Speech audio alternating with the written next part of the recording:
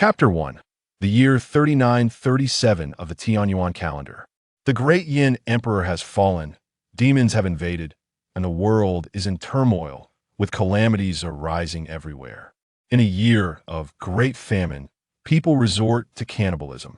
16 years later, on the borders of the Jiugong mountain range in the southern frontier. Yuan, remember, you are not merely my grandson, your true identity is that of a great Yin prince. Your mother is the lesser deity of the extreme North Ice Plains tribe, and you are the son of concubine and from 16 years ago. You must survive. This jade pendant contains a drop of the blood of our founding emperor. When paired with a potent elixir, it may grant you the potential to awaken the roots of a martial deity. Yuan, you must eradicate the demons and restore the great Yin, avenging your mother. Amidst the whispered incantations, a beam of white light pierced through the darkened world, and Li Yuan struggled to embrace it. Have I traversed through time? Two streams of memory swirled within his mind. After a long moment, Li Yuan regained his composure. To be precise, he had not merely traversed, he had been reborn into a foreign realm, unlocking the memories long sealed away. Glancing down, he was met with the sight of a frail, dark-skinned corpse before him. As the memories resurfaced, Li Yuan recalled the events of his early childhood in this life. 16 years prior, he had been born within the palace of the great Yin. It was during a night raid by demons. The palace was besieged, and many princes and princesses were slaughtered. His mother, concubine, and, sensing the impending doom, entrusted a physician with his escape from the palace. Yet, burdened with the roots of a martial deity, he could not evade the demon's perception. To ensure his survival, the physician exchanged his martial roots for those of his own grandson, knowingly condemning the latter to death. From that day forward, the physician had fled with him, living a life on the run. Grandfather, may you rest in peace. The old man lying beside Li Yuan was the physician of Ur. After 16 years of tumultuous flight, Li Yuan had anticipated this day, but he had never imagined he would bear the identity of a little prince. Hey, you over there, you don't seem to be from the mountains. A loud voice pierced through the silence. Li Yuan turned to see a man clad in a coarse, deep blue tunic standing a short distance away, his expression one of wary vigilance. I have come here seeking refuge. Li Yuan recalled the physician's words before his fainting spell. This place was known as the Jiugong mountain range, one of the most enigmatic locales in the southern frontier and the origin of the Gu master lineage. The physician had brought him here to escape the calamities wrought by bandits and demons. In stark contrast to the outside world, the mountains embraced a serene tranquility akin to a secluded paradise. The Jiugong mountain does not welcome outsiders, you must leave. The man barked sternly. I wish to join the Jiugong mountain. The physician had come here with the intention of joining the Jiugong mountain. Though Li Yuan did not comprehend the conditions required, he had no other choice. Should he leave, as one stripped of his roots, he would face certain death at the hands of the demons. Do you possess a token? The man inquired. I do. Li Yuan retrieved a wooden box from his bosom, a gift from the physician. This is quite an ancient token. The man glanced at the box. With just this token, you cannot directly join the Jiugong mountain. You must first undergo the Gu master's trial. Li Yuan asked, what is the Gu master's trial? A trial fraught with peril. The man turned to walk deeper into the mountains. If you wish to participate, follow me. If not, you may leave. I shall participate. Li Yuan hoisted the physician's corpse and followed closely behind. This was his only lifeline. What did it matter if it was a trial fraught with peril? Outside, it was a certain death. He felt faint from hunger, gritting his teeth to endure. Fortunately, the distance was not great, and the man halted before a cave entrance. My name is Qi Lin, and I am the steward of the 9th palace, 12th cave of the Jiugong Gu nest. The man introduced himself. The Jiugong Gu nest was revered in the Jiugong mountain range, a sacred ground for Gu masters. Qi Lin gestured toward the pitch-black cave. If you are resolved, step inside. Upon passing the trial, you shall be permitted to join the Jiugong mountain. Li Yuan set down the physician's body. May I first bury my grandfather? Qi Lin's expression remained indifferent. Why complicate matters? Out of respect for the token, should you perish, I will bury you alongside your grandfather. Li Yuan felt a chill in his heart.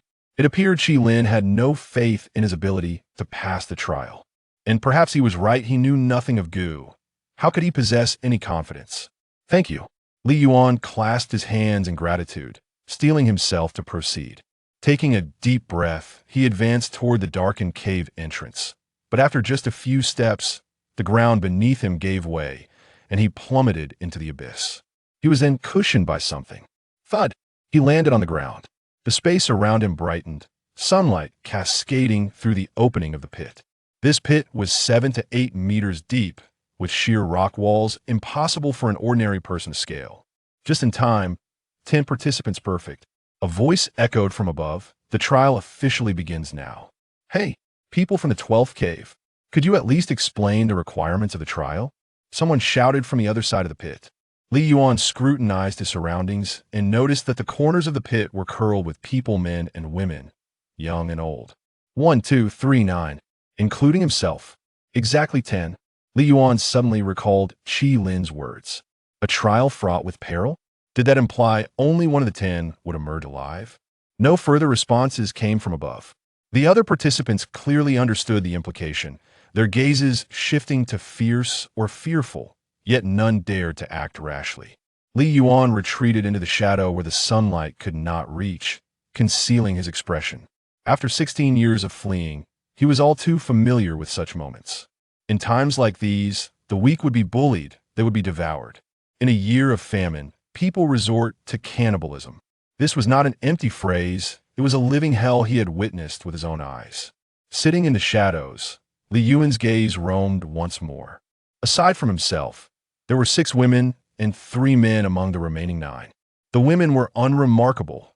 Gaunt and pale, the eldest appeared to be around 40, while the youngest could not be more than 10.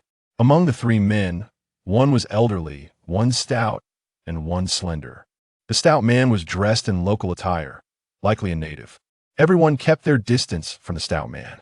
In Li Yuan's mind, the stout man posed the greatest threat. Newcomer, stop staring at me. The stout man noticed Li Yuan's gaze and barked. This is a goo master trial, not a killing trial. You brainless lot should stop thinking about murder. The stout man's words held some truth. But what did it matter?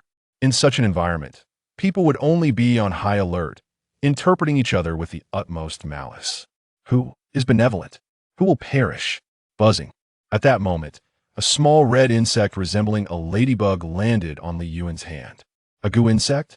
Li Yuan was taken aback. Had the main event finally arrived? The other 9 participants received a similar small insect. Everyone, whoever can nurture the blood insect in your hands to become your life, goo shall pass the trial. A voice from above the pit reminded them. The blood insect must be nurtured with blood. You must feed the insect with your own blood, only then will it heed your command and become your life goo. Li Yuan had heard similar statements before. The problem was, in such an environment, who would dare to draw blood to nurture a goo? Wasn't that akin to lighting a lantern in a latrine seeking death? Just as Li Yuan pondered his strategy, a voice resonated in his mind. Ding! Congratulations on acquiring your first goo insect. The goo insect fusion system has been activated. Goo insect fusion system? Li Yuan was taken aback. With the awakening of his past memories, had the system also activated? Was this the privilege of lifting the 18 prohibitions? An ethereal panel materialized before his eyes. Goo Master, Li Yuan. Black Jar first, turn 030. Realm, inconsequential. Life goo none. Subordinate goo, none. Characteristics. By placing any 3 goo insects of the same grade into the black jar, they can be fused into a higher grade goo insect and automatically subdued. Note, the higher the rarity of the original materials, the stronger the fused goo insect. 3 unknown ascension? This I am familiar with. Li Yuan grasped the system's utility. In other words, as long as I acquire 3 blood insects, I can fuse them into a more potent goo insect, even potentially forging my life goo. The pressing question now was how to obtain 3 blood insects. The blood insects were the lifelines of all present. Their only hope of passing the trial, no one would willingly relinquish them. If I forcibly seized them, I would become the target of everyone's ire. Stay calm. Li Yuan took a deep breath, reminding himself to refrain from impulsive actions and to await the right opportunity. Time trickled by moment, as night deepened. The already dim cave deepened into an impenetrable darkness, where one could scarcely see their own hand before them. In the depths of the shadows, an intangible dread began to spread. Li Yuan picked up a large stone, clutching it tightly in his hand, gradually sharpening it against the rocky wall. This was destined to be a night of torment. Time seemed to stretch on indefinitely, as the struggles of hunger and fatigue intertwined, until a faint glimmer of light emerged within the cave. Dawn had arrived. Then came a series of squeaking sounds. Rats, someone remarked. At certain moments, they could even be considered a delicacy. The group, already frantic with hunger, instinctively fixated on the rodent. Even Li Yuan could not suppress a swallow. Squeak! The rat appeared to sense danger and attempted to flee, but the gaunt figure nearest to it, resembling a monkey, lunged forward abruptly. Squeak, squeak, squeak. The rat's cries became frantic and piercing, as if it had been pinned down. Ha ha, I've got it. The slender man could not contain his laughter. Just as he intended to retreat into the shadows, another figure emerged behind him, brandishing a stone and striking down with great force, lifting and bringing it down repeatedly, landing at least a dozen blows. Thud, thud, thud. Before long, the lean man lay lifeless in a pool of blood. Li Yuan was astonished. The first to commit murder was, surprisingly, the youngest among the Tenagirl. Perhaps in an attempt to assert her dominance. After slaying the lean man, she did not immediately retreat into the darkness, but instead glared menacingly around the room. Then, seizing the rat, she bit into it savagely, chewing slowly with blood staining her mouth. Trying to act tough? Li Yuan thought to himself, stifling a laugh. If she were truly fierce, she ought to have feasted on the lean man's flesh, rather than resorting to a rat to establish her prowess. In the cave, aside from the local chubby man, who had not dined on rats before long, the sun rose high. Sunlight streamed into the pit. Under the rays, the bloodied remains of the lean man sent chills down Li Yuan's spine. He felt a sense of trepidation. He had witnessed cannibalism, but had never partaken himself. Under the care and guidance of his grandfather, the physician, he had yet to cross that threshold. Perhaps in his grandfather's mind, there still lingered a hope that he might one day become the new emperor, resolutely refusing to allow the dignity of the yin to be eroded by vile thoughts. Li Yuan could still restrain himself. However, the others were becoming increasingly restless, their gazes predatory as primal instincts slowly overshadowed moral considerations. At that moment, Li Yuan noticed a small red dot slowly crawling on the lean man's corpse. Bloodworm? Still alive? He was initially taken aback, but then filled with joy. This was an exceptional opportunity. Li Yuan gradually rose, gripping the stone he had painstakingly sharpened the night before, and approached the lean man's body. His movement instantly alerted the others. Feigning calm, with a fierce gaze, he stood tall, not overly muscular, but certainly not as frail as the deceased. To the eye, he was undoubtedly the second most formidable presence among them, aside from the local chubby man. The others dared not attack Li Yuan recklessly, maintaining a defensive posture, their eyes fixed on him. Li Yuan reached the corpse, swiftly grasping the bloodworm, before retreating to a shadowy corner. I thought you were going to feast on him, the local chubby man remarked. Are you hoping to cultivate that bloodworm further, increasing your chances of nurturing a soulworm? It seems you are quite knowledgeable, Li Yuan replied. Who knows, we might end up losing to you. Upon hearing this, Li Yuan instantly sensed a wave of hostility. It was a deliberate attempt to divert the blame onto him. Are you not a southerner? Surely you understand wormcraft better than I do. Why would you relinquish this opportunity to me? Li Yuan scoffed. The chubby man retorted, Of course I desire it, you merely seized it before I could. Li Yuan beckoned with his hand. Then I shall gift it to you, and now do you dare to take it? And if you do, will you dare to nurture it? Huh. The chubby man let out a cold laugh, choosing not to respond further. Only a fool would attempt to raise 2 bloodworms in such a dire circumstance. The only outcome would be being drained dry. Once this fool perished, he would be the strongest here, certain to pass the trial. Li Yuan fell silent, continuing to wait. Gradually, he regained his composure. Everyone was now unbearably famished. Conflict was bound to arise again, and that would be his opportunity to seize a third bloodworm. Another night passed. As the third day dawned, the resolve of the group was nearing its breaking point. Moral considerations were increasingly subdued by primal instincts. "Everyone, let us divide him among ourselves," the previously silent elder spoke. He was frail, as weak as a woman, too timid to demand a share, well aware that only by calling upon allies could he hope to survive.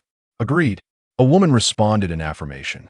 "We are forced into this, driven only by the need to live. Should there be divine retribution, let it not fall upon us." Others knelt, beseeching the heavens, their voices filled with lament. "If there is divine retribution, let it be blamed on the incompetence of the Yuan royal family. On the rampancy of demons, let it not be laid upon us impoverished folk." Though it seemed a prayer to the heavens, all understood it was merely a means to comfort themselves, to muster the courage to commit an act that transgressed the boundaries of humanity. The elder took the first step forward, followed by 6 women, each advancing towards the lean man's corpse. The chubby man remained motionless. Yuan remained motionless, yet he was acutely aware that if those individuals had truly satisfied their hunger, they would undoubtedly conspire against him and the portly man. The atmosphere grew increasingly tense. Soon, they arrived at the corpse of the lean man, exchanging apprehensive glances, none daring to step forward first. "Old man, you suggested eating." "You should go first," declared the girl who had slain the lean man. "You killed him, so you should do it," retorted the old man, stricken with fear. He had heard tales that cannibalism could lead to madness and divine retribution, resulting in a most dreadful demise, even if it were necessary to partake. He could not be the first. "If you refuse to eat, we shall slay you first," the girl warned, raising the stone in her hand. The other women followed suit, brandishing their stones as well. "I will eat." The old man, suddenly gripped by terror, realized he was ensnared and pressed himself down upon the corpse of the lean man. Before he could utter a word, the stone in the girl's hand came crashing down. Thud! The old man collapsed in response. "Kill the old man," the girl roared. "Sisters, let us unite to eliminate those 2 foul men. Otherwise, none of us shall survive." The strength of ordinary women was inherently limited. Not only could they not confront a man individually, but even multiple women could hardly contend with one. It was clear they needed to eliminate the greatest threat first. Yuan narrowed his eyes slightly, realizing that the young girl had already devised a plan. First to eliminate the thin man, then to lure and kill the old man, and finally to launch a united front. "You are quite clever, little girl," the chubby man remarked. "Unfortunately, even if you fragile ladies band together, you cannot match my prowess." "We shall see about that," the girl retorted coldly. "It is far preferable to unite against you rather than engage in mutual destruction, only to be devoured by you vile men. Here's the deal. I'll give you an opportunity. Go and kill that boy first, and I promise not to intervene." "What do you say?" "No deal," the girl replied, shaking her head. She then turned to Yuan. "How about you join us in eliminating this chubby fellow?" This was a psychological game, with everyone eager to play the role of the fisherman. "Very well," he agreed. Yuan readily agreed. Both the chubby man and the girl were taken aback, not expecting Yuan to be so decisive. "Are you out of your mind?" the chubby man exclaimed, losing his composure. "Do you think these women will spare you if I die?" "I believe you, you rotund fool, pose a greater threat than they do." Yuan broke into a grin and strode forward, approaching the lifeless body of the elderly man. "You may go first," the girl said, observing Yuan, employing the same tactic as before. "Very well," Yuan nodded, "but please step back a bit. Permit me to consume a morsel of flesh to replenish my strength." "If you would." The girl furrowed her brow. "All right." After a moment's contemplation, she acquiesced. The initiative was now in her hands. As long as the youth before her did not ally with the portly man, it would be to her advantage. She took 3 steps back first. The other 5 women exchanged glances and likewise retreated. Yuan then crouched down, skillfully seizing the bloodworm from the corpse of the old man. The stout fellow's face turned ashen. Could this Navi youth truly be gullible enough to believe the words of those venomous women, contemplating his demise? The initial detection of a fusionable goo worm prompted the query, shall it be synthesized? Unbeknownst to them, obtaining the bloodworm was, in fact, Yuan's true intention. Synthesize. Yuan silently contemplated. The current synthesis involved 3 ordinary blood insects, and the process was underway. You have acquired a first-tier ordinary goo, which has been automatically subdued. This goo, once refined into a life goo, can nourish the goo master's vitality. If transformed into a subordinate goo, It may serve as a consumable, utilized to absorb or replenish another S vitality. Would you like to refine it into a life goo? Li Yuan recalled that any goo master could possess only one life goo, along with subordinate goo of categories corresponding to the goo master's own realm. In the crucial moments of life and death, Li Yuan had no choice. You have acquired the life goo, the blood goo. In an instant, waves of warmth surged into his body. Li Yuan felt an overwhelming wave of exhaustion dissipate, leaving him invigorated, his vital energy surging within him. This was the initial effect of the blood goo he had acquired. It seemed his strength had also increased. Glancing at the women before him, he felt as though he could effortlessly defeat them with a single punch. It was no wonder that goo masters held a respectable position in this world where martial prowess reigned supreme. They truly possessed remarkable abilities. Throughout his 16 years of fleeing, Li Yuan had encountered martial artists on several occasions. These formidable warriors could tear apart demons and soar through the skies with ease, a sight he had once envied. However, his grandfather, the imperial physician, had advised him against such aspirations, stating that he lacked the foundation for martial arts. Instead, he suggested that becoming a goo master was a commendable path as well. Li Yuan savored the sweetness of success, feeling quite liberated. The notion of restoring his martial arts foundation through the blood of the founding emperor, supplemented with potent elixirs, seemed far too arduous. It was far more straightforward to rely on the system. There was no need to endure unnecessary hardships. What are you doing? Why are you not acting? A chilling voice of a young girl interrupted Li Yuan's reverie. I have changed my mind. Li Yuan turned to face the other person. You, the girl exclaimed with anger. Are you toying with me? Indeed, I am toying with you, came the response. Li Yuan broke into a grin. The girl, infuriated, felt her chest heave with agitation as she turned to the other side. Fatty, why don't you come over and assist us in eliminating this person? She suggested. No, I will not, Fatty replied, shaking his head. I have made it clear that I will not intervene in your attempt to kill him. That is my bottom line. If you are too afraid to act, then perhaps you should simply rest. Li Yuan did not act immediately. After the blood poison had nourished him, he felt somewhat weakened and required replenishment. Now that he was confident of victory, it was wiser to bide his time a little longer for added assurance. Li Yuan returned his lifeblood insect to the corpse, only to find that the creature flitted into the shadows and quietly attached itself to a woman. Oh, how discerning it is, seeking out the freshness of life. Li Yuan smiled, able to let it be. There was no need to worry about the blood chi goo being easily extinguished like a mosquito with a mere slap. After all, it belonged to the techniques of a first-tier goo master, corresponding to the martial artists of the entry level. In his recollections, an entry-level martial artist could easily dispatch a dozen adult men. Another night had fallen. For Li Yuan, this night was no longer a torment, and he felt invigorated. By the dawn, the remaining threats posed by others would surely dissipate. As he contemplated, Li Yuan sensed the women stirring, approaching him with intent. Had they conspired for a nocturnal ambush? It seemed these women were not eager to see the sun rise tomorrow. Very well, then. It would be best to deal with them all at once. Li Yuan quietly rose, stealthily making his way towards the most formidable local adversary. His footsteps were remarkably light, nearly soundless. At that moment, the rotund figure leaned against the stone wall, alternating between a dazed state and alert vigilance. Suddenly, a series of loud thuds echoed from the opposite side. 6 women had commenced their assault, hurling stones towards the spot where Li Yuan had originally stood. The stout man was startled into alertness. Li Yuan also took action, launching a surprise attack from the shadows, delivering a powerful punch to the rotund man's abdomen. Alas, the seemingly tough and resilient figure of the hefty man cried out in anguish from the impact of the blow. The first act of Li Yuan was not to take a life, but rather to seize the bloodworms clinging to the corpulent figure. He then forcefully grasped the man's hair and slammed his head against the pit wall with a resounding thud. Thud, thud, thud. With a few anguished cries, the rotund man fell silent. It is now your turn. Li Yuan's voice echoed in the pitch-black cavern. In an instant, the 6 women felt their hair stand on end. Their bodies chilled to the bone.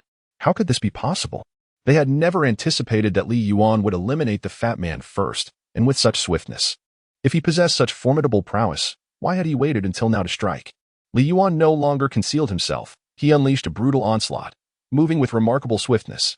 In the enveloping darkness, he first struck down one foe with a powerful punch, then 2, 3, 4, 5. Finally, with a colossal fist, he delivered a devastating blow to the chest of a young girl, causing her ribcage to cave in as she was propelled backwards, crashing against the cliff wall. Meeting her tragic end, Li Yuan admired the girl's intellect and cunning, yet that was the extent of his reverence. Death is inevitable, after all. His grandfather, the imperial physician, taught him to be decisive in matters of life and death, yet to harbor no malevolent intentions. This surely does not constitute true malevolence, does it? Li Yuan silently contemplated as he gathered all the bloodworms. The system prompted once more, inquiring whether to synthesize the detected fusionable goo worms. Synthesis commenced.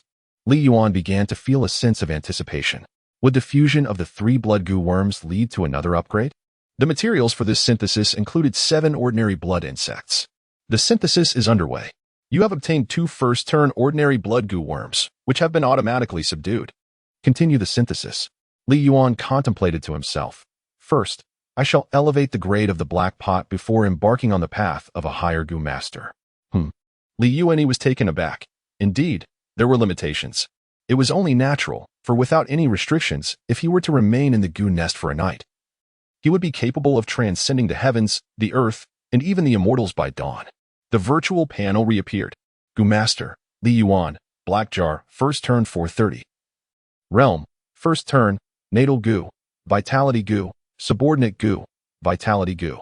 Li Yuan then noticed that the number behind the black jar had increased, rising from 0 to 4. Is this the experience bar? Could it possibly increase by 1 each day? Li Yuan contemplated that if the determination were based on the quantity of synthesized goo worms, it should be 3. Considering the activation duration, today marks precisely the 4th day. In other words, as long as I can survive in the 9 Palaces mountain range until the black jar level is fully attained, I shall be invincible? This is far superior to any blood-soaked task system. Quite splendid indeed. Li Yuan felt a deep sense of satisfaction. Surely, I have passed the test and can ascend now. He mused as he gazed upon the pit that loomed 8 meters high. To him, it was no longer a bottomless chasm, but rather a shackle waiting to be broken. Taking a deep breath, Li Yuan leapt into the air, grasping onto a protruding stone over 3 meters high. With a deft twist, he propelled himself upward, seizing another stone at an even greater height. After several repetitions of this endeavor, he successfully reached the summit, precisely where he had fallen earlier. Clap, clap, clap. Applause echoed from nearby. In just 4 days, he had managed to cultivate his innate goo, a remarkable feat indeed. It had been ages since he had encountered such a promising talent in the art of goo cultivation. A flicker of fire illuminated the cave as he turned to see 2 figures approaching. One was Qi Lin, who had brought him to partake in the trial, and the other was a middle-aged man. Well done, young brother, the middle-aged man said with a kindly demeanor, introducing himself. I am Qi Xian, the head of the 9th Palace's 12 Caves Bureau. Master, have I passed the test? Li Yuan inquired, still grappling with the recent brush with death, leaving him less than fond of these individuals. Nonetheless, the method of assessment aligned remarkably well with his understanding of goo nurturing principles. Indeed, Qi Xian replied with a smile. I shall report to the cave master and issue you a token for outer sect disciples. Given your commendable talent as a goo master, you may freely choose a position within the 12 caves. What positions are available?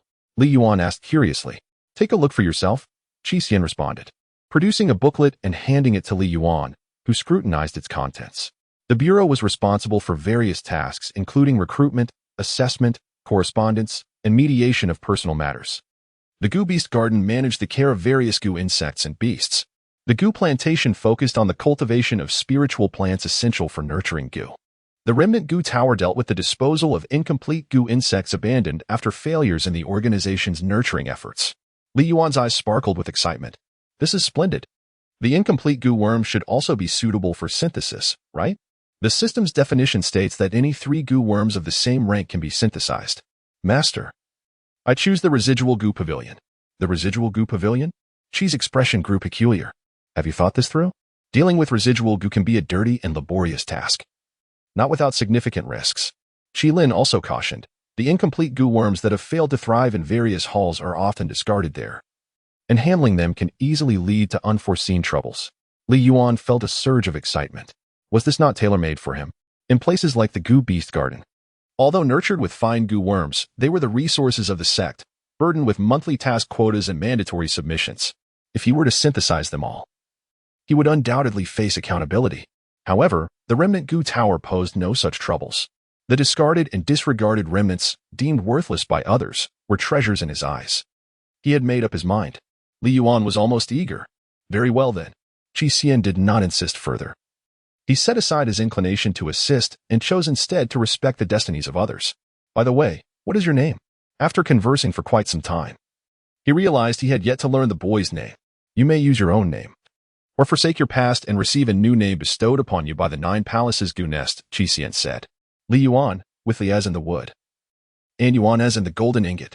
Li Yuan still preferred to use his own name. Very well. Qi nodded, stating that the identity token would be issued in 3 days. Qi Lin, accompany Li Yuan to the cursed puppet tower for registration. Follow me. Qi Lin turned and departed. Li Yuan hoisted the corpse of the elderly doctor upon his back and followed Qi Lin upward into the mountains. From a distance, one could behold the majestic structures that adorned the mountainside, exuding grandeur and splendor. Along the way, Qi Lin briefly recounted the tale of the 9 palaces Gu Nest. This ancient power, deeply rooted in the southern frontier's 9-palace mountain range, serves not only as the cradle of the Gu master lineage, but also as the undisputed reclusive sovereign of the southern lands. The 9 palaces Gu Nest comprises 9 palaces, each containing 72 caverns beneath. This hierarchical structure originates from the early days of the Gu master lineage, when a group of individuals resided in the caves of the mountains, distinguishing familial organizations by these caverns. Even today, the term cave remains in use for nomenclature. In truth, the scale of any single cave within the 9 palaces Gu Nest is sufficient to rival a third-rate sect in the outside world.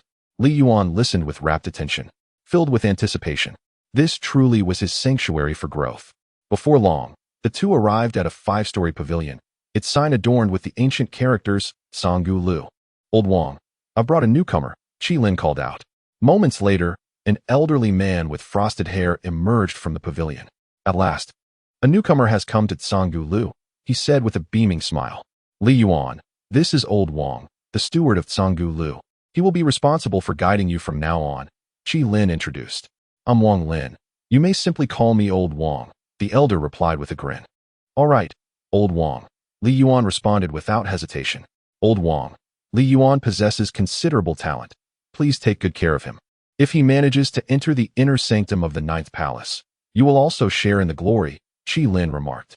Considerable talent? Wang Lin expressed surprise. If he has such talent, why has he come to Sanggu Lu? Qi Lin teased, it was his own choice. Wang Lin was taken aback and advised, Li Yuan, I strongly suggest you seek a different place. Working in Sanggu Lu offers little promise. Thank you, Li Yuan replied. Li Yuan chuckled, Old Wang, with your kindness, I must follow you. Haha. Qi Lin laughed heartily. So be it. I shall take my leave now. You all enjoy your conversation. Sighing, Wang Lin remarked. Since we are here, let us make the best of it. I want to advise you any further, but before we enter the cursed Gu Tower, allow me to discuss the foundational aspects of Gu master cultivation with you. He then glanced at the body that Li Yuan was carrying. Is this your life Gu? It is indeed rare for the first life Gu to be a corpse Gu. How rude of you, Li Yuan retorted. No, this is my grandfather, he added, feeling somewhat speechless. My apologies, Wang Lin said awkwardly. I heard from Qi Lin that you possess remarkable talent, and I assumed you were a fierce individual who managed to refine a corpse Gu as your first life Gu. This piqued Li Yuan's curiosity. Old Wang, can a corpse really be used to refine Gu? Naturally, Wang Lin replied. Creating a life corpse Gu is a skilled endeavor, requiring both talent and technique, something the average person cannot achieve. Among our 12 caves, has anyone managed to refine a life corpse Gu? Li Yuan inquired. No. Wang Lin shook his head. It is a thankless task. In the entire 9th palace, only one vice palace master has succeeded. Surely, you do not wish to turn your grandfather into a life corpse Gu? Li Yuan's face darkened. I'm not that twisted, he replied. Who knows? Wang Lin chuckled. There are indeed many eccentric individuals among Gu masters. He gestured towards the back mountain. First, go and bury your grandfather. It is a place of good feng shui. When I pass, you may bury me there as well. Your grandfather is unfamiliar with this place. I can at least keep him company. Li Yuan remained speechless. Did he still wish to be the spectral version of the neighbor Wang? He bore the physician's lifeless body to the mountainside. Wang Lin followed closely behind. Did you see that coffin? It was prepared for myself, but let it be used for your grandfather for now. When my time comes, you shall craft one for me. Very well. Li Yuan nodded, expressing his gratitude to Old Wang. Though Old Wang's manner of speaking was somewhat eerie, he was genuinely reliable. He had already procured the coffin. Wang Lin chuckled, saying, "Do not mistake me for some altruistic figure. I merely wish to avoid leaving a body to decay in the wilderness and hope for someone to assist with the aftermath." As they conversed, Li Yuan dug a substantial grave. He then approached the coffin, took a deep breath, and with a sudden effort, lifted the casket and placed it into the pit, covering it with earth. He also included the unmarked gravestone that old Wang had yet to inscribe. "Farewell, esteemed physician." Li Yuan knelt before the gravestone, bowing deeply 3 times.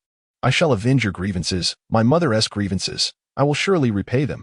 A gentleman's vengeance is not to be sought until 30 years have passed." Li Yuan buried that resentment deep within his heart. "You possess considerable strength. Your life-bound insect must be the blood-chi insect, correct? The physique of Gu masters is generally inferior to that of martial artists. Among the first transformation insects, the most common one that can replenish a Gu master's vitality and endow them with the strength of an ox is indeed the blood-chi insect." Wang Lin immediately deduced this. "Indeed." Li Yuan nodded. "How many days did you take to refine it?" Wang Lin inquired again.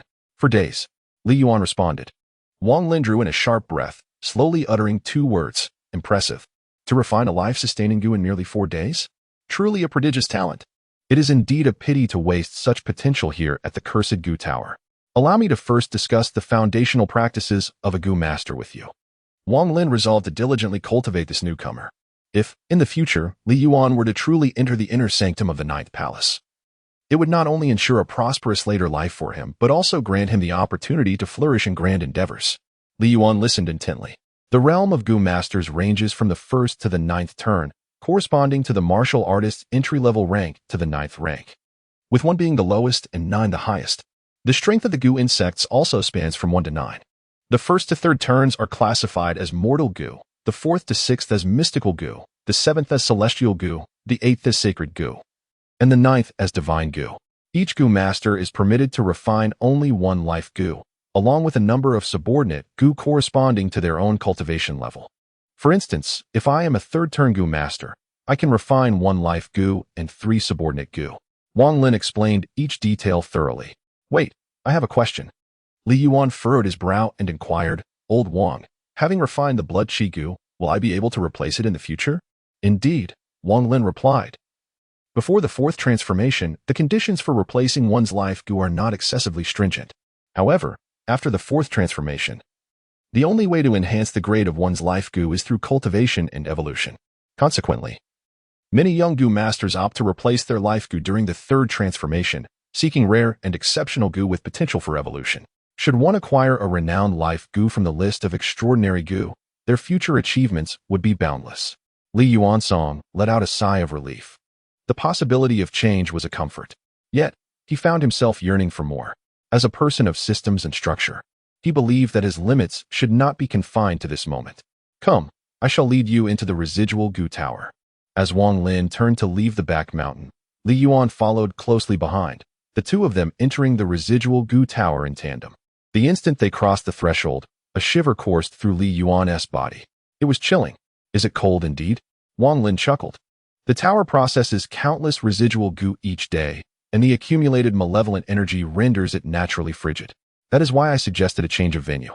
You are still young, yet to marry and have children, I presume? Prolonged exposure here is detrimental to your health." However, now that he was here, there was no turning back. Li Yuan remained undaunted, firmly believing this place was his paradise. He could already hear the echoes of the Gu immortal. "By the way, old Wang, how have you endured all this?" "Me?" Wang Lin smiled. "I consider myself fortunate. Upon my arrival here, I encountered an abandoned ice silkworm. After nurturing it back to health, it became my fateful Gu." Li Yuan patted his chest, proclaiming his youth and vitality, asserting that he could withstand anything. Wang Lin teased him, remarking that with such vigor, he should pursue a wealthy woman, as it would be far more advantageous than remaining here. Li Yuan was rendered speechless. At that moment, he finally discerned the condition within the residual Gu building. The establishment was filled with an array of jars of various shapes and sizes, all securely sealed with lids. Some of the jars were transparent, revealing a dense mass of Gu insects within. Paradise. Truly, it was paradise. The residual Gu building comprised 5 floors, each housing Gu of corresponding ranks. Our duty was to diligently clear away the deceased Gu each day, select the promising Gu that had undergone a second metamorphosis, and subsequently return them to the Baishir Hall. There were specific task quotas, a minimum of 100 first-rank goo, 30 second-rank goo, and 10 third-rank goo to be returned each month. No requirements were set for 4th rank and 5th rank goo, as they did not fall under our jurisdiction. Wang Lin clearly delineated the division of labor and responsibilities. Li Yuan glanced around and asked, "Is it just the two of us here, old Wang, at the cursed building?" "There is one more," Wang Lin replied, pointing upwards. "He is on the 4th and 5th floors. We cannot ascend to his level, nor can we see him. There is no need to concern ourselves with him." Indeed, Li Yuan was not inclined to meddle in matters that did not concern him. Subsequently, Wang Lin shared numerous precautions regarding the cultivation of goo insects, entrusting him with several manuals on goo breeding along with a tome on goo master techniques, entitled Elementary Control of Goo Heart Secrets. The title was unpretentious and unadorned. "From this day forth, the 1st floor shall be under your charge. I shall no longer inquire into its affairs." As night deepened, old Wang retired to the sleeping quarters adjacent to the ruined goo tower and succumbed to slumber. Li Yuan's eyes sparkled with brilliance. Each month, he only needed to submit 100 transformed good goo to the Beishatang, and here lay tens of thousands of residual goo, ample enough for him to engage in fervent synthesis. He approached a black jar, which bore a yellow cloth with annotations affixed to it. The label indicated the type of residual goo, a first-tier nurturing essence goo. Li Yuan perused a manual on the transformation of goo insects. This particular variety serves to nurture the spirit of a goo master and can also absorb the essence of others or deepen slumber. Upon detecting the potential for merging with residual goo, the question arose, should it be synthesized? Indeed, synthesis is warranted. Li Yuan silently contemplated. This time, the synthesized materials consisted of 30 first-order young essence goo remnants, currently in the process of amalgamation. You have successfully acquired a first-order common goo and 10 young essence goo, which have been automatically subdued. Is the result of synthesizing remnants truly a beneficial goo? Li Yuan pondered thoughtfully. Continue the synthesis. First, elevate the black pot's grade, and then venture towards the higher path of the goo master. Yet again, failure ensued. As expected, Li Yuan remained unperturbed. A virtual panel materialized before him. Goo master, Li Yuan black pot. First turn 430. Realm. First turn innate goo. Chi blood goo subordinate goo. Chi blood goo. Nurturing essence goo. Is it possible that there are no limitations to the number of subordinate goo I can acquire? Li Yuan speculated as he unveiled yet another jar. Synthesis. The materials for this synthesis included 30 first-tier turtle shell goo remnants. Synthesis in progress. You have successfully obtained a first-tier common goo and 10 turtle shell goo, which have been automatically captured. The turtle shell goo, once refined into a life-bound goo, can enhance the hardness of the goo master's skin. If transformed into a subordinate goo, it may serve as a consumable, temporarily reinforcing the hardness of specific areas of the skin during battle. Li Yuan had perused the manual of goo masters. The rebirth of one's life goo is everlasting, while subordinate goo are essentially consumables, capable of exerting only a transient effect on oneself or adversaries. Furthermore, controlling one's life goo requires merely intention, whereas commanding subordinate goo necessitates external tools. The advantage lies in the fact that once a subordinate goo perishes, it is gone without affecting the goo master as a life goo would. Upon examining the section on subordinate goo, it indeed had transformed. Subordinate goo, blood chi goo, vitality goo, turtle shell goo. Is this not invincible? Thus, Li Yuan toiled throughout the night, fervently engaged in the synthesis of goo insects. Yet, he refrained from eliminating all the residual goo, opting instead to merge only a portion to avoid arousing suspicion. Soon, he encountered a new dilemma. Despite his relentless efforts, he failed to produce even a single rare goo insect, let alone the renowned exotic goo listed on the esteemed registry. All he had to show for his labor were mere foundational scraps. Li Yuan sighed softly, realizing that synthesizing was no simple task. It would be wiser to endure for the time being, for surely fortune would smile upon him one day. Time flew by, and in the blink of an eye, Li Yuan had spent over half a month at the Tsangu building. He had adapted to the life here, monotonous and dull, yet serene. It was far preferable to the chaotic world outside, rife with conflict and the rampant presence of demons. He found great contentment in this place. In a few days, his black pot level would be eligible for advancement to the second transition. Li Yuan, a significant event has transpired in the outside world. Are you aware? During lunch, Wang Lin recounted some occurrences beyond Jiugong Mountain. What major event? Li Yuan was isolated from the outside world, spending his days within the confines of the residual goo tower. in stark contrast to Wang Lin, the seasoned veteran, who, despite residing deep in the mountains, remained acutely aware of external affairs. Wang Lin inquired, "Have you heard of the martial goddess treasure?" "No," came the reply. Li Yuan shook his head. He had never heard of it, but he could guess.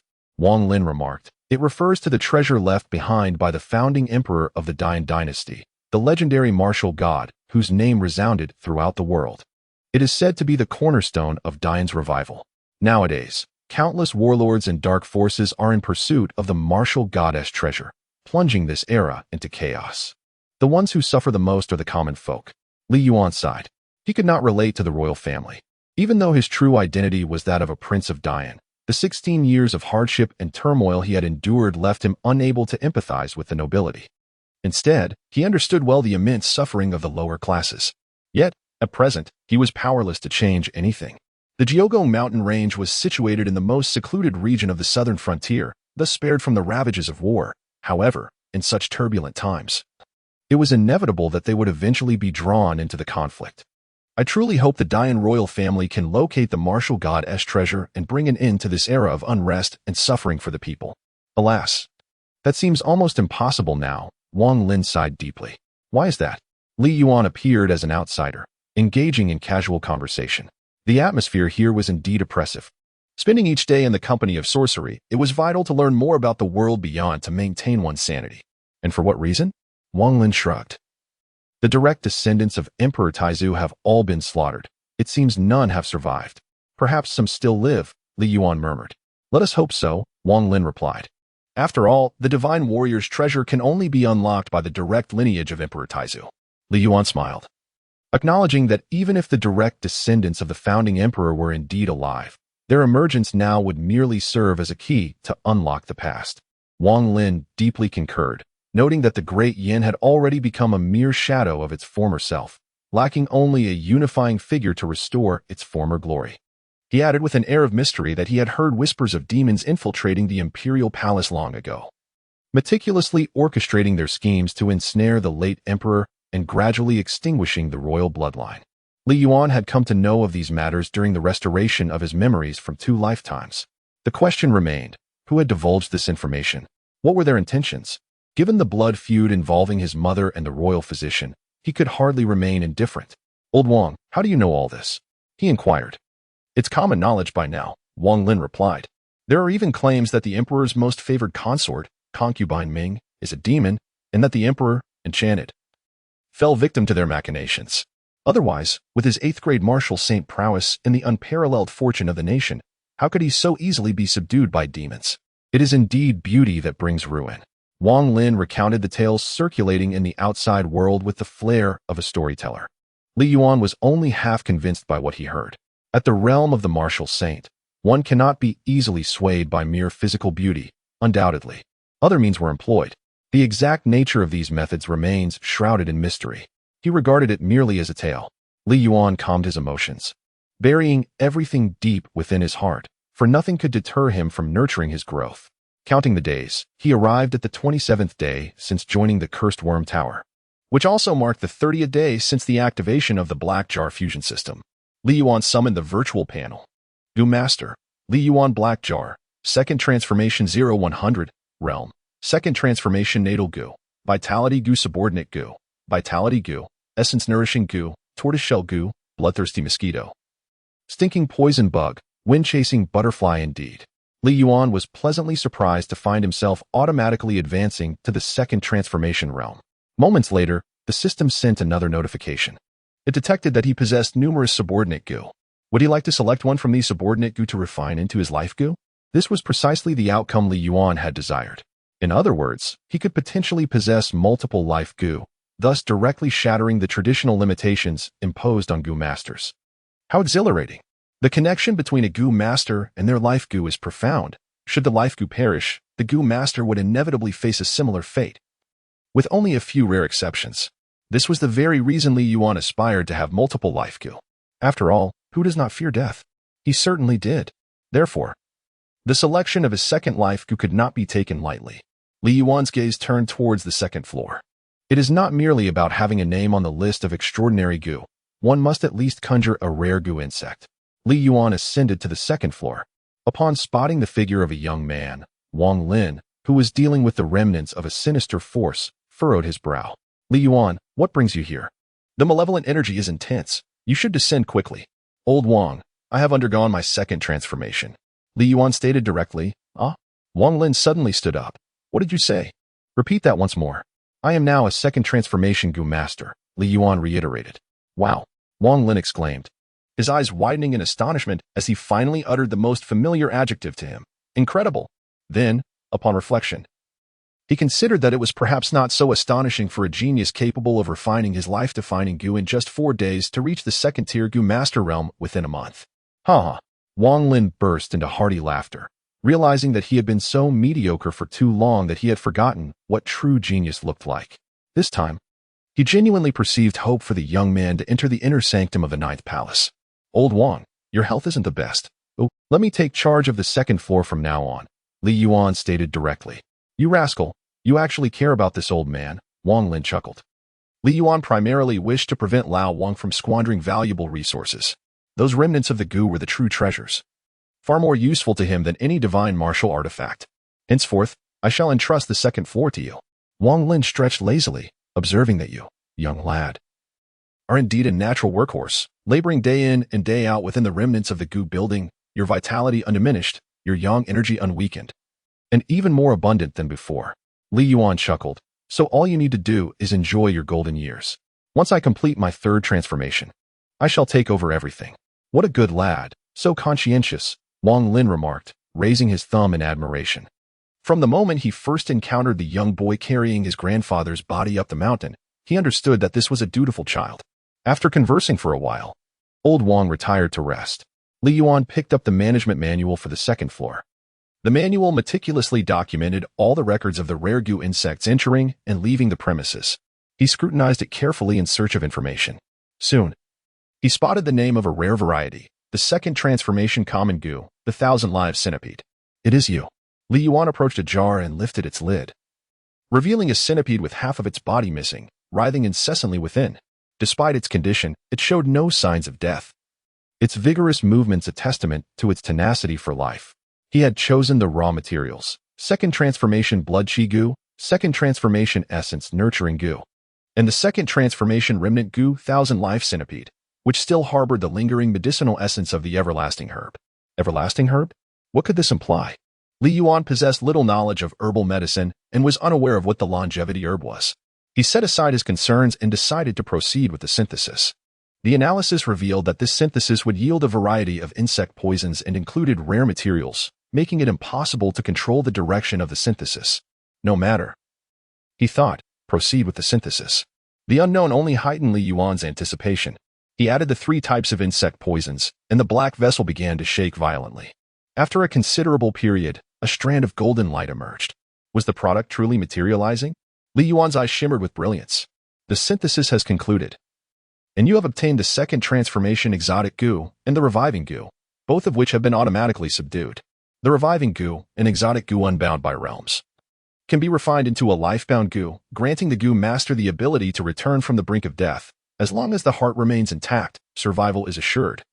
Yet it cannot be transformed into a subordinate Gu. Such fortune, an exotic Gu has emerged. Li Yuan had perused the manual of Gu masters and encountered the introduction to the resurrection Gu. The process of cultivating and refining the resurrection Gu is exceedingly arduous, necessitating that the Gu master nurture it within their own organs and nourish it with their blood and flesh for over a decade. This experience can be likened to a living hell. Yet, how could it be that he inadvertently managed to create such a thing? The 1,000-life centipede is indeed a rare species, but both the chi and blood Gu and the essence cultivating Gu are merely commonplace varieties. They should not augment the probability of synthesizing exotic Gu. Could it be related to the longevity herb? That would indeed be a stroke of fortune. It is plausible that the 1,000-life centipede inadvertently consumed the longevity herb, unbeknownst to the Gu master cultivating it, thus allowing him to reap the unexpected benefit. This revelation afforded Li Yuan a fresh perspective. What if he were to feed the Gu insects with extraordinary treasures prior to synthesis? Would that not significantly enhance the chances of acquiring rare or even exotic Gu? Should he refine the resurrection Gu into his own life Gu? The system once again conveyed its prompt. Refinement. Was there any need to deliberate? It was a foregone conclusion. In an instant, Li Yuan felt an overwhelming heat coursing through his body, his vital energy surging, particularly within his internal organs, as if they were being seared by fierce flames. The enhancement of a Gu master's physique largely stems from the nurturing provided by their life Gu. As an exotic Gu, the resurrection Gu offers Li Yuan immense benefits, culminating in a comprehensive enhancement of his physical prowess, transforming him into a versatile warrior. At this moment, in terms of physicality alone, he is likely not inferior to martial artists of the same rank. Li Yuan felt a refreshing clarity. This was the marvelous benefit brought by multiple life-bound insects. The enhancement of his physical abilities was merely a trifling matter. The true essence lay in the life-restoring insect's capacity for survival. As long as his heart remained intact, he could be resurrected from the brink of death, rendering him virtually invincible in battles of lower realms. Furthermore, he need not worry about the life-restoring insect being destroyed and causing a backlash against himself. He reveled in all the advantages without bearing any adverse effects. Truly splendid. Li Yuan increasingly cherished the cursed building, truly deserving of its status as his unique treasure trove. Endure. Persist. Li Yuan harbored but a singular ambition, to command the reverence of the world as one would venerate a deity, and to instill fear akin to that of a celestial being. The following day, during breakfast, Wang Lin cast a glance at Li Yuan, his brow furrowing in contemplation. Why do I sense that your vitality has surged considerably? Am I merely becoming more decrepit? After years of toil within the remnant Gu Tower, marred by malevolent energies, Wang Lin felt increasingly feeble. Otherwise, he would not have procured a coffin to rest in the rear mountain. Oh, old Wang, you are mistaken. My vitality Gu has undergone its second transformation. How could it not be more formidable? Li Yuan chuckled. Indeed, Wang Lin exclaimed, slapping his forehead. How proficient have you become in mastering the heart technique of controlling Gu? Li Yuan remarked, it's just mediocre. Wang Lin, adopting a serious tone, responded. The art of controlling Gu is crucial to a Gu master's combat prowess, particularly when confronting martial artists. Without mastering the art, the Gu insects pose little threat. He continued. It is not that Li Yuan is unwilling to practice. Rather, the art holds no utility for him. The art of controlling Gu comprises 3 distinct levels. The first level involves enticing the Gu with appealing scents, utilizing substances such as blood or food imbued with unique aromas to lure the insects. This represents the most rudimentary technique, commonly employed by novice Gu masters to command their subordinate Gu. The second level entails the use of various instruments, such as flutes, lutes, or umbrellas, to manipulate the Gu insects. The third level allows the Gu master to exert control over the subordinate Gu through sheer willpower. Notably, any Gu master can control their innate Gu with mental focus. The art primarily serves to regulate subordinate Gu. After all, no Gu master would readily unleash their primary Gu in battle. The reason the art of controlling Gu is ineffective for Li Yuan is that the Gu he has tamed can all be controlled through thought, reaching the third level. By the way, the first and second floors of the ruined Gu Tower are now under your jurisdiction. There is something of utmost importance I must clarify with you, Wang Lin said, recalling a significant matter. This is crucial for your work and future, he solemnly reminded. Old Wang, you have my word. I will remember it well. Li Yuan invigorated himself, for he cherished this work immensely and could not afford to lose it. Should he be dismissed or reassigned, it would be a tremendous loss. As you are aware, the cultivation of Gu is no trivial matter. The cave master places significant emphasis on this, with stringent controls in place. In other halls, any intact Gu insect is considered the property of the sect, and no one is permitted to appropriate it for personal gain. The residual Gu Tower is a rare exception. The cave master is unable to predict how many residual Gu might undergo a second transformation here. Thus, he has set a relatively low production target. Upon hearing Wang Lin's words, Li Yuan began to deduce the underlying implications. Are you suggesting that someone might breach the rules and demand Gu insects from the residual Gu Tower? Indeed, Wang Lin nodded. You will have to confront these matters alone. Discern who is able to provide and who is not, gradually. Otherwise, being dismissed or reassigned is the least of your worries. You may even jeopardize your very life. Understood. Li Yuan committed this to memory. A few days later, Li Yuan encountered the individuals mentioned by Wang Lin, and the elder Wang personally welcomed him, while he quietly observed from the upper floor. Ah, Elder Wang, the quality of the good Gu produced at the Kanga building has been quite impressive lately, remarked one disciple. The mountains and waters of our sect are exceptional, nurturing increasingly robust Gu. Even the residual Gu can yield fine specimens. Wang Lin smiled apologetically in response. Then I must frequent your establishment more often. Elder Wang, you relinquish everything to the sect, and while no one may acknowledge your contributions, I shall certainly remember." The disciple laughed heartily as he departed. To Li Yuan's dismay, within a few days, several more groups arrived, each eyeing the king a building with covetous intent, even more audaciously. Some sought to replace Elder Wang as the steward of the Kanga building with their own confidants. Wang Lin sighed in resignation, reflecting on the insatiable nature of human greed. Navigating relationships while striving to offend no one proved exceedingly difficult, especially amidst the fierce competition for interests. "If I were truly supplanted, you must tread carefully and remain humble," he cautioned. Li Yuan realized that while the synthetic goo appeared rather ordinary to him, it was of exceptional quality compared to the goo worms of the previous residue goo tower, thus inviting trouble. Time flew by, and another half-month had passed. Every day, Li Yuan tirelessly engages in the intricate art of combining various remnants of goo, fervently striving to create new and extraordinary goo. Unfortunately, the constraints of raw materials proved to be a significant hindrance, leaving him perpetually unsatisfied.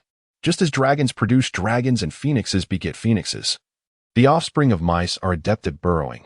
Thus, ordinary goo amalgamated with ordinary goo yields only the same few results. Goo Master, Li Yuan Black Pot, Second Transformation 14100, Realm, Second Transformation Destined Goo, Vitality Goo, Rebirth Goo Affiliated Goo, Vitality Goo, Essence Nourishing Goo, Tortoiseshell Goo, Bloodthirsty Mosquito, Malodorous Bug, Wind-Chasing Butterfly, Murder Peak, Enchantment Fragrance. To attain rare and unusual goo, one must rely on perseverance. Li Yuan calmed his emotions. "Old Wang, Old Wang." At that moment, a resounding voice echoed from outside the building. Li Yuan gazed outward. Again? Is this truly endless? There are numerous methods for a goo master to cultivate their innate goo. The simplest involves devouring other goo worms to enhance oneself, or nurturing rare treasures. Both approaches require substantial financial resources. If no measures are taken to curb this, it will be an unending cycle. Should they indeed replace Old Wang, my future will be bleak as well.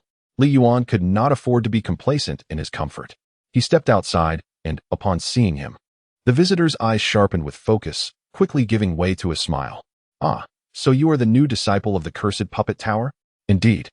Li Yuan examined the individual before him, noting their fine attire and dignified appearance, suggesting they were no ordinary disciple. "I am Sun Ming of the Battle Guard Hall, and you may consider me your senior brother.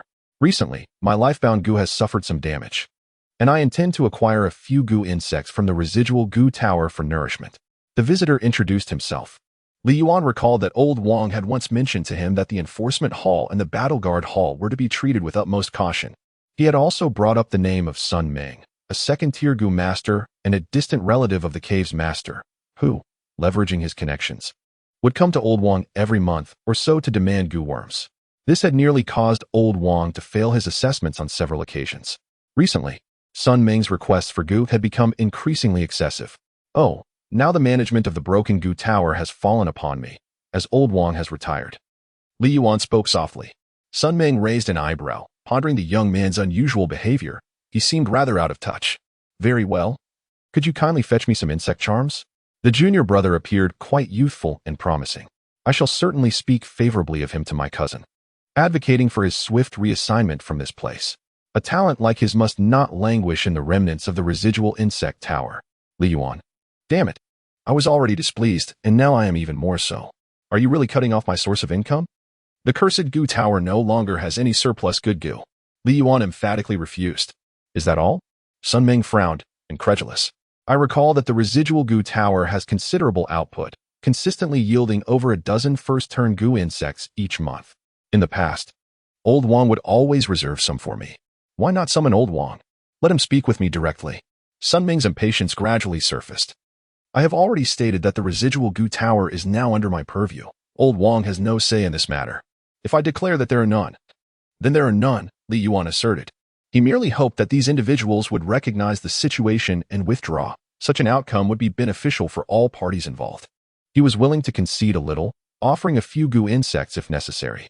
However, should they press further, or if Old Wang were to intervene, he would be compelled to take measures. Even a sage could not tolerate being perpetually subjugated. "You." Sun Ming was on the brink of exasperation. What foolish boy is this?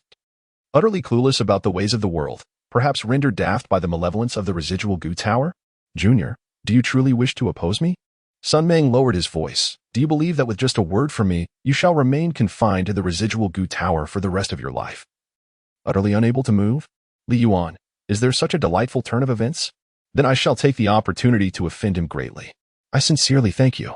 His gratitude was heartfelt. Sun Ming? To him, this was undoubtedly a blatant mockery, a display of contempt from a new disciple. Excellent. Very well. Sun Ming chuckled in anger. Just you wait. I hope you do not end up as carrion in the wilderness next time you venture out. Wait a moment.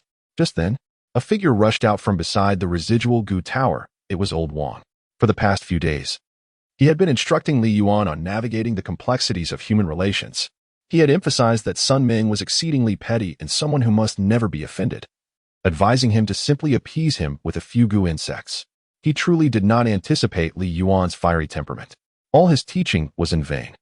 Social niceties had devolved into social disasters. Junior brother Sun, Wang Lin said with a forced smile as he approached Sun Ming, my young brother harbors no ill intentions. He is merely young and naive, too principled for his own good. I hope you can forgive him. Humph. Sun Ming snorted coldly. Junior brother Sun, wait a moment. I have prepared the goo insects. I will fetch them for you now. Despite his age, Wang Lin was unafraid of retaliation. His concern was that after he departed, Sun Ming would deliberately target Li Yuan. Forget it. I shall not stoop to the level of the young. Sun Ming's expression softened somewhat. But old Wang, you must teach him more. One who is too rigid is prone to break, and such people do not live long. Indeed, Wang Lin nodded repeatedly. Furthermore, I am not engaging in extortion. Sun Ming asserted, I have been injured for the sect. I have bled for the sect, and my life goo has sustained damage. Is it too much to ask for a few goo insects to replenish my strength? You are right. This is what junior brother Sun deserves. Old Wang agreed verbally, though inwardly he grumbled. Members injured for the sect would receive compensation from the 100 Affairs Hall, coming to the residual goo tower for supplementary supplies? And asking repeatedly was nothing short of thuggery. Had it not been for Li Yuan's arrival, which had increased their output, he would have faced punishment from the sect. Junior brother Sun, please wait. With that, Wang Lin swiftly pulled Li Yuan into the house. Li Yuan, what caused this conflict? Did I not inform you that Sun Ming is more petty than a minuscule insect and must never be offended? Let this incident pass. Go and select a few good goo insects, prepare them well, and present them to him. I hope he will not target you in the future. Wang Lin sighed deeply. Very well. Li Yuan nodded. I will go and fetch it. Only then did Wang Lin breathe a sigh of relief, thinking to himself, fortunately, Li Yuan is not overly stubborn and can still be persuaded. Otherwise, survival would become a daunting challenge in the future. Li Yuan approached a jar, selecting only the best spirit insects he had tamed, such as the stinking poison bug, killer bee, and heart-piercing bug. This was a grand gift, a token of sincere gratitude. Junior brother Sun, the spirit insects you requested are prepared, Wang Lin said with a smile as he handed a small jar filled with the insects to Sun Ming. Sun Ming nodded. While there is still time, educate that lad properly. Let us hope there will not be a next time. Wang Lin chuckled. He has already acknowledged his mistake, vowing that it shall not happen again. You have performed commendably, old Wang.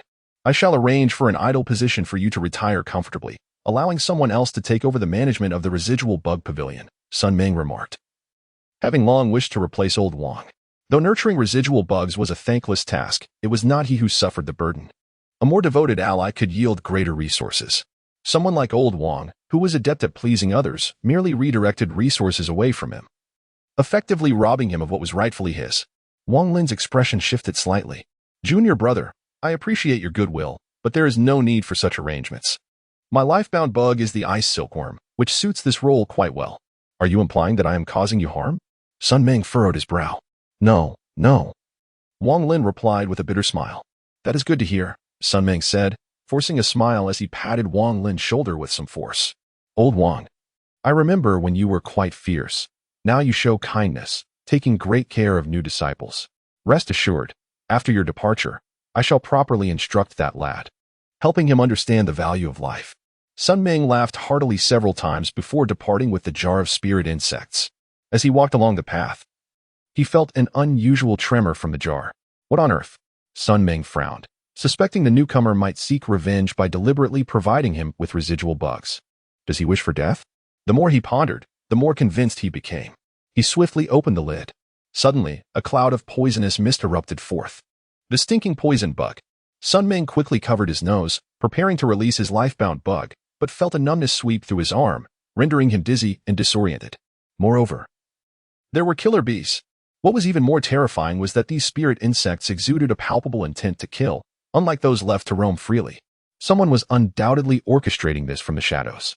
He drained a blood bug to bolster his spirit, scanning his surroundings but sensing no presence. Could it be that someone was controlling the bugs with thought? In the entire 12 caverns, only a handful possessed the ability to manipulate bugs in such a manner. Who would bother to eliminate someone as inconsequential as him? Despair enveloped Sun Ming as the paralysis of the killer bees continued to spread, causing excruciating pain in his chest. And the heart-piercing bug? His eyes widened in realization that he was trapped in a deathly snare, his will to survive fading as he collapsed to the ground. In his final moments, he thought of the newcomer at the residual bug pavilion. Was it him? Surely not. Yet he seemed to have meant it when he said there would not be a next time. Days later, Wang Lin was dining with the Yuan when a group of individuals donned in silver masks suddenly arrived at the residual bug pavilion. Wang Lin's eyes widened in shock, his body trembling. Members of the Enforcement Corps? What brings you here? Before he could speak, a masked disciple of the Enforcement Corps stepped forward, emanating a chilling aura. Where is Wang Lin, the manager of the residual bug pavilion? I am he, Wang Lin replied. Wang Lin, you are suspected of murdering a fellow disciple. Come with us. The Enforcement Corps disciple declared, stepping forward to seize Wang Lin. Li Yuan, do not be afraid. Everything will be fine, Wang Lin encouraged, though uncertainty gnawed at him. He feigned calmness, instructing, do not concern yourself with anything. Guard the residual bug pavilion well until my return. With that, Wang Lin was taken away. Li Yuan furrowed his brow, suspecting the cause of the turmoil was likely related to him, and hoped it wouldn't lead to the elder Wang being implicated. Meanwhile, Wang Lin was escorted to the enforcement hall. Having been a member of the 12 Ks for decades, he had witnessed numerous events and was not particularly fearful. Sun Ming was dead. The hall master, Qi Wang, regarded Wang Lin with a calm demeanor, an aura of pressure emanating from him. Sun Shidi is dead? Wang Lin was taken aback. He died 5 days ago, on the way back from the residual Gu Tower to the Zhanwei Hall dormitory. The last person he encountered was you, Qi Wang stated matter-of-factly. Do you suspect I killed Sun Shidi? Wang Lin replied with a bitter smile. Do you think I possess such capability? No, Qi Wang shook his head, but you are the prime suspect. With that, he produced a scroll detailing the cause of Sun Ming's demise. Sun Ming had fallen victim to a swarm of Gu insects, including the second turn Gu insect, the stinking poison bug, the killing bee, and the heart-piercing Gu, resulting in his tragic and immediate death. These insects originated from the residual Gu Tower. Did you provide them to him? Qi Wang inquired. Yes, Wang Lin admitted. I did give them to him. He is the cave master's cousin, and I dared not refuse. Misappropriating sect resources, that adds to your crime, Qi Wang remarked. The implications of such actions were well understood among the gathered individuals. Bringing it to light altered its significance. Wang Lin recognized this, but could only admit that a living punishment was preferable to a death sentence. Did you tamper with the Gu insects? Qi Wang pressed further. Hall Master, I am merely a third-turn Gu Master. I lack the ability to control Gu with my mind. How could I accomplish such a feat? Wang Lin defended himself. Moreover, my innate Gu is the ice silkworm, and my subordinate Gu are the blood Qi Gu, the Qi-drawing Gu, and the blade bug. None of which are related to the Gu that killed Sun Shidi. This can all be verified. Hall Master, I am wronged. Wang Lin lamented. Qi Wang was aware of this information, but was unable to identify the true culprit, and thus had to interrogate Wang Lin, hoping to find some clues. Perhaps the mastermind had a connection to Wang Lin? Has the new disciple, Li Yuan, who recently joined the residual Gu Tower, had any involvement in your dealings with Sun Ming? Qi Wang asked. No, he is new and knows nothing, Wang Lin insisted, refusing to implicate Li Yuan. Qi Wang did not press further. He had reviewed Li Yuan's profile. The young Gu master exhibited considerable talent, yet his innate Gu was merely a blood Qi Gu, rendering him incapable of killing Sun Ming. Thus, only one possibility remained. Qi Wang continued. Has the individual guarding the 4th or 5th floor of the residual Gu Tower made an appearance recently? Not at all, Wang Lin shook his head, speculating internally whether Sun Ming had frequently sought favors from that person, provoking their ire and resulting in his demise. After all, that individual hailed from the inner circle of the 9th Palace and was not inferior in seniority to the cave master. Qi Wang proceeded to ask several more questions, all of which Wang Lin answered truthfully. That will suffice. You may return, Qi Wang declared, waving his hand and exonerating Wang Lin. The matter was too perplexing. It was possible that the individual in question had indeed acted. If that were the case, it was beyond Qi Wang's jurisdiction. Thank you, Hall Master, for restoring my innocence. Wang Lin bowed respectfully and was about to depart when he spotted a figure approaching from outside, causing his pupils to constrict. The cave master had arrived. Greetings, cave master. Everyone bowed in unison. Qi Wang, have you uncovered the cause of Ming Er's death? The cave master, Huang Funan, was a direct disciple of an elder from the Ninth Palace. Not yet, Qi Wang replied, shaking his head. Not him? Huang Funan pointed at Wang Lin. Indeed, not him. Qi Wang asserted, he has no motive or capability to kill Sun Ming. All evidence points elsewhere, and he is innocent. Who knows? Huang Funan scoffed as the hall master. You sometimes exhibit excessive leniency. A case as heinous as this cannot be resolved slowly. In truth, you already have an inkling of who it is, don't you? Therefore, special measures should be employed to extract a confession. With that, Huang Funan abruptly pointed his right hand. Truth Gu. Qi Wang's expression changed dramatically. Truth Gu. A fourth-turn Xian Gu was specifically designed for coercive interrogation, capable of shattering a person's will, rendering them utterly numb. Under such conditions, any inquiry would elicit an honest response, hence the name Truth Gu. Cave Master, is this not excessive? Qi Wang's face darkened. What is excessive? Huang Funan replied coolly. In comparison to the safety of our peers, such measures are necessary and harmless. I trust you do not wish for any of our comrades to perish as a result? Qi Wang fell silent, aware that Huang Funan was more concerned about the loss of face due to his cousin's death than the safety of others. Speak. Huang Funan approached Wang Lin, looking down at him. Did someone instigate you to kill Sun Ming? Who was it? I did not. No one instigated me. I did not kill Sun Ming. Wang Lin cried out in anguish.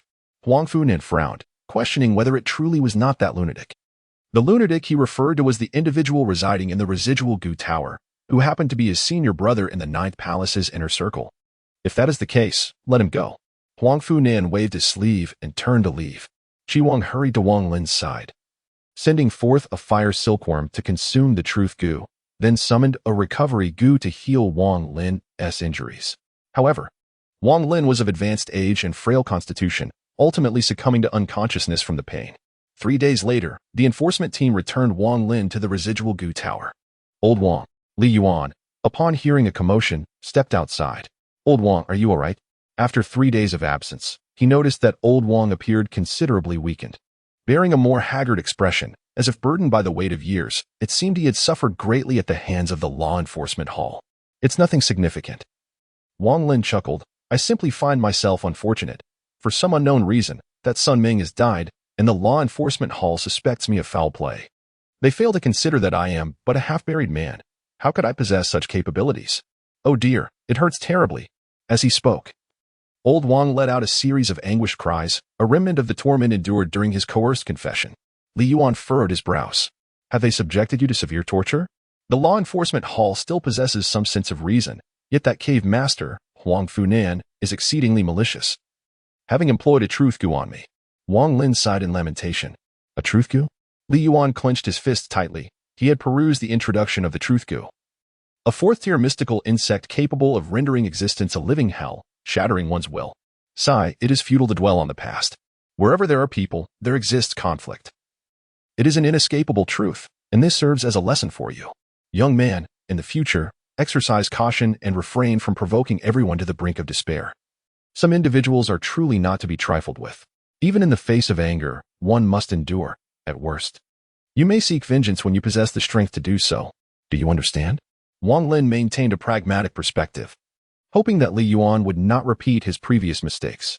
Indeed, Li Yuan felt a pang of guilt. He was the one responsible for the incident that ultimately brought suffering to Old Wang. He silently noted the name Huang Funan in his little notebook. He was quite adept at dealing with the old man. Observing Li Yuan's gloomy demeanor, Wang Lin chuckled. As for Sun Ming, his demise is of little consequence. As the saying goes, those who are lowly are met with divine retribution. Had he survived, it would have been you facing the dire consequences. Wang Lin was acutely aware that once he was reassigned, the new overseer would undoubtedly conspire with Sun Ming to ensure Li Yuan's ruin. In the cursed Gu Tower, the unexpected death of a disciple was a rather commonplace occurrence. As the seasons changed, ever since the tragic demise of Sun Ming became common knowledge, no one dared to approach the cursed Gu Tower for favors anymore. Wang Lin often indulged in self-deprecating humor. My beating wasn't in vain. Sun Ming's untimely death was perfectly timed, truly exemplifying the old adage that the lowly meet their just deserts. A tranquil environment was preferable.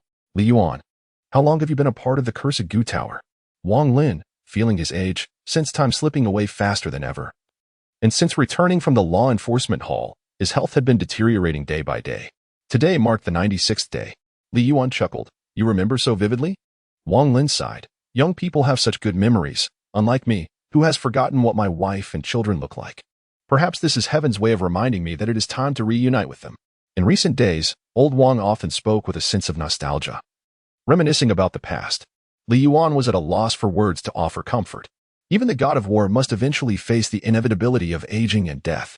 As old Wang found himself increasingly unable to cope, he entrusted the affairs of the residual Gu Tower, both great and small, to Li Yuan, including the management of the third floor. Li Yuan, old Wang suddenly called out. What is it, old Wang? Li Yuan inquired. I am preparing to leave for the 12 caves for a while, to return to my hometown and see if perhaps my wife and children are still alive. Waiting for me there. Wang Lin, sensing the imminent end, felt a pang of regret. Are you truly going to leave? Li Yuan found himself at a loss for words, feeling that Lao Wang's journey would be in vain. Over the years, Lao Wang had returned home before, yet his hometown had long succumbed to desolation, devoid of life. It was likely that his wife and children perished in the calamities. He could not persuade him otherwise. This was an elderly man's fixation. How could he find peace without going? Now that you are capable of standing on your own, your skills in nurturing the remnants are far superior to mine. In you, I see the guiding hand of destiny, Wang Lin remarked with a smile. Li Yuan chuckled. Old Wang, your words are becoming increasingly enigmatic. Indeed. Wang Lin's expression turned serious. When you first arrived at the cursed building, I thought you were merely inviting hardship upon yourself, squandering your talent. Yet, now I truly believe you are exceptionally suited for this place. Is this not the guidance of fate? Perhaps upon my return, I may indeed reunite with my wife and children. The more he spoke, the more animated he became, a glimmer of hope shining in his eyes. Then I wish you good fortune. While Li Yuan often dismissed the idea of fate, he occasionally found himself believing in it. The following day, Wang Lin truly departed, stating that he had dreamed of his wife and children returning, urging Li Yuan to await his good news. Li Yuan felt a tinge of reluctance in his heart. With old Wang's departure, the remnant Gu Tower was left with him in solitary confinement, devoid of companionship for conversation or shared meals, leaving him with a sense of emptiness. Fortunately, he still harbored numerous aspirations and had a clear objective in mind. A virtual panel manifested before his eyes. Gu Master, Li Yuan Black Pot, Third Transformation 0300, Realm. Third Transformation Destined Gu. Vitality Gu, Rebirth Gu Subordinate Gu. Vitality Gu, Nurturing Gu, Tough Skin Gu, Bloodthirsty Mosquito. Stinking Poison Bug, Wind-Chasing Butterfly, Murder Peak. Enchantment Fragrance. He was now able to refine his third destined Gu. Li Yuan was not in a hurry. Except for the first lifebound Gu, the Blood Gu, which he had to refine in a moment of desperation, he had ample time to carefully select the remaining lifebound Gus. The Blood Gu belonged to the category of health-preserving types. Once reaching a high realm, its combat effectiveness could be deemed negligible unless it underwent further evolution. The Revitalizing Gu, on the other hand, significantly enhanced his physical attributes and survival capabilities. It was now time to elevate his direct combat prowess. Li Yuan's aspiration is to become an all-encompassing, multifaceted warrior. The three pivotal elements of frontline combat are strength, speed, and defense. Mastery in any one of these aspects suffices. Ascending to the third floor, he noticed a significant reduction in the number of residual Gu compared to the first and second floors. The total count of residual Gu was less than 1,000. And the sect had merely set a target of cultivating 10 third-tier Gu to be returned to the 100 Affairs Hall. Regrettably, there had been a dearth of quality foundational materials recently. Reflecting on the past, he felt fortunate to have stumbled upon a 1,000-life centipede that had consumed the longevity herb. He decided to commence synthesis with the offensive Gu. Selecting the original materials, third-tier residual Gu Sword Chi Gu, third-tier residual Gu Blade Edge Gu, and third-tier residual Gu Diamond Insect, he initiated the synthesis. The synthesis was successful, and he obtained the third-tier common Gu, Blade and Sword Gu, which was automatically subdued. Once refined into a fateful Gu, the Blade and Sword Gu could assist the Gu Master in manifesting sword light and blade energy at their fingertips. Alternatively, If transformed into a subordinate goo, it could serve as a consumable, briefly taking the form of blades and swords. Should it be refined into a fateful goo? Li Yuan glanced at the elongated form of the sword, which shimmered with a silver hue, resembling meticulously polished silver segments intricately joined together. Although it appeared to be no longer than a finger's length, a simple tug could extend it to over 3 feet. Held in hand, it felt akin to a sword. Truly marvelous, it was rather impressive. Li Yuan expressed his admiration, yet he felt that there remained a slight distance from his anticipated goal. He urged for continued synthesis. Li Yuan is not skilled in wielding a knife, nor does he possess the ability to use a sword. The purpose of the knife and sword goo is akin to granting him means reminiscent of the six-pole sword from novels of his past life. While it may appear impressive, it is, in truth, rather feeble. The chosen raw materials include the 3 transformation residual goo, the chasing wind butterfly, the spring cicada, and the flying shadow bug. Synthesis in progress. You have successfully acquired the 3 transformation common goo, the shadowless cicada, which has been automatically subdued. Once refined into a life-bound goo, the shadowless cicada can significantly enhance the speed of the goo master. If refined into a subordinate goo, it can emit shadows to confuse the target. Shall it be refined into a life-bound goo? It still lacks a certain quality. Li Yuan felt discontented. How delightful it would be to concoct a renowned exotic goo worm. Yet, he was acutely aware that the subpar raw materials rendered the creation of such an extraordinary goo impossible. Thus, he resolved to persevere in his refining endeavors, meticulously selecting the raw materials. 2 weeks later, Li Yuan meticulously refined the goo worms on the 3rd floor, yet he found himself still unfulfilled. Failure is a constant companion for a goo master. He decided to persevere a little longer. He had ample time at his disposal. Li Yuan. Young Li Yuan. At that moment, an aged voice echoed along the bamboo path outside the decaying goo tower. Could it be old Wang returning? Li Yuan was filled with joy. To be honest, although he immersed himself daily in the delightful pursuit of synthesizing magical insects, he occasionally felt a sense of emptiness and found himself missing old Wang. Stepping outside, he noticed an elderly man and a young girl traversing through the bamboo grove. Not only had old Wang returned, but he had also brought back a young girl of similar age. Li Yuan, allow me to introduce my granddaughter, Wang Zhaozhao. Granddaughter? Li Yuan exclaimed in surprise. Old Wang, have you truly found the guiding light of destiny?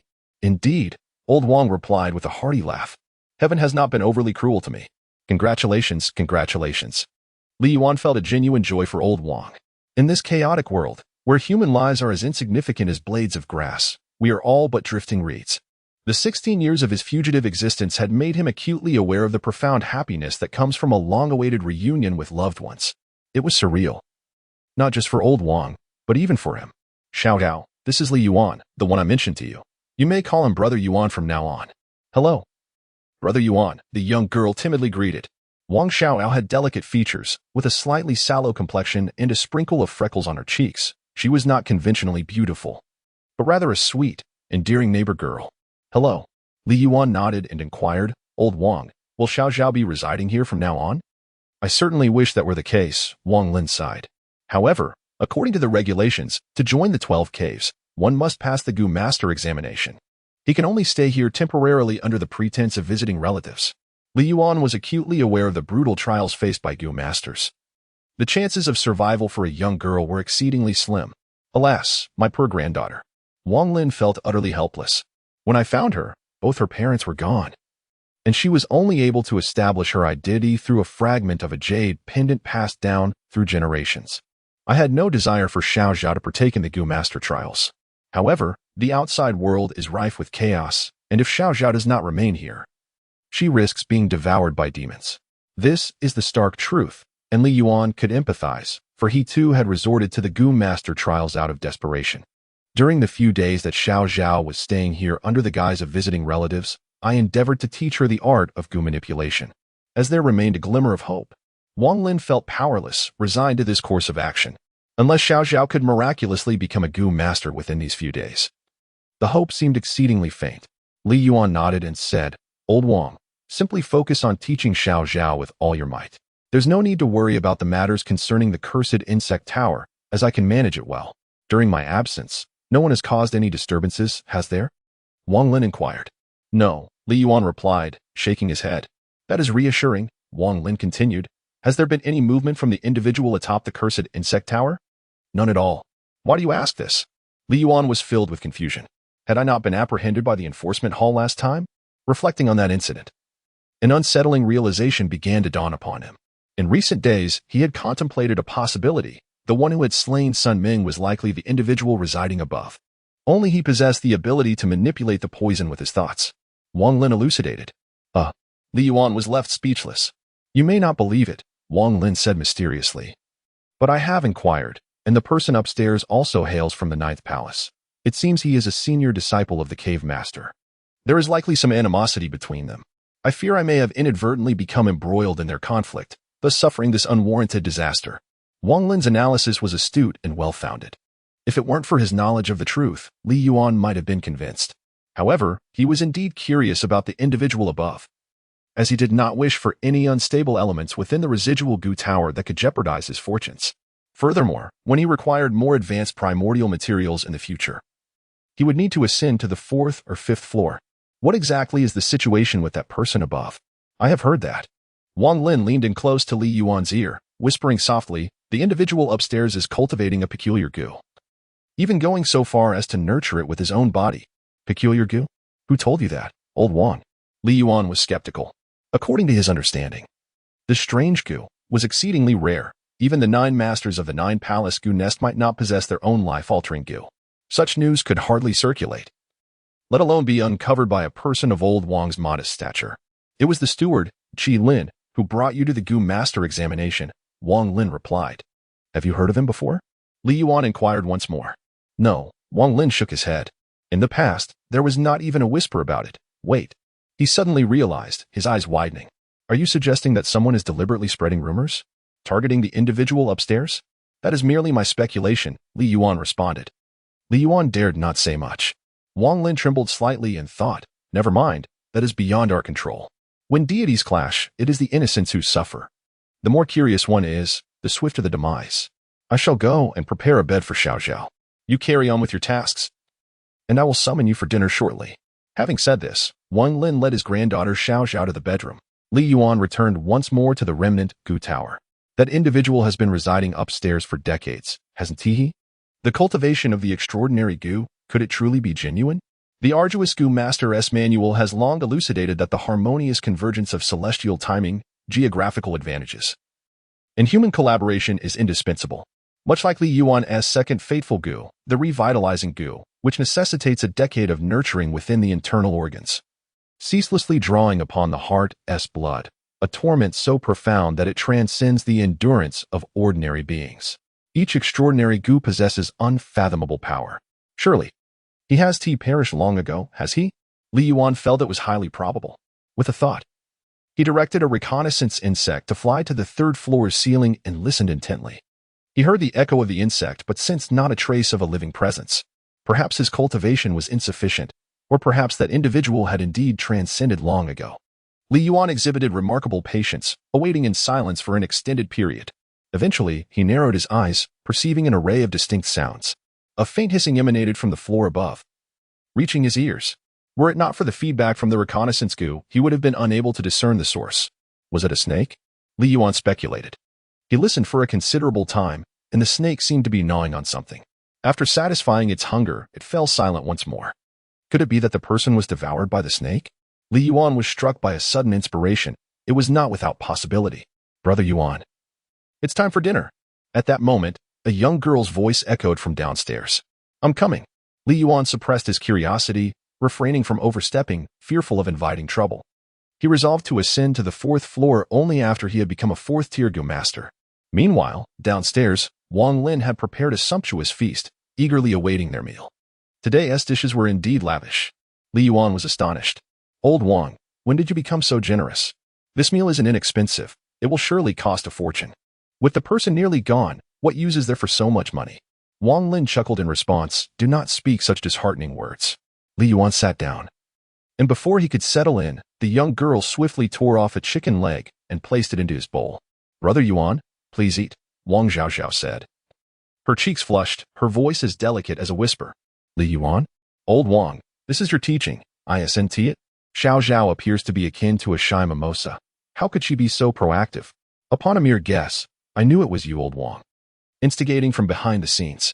Just now, I imparted some knowledge about poison crafting to Xiao Xiao, and she grasped it quite well. Perhaps she might even pass the test to become a goo master. When the time comes, I shall arrange for her to remain in the residual goo tower. And I hope you can assist me in looking after her. Would that be agreeable? Wang Lin chuckled and replied, I knew it, old Wang, how generous of you. It feels as though you're hosting a banquet to entrust her to me. Li Yuan nodded, assuring, rest assured, even if you do not speak of it. Out of gratitude for your willingness to use your savings for my grandfather's burial, I shall take good care of Xiao Xiao. Come, let us eat. With that, Wang Lin felt a sense of relief wash over him. He recognized Li Yuan's remarkable talent and foresaw a future of great achievements. It would indeed be a blessing for his granddaughter to bask in a fraction of his brilliance. In the blink of an eye, 5 days had swiftly passed. Li Yuan often eavesdropped on the sounds from the upper floor with the scouting poison, yet he never sensed the presence of any living soul. Even the remnants of the poison sent up by Beishitang went unclaimed. Wang Lin had specifically inquired with the disciple who delivered the remnants, all of whom reported they had not seen a trace of anyone, mentioning that cobwebs had formed within the room. This further convinced Li Yuan that the occupant had long since perished. Was it truly so easy to nurture poison? Perhaps the corpse had been entirely consumed by the insects. Today marked the conclusion of the family visit, and Wang Zhao could no longer linger in the remnants building. She had to depart. Wang Lin sighed deeply, filled with anxiety. Grandfather, it will be all right. I will surely pass the test. Wang Zhao trembled with fear, yet she attempted to reassure old Wang. Xiao, how about? Wang Lin hesitated, reluctant to continue. Perhaps it would be best to abandon the idea. I can find you a better place to stay outside. Grandfather, I aspire to become a poison master. Wang Zhao's eyes glimmered with eagerness. Particularly upon hearing that Li Yuan had also escaped and successfully passed the test to join the Jiogong Gu nest, her desire intensified.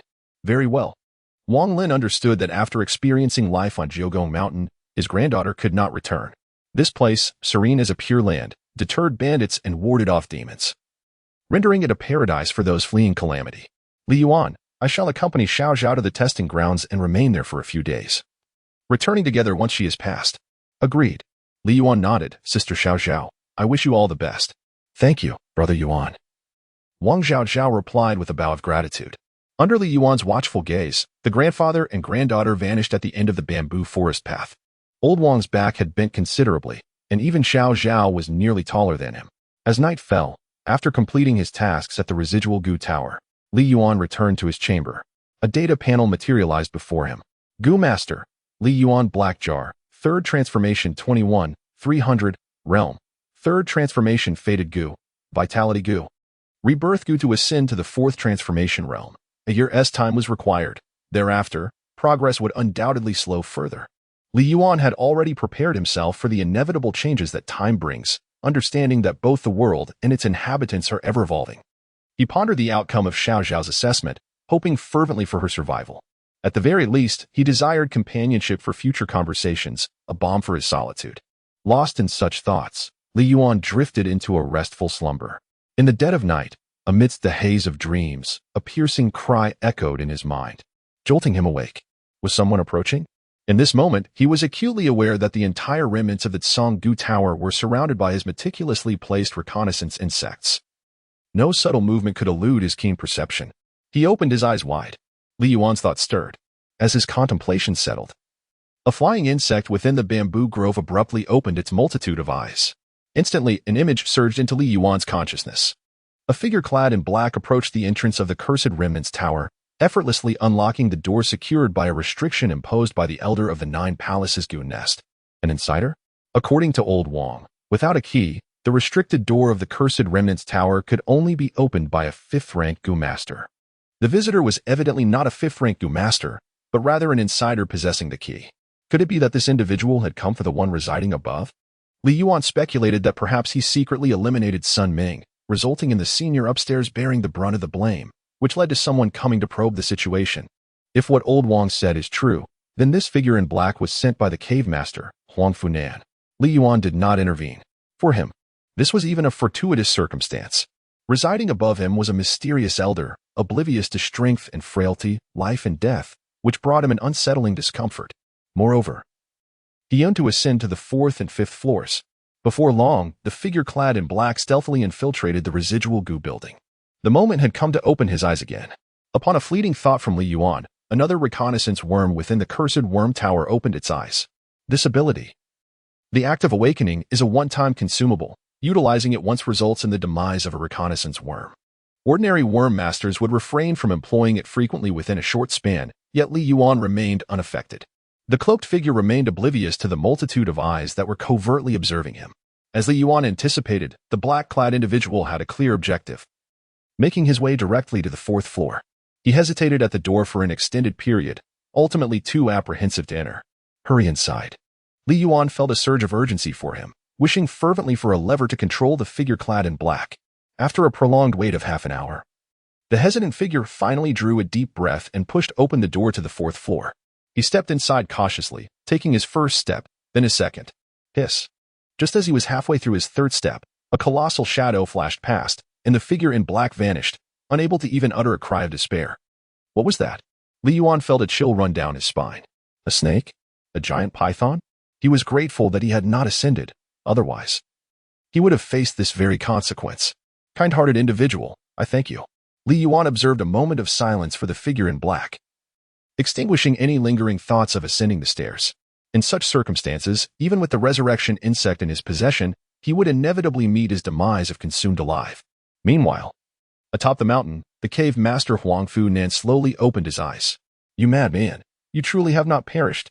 10 years prior, he had commanded the corpse insect to infiltrate the remnants of the insect tower, only to be repelled by an overwhelming force. Now, upon probing once more, he found himself equally outmatched. However, it seemed you have descended further into madness. In the instant the corpse insect was devoured, he glimpsed a hazy image. His deranged senior brother appeared to have transformed himself into a serpent, after being exiled by the master from the 9th palace to the 12th cave. Rather than tempering his ways, you have only intensified your aberrance, becoming a grotesque amalgamation of man and insect, neither wholly male nor entirely female. Huang Fu Nan murmured softly to himself, an unsettling conviction creeping in that the madman was on the brink of success. This presented a dual opportunity, his chance to consume the opponent's life insect. If he could achieve that, he might finally ascend to the realm of the 6th-turn insect master. Perhaps this was his last opportunity. The matter would leave no trace.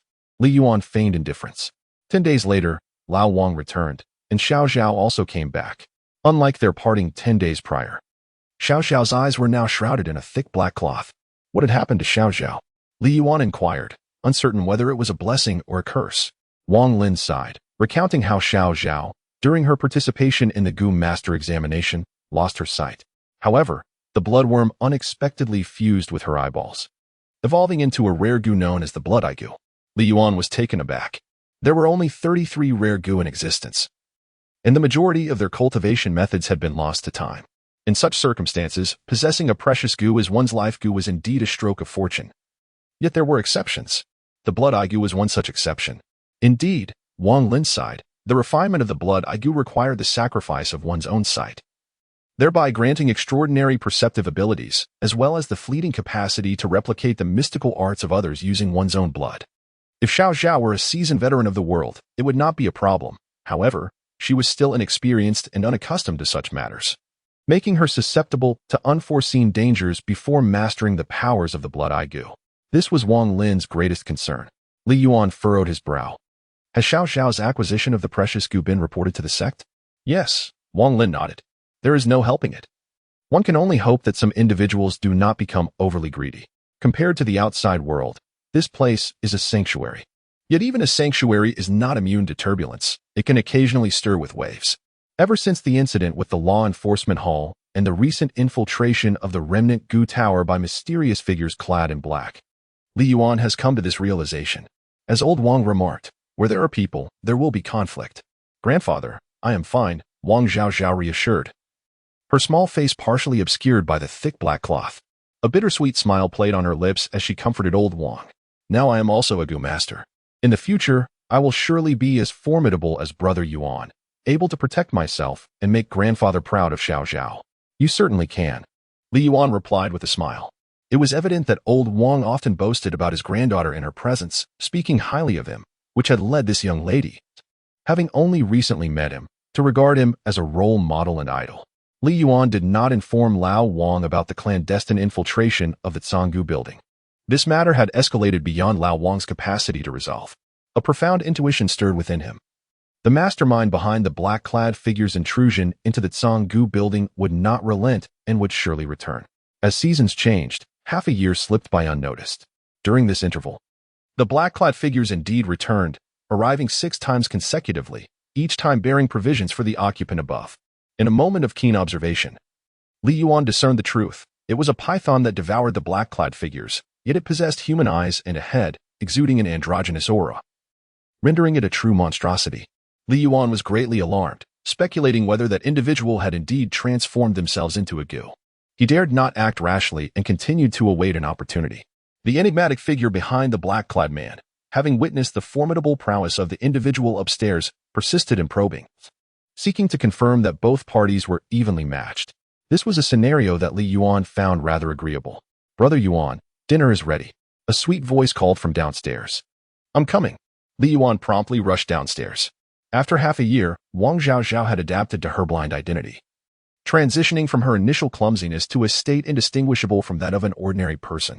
Old Wang had fully embraced the leisurely life of retirement.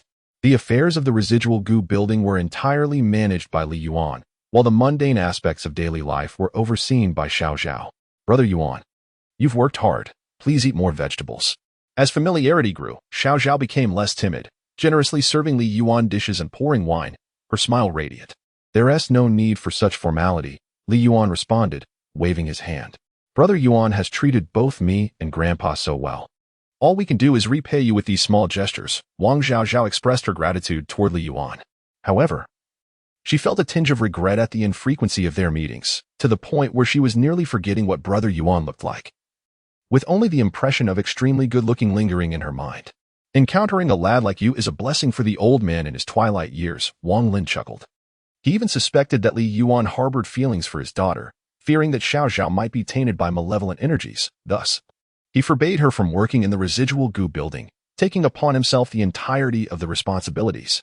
What a diligent and earnest young man he was, albeit sometimes a bit stubborn and lacking in social finesse. After their meal, satisfied and content, Li Yuan returned to the residual gu tower, coincidentally encountering a disciple from the 100 Affairs Hall who delivered the residual gu daily.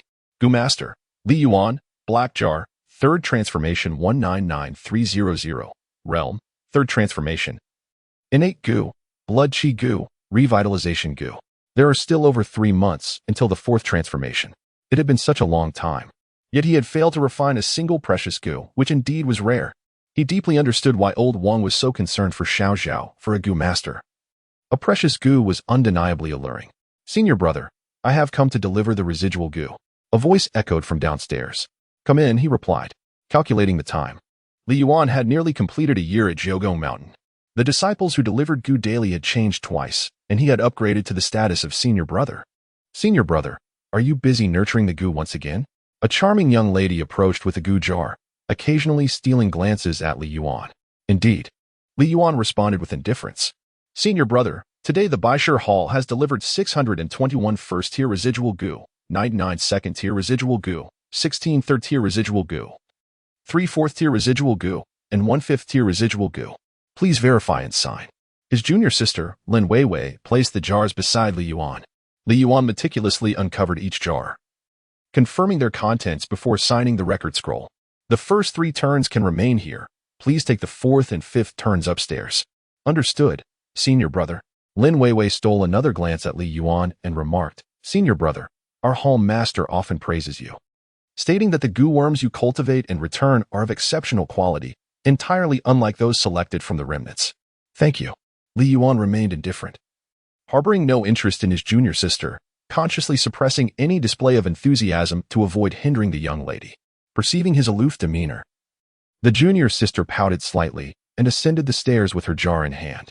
She cautiously pushed open the door on the 4th floor and reached in to place the jar inside. Suddenly, a scaly serpent's tail ensnared her wrist, pulling her within, and her scream was abruptly silenced. Li Yuan's expression shifted dramatically as he glanced upward. The space above was now desolate. The door closed once more. Had Lin Weiwei been devoured? Li Yuan was stunned. This was entirely different from the black-clad figure being devoured. The latter had stealthily infiltrated the cursed tower, with the nature of their allegiance remaining uncertain, allowing them to dismiss the incident as inconsequential. However, Lin Weiwei had been dragged into a room and consumed during her regular duties. This constituted a heinous act against a fellow disciple, an exceedingly grave matter. Such occurrences had never transpired before. How could this happen? Li Yuan felt a twinge of fear. Who could say whether that individual had gone mad and might come out to devour him as well? In matters of self-preservation, Li Yuan had always been instinctively cautious. Regaining his composure, he promptly leaped from the window. Meanwhile, a piercing arrow soared into the sky. Whoosh! Boom! The arrow detonated in midair. Brother Yuan, what's wrong? Wang Zhaozhao, who was cultivating in the bamboo grove, rushed over upon hearing the commotion. Something has happened. Li Yuan's expression was grave. Lin Weiwei had been taken by that elder above. Is it true that the elder upstairs really consumes people? Wang Zhaozhao's delicate face turned ashen with fear. Call old Wang and retreat to a safe distance, ready to flee at any moment. Li Yuan gently patted the girl's shoulder. At this moment, nothing was more crucial than life itself. In less than the time it takes to brew a cup of tea, more than a dozen disciples adorned with silver masks emerged from the bamboo grove. They were none other than the disciples of the law enforcement hall. Before the enforcement team could utter a word, Li Yuan furrowed his brows and retreated behind the members of the enforcement team. What is happening? The captain of the enforcement team inquired. An unforeseen incident has occurred with the senior guarding the 4th and 5th floors of the Remnant Gu Tower, who has dragged Lin Weiwei, a junior sister from the 100 Affairs Hall, into the room. Li Yuan responded truthfully. Who has gone mad? The captain of the enforcement team felt a surge of trepidation. That enigmatic senior was a figure of the same generation as the cave master. Having long ascended to the realm of the 5th-tier Gu master, far beyond the capabilities of a mere 4th-tier Gu master like himself, quickly summoned the hall master. He commanded, then promptly released a scouting Gu, using the sound of a flute to guide the insect towards the ruined Gu tower. As it neared the edifice, the scouting Gu exploded with a resounding bang. This is bad. The captain's expression changed dramatically. Run. At the moment he opened his mouth, Li Yuan had already fled at full speed. Whoosh, whoosh, whoosh. In the next instant, a torrent of serpent scales erupted from the ruined Gu tower, instantly turning the disciples of the enforcement team in front into a porcupine. The bullhide Gu. Li Yuan grasped a handful of leather-like talisman and instantaneously refined it. His skin transformed into a formidable armor, and combined with the regenerative power bestowed by the revival talisman, he withstood the assault of the snake scales. Fortunately, Lao Wang and Xiao Zhao had already heeded his command and fled to the bamboo grove. Otherwise, their demise would have been inevitable. Get out. All of you get out.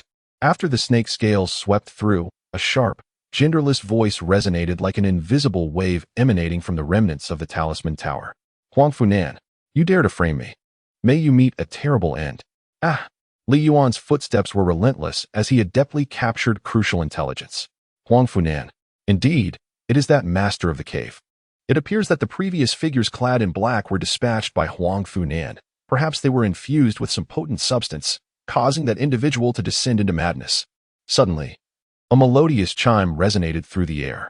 Brother Shi, you have succumbed to the demonic allure of the Gu. Even before his arrival, his voice preceded him.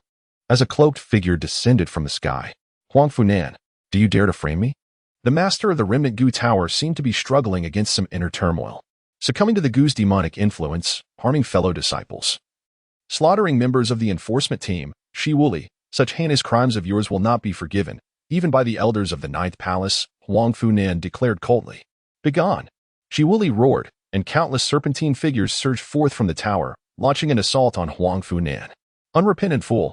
Huang Funan advanced rather than retreating, proclaiming today, this master of the cave shall rid the sect of your monstrous existence. He jingled the bell, and a dozen corpse puppets charged forth. Li Yuan fled to a safe location, gazing from a distance. The corpse puppets? How strikingly similar they are to the dark-clad figures from the night infiltration of the residue building. Upon this realization, everything became clear. Those devoured over the past 6 months were not living beings at all, but rather the corpse puppets of Huang Funan. Li Yuanya finally discerned the appearance of Shi Wuli. The figure had reverted to human form, completely naked, with serpents coiling around the body. Even his arms transformed into snakes. He recalled the only peculiar worm associated with serpents on the strange worm ranking, the heavenly dragon worm. The conditions for crafting the heavenly dragon worm were even more stringent than those for the rebirth worm. The rebirth worm required nurturing within the internal organs, fed day and night with heart's blood, enduring a decade of torment that was akin to living hell before it could take shape. In contrast, the heavenly dragon worm demanded 9 instances of rebirth. Regarding the term rebirth, the Goo Master Manual provided no specific details, it merely stated rebirth, yet it seemed more akin to death. After 9 rebirths, even a crafty snake could transform into a heavenly dragon. How many times had Shi Wuli experienced rebirth? Li Yuan could not discern the situation. It was undoubtedly unfavorable. In the battle against Huang Funan, Shi Wuli found himself at a distinct disadvantage, with his flying serpent Goo utterly powerless against the controlling corpse Goo. Brother Yuan, who has arrived? Wang Zhaozhao, unable to see, sensed the presence of a formidable figure. This newcomer was certainly not a benevolent spirit. It was merely a case of dogs fighting dogs. Wang Lin emerged, cursing vehemently. Ever since he was coerced by Huang Fun and using the truth Goo, he had lost faith in the higher echelons of the sect. It is the cave master. Upon noticing her grandfather's displeasure, Wang Zhaozhao quickly deduced the identity of the visitor. Wang Lin squinted. This was, after all, the first time he witnessed a battle between fifth-turn Goo masters. An awe-inspiring spectacle. Although a Goo master could possess only 1 innate Goo, there were no restrictions on the number of subordinate Goo, aside from their types. In combat, each displayed their unique skills. The interplay of various Goo, each with their own strengths and weaknesses, required exquisite control and coordination, a fundamental lesson for every Goo master. Grandfather, I am curious, who is more formidable, a Goo master of the same rank or a martial artist? Each possesses their own merits. Wang Lin, with limited experience, could only generalize to impress little Zhao. Overall, while many martial deities had graced the history of the Tianyuan continent, there had only ever been one Goo immortal throughout the ages. After a while, the commotion at the residual Goo Tower gradually subsided. The corpse Goo controlled by Huang Funan had been devoured by a substantial portion, even losing an arm, while Shi Wuli was pinned to the ground by several black rods. Rendered immobile, Huang Funan had actually triumphed? Old Wang seethed with resentment. Had he lost, Shi Wuli would have emerged, and the entire 12 caves would have suffered, which, for us, is a temporary blessing. Li Yuan sighed in resignation. Indeed, Wang Lin lamented that Shi Wuli was an unpredictable element. Allowing him to remain in the cursed Goo Tower could lead to unforeseen calamities. Under the watchful gaze of the others, Huang Funan, with one arm raised, hoisted the pinned Shi Wuli and proclaimed loudly, "The calamity has been eradicated. The ban is lifted. Let Baishir Hall be responsible for all subsequent affairs." Having spoken, he expelled a Goo insect from his mouth. The flying wing insect, a 4th-tier profound Goo, could transform into a pair of wings, granting the Goo master a brief ability to fly. With that, Huang Funan soared into the distance. Li Yuan furrowed his brow, having heard the echoes of the reconnaissance Goo. Within the remnants of the Goo building, a small serpent was voraciously devouring the remnants of the Goo. Dare you to touch my treasure? Li Yuan could no longer endure it. If he cannot bully the powerful, how could he possibly subdue someone as insignificant as you? Li Yuan did not recklessly rush back into the residual Goo Tower. Instead, he commanded the Goo insects within to launch an assault on the small serpent. Hissing, the snake flicked its tongue, exhibiting a fierce demeanor that bore an unsettling semblance of human-like qualities. Li Yuan was taken aback. Could it be that this small serpent was a part of Shi Wuli's body? In that case, it was even more imperative to silence it. Li Yuan steeled his resolve. However, the small snake was incredibly agile, devouring one tiny Goo worm after another, proving to be a formidable nemesis to these diminutive creatures. After several tests, Li Yuan discerned that the snake's strength was rather limited. He resolved to take matters into his own hands. With the reviving Goo safeguarding him, he felt no fear of these insignificant beings.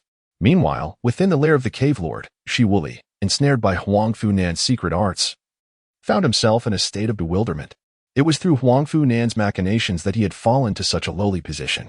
Recognizing his inability to contend with his adversary, he allowed his severely injured life Goo to extricate itself from his body. He had long since fused himself with the flying snake Goo. Thus, even in the event of his corporeal demise, he could rely on the flying snake Goo for rebirth, provided he consumed sufficient restorative substances.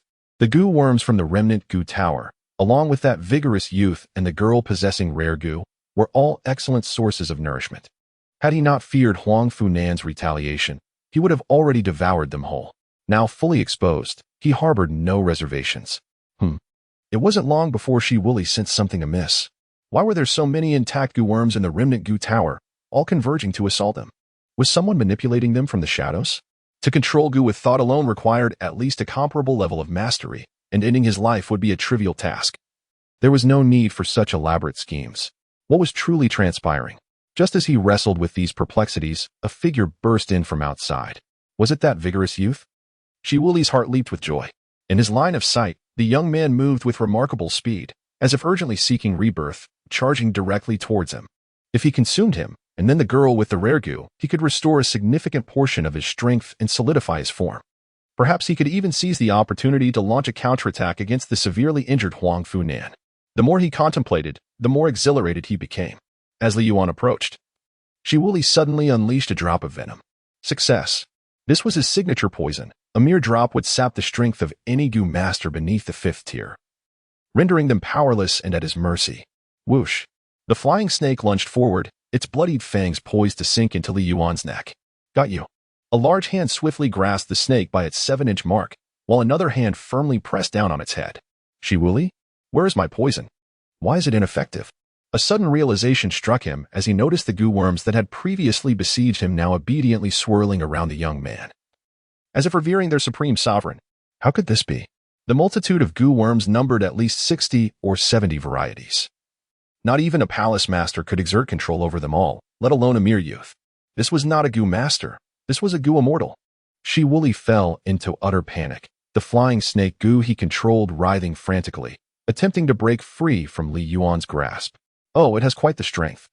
Li Yuan pressed down on the 7-inch serpent with increasing force. No. No. Shiwuli felt a surge of desperation. Why was the venom still ineffective? He sensed that he was nearing death. Ah. The serpent emitted a piercing cry, using all its strength to break free from Li Yuan's grasp. And with a swift motion, it viciously sank its fangs into the latter's arm. Hearing that voice, Li Yuan's eyes widened in astonishment. Is that you, the true essence? He exclaimed with a hearty laugh. The flying serpent speaks. I have long since merged with the serpent's poison. It is me, and I am it. Your demise is not in vain. He sensed a profound secret within the youth, a secret that could potentially upheave the lineage of the goo masters. And now it was all destined to belong to him. Truly, amidst the heavy mountains and turbulent waters, a path once obscured now revealed itself like a hidden village blooming anew. A torrent of venom surged through the youth's veins, injected by the serpent's fangs. This time, you shall fall. His words were abruptly cut off as Li Yuan seized the serpent's throat, the crucial point firmly gripped. Enraged, he employed a mighty goo. Crack. The serpent's bones were completely shattered under his force. No. Impossible. How could such potent serpent venom, capable of slaying even a 6th-tier goo master, have no effect on the youth before him? Shiwuli's consciousness began to fade, and in his final moments, he glimpsed the youth's eyes transforming into a striking crimson and deep blue, a fleeting vision. He also beheld a pattern reminiscent of a centipede, like a decayed rope steeped in blood, its segments linked together like ancient, mysterious chains. An extraordinary goo. Rebirth. As Li Yuan crushed the serpent's skull, Shiwuli's essence, far away in the residence of Huang Funan, was extinguished completely. At the moment of his death, Huang Funan suddenly opened his eyes wide. What is happening? Dead? His countenance darkened ominously. He had meticulously orchestrated his schemes against Shiwuli to consume him and, in turn, ascend to the 6th tier, even at the cost of losing an arm. Upon returning, he had specifically sealed Shiwuli's senses and mobility with secret techniques. In such circumstances, how could his opponent die without the capacity to even take his own life? Was it due to severe injury? Huang Funan was nearly driven to madness. To devour a living 5th-tier innate goo was a tremendous boon. If dead, it would be a significant loss. Could it be a feigned death? He was unwilling to accept this. He began to scrutinize Shiwuli's corpse and suddenly realized that Huang Funan possessed none of the vital innate flying serpent goo, only ordinary serpents. A clever escape. What a cunning Shiwuli. With a crash, Huang Funan slammed the table in frustration, his rage boiling over. He coughed up a mouthful of black blood. His injuries were already grave, and the serpent's venom was beginning to spread within him, threatening his life. He had no choice but to seek a secondary option. In this critical moment of life and death, Huang Funan spared no effort. He penned a letter, controlling a messenger insect to fly out of his cave dwelling. The contents of the letter were simple: bring that precious goo to my cave. Meanwhile, Li Yuan was still conducting research on the flying snake poison he had severed. He detected the possibility of merging the poison insects. Should they be synthesized? What circumstances surround this? Li Yuan paused for a moment, then his thoughts sparked as he examined the original materials. A 1st-tier residual goo dragon-patterned egg 29. Dragon-patterned egg? Is this not the flying serpent goo? Could it be nearing its evolution into the dragon-patterned goo? Upon contemplating this, Yuan couldn't help but feel a twinge of apprehension. As he peeled away the flying serpent, he discovered a nearly decayed, unformed serpent egg within. The dragon-patterned egg belongs to the category of common goo, but once hatched, it can be referred to as the dragon-patterned goo, which is a rare goo. Following this evolutionary trend, if Shiwuli could endure for another decade or so, it might indeed be possible to refine an extraordinary goo, the celestial dragon goo, with a heart full of compassion and a desire to save the serpent. Yuan could not bear to witness the serpent egg perish. "Synthesize for me," he commanded. Anything that could be synthesized was not deemed a loss. Currently synthesizing. The materials for this synthesis are a first-tier residual goo dragon-patterned egg, 29. You have obtained a first-tier common goo dragon-patterned egg, 9. The dragon-patterned egg, when refined into a life-bound goo, has a slight chance of manifesting dragon patterns on the goo master, enhancing their fortune. As a subordinate goo, it can emit a faint dragon's roar when consumed. How disappointing. I shall continue synthesizing. Yuan was exceedingly dissatisfied. The selected raw materials were in the process of synthesis, and you have obtained 3 dragon pattern goo from the second transformation of the precious goo. Refining the dragon pattern goo into a personal goo grants a 50% chance for the goo master to manifest a dragon pattern, enhancing their fortune. As a subordinate goo, it can be utilized to heal wounds. Is this all? Yuan remained dissatisfied. Although the dragon pattern goo was classified as a rare goo, its true efficacy was rather limited. Its value stemmed from an exceedingly slim chance of evolving into a unique goo. What use was such luck? Not to mention the need to gamble on probabilities. Having been severely affected by the penguin games in his past life, he could not afford to wager on chance. 98%? What difference did that make from 0? He continued the synthesis process, selecting the original materials. The synthesis was underway. You have acquired the 3rd transformation rare goo, the tricolor ethereal fire python. The tricolor ethereal fire python, a highly aggressive beast goo, possesses the ability to cultivate 3 distinct colors of ethereal fire within its body, yet it cannot be transformed into a subordinate goo. Highly aggressive, indeed? Yuan's eyes sparkled with delight. This is splendid. The tricolor exotic fire python is quite a rare and precious creature, one that possesses the potential for continuous evolution. It is precisely what I need to refine into my life-bound goo. Currently, Yuan is lacking in offensive capabilities, and the tricolor exotic fire python is a perfect fit. As the light from the black jar dissipated, a small snake emerged, stretching about a foot in length, its entire body a warm white, with a few scales infused with hues of emerald green, sapphire blue, and fiery red. This little creature is rather adorable. Yuan gazed upon the tricolor fire serpent. Its diminutive head adorned with 2 tiny horns, which protruded like tender shoots just beginning to unfurl. Its eyes, round and glistening, exuded an unmistakable intelligence. In stark contrast to the cold and menacing flying serpent, this creature seemed to belong to an entirely different realm. "Come forth and reveal your abilities," he beckoned. Yuan issued his command. The tricolor ceased its slithering, rising to a half-erect position, its face adorned with a rather fierce expression, gathering its breath before unleashing a torrent of crimson flames from its maw. The flames engulfed the corpse of the flying serpent. With a sizzling sound, the remains were soon consumed by the inferno, leaving no trace behind, as if it had been transformed into mere nothingness. A true master of obliteration. Yuan was quite enamored with this ability. He reached out to caress the 3-colored exotic fire serpent and inquired about the other 2 flames it possessed. The small serpent, displaying a remarkable sense of sentience, nodded in response and opened its mouth to unleash another breath. This time, a crystalline blue flame erupted forth. Emanating an unmistakable chill despite being fire, it astonishingly froze the black jar solid. With a resounding crash, the jar shattered after a mere 3 breaths. What appeared to be freezing was, in fact, a capacity to erode and dismantle from within. Quite impressive indeed. Yuan remarked with a smile. What about the final one? The small serpent then directed its focus toward the ground. A vibrant green flame spewed from its mouth, cascading onto the nearby potted plant. In an instant, the tiny blades of grass within the pot began to grow vigorously. A catalyst for growth? How intriguing. Yuan felt a profound sense of satisfaction. Hiss hiss. The tricolored exotic fire python swayed its head, producing a sound. Yuan was taken aback. Do you possess talents as well? The colorful fire python nodded and lifted its head once more, this time unleashing 2 distinct flames, one emerald green and the other crimson red. The crimson flame descended first, followed closely by the emerald green, merging seamlessly. In an instant, the intensity of the flames surged.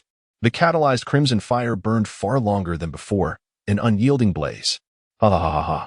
Li Yuan chuckled, possessing a unique fusion technique. He gently caressed the scales of the tricolor exotic fire python, contemplating a name for it. From now on, you shall be called Shao Kai. Hiss, hiss. Shao Kai expressed its satisfaction. This remarkably intelligent creature opened Li Yuan's eyes to a world far more captivating than he had ever imagined. The realm of goo masters was rich with wonders: insect goo, beast goo, corpse goo, and even plant goo. There were still countless mysteries awaiting his exploration.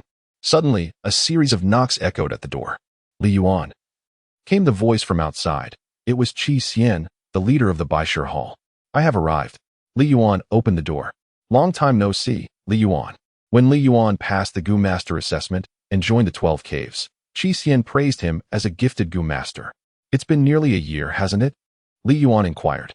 Indeed, Qi Xian nodded, although this was only their second meeting. I heard you spend all your time in the ruined Goo Tower, rarely venturing out, and never taking a day off. Don't you find it tedious? Not at all. I relish this way of life, Li Yuan replied with a smile. Today's events were unexpected.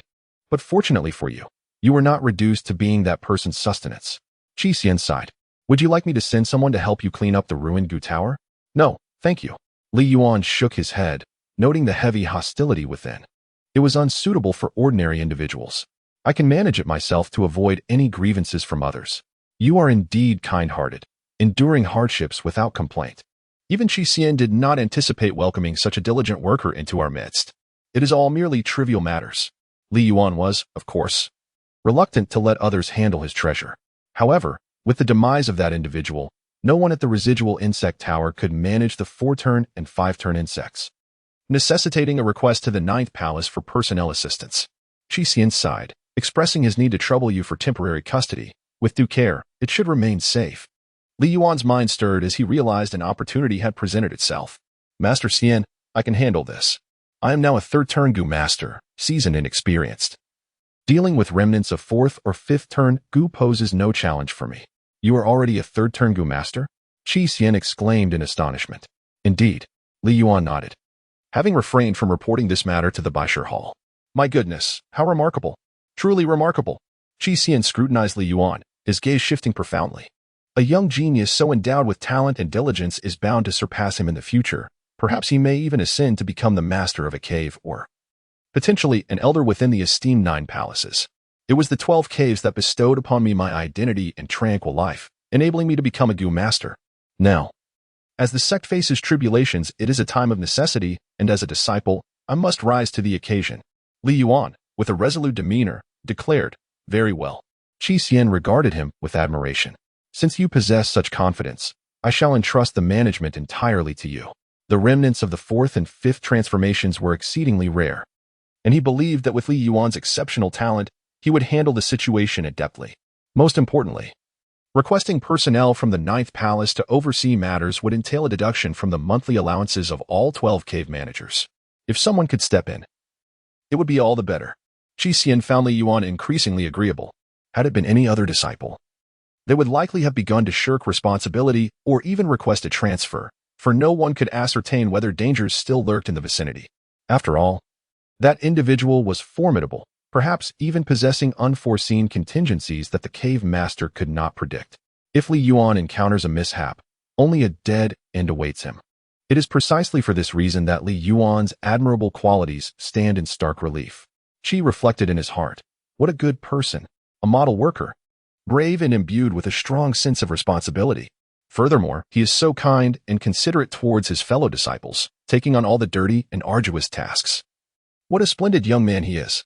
As night fell, after the members of the 100 Affairs Hall had meticulously handled all matters, they departed. The residual Goo Tower returned to its former tranquility. Wang Zhaozhao prepared a few simple dishes, and together with old Wang and Li Yuan, they enjoyed a modest drink in the Bamboo Grove courtyard. What? You intend to single-handedly tackle the formidable task of dealing with the 4th and 5th turn residual Goo? Li Yuan, have you lost your mind? Wang Lin exclaimed, alarmed by the events of the day. Why make such a fuss? Li Yuan remained remarkably composed. Old Wang, we have known each other for nearly a year. Do you still not trust me? I do trust you, Wang Lin teased. but I simply do not wish for you to toil so excessively, thus benefiting those treacherous scoundrels within our sect. How could it be a benefit to them? Li Yuan inquired, puzzled. Are you truly unaware? Wang Lin replied, his tone laced with indignation.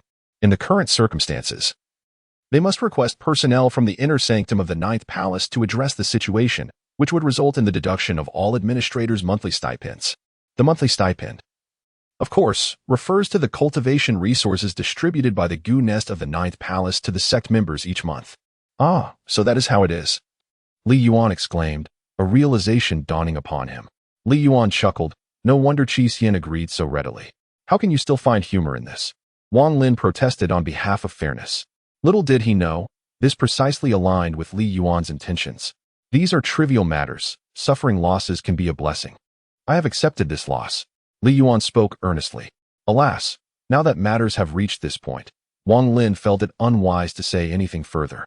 He could already foresee the hardships this young man would face after his departure. Who among us was not once a passionate youth, filled with fervor? Yet, after encountering the trials of human nature, one inevitably evolves into a cunning old fox. The night grew deep. Li Yuan adeptly resolved the matters concerning the residual Gu Tower, secured the heavy door, and retreated to his chamber, succumbing to a deep slumber. Outside the bamboo grove, a shadow glided in with an ethereal grace. The cave master, fearing significant injury, had audaciously dispatched me to capture the blood-eye Gu. That particular Gu is a rare treasure, already documented and reported to the Ninth Palace's inner sanctum. Should I perish in this endeavor, they would inevitably assign blame to Shi Wuli, for there would be no witnesses to dispute the narrative. In his mind, the shadow murmured incantations, summoning a Gu insect resembling a lizard, and in an instant, he melded into the very air, as if he had vanished into thinness.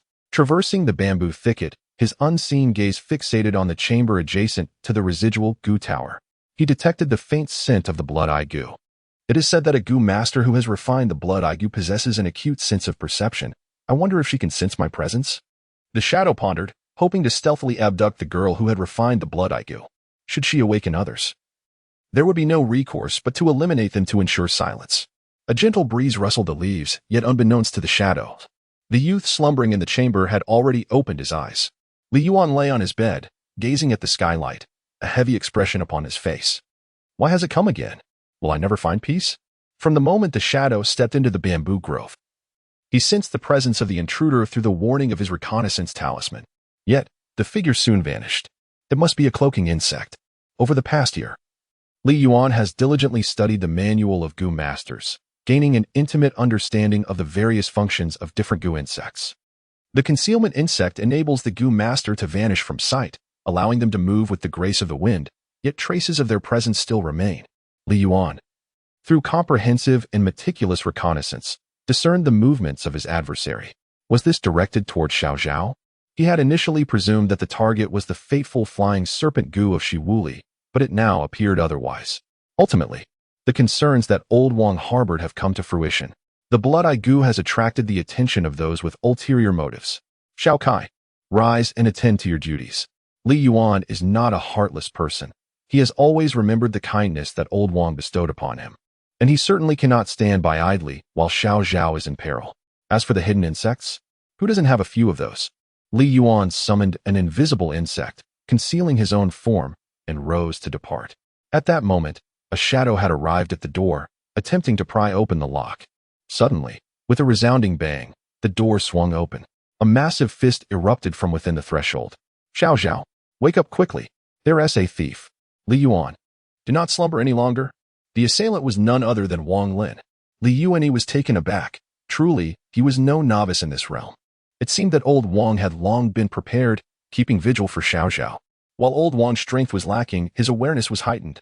The shadow was caught off guard by Wang Lin's sudden attack, causing the hidden insect to lose its effectiveness and reveal its form. Is it you? Wang Lin exclaimed, clearly recognizing the intruder. Ao Shuang, as the vice leader of the Battle Guardian Hall, what is your intention for sneaking here at night? Having been identified, Ao Shuang ceased to conceal himself, letting out a sinister laugh. Originally, I only needed to eliminate one person. Now I must slaughter you all. Golden Armor Gu. Ao Shuang, as the vice leader of the Battle Guardian Hall, wielded a battle-type insect as his life Gu. It was the fourth transformation Golden Armor Gu. capable of forming a layer of golden energy around the practitioner, resembling a suit of armor. Die. Ao Shuang unleashed a powerful punch. Despite Wang Lin seizing the opportunity for a sneak attack, the disparity in their raw strength was insurmountable. His earlier strike failed to harm Ao Shuang. Bang! Wang Lin was sent flying back after receiving the blow. Grandfather. Wang Zhao could not see, but she sensed the energy. Zhao, quickly flee. Go with Li Yuan. Wang Lin understood that his demise was inevitable today. He could only hope the two young ones would survive. Ao Shuang let out a cold snort, ready to deliver the final blow. Suddenly, he felt a chill coursing from his feet to the crown of his head, instinctively retreating to survive. In that fleeting moment, a scarlet flame descended upon the very spot where he had stood. The crimson fire crackled ominously, scorching the ground and creating a pit. Had he been touched by such flames, he would surely have been reduced to ashes. Turning to look, Ao Shuang beheld a young boy. On the boy's shoulder rested a captivating, yet perilous three-colored snake, brimming with menace, its mouth preparing to unleash flames. Beast goo. He was unfamiliar with this particular goo, but it was undoubtedly extraordinary, likely a rare specimen. Too rare goo. After a moment of tension, Ao Shuang felt a surge of excitement. Presenting the blood-eye goo to the cave master, this even more precious beast goo would belong to him. This goo is impressive, but it is unfortunate to be in the wrong hands. Ao Shuang abruptly pivoted and charged towards Li Yuan. Li Yuan swiftly retreated, creating distance. In terms of speed, you still have a way to go, Wind Chaser. Two wind chasers appeared beneath Ao Shuang's feet, causing his velocity to surge, yet he soon found himself bewildered. Not only had he failed to close the gap with the youth, but the distance had actually increased. His pupils constricted sharply. Surrounding the boy were suddenly a dozen wind chasers, truly a youth as swift as the wind, leaving him far behind. In the midst of the chase, Xiao Kai gathered her strength. The ferocious python roared. A larger fireball hurtled towards Ao Shuang, but he had already anticipated this, dodging with agility. You cannot hit me. Ao Shuang taunted. With your prowess, managing so many goo insects must be quite exhausting. Let us see how long you can endure. Li Yuan's lips curled into a faint smile. The small colorful creature perched on his shoulder exhaled once more, this time releasing emerald flames. Ao Shuang swiftly dodged again. I mentioned that the poison is impressive, but his words were abruptly cut short as the flames behind Ao Shuang, which had been on the verge of extinguishing, surged violently, with some flames leaping onto his body. Like a relentless curse, they threatened to consume even the golden attire he wore. In that moment, Ao Shuang finally grasped the gravity of the situation. Well done, little Kai. Li Yuan was filled with exhilaration. This marked the first time he fought alongside Xiao Kai. A peculiar sense of bond enveloped them. Hiss. Xiao Kai flicked her tongue, raising her head high, casting a disdainful glance at Ao Shuang, as if regarding him as mere refuse, scorched by the red flames. How infuriating. Ao Shuang, having lived for decades, faced the unprecedented humiliation of being scorned by a mere snake. Nearby, Wang Lin was utterly bewildered. Is Li Yuan truly this formidable? When did this young man acquire such an impressive fate insect, concealing it so well? After the initial shock, exhilaration took precedence. This indicated that Li Yuan possessed the capability to protect himself, and thus, Wang Zhao, staying close to him, would also be safeguarded. Wang Zhao had an inkling of this as well. Grandfather, is Brother Yuan going to defeat the villains? Yes, Wang Lin replied, though uncertainty lingered in his heart. The golden robe insect was a formidable four-transformation mysterious insect. It was not easily vanquished, and the outcome remained uncertain. I underestimated you. In the bamboo grove, Ao Shuang repeatedly attempted to extinguish the flames engulfing him, but to no avail. It seemed that only by eliminating you could this fire be quelled. Young man, today you shall witness the prowess of a four-transformation mysterious insect master. As his words fell, Ao Shuang opened his mouth, releasing a golden insect into his palm, which emitted a piercing, elongated cry. Waves of energy radiated from the golden insect, cascading onto the other subordinate insects. Is the battle truly commencing? Li Yuan was aware of this technique, known as the destiny extraction art, an essential skill for every goo master of the fourth transformation and above.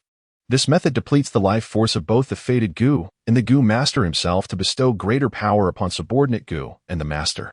However, excessive use may shorten the master's lifespan. Arrow worms. Ao Shuang waved his hand, unleashing a dozen elongated creatures that soared forth like arrows. Once imbued with the essence of the fated goo, these arrow worms moved with astonishing speed, leaving Li Yuan struggling to react. Yet, he employed the swarm tactics. Sword goo. He expended all his sword goo at once, manifesting countless gleaming blades to counter the attack. This was where it would end. At that moment, a chilling voice whispered in Li Yuan's ear as Ao Shuang, using the cover of the arrow worms, once again cloaked himself and launched a surprise attack from the side. Swish, swish, swish. Ao Shuang advanced with a golden glowing fist, accompanied by the arrow worms. The proximity forced Li Yuan to retreat in a straight line, evading the golden-clad punch but unable to escape the assault of the arrow worms. Cowhide goo. In a moment of desperation, Li Yuan could only use the cowhide goo to protect his vital points, yet one of the arrow worms pierced through his throat. Well then, let us embrace death for now. Plop. Li Yuan's corpse fell heavily to the ground. The disparity between a mere third-tier mortal goo master and a fourth-tier profound goo master is profound. To reach this point and force me into a desperate situation, Yo acknowledges your prowess. Ao let out a sigh of relief and approached the fallen Li Yuan. The young man, struck by an arrow to the throat, had already ceased to breathe. Just then, Yo sensed something and turned his head. The girl, who had refined the blood goo, was charging toward him. Unbeknownst to him, she had removed the thick cloth covering her eyes, revealing them to be crimson. Her entire being pulsating with a sanguine hue, as if draped in a shroud of blood, reminiscent of his own innate golden-clad goo techniques. Is this the replication ability of the blood goo? Alas, you are far too weak. Ao unleashed a punch, the force of which howled through the air, easily sending Wang Zhaozhao flying. He continued his advance toward Li Yuan, his excitement palpable as he reached for the three-colored little python. Suddenly, the youth lying on the ground opened his eyes. Simultaneously, the little python also awoke. With a whoosh, azure and emerald flames erupted simultaneously at such close quarters.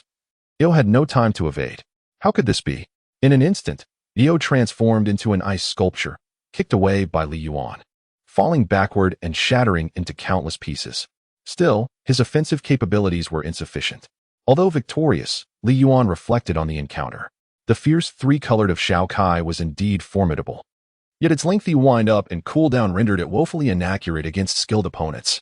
This victory over Ao was solely due to a disparity in information.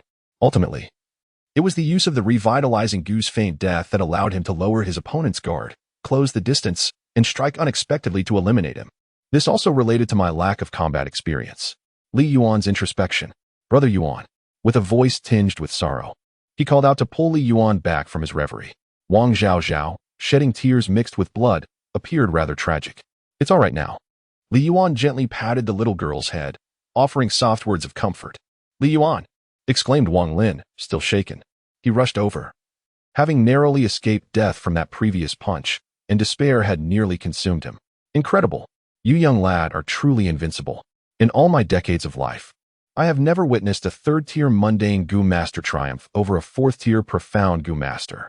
Today, I have truly opened my eyes. It was only at that moment that he realized Li Yuan's talent surpassed his wildest imaginings. If it had been a second tier against a third tier, or a fourth tier against a fifth tier, he would not have been so astounded. But the feat of a third tier overcoming a fourth tier was a monumental leap, shattering the divide between the mundane and the profound, an achievement far beyond what ordinary genius could attain. Even the destiny-stealing technique alone was enough to instill despair. All right. Li Yuan triumphed through the overwhelming advantage of his equipment, yet his skills still left something to be desired. In his own estimation, there was nothing worthy of praise. Lao Wang, you mentioned that Ao Shuang is the vice leader of the Battle Guardian Hall and bears us no grudge. Why then did he choose to launch a nocturnal assault against us? Li Yuan inquired. I suspect it is related to Huang Fu Nan.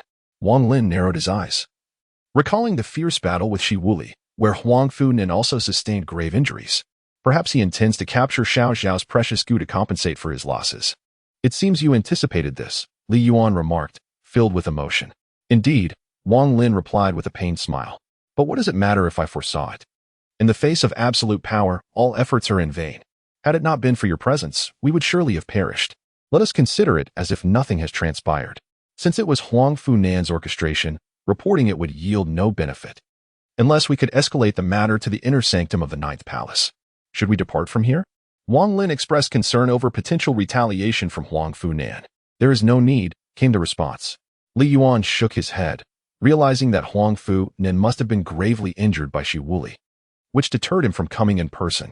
Furthermore, with Ao Shuang's demise occurring here, One could only speculate how he would perceive the situation. Wang Lin suddenly understood.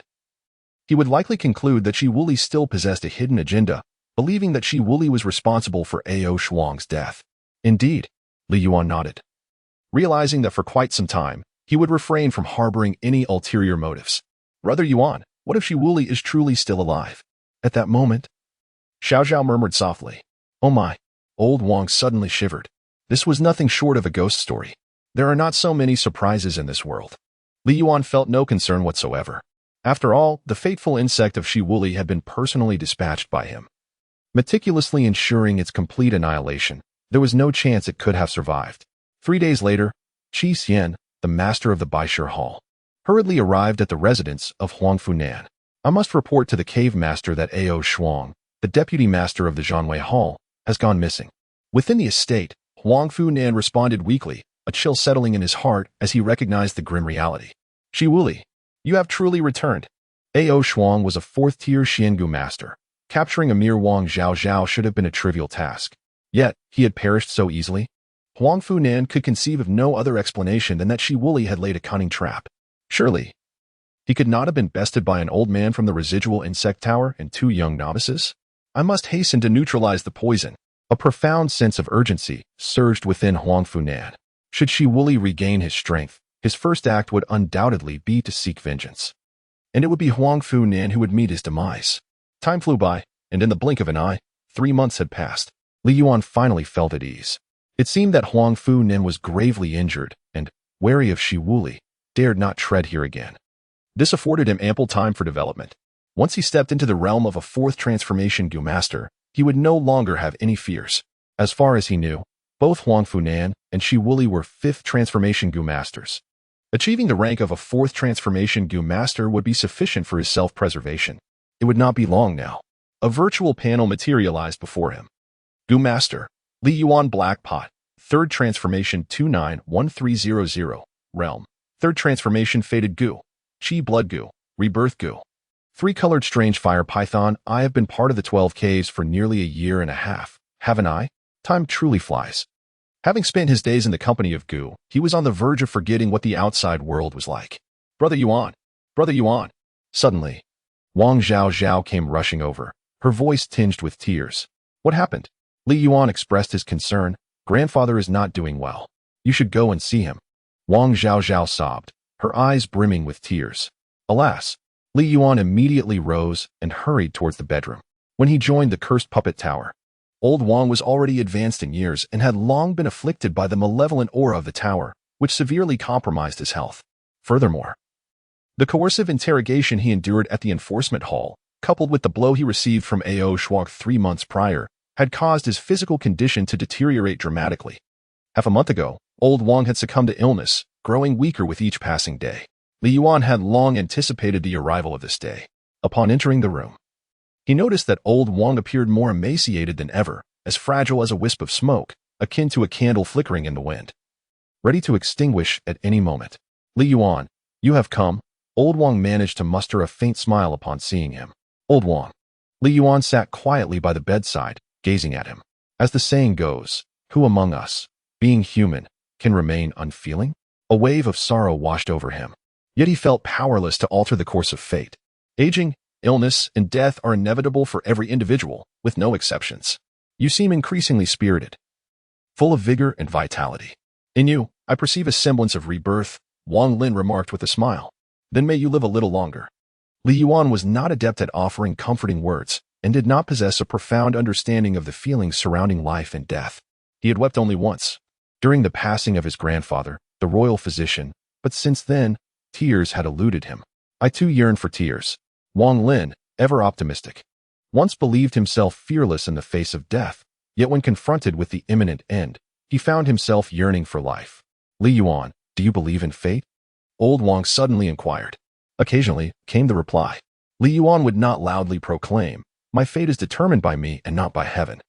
Yet some occurrences truly seem like the handiwork of destiny. Ha!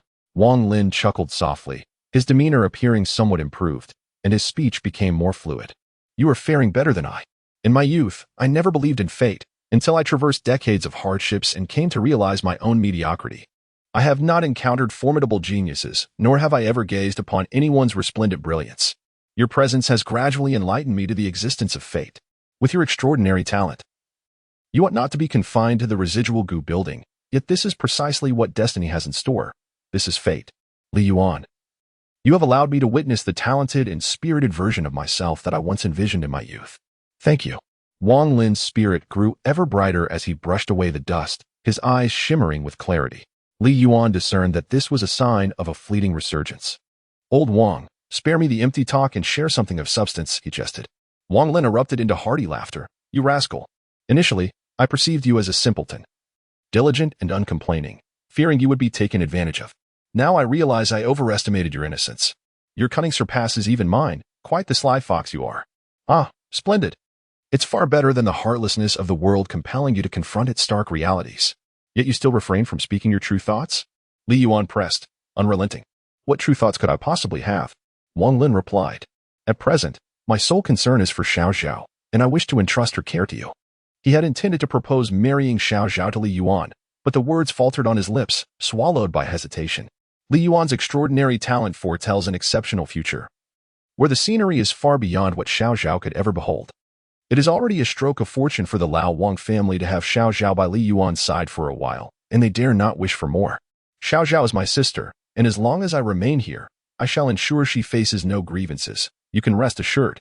Li Yuan replied earnestly. The young girl diligently washed his clothes and prepared his meals each day without a hint of complaint. Even if old Wang were to remain silent, he would still take good care of Xiao Xiao. With your assurance, I feel at ease. Wang Lin smiled contentedly, saying, You may go about your business. Let me converse with my dear granddaughter for a while. Li Yuan nodded and cast a deep glance at old Wang. Farewell, he silently murmured within his heart, aware that this marked a permanent parting. There was no profound sorrow as he had imagined, only a slight sense of melancholy. Li Yuan departed from the room. Wang Zhaozhao crouched before the bed, her small hands tightly gripping her grandfather's large hand. Xiao Xiao, what do you think of Li Yuan? Brother Yuan treats me very well. He is a formidable Gu master, and I greatly admire him. Do you like him? Grandpa, what are you saying? Brother Yuan has already mentioned that he only regards me as a sister. One should only believe half of what men say, Wang Lin chuckled. In my day, I too considered your grandmother as merely a sister, yet I ended up marrying her. Wang Zhaozhao's face flushed crimson. But Brother Yuan is so extraordinary. And I am just a blind girl, unworthy of him. Foolish child, Wang Lin replied. Some men do not marry based on family background, talent, or appearance. They seek a virtuous wife, for a virtuous wife brings prosperity. But Wang Zhaozhao was moved by his words. Enough with the buts, Wang Lin said with a smile. Li Yuan is a dragon soaring in the sky. Whether you can seize this opportunity depends on you. But remember, romantic feelings develop naturally and cannot be forced. Suddenly, Wang Lin erupted into a fit of violent coughing, blood spilling forth. Grandpa, please stop talking and rest, Wang Zhaozhao wept, tears streaming down like rain on a pear blossom. Do not be sorrowful. Aging, illness, and death are experiences that everyone must face. As long as you remember your grandfather, he will live on in spirit. Wang Lin extended his hand, revealing a frost silkworm resting in his palm. This is my destined Gu, the frost silkworm, which has brought me much fortune and helped me enter the realm of the third turn Gu master. After all these years, it is on the brink of metamorphosis. I will allow it to consume my heart for one final endeavor. After I pass, you must open my chest and retrieve the frost silkworm. Then present it to Li Yuan.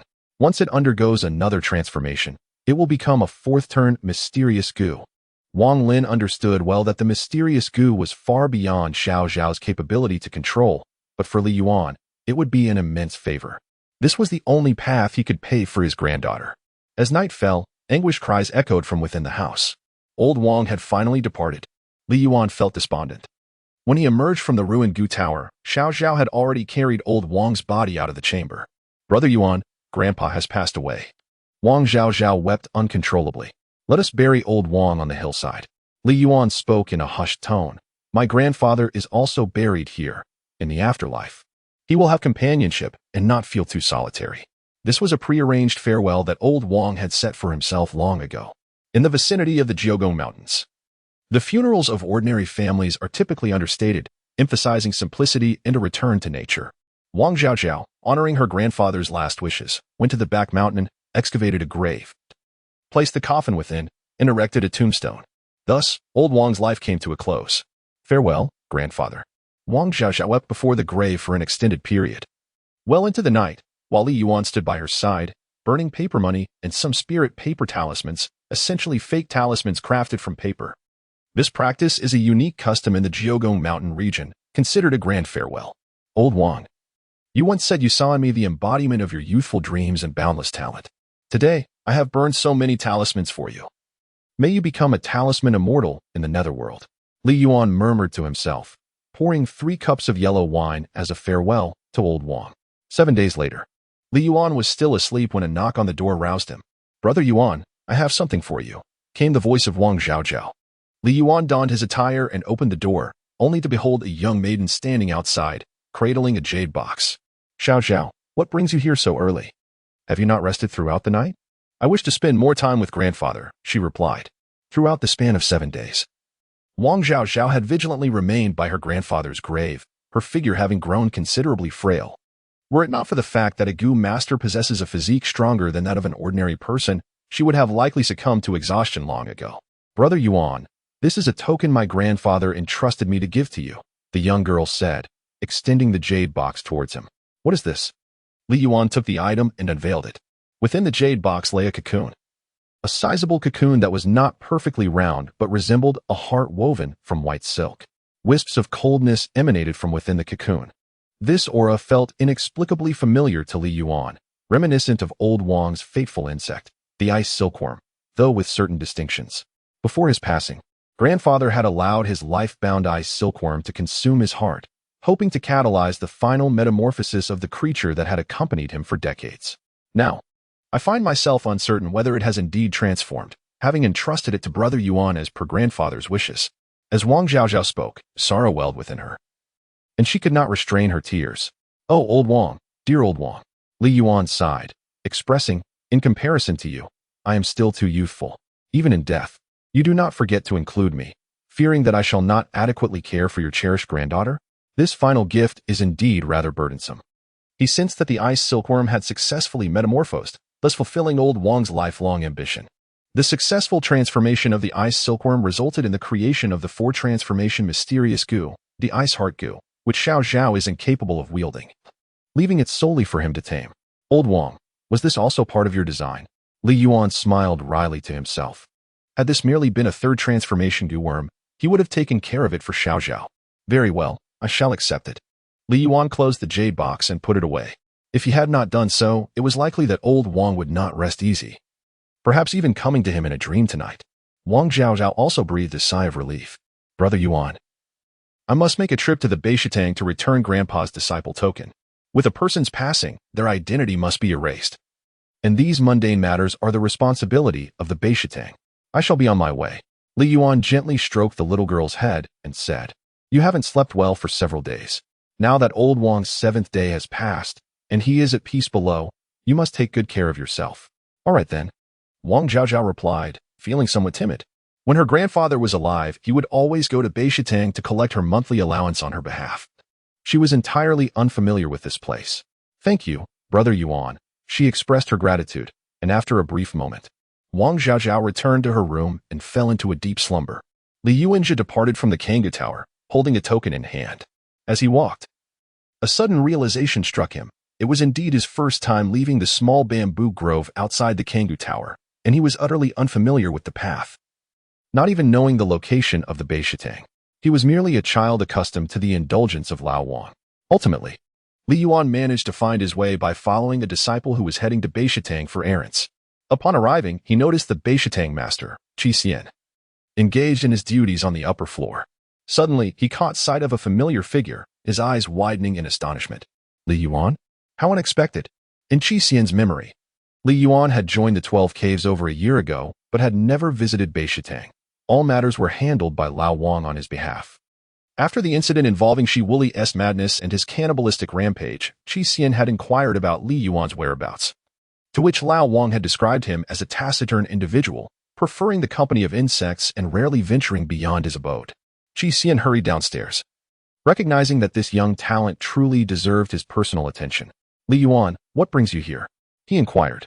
Master Xian, Li Yuan replied with a respectful gesture. Lao Wang has departed, and I am here to return the identity token. Lao Wang has left? Qi Xian paused momentarily, then rationalized it without much sentiment. Please hand me the token. Upon receiving it from Li Yuan's hands, he continued, Li Yuan, the affairs of Beishitang are quite demanding. I hope you can forgive me for not being able to mourn Lao Wang in person.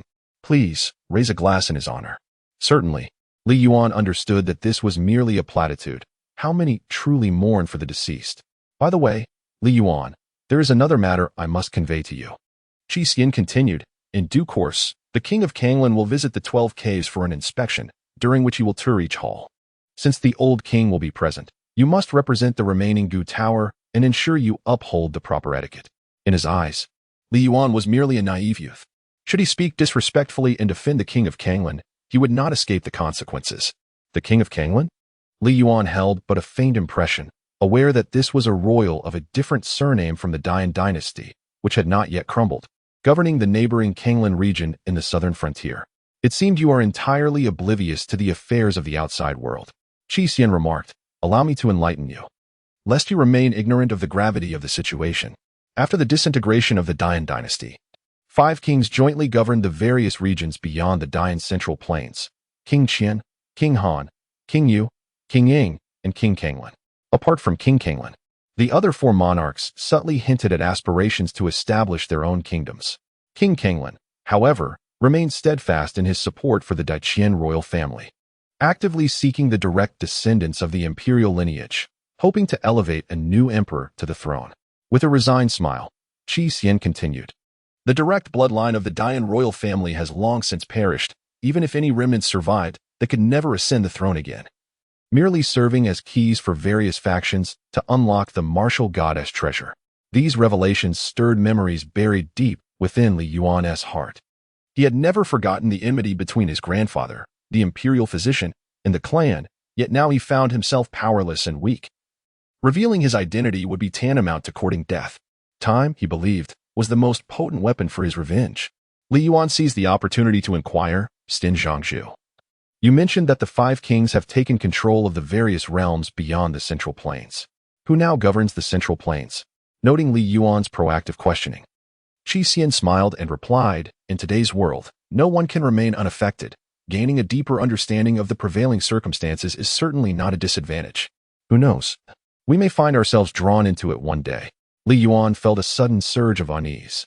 Could even the Jiugong mountain range be caught up in this turmoil? He pondered. He harbored a desire to shield this sacred place from disturbance. If the strife were merely a contest for power among the various lords, it would scarcely encroach upon the Jiugong mountain range. However, the gravest threat lay in the encroaching demons from beyond the borders. As chaos reigns across the lands, these malevolent beings devour the unwary and grow ever stronger, ultimately posing an insurmountable menace. Qi Xian elaborated on the happenings beyond their immediate surroundings. Li Yuan realized that the situation was quite grave. Otherwise, the secluded 12 caves nestled in the mountains would not possess such extensive knowledge. Qi Xian sighed. Currently, an organization known as Night Owl is upholding the order in the Central Plains. Night Owl? Li Yuan had never heard of it. The Night Owl was a martial deity who established the Great Yin, created by the founding emperor. They heed the commands of successive emperors, and the entire organization comprises exceptionally powerful warriors. Each successive Night Owl king was a figure of martial emperor caliber. What, then, is the level of a martial emperor? Li Yuan's understanding of martial artists was exceedingly limited. The Gu Master possesses 9 transformations, while martial artists have 9 ranks. Ascending to the 9th rank signifies one as a martial emperor. Beyond that lies the martial deity, corresponding to the Gu Immortal. Qi Xian explained. Now he understood. Li Yuan had long abandoned any illusions about martial arts. It was the existence of the Night Owl organization that barely maintained the order of the Central Plains, preventing the Great Yin from rapidly collapsing in a leaderless state. Enough said. Dwelling on these matters is futile. Those events and individuals feel distant from us, and the state of the world is beyond our influence. Even if it were to reach here, it would take quite some time. Let us relish this moment of tranquility. Qi Xian patted Li Yuan's shoulder. Remember what I told you. When King Kanglan arrives, you must be mindful of decorum. Do not prostrate yourself, but at the very least, do not show any neglect. 2 days later, Li Yuan sat on the 4th floor of the ruined Gu Tower, a data panel materializing before him. Gu Master, Li Yuan Black Jar, 4th Transformation 0800, Realm. fourth transformation life goo, vitality goo, revitalization goo, tricolor exotic fire python goo house, none trait, decomposition function unlocked. You may decompose high-tier goo worms into lower-tier ones, rearranging and recombining them to synthesize in new directions. Today, he officially stepped into the realm of a fourth transformation goo master. Yuan also discovered an additional line of data on the panel. What is a goo house? He had neither seen a goo house nor heard anyone speak of it, and it was not even recorded in the goo master manual. However, this decomposition function proved to be quite useful.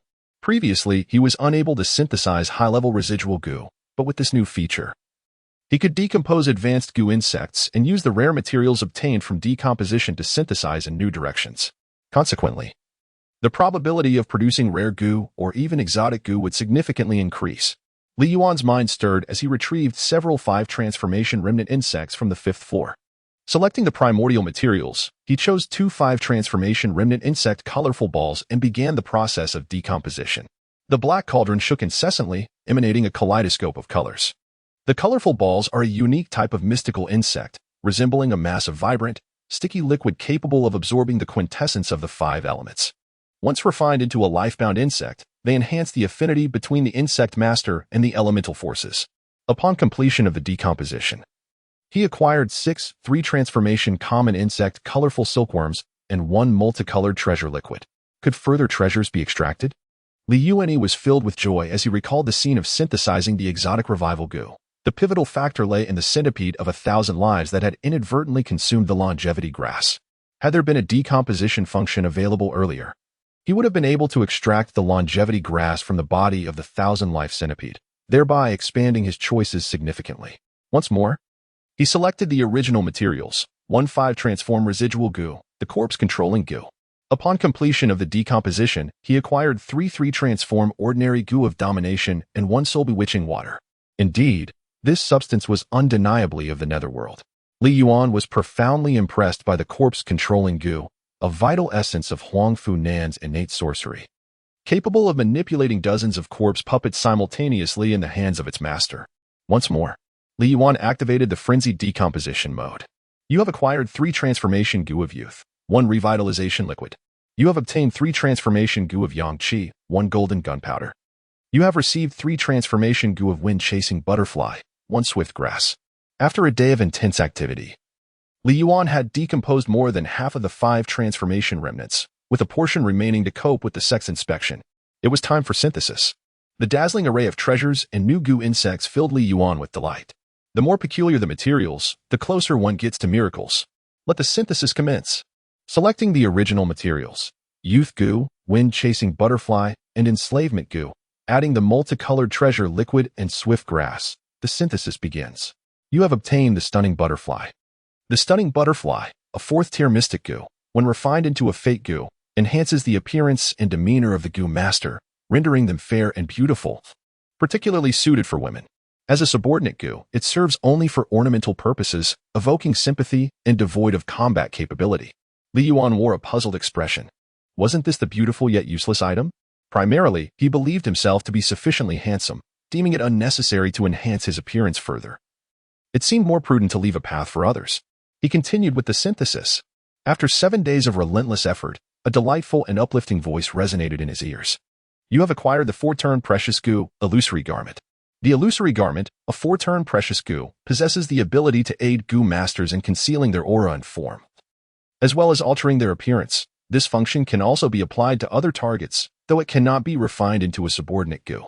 Regrettably, it was not a combat-type precious goo. Yuan sighed. However, the illusory garment also met my requirements, facilitating tasks and gathering intelligence. Acquiring a rare goo is no easy feat, and refining it is even more challenging. The form of the illusory garment closely resembles that of a slug, plump and pale. It crawled onto Yuan, and its color gradually transformed, much like a chameleon, blending seamlessly with its surroundings. Fascinating.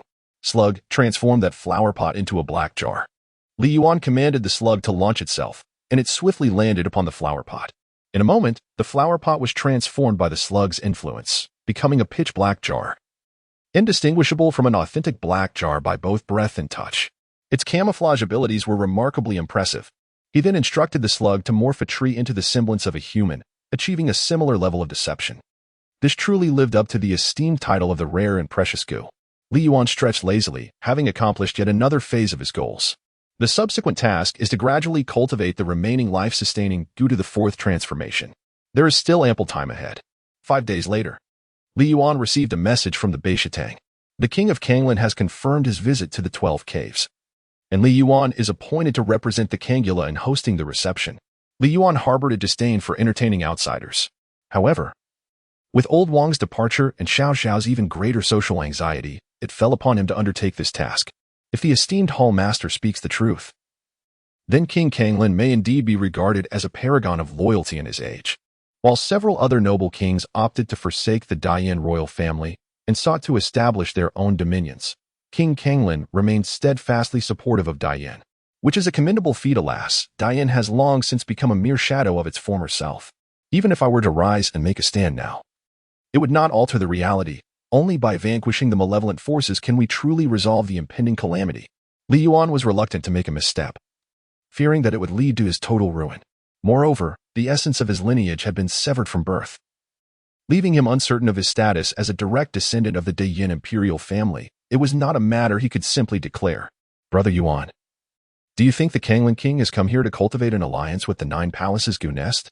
Is war about to spread to the mountains? Wang Zhaozhao was filled with trepidation. She loathed warfare, for it had snatched away her parents' lives, leaving her in a state of dislocation. With her parents gone and her grandfather departed, her only remaining companion was Brother Yuan. The thought of war returning was too dreadful to contemplate. Do not worry. Li Yuan smiled and remarked, what is destined to happen is inevitable. All we can do is diligently cultivate ourselves and strengthen our being. As the two conversed, a group of individuals approached along the mountain path beneath the bamboo grove, engaged in light-hearted banter. Upon closer inspection, the foremost figure was a man accompanied by 2 children, likely around 7 or 8 years old, who were a pair of dragon and phoenix twins. The man donned a blue python robe, intricately embroidered with 9 pythons and 5 claws, exuding an imposing presence with every stride, commanding respect without uttering a word. The 9 pythons and 5 claws symbolized the highest rank of nobility, equivalent to that of a prince with royal lineage, thereby signifying the status and power of the Kanglan king. An aura of formidable strength enveloped him. Li Yuan's expression was grave. This was undoubtedly the most formidable individual he had encountered thus far, far surpassing the leader of the 12 caves, Huang Funan. In terms of innate spirit and vitality, gu masters were inherently inferior to martial artists, not to mention that the king of Kanglan belonged to the elite echelon among them. From a considerable distance, Li Yuan sensed the instinctual pressure emanating from this being. Ultimately, this world revered martial prowess above all else. To many outsiders, the path of the gu master was perceived as a niche form of cultivation, inferior even to the 3 teaching system, regarded as a sideline approach reliant on external objects. Before long, the king of Kanglan and his entourage arrived at the small bamboo grove in front of the ruined gu tower. Li Yuan had met the king of Kanglan. Li Yuan performed a respectful bow. No need for formalities, remarked King Kanglan, Xiao Yuan, casting a glance at Li Yuan with a smile. It seems your 12 caves still harbor a few remarkable talents. Your Highness flatters us, replied Qi Xian, the master of the Baisher Hall. This disciple is named Li Yuan, the steward of the residual gu pavilion, and indeed possesses notable talent. Li Yuan, please proceed to introduce the residual gu pavilion to His Highness. Certainly, Your Highness. Li Yuan responded, maintaining a composed demeanor. Very well, Xiao Yuan nodded, stepping into the bamboo grove. Qi Xian, filled with trepidation, followed closely behind, anxious that Li Yuan might err in his words and offend the king of Kanglan. Wow, a butterfly!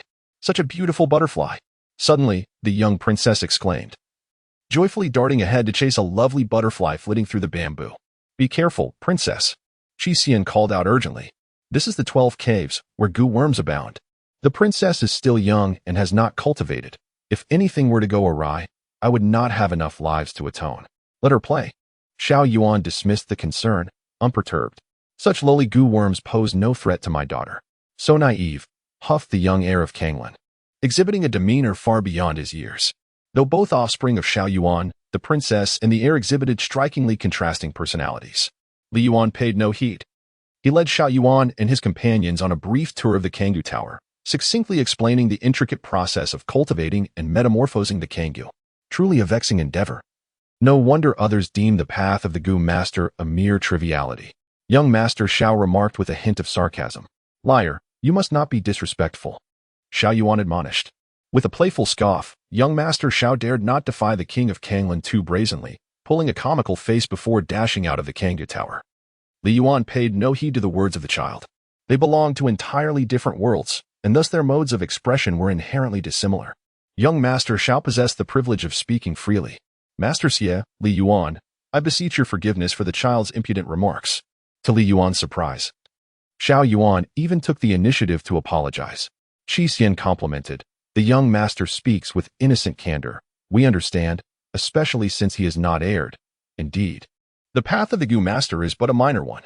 However, I believe there is considerable potential within the lineage of Gu masters. Xiao Yuan sighed lightly. Liar and Qin'er's mother was indeed a Gu master. Qi Xian responded with bewilderment. Wait, my friend, you should have mentioned that sooner. Qi Xian felt an overwhelming sense of awkwardness. Despite his familiarity with social nuances, he found himself at a loss for words. Who could have known that the long-deceased princess of Kanglan was a Gu master? Li Yuan remained impassive, his mind racing with conjecture.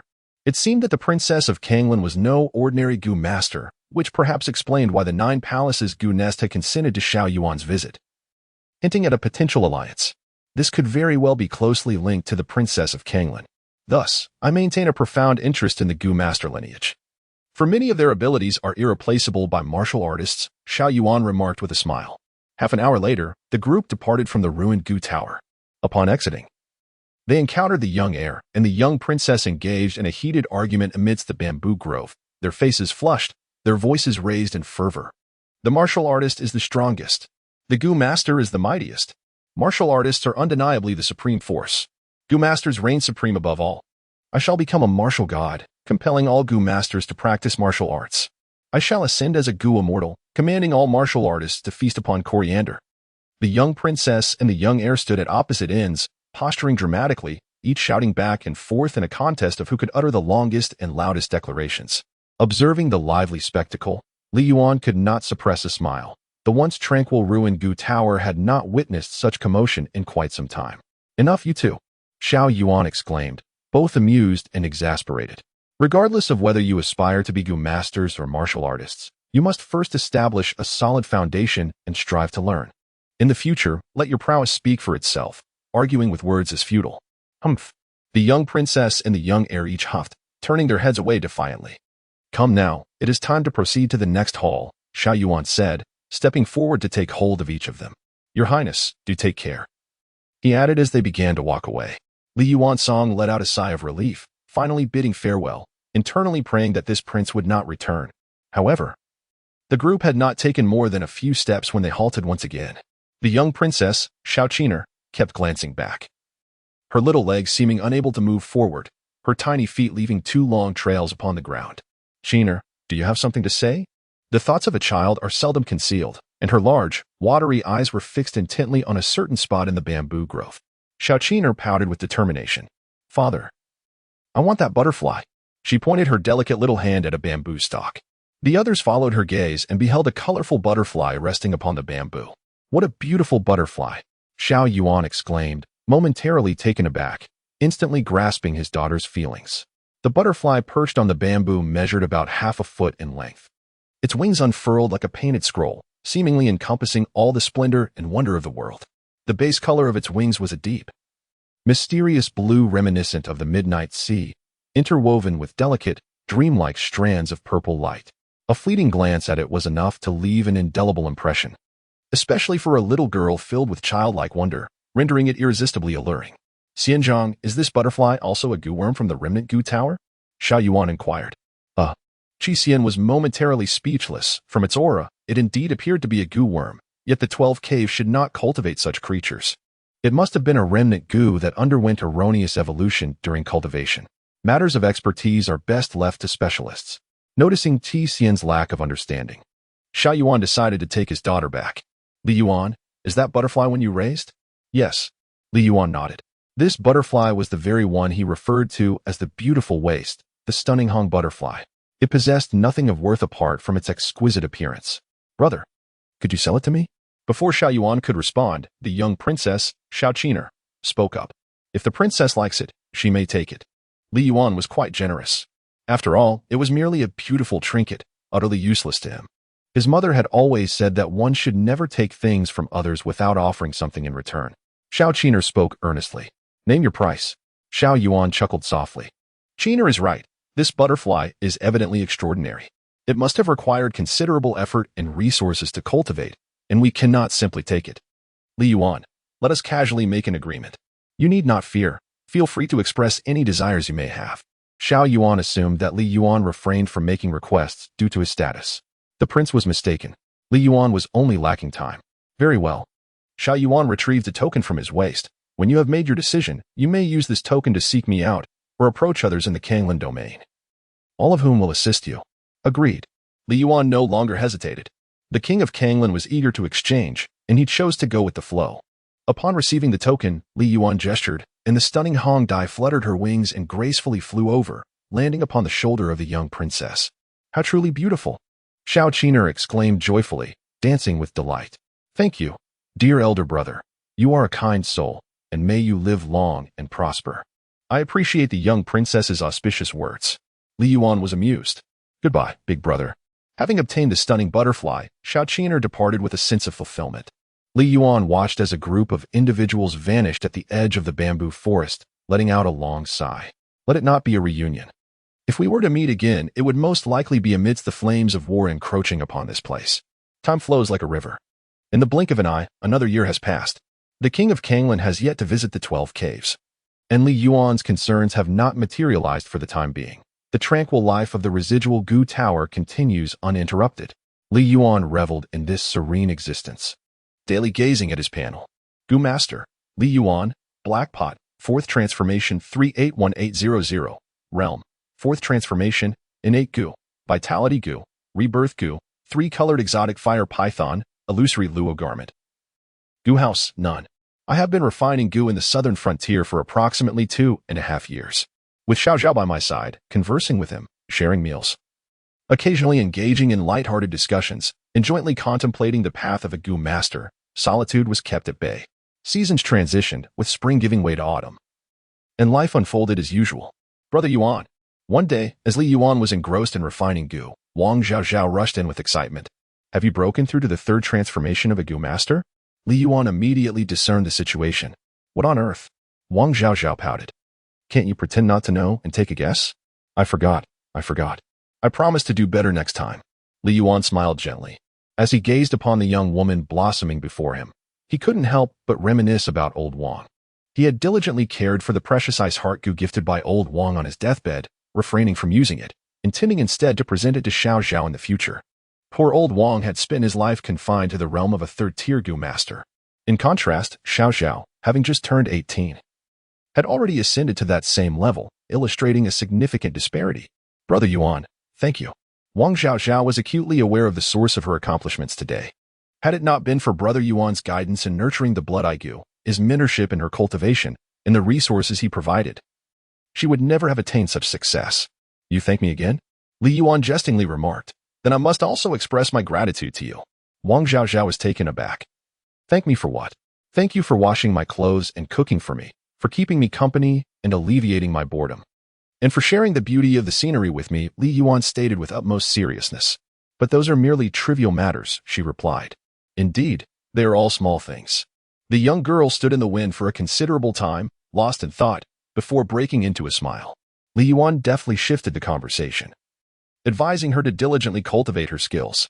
The threshold of the 4th transformation of Gu Master is a formidable barrier. Transcending the realm of the mundane is no simple feat. Wang Zhaozhao, however, remained humble. Her grandfather had spent his entire life ensnared within the 3rd transformation, never once crossing the threshold into the extraordinary realm. She was determined to surpass that limit.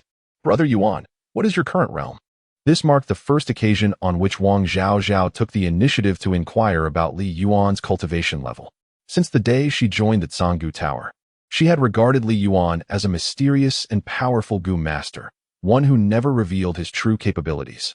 She admired him deeply, viewing him as both a target to strive for and a figure of divinity. We are both climbers, striving to ascend the mountain. Li Yuan did not speak directly. Wang Zhaozhao refrained from further inquiries, silently vowing to closely follow her elder brother Yuan's footsteps. Another night descended. After a long period of silence, The reconnaissance goo once again issued a warning of impending danger. Li Yuan, lying in bed, opened his eyes.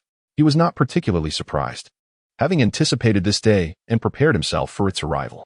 Even while ensconced in a tranquil existence, one must envision the most perilous scenarios. To be secure yet vigilant. To prepare for rain before it falls, these are the principles Li Yuan had set for himself. Outside the small bamboo grove, 6 shadowy figures stealthily converged from various directions. It appeared that Huang Fu Nan was gravely wounded, having reached a dead end. After more than a year, he had yet to recover and could only control 6 corpse puppets. Previously, Li Yuan had witnessed Huang Fu Nan effortlessly commanding over a dozen corpse puppets to engage in battle against Shi Wuli. However, the current version of myself has also mastered the art of life and death manipulation. Even in the face of the peak-level Huang Fu Nan, I am no longer fearful. Li Yuan contemplated within himself. Nevertheless, he chose to express his respect for Huang Fu Nan, deciding to adopt a cunning approach if he could eliminate him indirectly. He would never confront him head-on. The slug, swiftly transforming into the venomous serpent that Huang Fu Nan both adored and despised. Li Yuan concealed himself by the bedside, utilizing the illusory garment to completely mask his presence and that of the tricolored ethereal fire python. Simultaneously, he transformed the bedding into the semblance of a flying serpent. Before long, a pair of emerald green eyes appeared outside the window, illuminated by the moonlight, catching sight of the flying serpent. Shi Wuli, indeed, you still draw breath. Huang Fu Nan's murderous intent surged. It turned out that you had seized the body of a disciple from the remnant Gu Tower to survive. He recalled the name of this disciple, Li Yuan, whose talent was rather commendable. Li Yuan, today, this lord shall avenge you. I hope your spirit in the heavens witnesses my successful refinement of Shi Wuli and the blood IQ. Deadly corpse puppet array. Lock. Huang Fu Nan no longer concealed himself, unleashing a thunderous shout. 6 corpse puppets simultaneously broke through the walls, each casting forth a chain smeared with dark corpse oil. Shi Wuli, there is no escape for you. The 6 chains swiftly ensnared the entire bed, and Huang Fu Nan lunged forward, his hand like a dagger, forcefully stabbing toward the head of the flying serpent. Thud! The head of the flying serpent on the bed was pierced and exploded. Huang Fu Nan's expression changed drastically as he realized something was amiss. Shi Wuli could not possibly possess no ability to resist and be so easily killed. Swish! Swish! Swish! In an instant, hundreds of spikes shot forth from all directions. Paralysis goo. Caught off guard, Huang Fu Nan was struck by the paralysis goo, rendering his limbs numb. He hastily commanded his life-bound controlling corpse goo to inject corpse oil into his body. Only then did the numbing sensation dissipate. At that moment, he sensed danger. He abruptly looked up to see a small snake. The perilous yet enchanting little serpent was poised with its mouth open, brimming with a crystalline blue flame. Precious goo. Tricolored ethereal fire python. Huang Fu Nan recognized the species of the little serpent, his soul trembling. Shi Wuli, you actually succeeded in your metamorphosis. He was engulfed in shock and despair. Whoosh! The crystalline blue flame descended upon Huang Fu Nan, followed by a surge of emerald green flame, intensifying the blaze, scorching his exterior while freezing his innards. Huang Fu Nan let out a harrowing scream.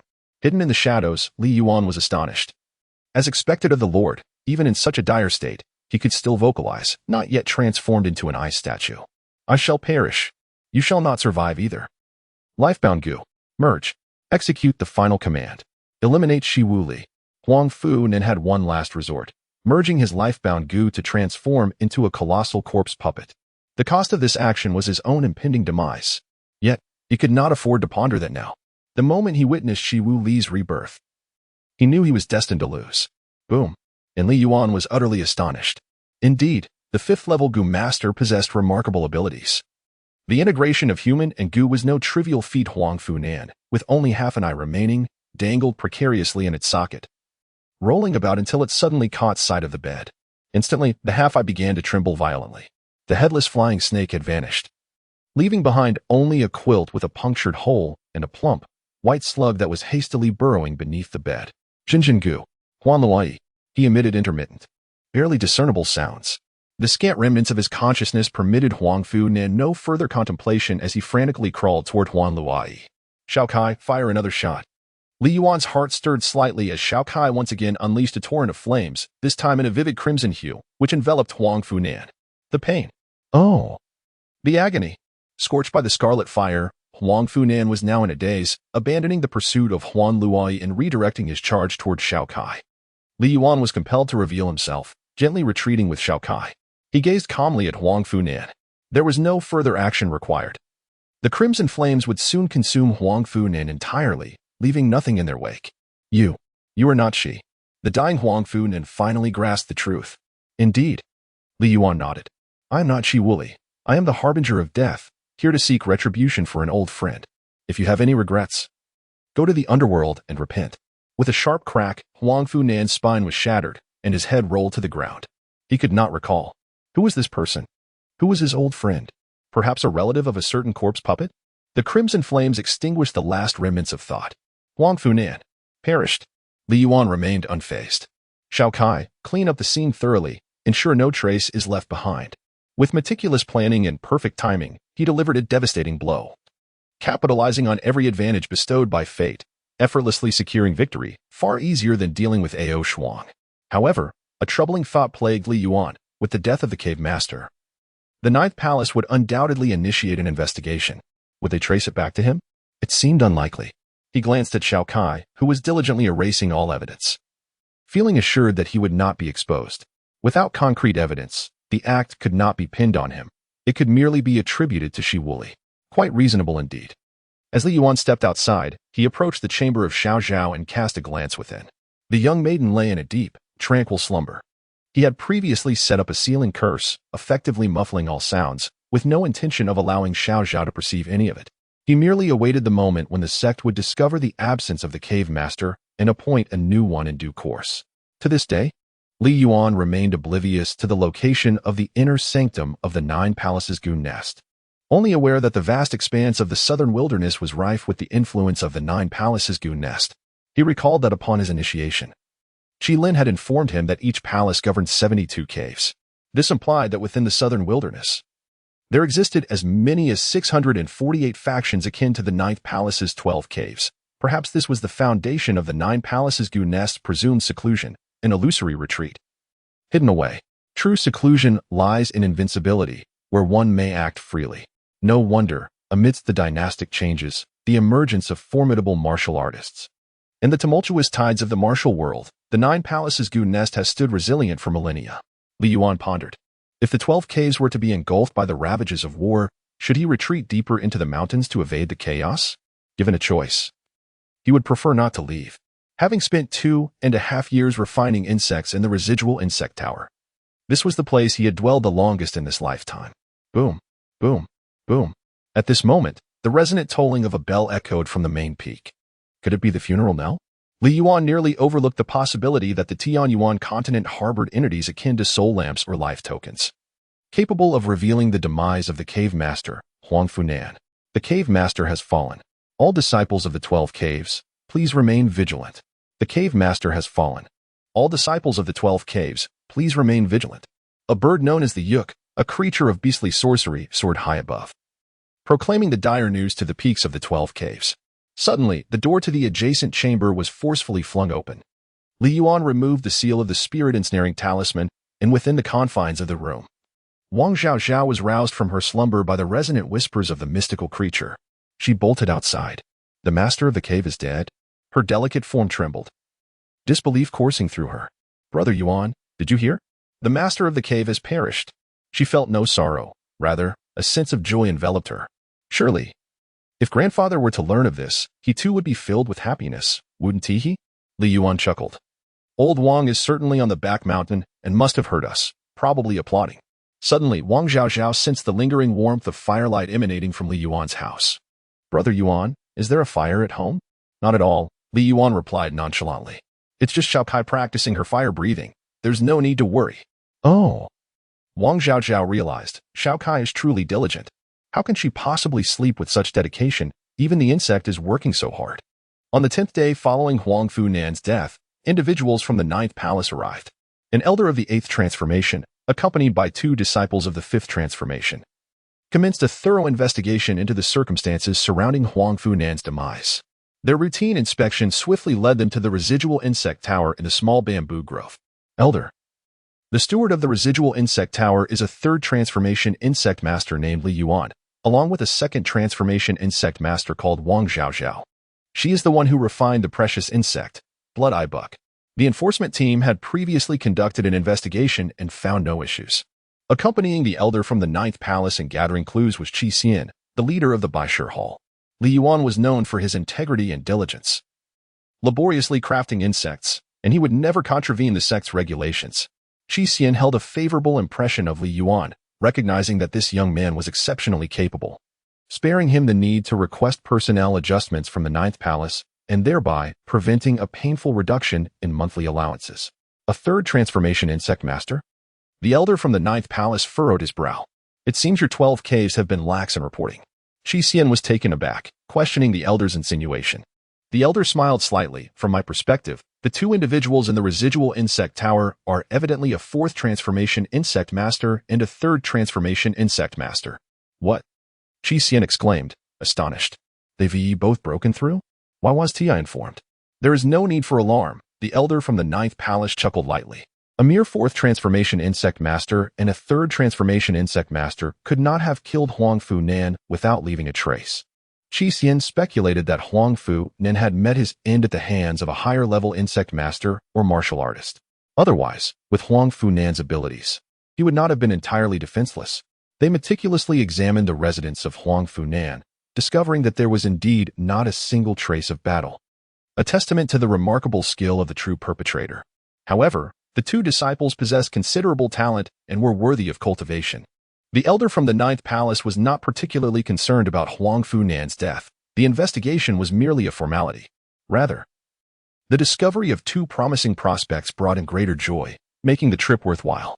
Please summon them, the elder commanded. Yes, Qi Xian thought joyfully.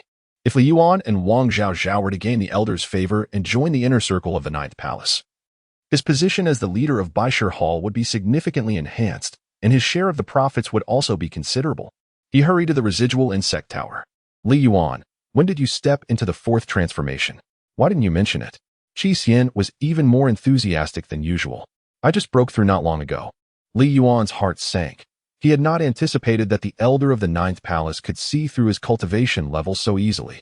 Fortunately, he had not employed the illusory robe, or he might have been exposed. The elder Yu Hengchuan from the Ninth Palace has specifically requested to meet you and Wang Zhaozhao. Qi Xian patted Li Yuan on the shoulder, advising him to perform well. If he could win the elder's favor and gain entry into the inner sanctum of the Ninth Palace, his future would be boundless. Thank you, Hall Master Xian. Li Yuangong offered a respectful gesture and then summoned Xiaozhao, following Qi Xian into the bamboo grove, where they encountered elder Yu Hengchuan of the Ninth Palace. Yu Hengchuan scrutinized Li Yuan, his brows gradually knitting together, and inquired, How long have you been with the 12 caves? 2.5 years, Li Yuan replied. Your talent is commendable, and you are qualified to enter the inner sanctum of the Ninth Palace. What is your innate gu? Qi blood gu. What? Yu Hengchuan exclaimed, bewildered. Why did you not choose a more promising gu before becoming a fourth transformation mystic gu master? Such talent paired with a Qi blood gu is akin to a divine general riding a dog, effectively crippling oneself. An innate gu is akin to a second life for a gu master. The potential of a gu master is largely contingent upon the strength of their innate gu. I believe the Qi blood gu has its merits as well, the disciple responded. Li Yuan replied, Not at all. Yu Hengchuan erupted with fury. Surely you cannot believe the foolish notion that there are only incompetent gu masters and no worthless life gu? Taken aback by Yu Hengchuan's anger, Li Yuan wondered why this individual, who had come to investigate a case, was suddenly so irate. Nevertheless, Yu Hengchuan sighed, having entered the fourth transition. It is improbable that you can replace your life gu without extraordinary circumstances. It is futile to say anything further. Your potential hinges on whether your vitality gu can undergo further transformation. Should the vitality gu fail to evolve, your career as a gu master will be stunted before reaching the sixth transition. He then turned his gaze towards Wang Zhaozhao. How long have you been with the 12 caves? 2 years, she replied. Your talent is barely adequate, yet your blood-eye gu is commendable. If you are willing, I can grant you an opportunity to study in the inner sanctum of the Ninth Palace, Yu Hengchuan stated matter-of-factly. Qi Xian, standing nearby, gestured frantically, only to remember that Wang Zhaozhao is blind, which dampened his spirits. How could this foolish girl still hesitate? I wish to remain in the 12 caves. In the remnant gu tower, Wang Zhaozhao ultimately responded after a brief contemplation. If she departed, Li Yuan would be left alone in the remnant Gu Tower. Her presence at least provided him companionship during meals and conversations. Oh, Yu Hengchuan was somewhat taken aback. He discerned that the young lady harbored feelings for Li Yuan and thus did not wish to leave. This reflection reminded him of his own past. Once, he had emerged from the mountains, joining the 36 caves of the Ninth Palace, alone and directionless, navigating many wrong paths and facing numerous obstacles before achieving his current status. This experience fueled his desire to offer opportunities to lower-tier disciples. Yet, he understood that one's stubbornness is often difficult to alter, and youthful arrogance. One tends to believe they will not regret their choices in the future. Very well then, he concluded. Each person has their own path. I have extended my offer. I shall not impose further. You too, he sighed, as Qi Xian felt exasperated. Had their reward just slipped away? Elder Yu, please walk slowly. Li Yuan's heart was as calm as a still lake. Yu Hengchuan took a few steps, then paused, extending his hand to toss several scrolls, which landed gracefully in Li Yuan's grasp. These are my insights on nurturing Gu. They are a gift for you. Should you succeed in evolving the blood Qi Gu, feel free to seek me out again, and I shall bestow upon you my personal teachings. The disciple expressed his gratitude to Elder Yu. Li Yuan clasped his fist in gratitude. Regardless of the circumstances, this was indeed a fortuitous connection. Soon, the figures of Yu Hengchuan and his companions vanished at the edge of the small bamboo grove. After walking a considerable distance, one of Yu Hengchuan's disciples suddenly remarked, Elder, the residual Gu Tower seems rather suspicious. The buildings bear the marks of repairs following a battle, indicating that a fierce conflict may have once transpired here. Yu Hengchuan maintained an impassive demeanor. What are you implying? The disciple hesitated for a moment and whispered. Could it be that Huangfu Nan was harmed by Li Yuan and Wang Zhaozhao? A cold chuckle escaped Yu Hengchuan's lips. Your imagination is quite vivid. Even if your conjecture holds merit, it would still be Huangfu Nan's own demise. If he cannot even defeat a single disciple, how can he claim to be a cave master? His death would be a fitting end. Yu Hengchuan was not a rigid individual. As long as Li Yuan did not succumb to the parasitism of Shi Wuli and instead vanquished Huangfu Nan through genuine prowess, he would feign ignorance. Instead of seeking retribution, he regarded Li Yuan as a promising talent. The two disciples ceased their further remarks. The elder's actions undoubtedly had their rationale. After departing from the small bamboo grove, Yu Hengchuan never returned. Li Yuanyan was engrossed in the insights on cultivating Gu presented to him by Yu Hengchuan. The scroll meticulously documented Yu Hengchuan's unique perspectives on Gu cultivation, alongside his methodologies and analyses of the metamorphosis and evolution of the Gu insects. This was in stark contrast to the Gu Master Manual distributed by the sect. The former embodied the profound understanding of a master, while the latter merely encompassed basic knowledge. Indeed, cultivating Gu is an intricate art. Li Yuan gazed at the densely packed notes, a sense of admiration welling up within him. The manual on Gu sorcery provided only a simplistic overview regarding the evolution of Gu insects, with scant details on the intricacies of their cultivation and transformation. In stark contrast, Yu Hengchuan's notes contained an almost obsessive level of meticulous detail. This was precisely what Li Yuan required.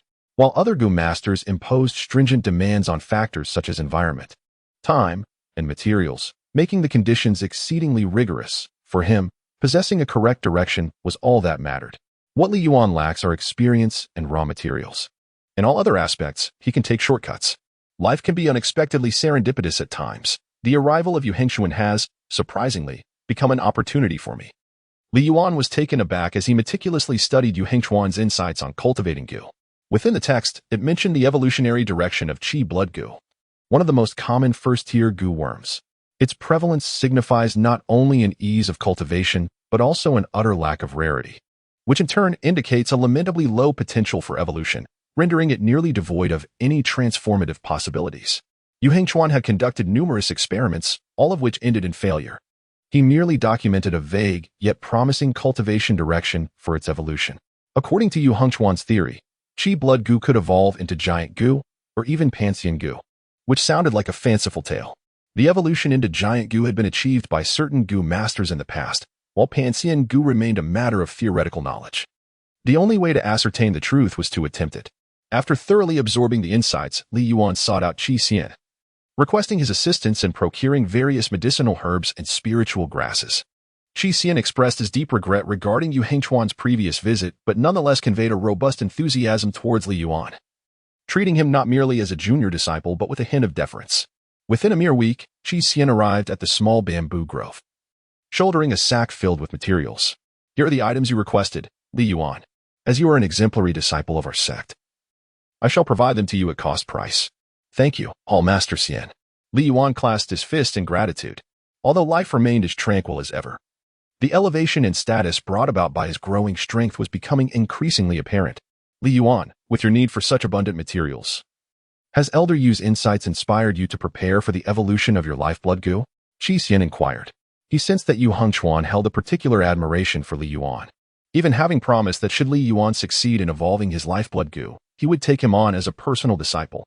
It is worth noting that Yu Hengchuan, in the prime of his youth, still had the potential for further advancement and aspired to the position of the leader of the palace. To become a disciple of Yu Hengchuan represented an extraordinary opportunity for ascension. Indeed, Li Yuan nodded. He had become somewhat conspicuous. If he continued to use the basic blood qi goo as his life goo, it would inevitably arouse suspicion. Thus, evolving the blood qi goo was precisely in accordance with his intentions. With renewed determination, Qi Xian smiled and said, "You will surely succeed. I await your good news." After providing the materials, Qi Xian, displaying great tact, chose not to intrude any further. Li Yuan shouldered a sack brimming with materials as he entered the residual goo tower. Carefully shutting the door behind him, a data panel materialized before him. Goo Master, Li Yuan Black Jar, 4th Transformation, 452800, Realm, 4th Transformation Life Goo, Vitality Goo, Revival Goo. Tricolor Exotic Fire Python, Illusionary Robe Goo House, none. He unveiled the sack, and a dazzling array of precious materials spilled forth, which Li Yuan meticulously categorized and arranged. Selecting the raw materials, he combined the vitality goo with strengthening grass and blood oysters, initiating the synthesis process. Your vitality goo has achieved a slight enhancement. A mere slight enhancement? Li Yuan became acutely aware of the challenges he faced. Once more, add the sea oyster, incorporate the fire tiger gallbladder, and include the blood elephant flesh to commence the synthesis. Your life essence blood goo has experienced a modest enhancement, albeit merely a slight increase. Far from meeting Li Yuan's expectations, it is insufficient. Once again, Black Pot, let me witness the extent of your limits. Proceed with the synthesis. 3 months later, Li Yuan has exhausted his family fortune. A new storm has arisen, and he finds himself in dire need of funds. Theory ultimately remains but a theory. While reality delivers a heavy blow, it is exceedingly difficult. In this moment, Li Yuan profoundly understands why goo masters opt to replace their life goo with one of potential before entering the 4th transformation realm. The evolution of ordinary goo is simply too arduous. He has bypassed countless stages of nurturing, cultivating, and feeding, yet after 3 months, he has achieved nothing. What are the other goo masters? Perhaps 3 years, or even 30, would not suffice. Li Yuan has temporarily relinquished his endeavors, intending to save some money and gather essential materials before resuming his synthesis experiments. Spending money is akin to flowing water, while saving it demands a great deal of effort. In the blink of an eye, half a year has quietly passed. Li Yuan was engrossed in the dissection of the 5-turn residual goo when he heard a series of youthful calls emanating from downstairs. "Elder brother, are you there?" Li Yuan was taken aback, the voice somewhat familiar, yet he could not immediately recall its owner. Only upon opening the door did he recognize the girl clad in a pale yellow dress. It was Princess Shaoqiner of the Kanglan domain. A swift glance revealed that neither King Xiao Yuan nor the heir apparent Xiao Lai was present. Only Shaoqiner and a formidable female guard accompanied her. "Big brother." Upon seeing Li Yuan, Shaoqiner waved her hand vigorously, calling out loudly, "Greetings, Princess." Li Yuan replied with a respectful bow. "What brings you here unexpectedly?"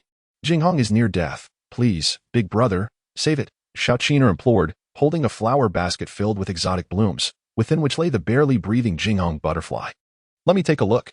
Li Yuan took the flower basket, astonished. He had assumed that Shaoqiner had merely acted on a whim, bringing home the stunning butterfly, only to grow weary of it in no time. To his surprise, the little girl seemed quite concerned about the butterfly. "Big brother, is the butterfly unwell?" Shaoqiner inquired, her large, watery eyes filled with anxiety. Li Yuan assessed the situation and extracted the stunning butterfly from the floral basket, feeling a mix of amusement and exasperation. The stunning butterfly was not in grave distress. It merely found some of the unusual blooms within the basket to be incompatible. Henceforth, the young princess ought to refrain from including such peculiar flowers. "Is that truly the case?" Xiaoqiner muttered.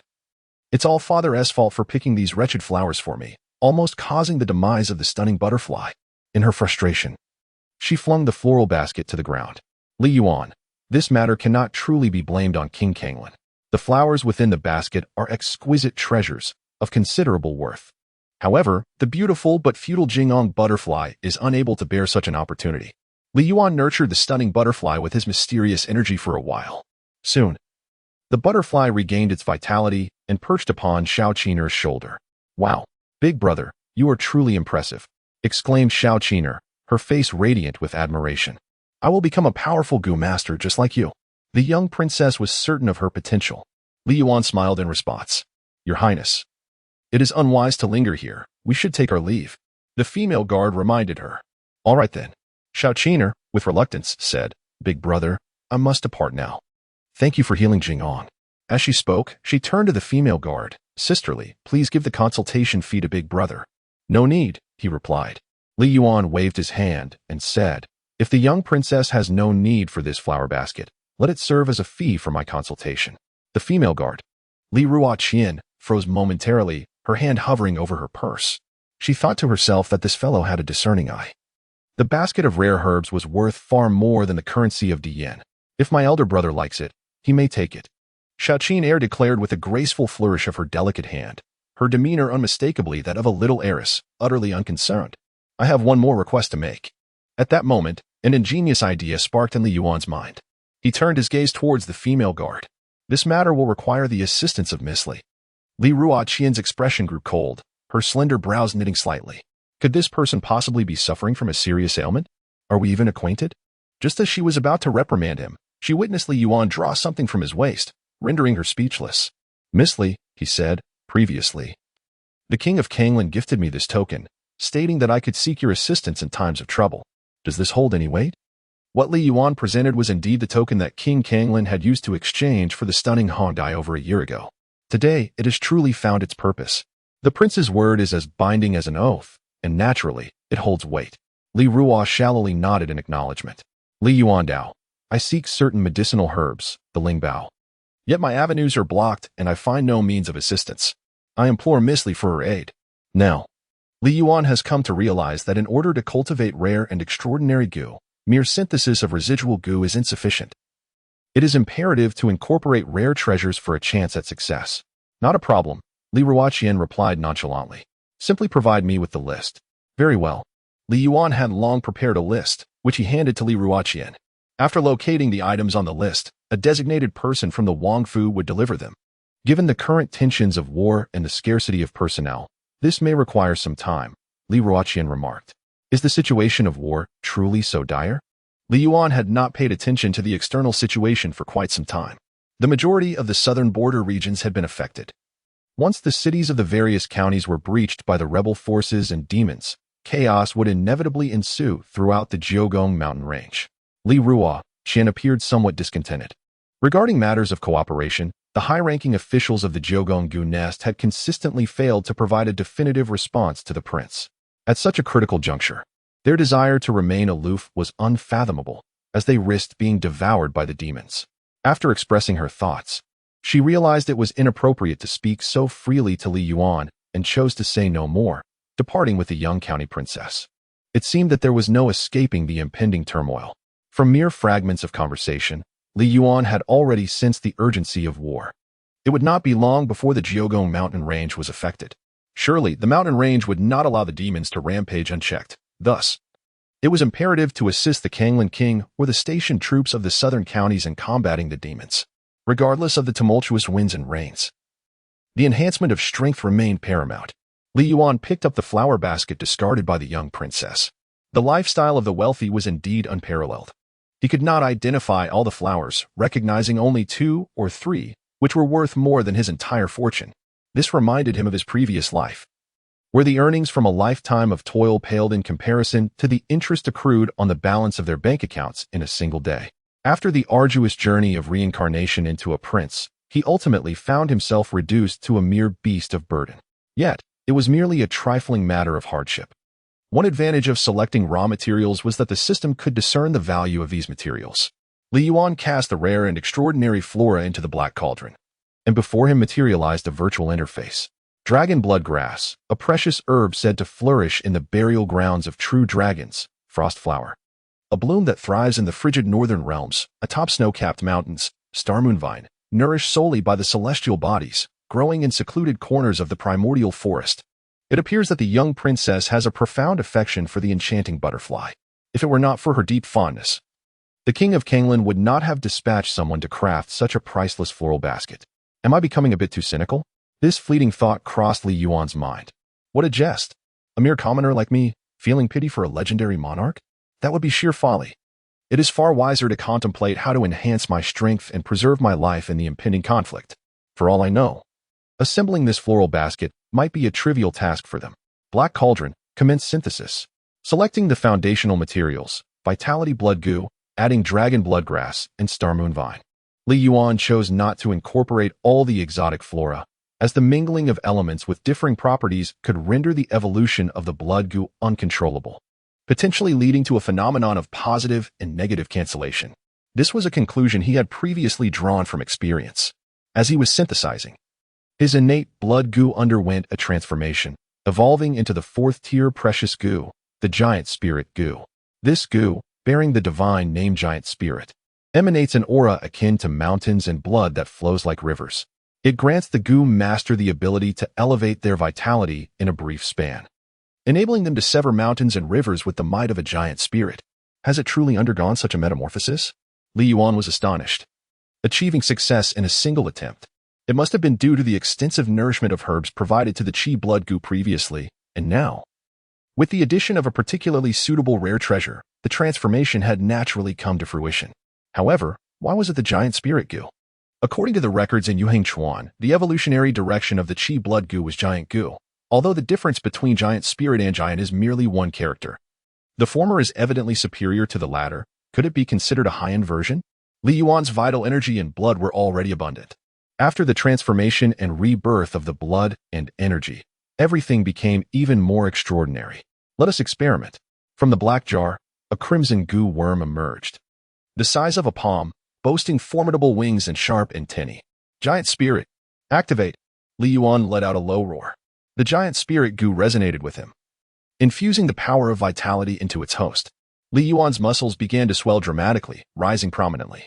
In an instant, his robe could no longer contain him and burst apart with a resounding crack. His hair stood on end, and his vital energy surged, enveloping him in a blazing crimson aura that roared and crackled with intensity. It was truly formidable. Li Yuan felt an overwhelming surge of power, as if he could vanquish 100 bulls with a single blow. He unleashed a punch, and with a thunderous sound, a fierce wave of energy erupted. Resembling a mighty dragon that carved a long path upon the ground, shattering walls and propelling towards the distant bamboo growth. The bamboo swayed and crashed down in large clusters, disintegrating into fragments. Had he possessed such strength during his confrontation with Huang Funan, there would have been no need for cunning strategies. A single punch would have reduced him to mere rubble.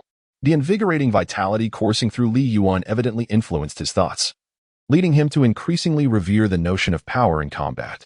Just as he reveled in the exhilarating rise of his strength, the doors of the residual goo tower were abruptly flung open. Brother Yuan! Wang Zhaozhao rushed in, her voice laced with urgency. Are you all right? As she spoke, she made to rush towards him. Wait a moment. Li Yuan's body stiffened, his expression filled with embarrassment. During his initial attempt, he had failed to control the flames, resulting in his garments being completely incinerated, leaving him utterly bare.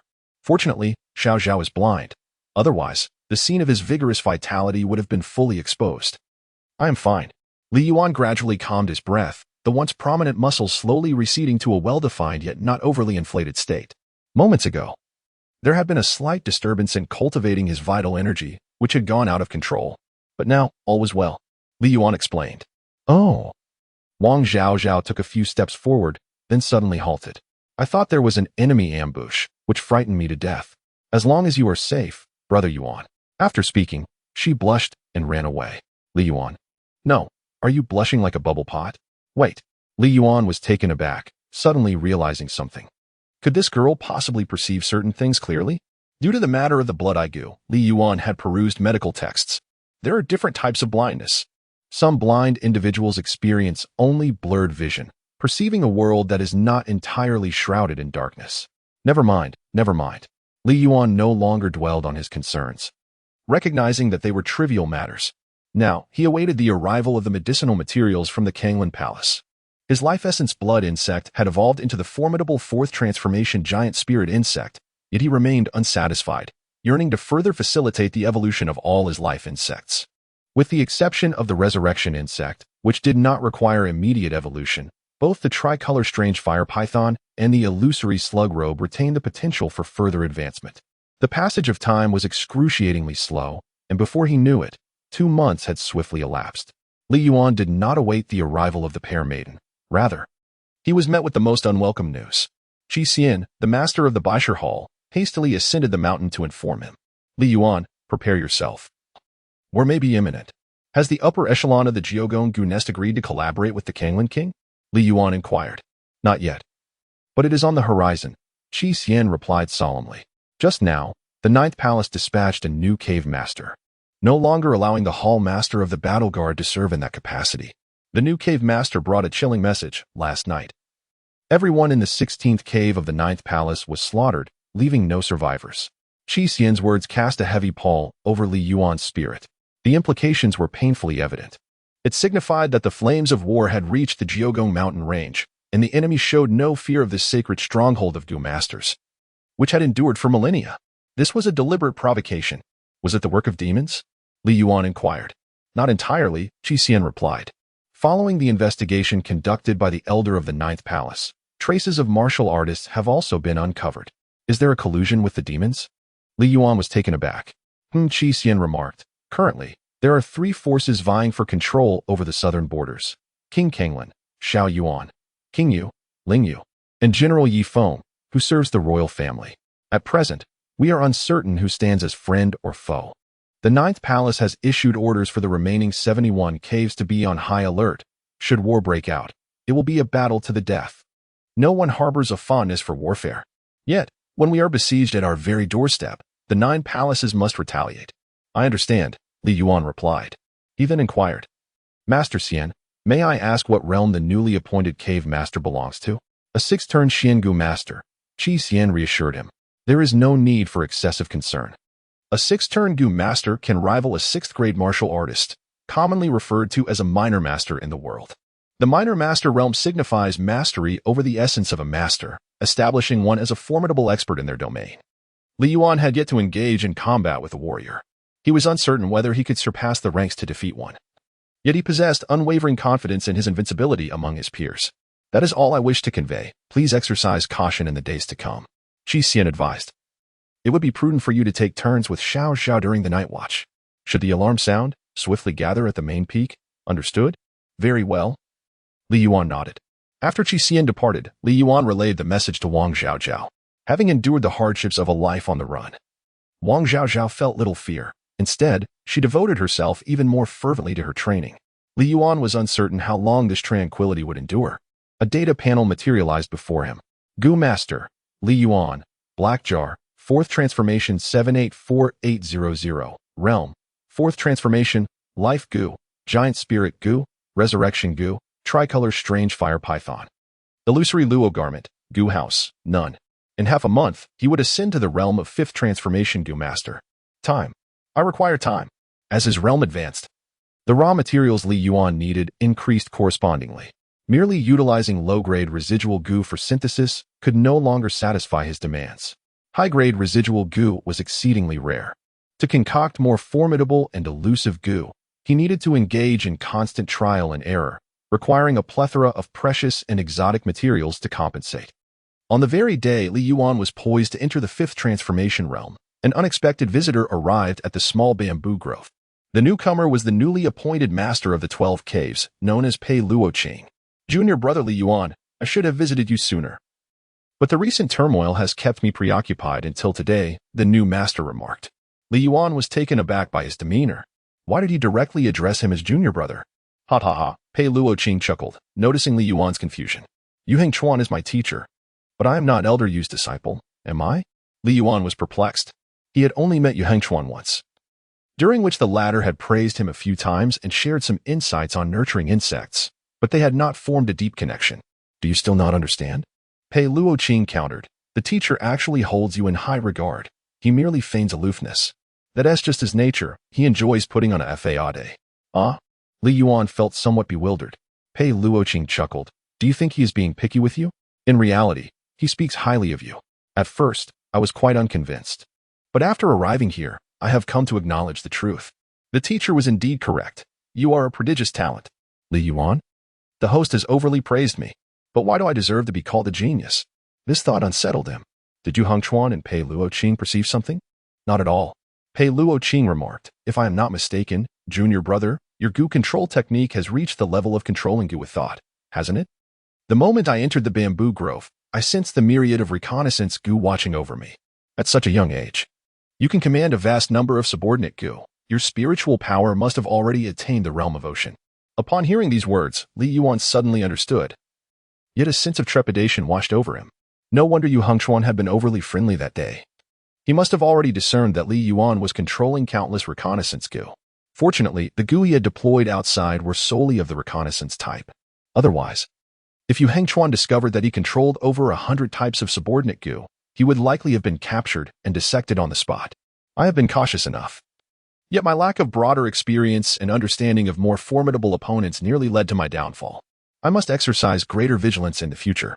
Li Yuan silently conducted a profound introspection regarding his arduous journey as a Gu master. It was evident that the spiritual prowess of a sixth transformation Gu master had undergone a metamorphosis akin to that of a minor martial arts master, enabling the detection of the reconnaissance Gu he had deployed. This revelation implied that similar reconnaissance techniques would prove ineffective against more formidable adversaries, necessitating a simultaneous upgrade of the corresponding subordinate Gu. Master, how is the realm of spiritual power delineated? With matters having reached this juncture, Li Yuan inquired directly.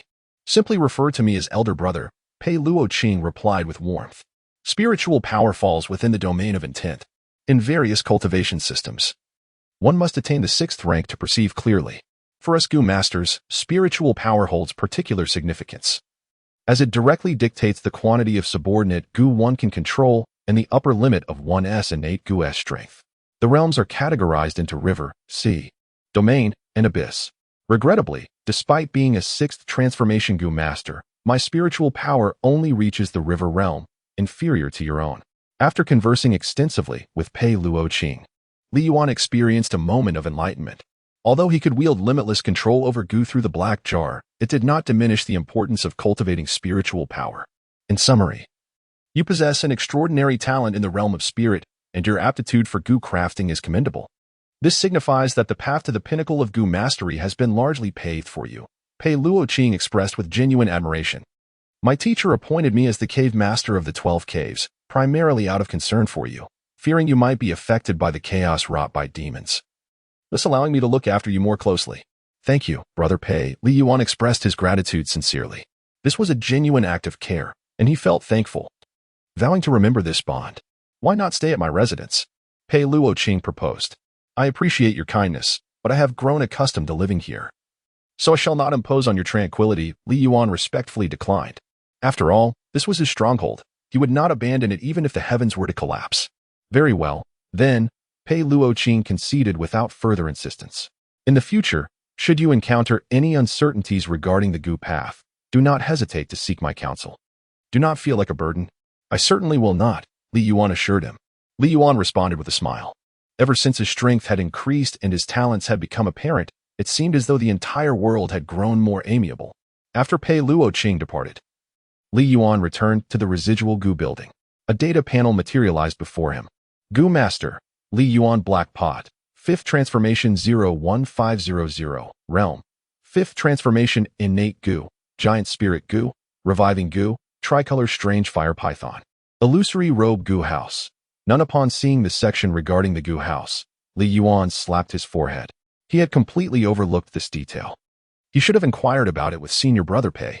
Nevertheless, there would be ample opportunities in the future. For now, he would focus on synthesizing 5th Transformation Gu insects. Li Yuan possesses a clear objective. This cultivation must prioritize the concealed aura and wartime reconnaissance of the Gu worms. The selected raw materials include the 4th Transformation Reconnaissance Gu, 4th Transformation Sealing Gu, and 4th Transformation Tracking Gu. initiating the synthesis process. Generally speaking, reconnaissance goo, sealing goo, and tracking goo are categorized as mundane goo, with ordinary goo masters typically cultivating them only to the third transformation. Achieving the fourth transformation necessitates a metamorphosis and evolution. Li Yuan transcended this limitation through the black jar, enabling the ordinary goo to ascend to the fourth transformation, albeit without any qualitative change, rendering its overall impact negligible. Essentially, it remains a low-tier ordinary goo, easily detectable by the keen senses of powerful goo masters or martial artists. Consequently, Li Yuan must ensure that reconnaissance goo, sealing goo, and tracking goo undergo evolution to reach a level capable of evading mental perception. You have successfully acquired the fifth transformation of the mysterious reconnaissance goo.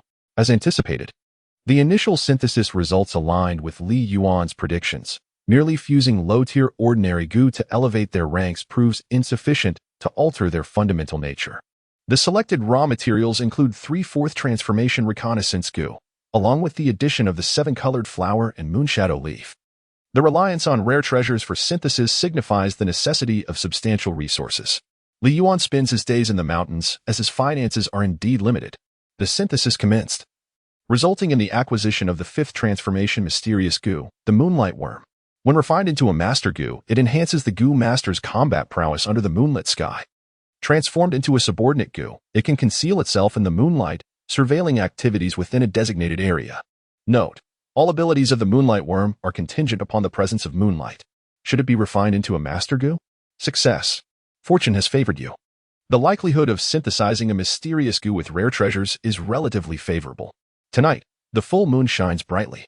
Li Yuan released the moonlight insect, attuning his mind to perceive and concentrate his spirit. In his mind's eye, a hazy vision emerged, depicting a miniature bamboo grove and the remnants of a desolate building. His thoughts seemed to follow the moonlight, allowing him to witness everything. One moonlight insect was equivalent to dozens of reconnaissance insects, indeed a qualitative transformation, akin to installing a diminutive celestial eye over the bamboo grove. It could even monitor the surroundings within a certain radius, leaving no entity concealed from its gaze. The limitation, however, was that it could only be utilized on moonlit nights. Further refinement was necessary, for a single moonlight insect could not adequately provide the sense of security Li Yuan sought. He selected the original materials, 2 fourth-order sealing insects, 1 fourth-order tracking insect, added antenna vines, and included spirit-gathering stones to commence synthesis. You have successfully created the 5th-order ant nest insect.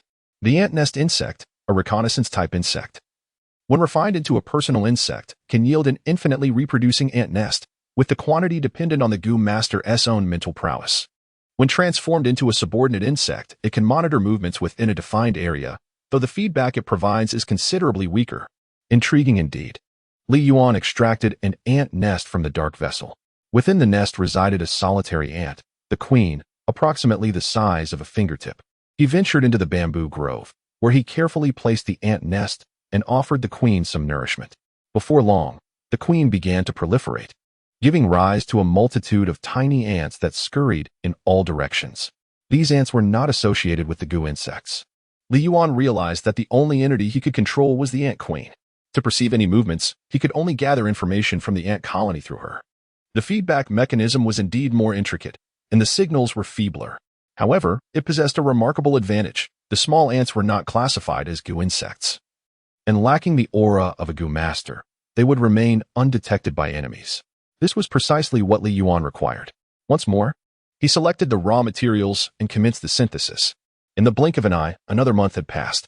Li Yuan, ever prepared for the unforeseen, devised 5 types of goo worms capable of reconnaissance and monitoring without detection by mental powers, strategically placed throughout the small bamboo grove.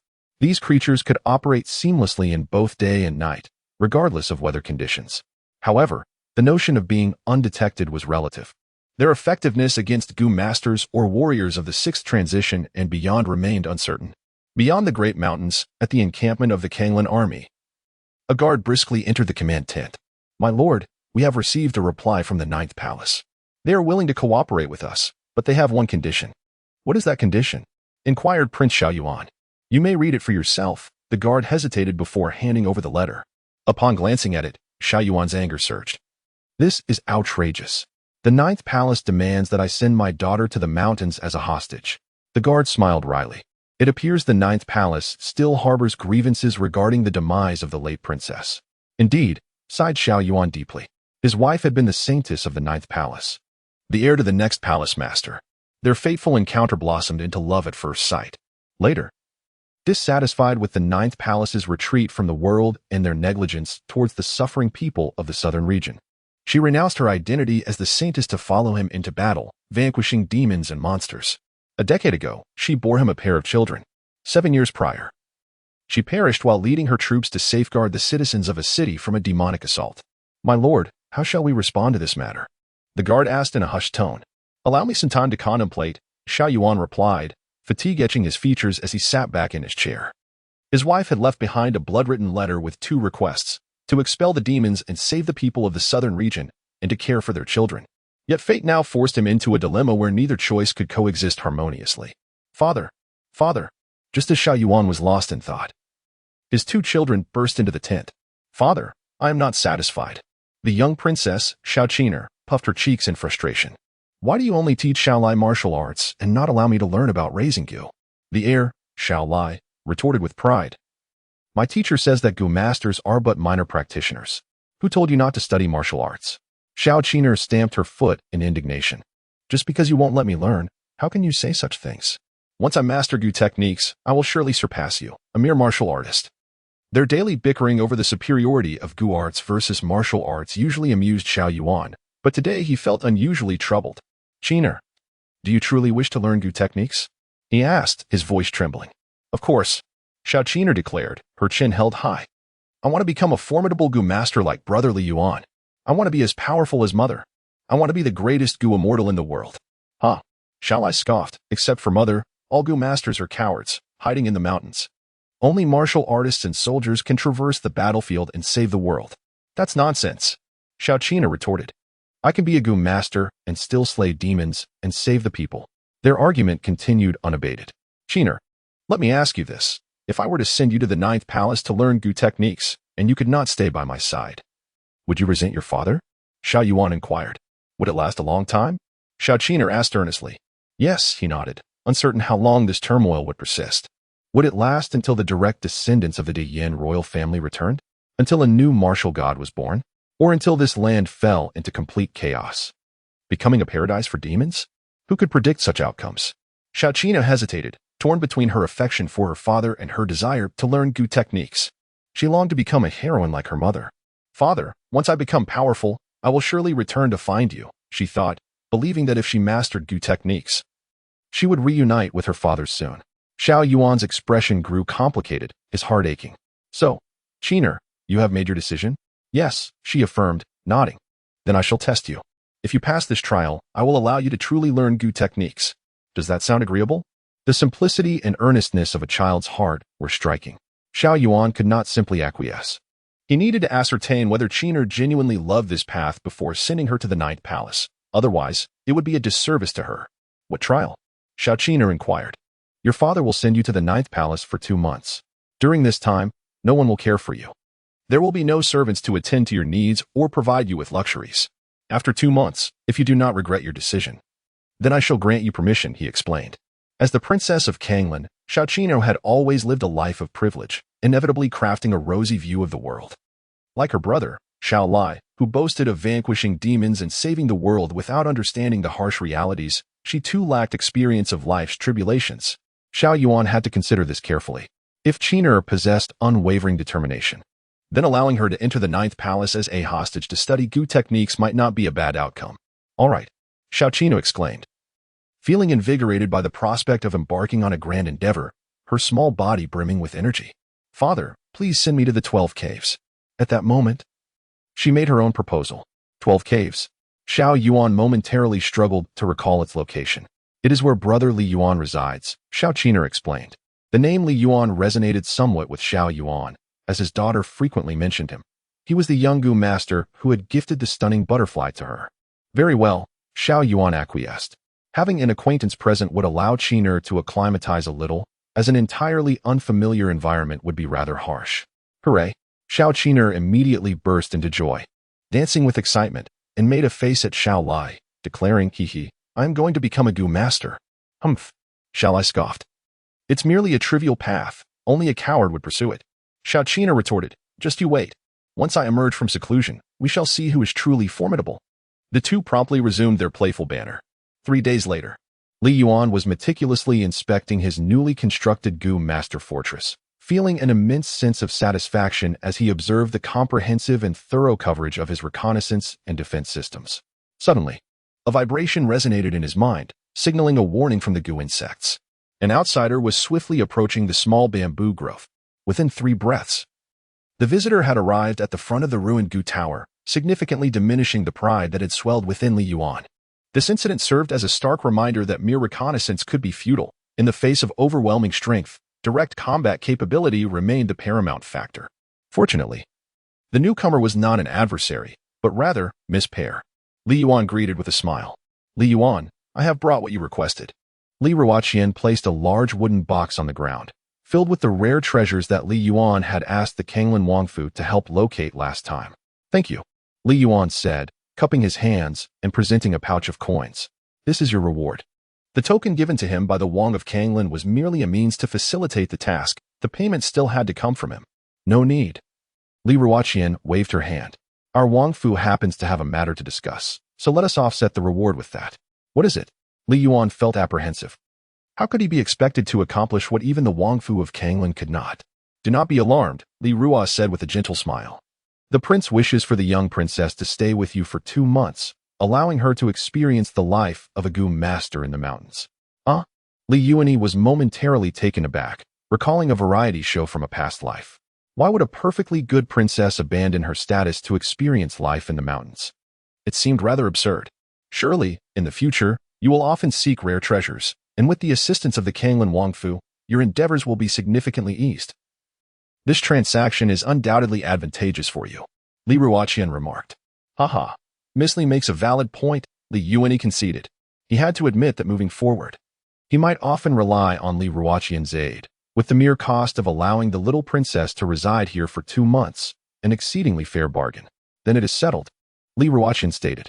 In a little while, the princess will make her way up the mountain on her own. You need not concern yourself with her too much. Simply let her be. No problem. Li Yuan nodded. Indeed, Li Ruoqian's figure flickered and vanished from sight. Such remarkable speed. Li Yuan expressed his feelings, noting that the sense of pressure he experienced was even more profound than that from senior brother Pei Luoqing, perhaps indicating that he was on the verge of becoming a 7th-grade warrior. He had gained some understanding of the martial arts cultivation system. 6th-grade warriors were referred to as minor masters, while 7th-grade warriors were considered great masters, capable of condensing the indestructible blood of a master and achieving regeneration even after losing limbs. This demonstrated that the Kanglan Wangfu was home to numerous formidable individuals. Before long, Li Yuan caught sight of a petite figure appearing at the end of the small bamboo grove, shouldering a heavy burden and panting heavily. Brother Li Yuan, are you there? A challenging trek up the mountain left Xiao Qina breathless. Yet, she did not succumb to despair. Instead, with her hands on her hips, she wore a proud expression. As if to say, I am truly impressive. Little princess. Li Yuan greeted her with a smile, a joy that one usually experiences during the welcoming of the god of wealth. Xiao Qina panted, Brother Li Yuan, I am no longer a child. And here I am not a princess. You may call me Qina. Children grow up swiftly. Li Yuan vaguely recalled that when they first met, Xiao Qina only reached the height of her thigh, but now she had surpassed his waist. Her features had slowly matured, no longer bearing the innocence of youth, but rather exuding a hint of youthful charm. Allow me to assist you with your luggage. Li Yuan chuckled. No.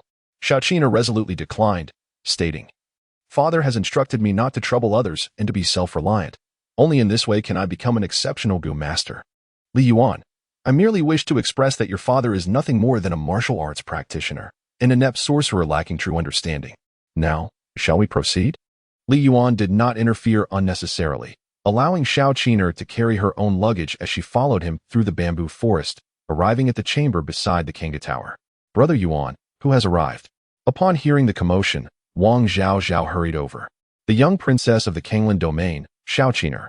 Li Yuan introduced. Qina, this is my junior sister, Xiao Zhao. From now on, you shall share a room with her. Good morning, Sister Xiao Zhao. Xiao Qina greeted sweetly, devoid of any pretentiousness. Good morning, Princess, Wang Zhao responded, her demeanor somewhat anxious. This was her first direct encounter with a figure of considerable influence, and she felt a twinge of nervousness. "Just call me Chino," Xiao Chino insisted, resolutely determined to hone her skills and demonstrate her resolve to her father. The following day, Xiao Chino rose with dark circles under her eyes. Her smile vanished. "Good morning, brotherly Yuan, sister Xiao Xiao," she greeted weakly, her exhaustion evident. The initial foray into her career as a Gu master had met with a significant setback, leaving her restless and unrefreshed. "Would you not like to rest a little longer?" Li Yuan chuckled. "I shall not sleep. I wish to observe your Gu cultivation." Xiao Qiner stifled her drowsiness, yawning incessantly. "You should watch Xiao Xiao practice. My Gu techniques are far too profound for you to grasp," Li Yuan stated with utmost seriousness. The duo, Wang Zhao Zhao and Xiao Qiner, wholeheartedly accepted his words, revering him as a master of Gu arts. Cultivating Gu is an intricate process that demands not only patience, but also meticulousness and courage. One must not indulge in frivolity during ordinary times, yet dare to take risks at critical junctures. With a bold endeavor, even a flawed Gu can transform into a rare treasure, Wang Zhao Zhao explained as she engaged in Gu cultivation, sharing the incantations that her elder brother had previously imparted to her. Xiao Qiner squatted nearby, struggling to comprehend the intricacies, yet nodding earnestly as if she understood. "Sister Xiao Zhao, how long does it take to cultivate a Gu?" "At best, a few days, at worst, several months, and in some cases, it may take 10 to 20 years, came the reply. Must it take so long? Xiao Qiner's face fell, for this was far removed from her expectations. Should it not be that with a single flute note, myriad Gu would manifest, and with a mere shake of a bell, an army would form? This was the vision of a Gu master that lingered in her fantasies. Wang Zhao Zhao laughed. "What you describe is a Gu immortal, not a Gu master. One should not aim too high. Begin with the cultivation of your first Gu. However, you are still young and may only learn to nurture. You cannot refine your life Gu just yet. Familiarize yourself with the steps, seek inspiration, and absorb the knowledge within the texts.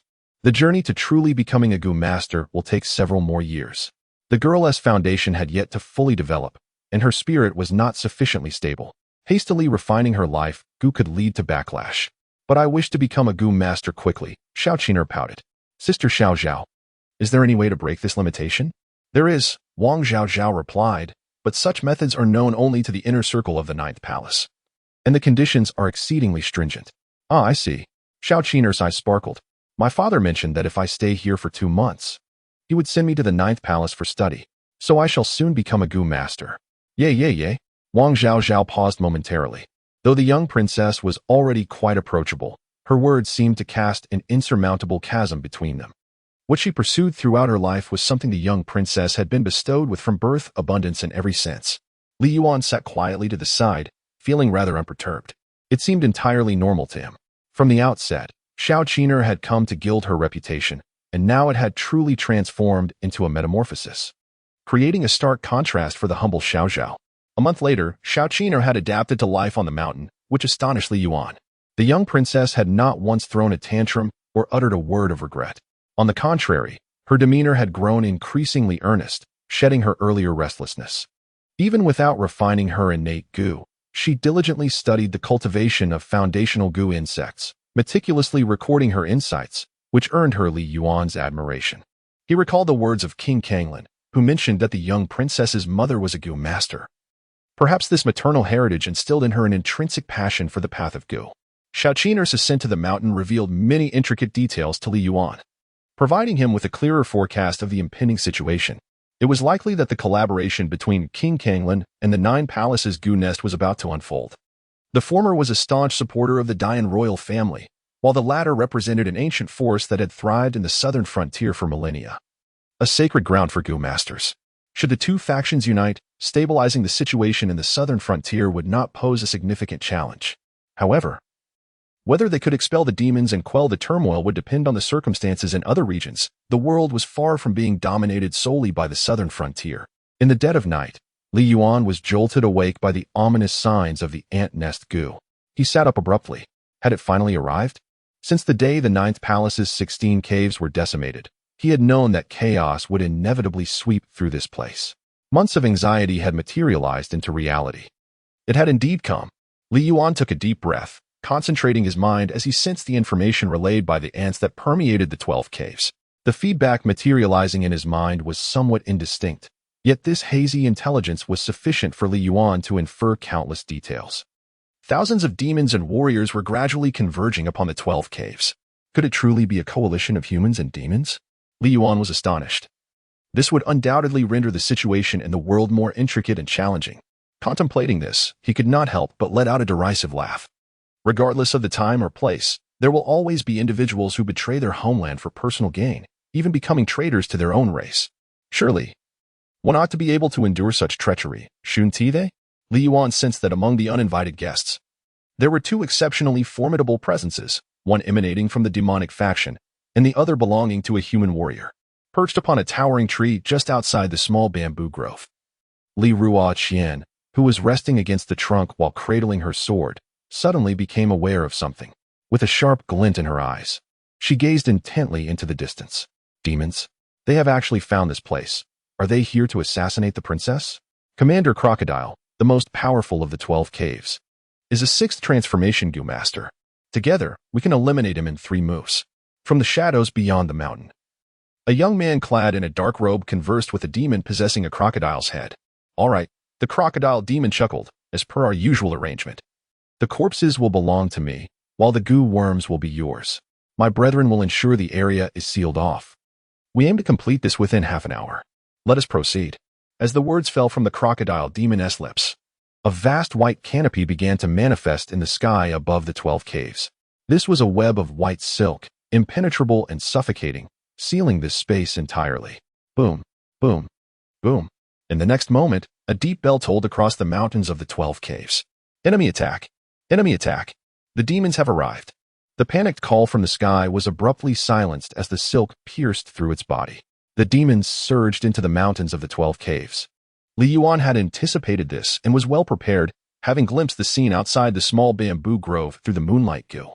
This was not the first time he had encountered demons. He had seen them several times during his escape, but after arriving at Jiugong Mountain, he had gradually begun to forget. These invading demons were even more ferocious than he remembered, humanoid in shape, yet exhibiting distinct beastly traits. Their aura was bloodthirsty and frenzied. A tremendous rumble echoed from the main mountain. Li Yuan fixed his gaze upon a colossal entity, shrouded in a mist of white vapor, resembling a gigantic infant, towering at least 10 zhang high. Brother Li Yuan, what on earth is that?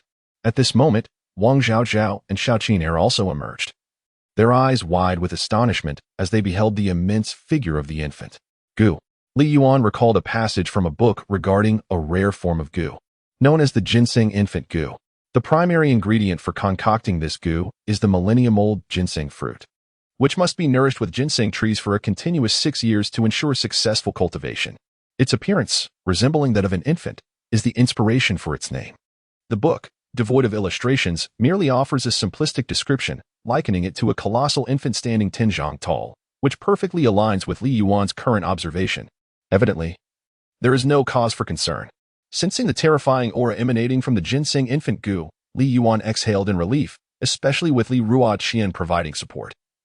The adversary would find it challenging to withstand the 12 caves. However, Li Yuan gazed towards the end of the bamboo grove, aware that small troubles still lingered. Demons were approaching the quaint bamboo thicket. Chiner, malevolent beings are on the way. The ensuing scene may be rather bloody. Would you like to take refuge inside? Li Yuan inquired. No, replied Xiaoqin, her small hands trembling. I am not afraid. Xiao, what about you? Li Yuan inquired once more, even in death. I wish to be with Brother Yuan. Wang Zhaozhao's tone was heavy with sorrow, embodying a fierce resolve to embrace her fate. Not to that extent. Not to that extent. Li Yuan was both amused and perplexed. What was this girl thinking? All 16 caves had been annihilated, with none surviving. Brother Yuan. Can we truly escape this calamity? Wang Zhaozhao lamented. The circumstances are different. Li Yuan raised his brow and gazed ahead. What is different? Wang Zhaozhao inquired. Because there is a roar. The sound of a tiger's roar in the bamboo forest drowned out Li Yuan's voice. Damn it. After going to such lengths to cast a spell, I was interrupted. Li Yuan grumbled, visibly irritated. Xiao Kai, take him down. After much preparation, Xiao Kai opened her mouth, unleashing a torrent of crimson flames. The tiger demon, attempting to evade, suddenly felt its feet ensnared. Before the demon's ascent, this was a tranquil bamboo grove. But now it had transformed into a perilous trap. Various types of cursed insects surrounded them. Binding curses, soul-confounding curses, lethal sword curses, self-destructing chaotic bugs, shadowy death mantises, and the 5 poisonous butterflies of dreams, an abundance of deadly insects at their disposal. Good heavens! The tiger demon, ensnared by the binding curse, could not escape and let out another tiger's roar, hoping to shatter Shao Kai's crimson fire. In the next instant, the crimson flames pierced through the sound wave, directly entering the tiger demon's mouth. The 3 accompanying wolf demons were left in shock, witnessing the tiger demon's belly being incinerated, perishing on the spot. A 4th-tier beast met its end so swiftly? This sorcerer possesses remarkable skills. Let us join forces and swiftly eliminate him. A nearby human warrior commanded. Clad in a conical hat and mask, his face obscured. The 3 wolf demons received the order and immediately charged towards Li Yuan from 3 different directions. Li Yuan stood still, a smile gracing his lips. Suddenly, a resounding thud echoed. After 2 heartbeats, a wolf demon was pierced through the skull by a sword. Its brain reduced to pulp, and it fell lifeless to the ground. 3 heartbeats later, a second wolf demon met its demise as its head was severed by a mantis. 5 heartbeats afterward, the last remaining wolf demon dashed out of the small bamboo grove, only to collapse after a few steps, its body rotting away as it perished. The human warriors, shielded by the 3 wolf demons, advanced closer. Divine wind slash! He bellowed fiercely, die for me.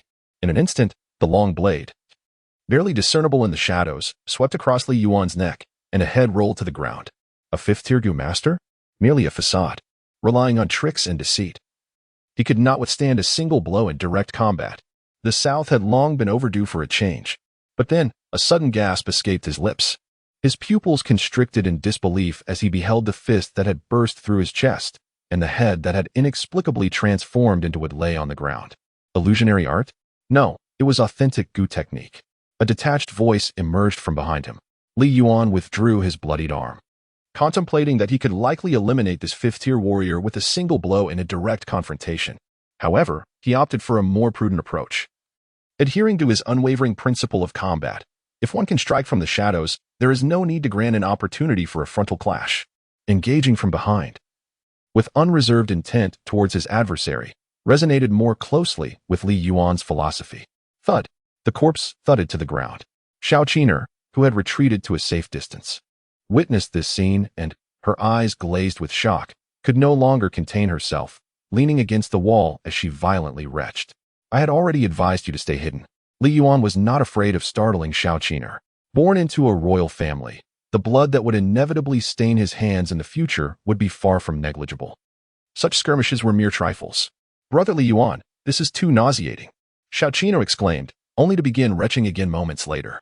Wang Zhaozhao, on the other hand, appeared momentarily dazed, then suddenly burst into tears and threw herself into Li Yuan's embrace, fully prepared for a battle of life and death. Yet, nothing transpired. All the demons and traitorous warriors were effortlessly dealt with by Brother Yuan, leaving her with a sensation akin to awakening from a nightmare after bracing for the loss of everything. I should leave you one to practice with, Li Yuan remarked with a smile. Although he occasionally trained with Xiao Zhao, it was vastly different from actual combat. He hoped that she would be capable of facing danger alone. Hiss, hiss. On his shoulder, Shao Kai incessantly flicked its tongue. Li Yuan was taken aback, comprehending the implication of Shao Kai's words. Do you desire to consume the demons? It appeared that the flesh and blood of these creatures held a profound allure for Shao Kai. A flash of inspiration struck Li Yuan's mind.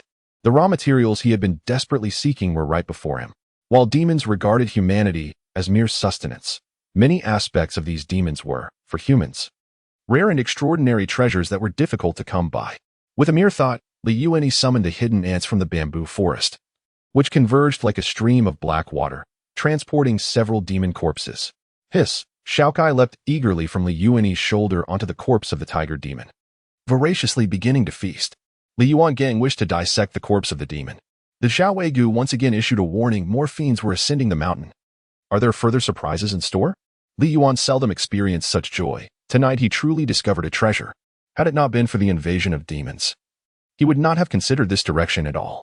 Suddenly, 2 demons emerged from the small bamboo grove. One was a serpent demon and the other a spider demon, both radiating a more formidable aura than the deceased tiger demon. sufficient to overshadow the previous fifth-grade martial artist. He had not anticipated that a formidable opponent lay hidden here. The serpent demon possessed a human upper body and a serpent tail stretching over 10 feet. We must resolve this quickly. Given the unexpected circumstances tonight, we may need to withdraw prematurely, remarked the spider demon. Under normal circumstances, with their strength, they could have annihilated the 12 caves within half an hour, leaving no survivors. But it seemed that reinforcements were stationed at the 12 caves. You control the area. I will eliminate him within 30 breaths, the serpent demon declared, her gaze piercing through the bamboo grove to rest upon Li Yuan. She had collaborated seamlessly with her spider sister, having recently slain countless poison masters. All right. The spider demon nodded. You fight with abandon, and I'll handle the worms. My web thrives on those pesky little creatures. With a swift motion, the serpent demon sprang into action, her body remarkably agile as she weaved through the bamboo, leaping gracefully. The spider demon, brimming with confidence, stood firm, manipulating a vast quantity of silk that surged like a white tide, intercepting numerous poison insects alongside the serpent demon. However, after 3 breaths, her expression shifted dramatically, and she communicated urgently, Sister Serpent, we must act swiftly. This poison master is unusual. What do you mean? The serpent demon inquired. There are far too many types and quantities of poison insects here. I fear there may be several ambushes, dozens, in fact. The spider demon's tone grew increasingly frantic. Suddenly, she was silenced, as something was forcefully thrust into her mouth, leaving her to whimper helplessly. You talk too much, remarked the serpent demon, as a massive and sturdy bamboo insect was wedged into the spider demon's mouth. This insect adeptly disguised itself as bamboo, capable of hardening to a metallic degree in a short time while simultaneously releasing toxins. The serpent demon also sensed that something was amiss. She unleashed her full power, bursting forth from the bamboo grove like an arrow released from a bow, aiming directly at Li Yuan. Li Yuan's gaze blazed with intensity as he sank his body and assumed a horse stance. A cloud of white vapor enveloped him, his skin gradually transforming to a fiery red, reminiscent of a furnace ignited to its utmost. His internal organs resonated with a thunderous roar. The giant spirit. At the moment the serpent demon lunged towards him, Li Yuan unleashed a simple yet powerful uppercut. Ascend. With a resounding clang, his fist struck precisely beneath the serpent demon's jaw, propelling it high into the air, soaring like an arrow towards the heavens. How could a mere human Gu master possess such formidable divine strength? Was he truly a Gu master or a martial artist? The serpent demon, in a state of panic, found its body completely unruly, ascending uncontrollably. Li Yuan then leaped into the air, seizing the serpent demon's tail, momentarily suspended in midair.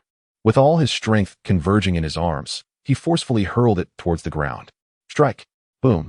The serpent demon, akin to a long whip, was slammed onto the earth by Li Yuan, creating a massive crater and splattering blood everywhere. Yet, it was not sufficient. Li Yuan continued to grasp the tail of the serpent demon, his grip unwavering. With his arms swinging in a wide arc, he relentlessly struck and thrashed, sending serpent blood soaring through the air. After an indeterminate number of rotations, he finally relinquished his hold.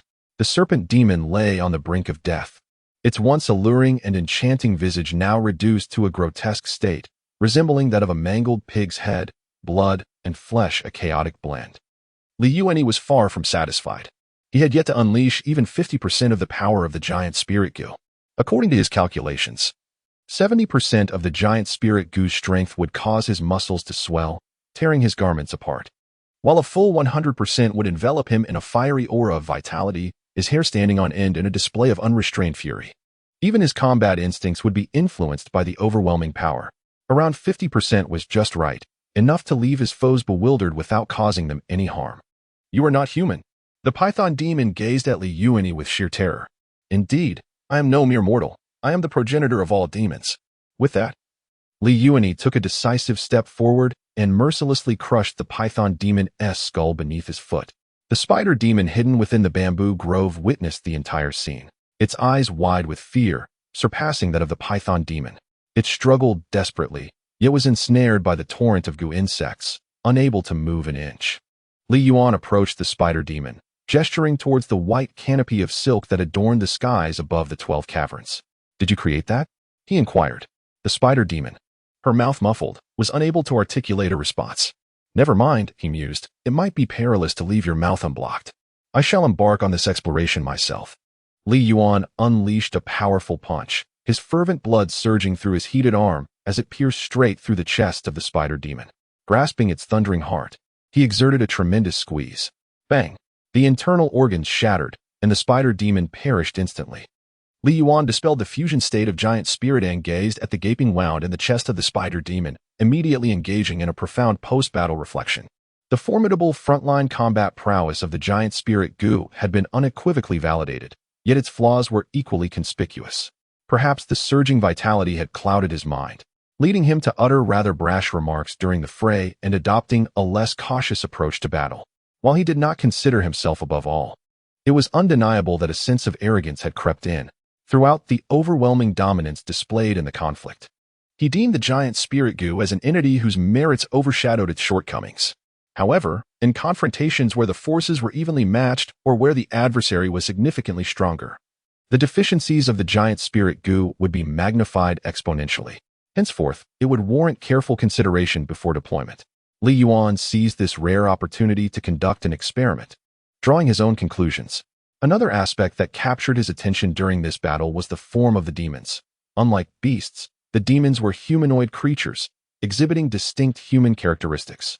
He observed deliberately. The internal organs of the spider demon bore a striking resemblance to those of a human, nearly 7 parts similar. What, indeed, are these demons? This question merits profound contemplation. As the skirmish in the small bamboo forest came to a conclusive end, Li Yuan cast his gaze towards the main peak, where the conflict was also drawing to a close, and the demons began their retreat. Remarkable indeed. Before the bedroom, Xiao Qiner witnessed the entire spectacle. Though she could not comprehend it, she was profoundly shaken. In that moment, she seemed to perceive the most perfect image of a goo master in her mind, Li Yuan. Drenched in blood, etched deeply into her memory. Fearsome yet inspiring. Wang Zhaozhao felt somewhat bewildered. Not only was she unable to partake in the battle, but even the aura of conflict left her feeling utterly powerless. Like you, I am but a climber. She recalled the encouraging words Li Yuan had once shared with her. Yet at this moment, she realized that Brother Yuan had already ascended to a realm she could only look up to in awe. Half an hour later, 2 figures arrived together at the small bamboo forest. Upon seeing the multitude of demon corpses strewn about, Pei Luoqing and Li Ruo Qian gasped in unison. Junior brother, have you entered the 5th transformation of the Goo Master realm? Pei Luoqing inquired, astonished. Indeed, came the reply. Li Yuan nodded, revealing no concealment. There was nothing to hide about one's realm. A reasonable display of talent could serve as a means of self-protection. However, the secret of the multiple life-sustaining goo must never be exposed. TSK, indeed, my junior possesses extraordinary talent. The teacher has not misjudged, Pei Luoqing remarked with a smile. Li Ruo Qian had already discerned this. Otherwise, she would not have dared to place the young princess beside Li Yuan to intercept the most formidable beings within the demonic ranks. Nonetheless, Li Yuan's strength surpassed her expectations. The battlefield after the conflict clearly indicated that the battle in the bamboo grove was a unilateral massacre. A crushing defeat inflicted by Li Yuan upon a multitude of demons. All the demons perished, leaving Li Yuan's attire slightly soiled. The 2 sides were not even on the same plane. Brother Pei, have you ascertained the origins of these traitorous warriors? This was Li Yuan's primary concern. He sensed that someone intended to murky the waters, dragging the 12 caves into turmoil, which would inevitably force him to become embroiled in the conflict. There were hints of this, yet the certainty eluded him. Pei Luoqing shook his head. Due to the massacre of the 16th cave of the 9th palace, suspicions had arisen against our lord, and relations had soured significantly. The Kanglin royal residence has been diligently investigating this matter. We hope to uncover the true culprit through this opportunity. Not only did the 9th palace harbor suspicions against the Kanglin king, but Li Yuan himself had entertained doubts. He was known for interpreting others' intentions with utmost malice. Although the Kanglin king enjoyed considerable renown and was beloved by many in the southern frontier, his true nature remained a mystery. At least, Li Yuan had not delved deeply enough to trust him without reservation. Answers will soon emerge, Pei Luoqing remarked, bowing slightly. I am deeply grateful to Miss Li. Were it not for your presence, the 12 caves would likely have faced dire consequences. I merely added a touch of embellishment.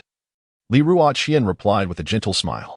With your strength, Brother Pei, it should be no trouble to delay until reinforcements arrive. This assessment surprised Li Yuan, as it suggested that Brother Pei's capabilities far exceeded that of an ordinary 6th-turn Goo Master, indirectly reflecting Yu Hengchuan's esteem for him. After exchanging a few words, Li Ruoqian went to comfort the young princess. Pei Luoqing surveyed the corpses of the demons strewn across the ground. Junior brother, do you require my assistance in disposing of these demons? No need, came the reply. Li Yuan chuckled and said, Brother Pei, can the materials from the demons be used to concoct poison? Indeed, Pei Luo replied with a nod, but you must exercise caution. The aura of the demons is quite volatile and can easily spiral out of control. All right, I shall be careful. Li Yuan harbored no fear whatsoever. Regardless of the monsters or demons that appeared, they would all be subdued once cast into the black jar. I shall report this matter to the ninth palace. And in due time, the master will pay another visit, so be prepared. Pei Luoqing cautioned that the master would undoubtedly be pleased. And it is possible that you may be designated as a direct disciple this time. Li Yuan held no significant sentiment towards the notion of familial teachings. However, if there were substantial benefits involved, he would still be inclined to accept them. After Pei Luoqing and Li Ruoqian departed, Li Yuan instructed the Ant Legion to carry several demon corpses into the remnant Gu Tower. The corpse of the warrior was taken away by Pei Luoqing, who exchanged it for a fifth-tier demon corpse as compensation.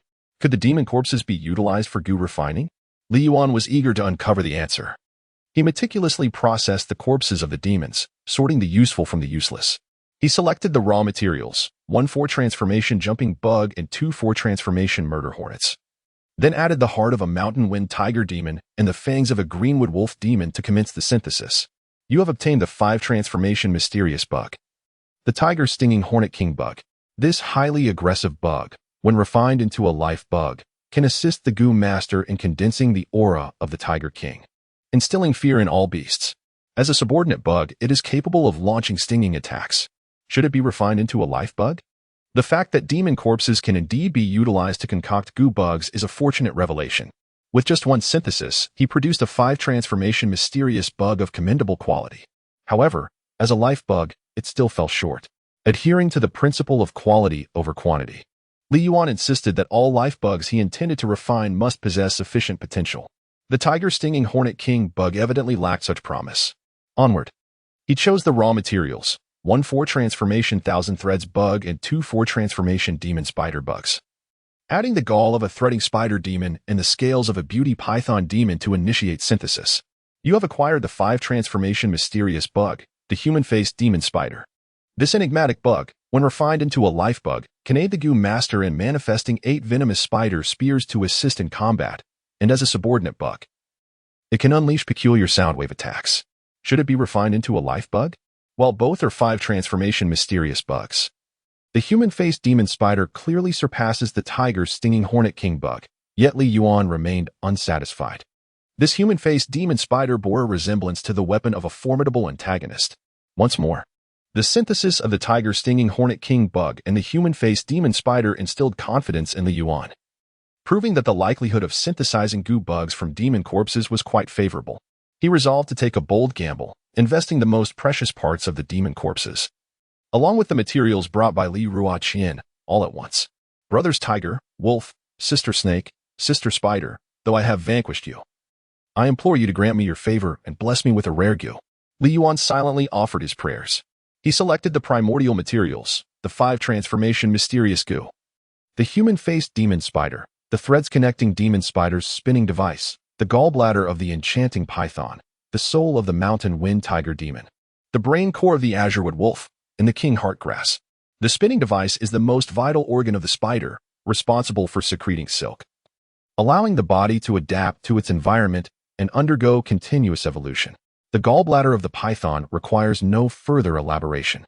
The soul of the mountain wind tiger demon and the brain core of the azurewood wolf are both exceedingly precious, while the king heartgrass stands out as the most invaluable among the materials procured by Lady Pear. Li Yuan devoted himself entirely to the endeavor. He went all in. The synthesis commenced, and he successfully acquired the 5 transformation precious Gu, the Spider Queen Gu. It was accomplished. Li Yuan's eyes sparkled with brilliance. Indeed, the art of gambling embodies a certain wisdom. The Spider Queen Gu, a versatile type of Gu worm, possesses the capability to eliminate foes with poison, ensnare adversaries with webs, and manipulate corpses like puppets. The silk it secretes can mimic the characteristics of any living being, forge prosthetic limbs, and mend internal organs. yet it cannot be refined into a subordinate goo. Versatile? This was the first time Li Yuan encountered the term versatile in relation to a synthesized goo worm, underscoring the intrinsic value of the spider queen goo. Even the exotic resurrection goo does not bear such a distinction. From within the black jar, a diminutive spider emerged. No larger than a thumb, its body shimmering like crystal, radiating an enigmatic glow. It gracefully climbed from the jar to Li Yuan's hand, each movement resembling a delicate dance. Exuding elegance, the silk it released flowed in vibrant colors, akin to a meandering river leading to a fairy tale realm. A faint sound, almost imperceptible, emanated from the spider queen goo. Through a mental connection, Li Yuan discerned its meaning, an expression akin to "please pet me," reminiscent of a playful request. Why does one bearing the title of queen engage in such endearing antics? Li Yuan chuckled softly. Since your spirit is not lacking, let me bestow upon you a name. You shall be known as the Fifth, and if you desire to embody the sweetness of a young girl, then let us call you Fifth Sister. Li Yuan softly called out. The queen of the silkworms, Juji, gleefully rubbed against his arm. Hissing, little Kai exhibited a hint of jealousy, refusing to be outdone as she nuzzled against Li Yuan. Alas, it seems I am destined to spend my life in the company of insects and beasts. The bond between a goo master and their innate goo is akin to that of blood relatives. While outsiders may find these creatures terrifying, to the goo master, their innate goo is the closest companion, the other half of their existence. Yet, Li Yuan's other half is more abundant than that of other goo masters. 7 days later, Yu Hengchuan once again ascended to the small bamboo grove, this time alone, without even Pei Luoqing accompanying him. Li Yuan, we meet again. Yu Hengchuan greeted with an expression of calm indifference. I have seen the elder. Li Yuan clasped his hands respectfully. Has your life essence bloodworm undergone evolution? Yu Hengchuan could discern at a glance that Li Yuan's vitality had amplified severalfold since their last encounter. Not only would he surpass warriors of the same rank, but even formidable demons might pale in comparison. The elder's insightful notes had provided the disciples with numerous avenues for exploration, ultimately guiding Li Yuan to discover a shortcut for the evolution of the bloodworm.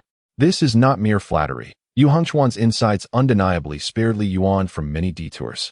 Otherwise, even with a synthesis system, he would have squandered considerable resources and time to achieve the bloodworm's evolution. May I have a glimpse? Yu Hengchuan inquired. Li Yuan extended his hand, and the colossal spirit insect crawled out from his garments. Gazing upon the creature, which was as large as a palm, vividly crimson, with sharp antennae, Yu Hengchuan felt a jolt of astonishment. Is this not the giant insect? This is. Yu Hengchuan was taken aback. Unable to maintain his previously indifferent demeanor, utterly unable to conceal his emotions any longer. The colossal spirit insect. You have actually cultivated the colossal spirit insect? Is it truly called the colossal spirit insect? Li Yuanqing sighed, truly worthy of being the elder of the Ninth Palace, possessing a wealth of knowledge and experience. Even recognizing the giant spirit goo. Remarkable indeed, Li Yuan. Yu Hengchuan did not hesitate to praise him, stating that the giant spirit goo had become extinct a millennium ago. Yet here it is, cultivated by you. You are indeed a prodigy in the art of goo. The elder has overpraised me. My modest achievements are merely a result of your blessings, Li Yuan replied with a smile. The last time I departed, I made a promise that if you could enable the transformation of the vitality blood goo, I would take you as my direct disciple. I have come this time specifically for that purpose. Yu Hengchuan's heart raced with excitement as he feigned calmness. Li Yuan, do you wish to take me as your master? Li Yuan did not respond immediately. Yu Hengchuan, unfazed, understood that such prodigies indeed possessed the privilege of discretion. Elder, may I inquire if there exists a remnant goo tower within the inner sanctum of the Ninth Palace? Li Yuan asked. No, Yu Hengchuan replied, shaking his head. In the inner sanctum of the Ninth Palace, remnants of goo are virtually non-existent. Even if remnants were to exist, they would be dealt with by the goo masters themselves. High-tier goo, should any remnants appear, would not be allowed to escape. Li Yuan silently lamented the situation. If the Ninth Palace's inner sanctum housed the ruined goo tower, he could indeed shift his stronghold. However, in its absence, he would be prudent to avoid such perilous ventures, for the Ninth Palace teems with formidable experts. Should he venture there, the revelation of his secrets regarding the multiple life goo might lead to his untimely demise. The 12 caves, therefore, appeared to be far more suitable for him. Do you truly enjoy your time in the ruined goo tower? Yu Hengchuan inquired, taken aback. Indeed. I find solace in the company of goo, he replied. Li Yuan replied earnestly. Yu Hengchuan chuckled and remarked, if you have an affinity for goo worms, you may visit the goo-rearing garden in the Ninth Palace. No, Li Yuan responded. The goo-rearing garden is strictly regulated by the sect. If one were to recklessly synthesize there, It would likely lead to failure, devoid of the freedom found in the residual goo pavilion. For me, nurturing residual goo presents a greater challenge. From the flaws of residual goo, I can uncover the true essence of the goo path. Li Yuan spoke with sincerity. You possess ambition and courage. Yu Hengchuan expressed his admiration for Li Yuan even more. Become my direct disciple, and you may remain here, enjoying all the privileges of a personal disciple. Like you. I too emerged from humble beginnings and understand how rare it is to find a talent like you among the 72 outer caves. In you, I see a reflection of my former self. Yet, you shine even brighter than I did at your age, with a greater potential to ascend to the pinnacle of the goo path. I hope you do not traverse too many detours and waste precious time on your journey to greatness. Yu Hengchuan's words were heartfelt and sincere. Li Yuan fell into contemplation. He sensed the sincerity of Yu Hengchuan. The words spoken were indeed not without merit, yet he was compelled to weigh the pros and cons. Yu Hengchuan continued, Li Yuan. Some truths may be harsh to hear, yet they are nonetheless genuine, and I shall lay them bare before you. The path to the pinnacle of the Gu Dao can only be found by joining the inner sanctum of the Jiugong Gu nest. Ultimately, you must join, becoming my direct disciple. I can promise you everything you desire, and I shall never intrude upon your freedom. Li Yuan understood that he needed a mentor. And choosing Yu Hengchuan as his teacher was indeed a commendable decision. Yu Hengchuan fell silent, allowing Li Yuan to ponder. After a considerable time, Li Yuan fetched a pot of tea, poured a cup, and presented it to Yu Hengchuan. Master, please enjoy this tea.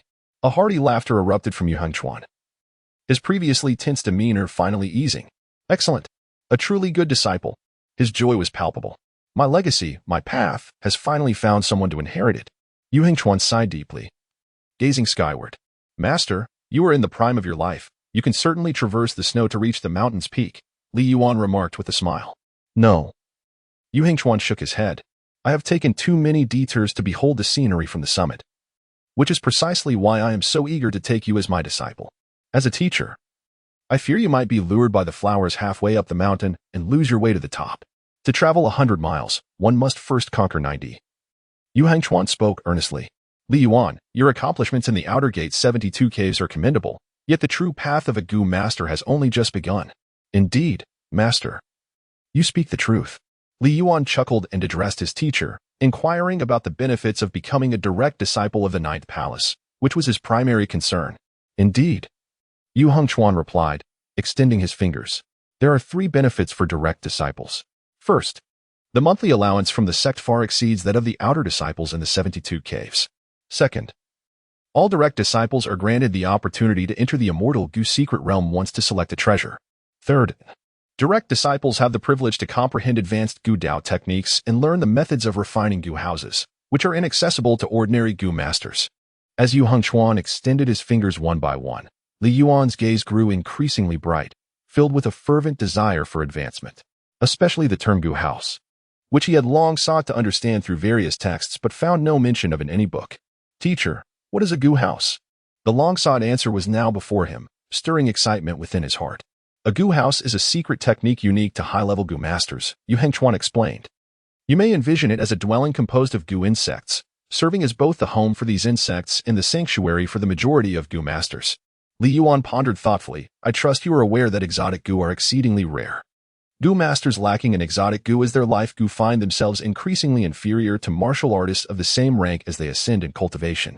The powerful techniques and skills of martial artists are diverse and numerous, often complemented by divine weapons. How can a Gu master rely solely on a single life Gu to contend with such foes? Only with the Gu house. He elaborated. By using the life Gu as the core, one can construct a legion of Gu insects that move in accordance with your thoughts, which is what constitutes a Gu house. Just as the ant king commands its army, you too can command the entire legion of ants. However, the construction of a Gu house is far more intricate than that of an ant colony, as each Gu within the house can provide feedback akin to that of a life Gu, thereby enhancing the Gu master's own power. Yu Hengchuan patiently continued his explanation. Li Yuan gradually comprehended the situation. Yu Hengchuan remarked with a smile, it is akin to your life-bound giant spirit Gu. By using it as the core to construct your Gu house, you can command hundreds, thousands, or even tens of thousands of lower-tier Gu. Each lower-tier Gu can provide you with feedback, and this enhancement is comparable to the martial arts achieving celestial phenomena. The impact on lower-tier Gu masters and martial artists is utterly devastating. It is the difference between a frog in a well and the moon in the sky. Without reaching that level, it is difficult to fathom such power. Li Yuan was overwhelmed with emotions upon hearing this, although he was capable of commanding numerous subordinate gu. The feedback he received from them was negligible, failing to enhance his own strength. Despite his ability to lead an army single-handedly, he remained vulnerable to being decapitated by stronger foes. Master, what are the prerequisites for refining a gu house? Li Yuan inquired. Generally speaking, only an 8-turn gu master has the potential to refine a gu house, much like in the martial arts realm, where only an 8-rank martial saint can summon heavenly phenomena. A select few exceptionally gifted 7-turn gu masters may have the chance to create miracles. 3 conditions must be concurrently met. First, one's mental prowess must reach the domain level of river, sea, domain, or abyss. Second, the life gu must not be a fundamental gu insect. It should possess numerous lower-tier gu, such as the giant spirit gu, which includes lower-tier gu like the giant gu and blood chi gu. Third, the gu controlling heart technique must attain the level of resonance of the heart. Yu Hengchuan articulated the stringent requirements for refining a gu house, noting that those who could satisfy all 3 conditions were primarily 8-turn gu masters. Master, what does resonance of the heart entail? Li Yuan realized that there was indeed much he did not understand. If he did not join the inner circle of the 9th palace, relying solely on his own exploration, he would likely encounter numerous setbacks. You, who know nothing, have managed to reach your current state solely through your efforts and innate talent. It is truly remarkable. Yu Hengchuan sighed. A golden-scaled fish is not merely a creature of the pond. When it encounters the winds and clouds, it transforms into a dragon. Li Yuan is a rough gem, destined to unveil extraordinary brilliance. The disciple is fortunate. Li Yuan felt a touch of embarrassment from the praise he received. There was no need for such modesty. Yu Hengchuan chuckled, saying, I have heard from the master of the 100 Affairs Hall that since your initiation, you have not once left the residual gu tower. It was only upon the passing of the esteemed elder that you ventured out to return the token. I fully comprehend the sweat and effort you have invested. My decision to accept you as my disciple was not a rash impulse. I had conducted thorough inquiries beforehand. You arrived here as a refugee, bearing your grandfather's remains, and your unwavering dedication over the years has allowed you to make an exception and step out of the small bamboo grove for the elder. What I see in you extends far beyond mere talent. Character and diligence are what I value most. The disciple feels a deep sense of shame. Li Yuan felt a profound sense of humility. Enough of the pretense. The youth should be spirited and not overly mature, he was reminded by Yu Hengchuan, who, with growing admiration, handed 2 ancient texts bound in jade and several thick tomes to Li Yuan. Among the ancient texts, one contained the advanced techniques for controlling gu insects, while the other detailed the secret methods for crafting gu sanctuaries. You may peruse these at your leisure. These books are my notes and insights, which may provide you with guidance and inspiration for nurturing advanced gu insects. Thank you for your gracious gift, Master, Li Yuan said, bowing his head and clasping his hands together. For him, this was the key to unlocking a new realm, truly significant. The feeling of having a mentor was quite agreeable. I already have 2 direct disciples. You will be the 3rd. Pei Luo Qing is the 2nd, and you have an elder sister as well. Fate will bring you together in due time, Yu Hengchuan explained. Understood, Li Yuan replied. Due to the recent turmoil in the southern border, the affairs of the 9th Palace have been quite demanding, preventing me from lingering here for long. Should you encounter any uncertainties in your gu studies, do not hesitate to consult your senior brother Pei, Yu Hengchuan advised. Certainly, Li Yuan nodded.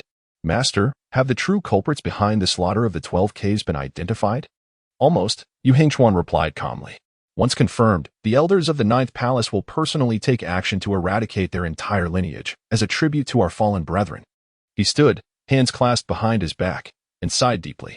The gu nest of the 9th Palace has remained dormant in the mountains for far too long, allowing some to forget the era when the gu masters governed the southern border. It is time to remind them. The gu nest has never been a benign presence. Its seclusion in the mountains is not born of fear of worldly conflicts, but rather a preference for the environment conducive to the cultivation and survival of gu masters. The methods employed by gu masters to eliminate their foes are far more terrifying than those of mere martial artists. As the master and disciple conversed, they reached the edge of the bamboo grove. Take care, master, Li Yuan bid farewell. Li Yuan waved farewell. Yu Hengchuan smiled helplessly, remarking, You truly cannot bear to step even half a pace away from the small bamboo grove. You only accompany your master this far. It is because the disciple longs to return and study the insights you have pinned on nurturing the gu, Li Yuan replied with a smile. Indeed, you are more articulate than your senior sister. With that, Yu Hengchuan took a step, moving slowly, and in the blink of an eye, vanished from sight.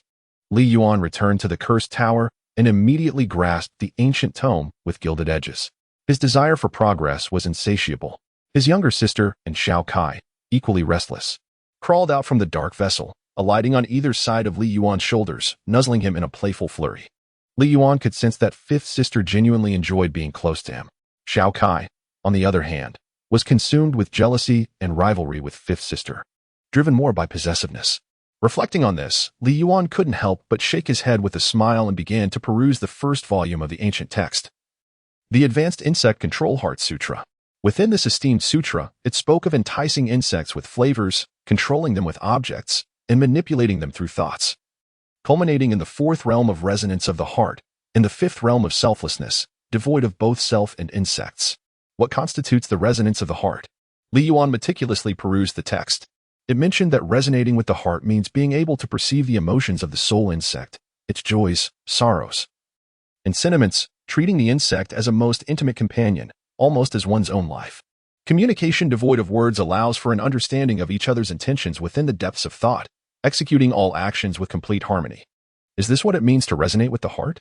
Li Yuan tilted his head to glance at Xiao Kai, then at Wu Mei, both of whom conveyed a sense of joy to him. Teacher, the realm of resonating with the heart seems not so difficult after all. Perhaps it is the profound spirituality of Xiao Kai and Wu Mei that enables Li Yuan to perceive their emotional feedback so distinctly, understanding their joys, sorrows, and everything in between.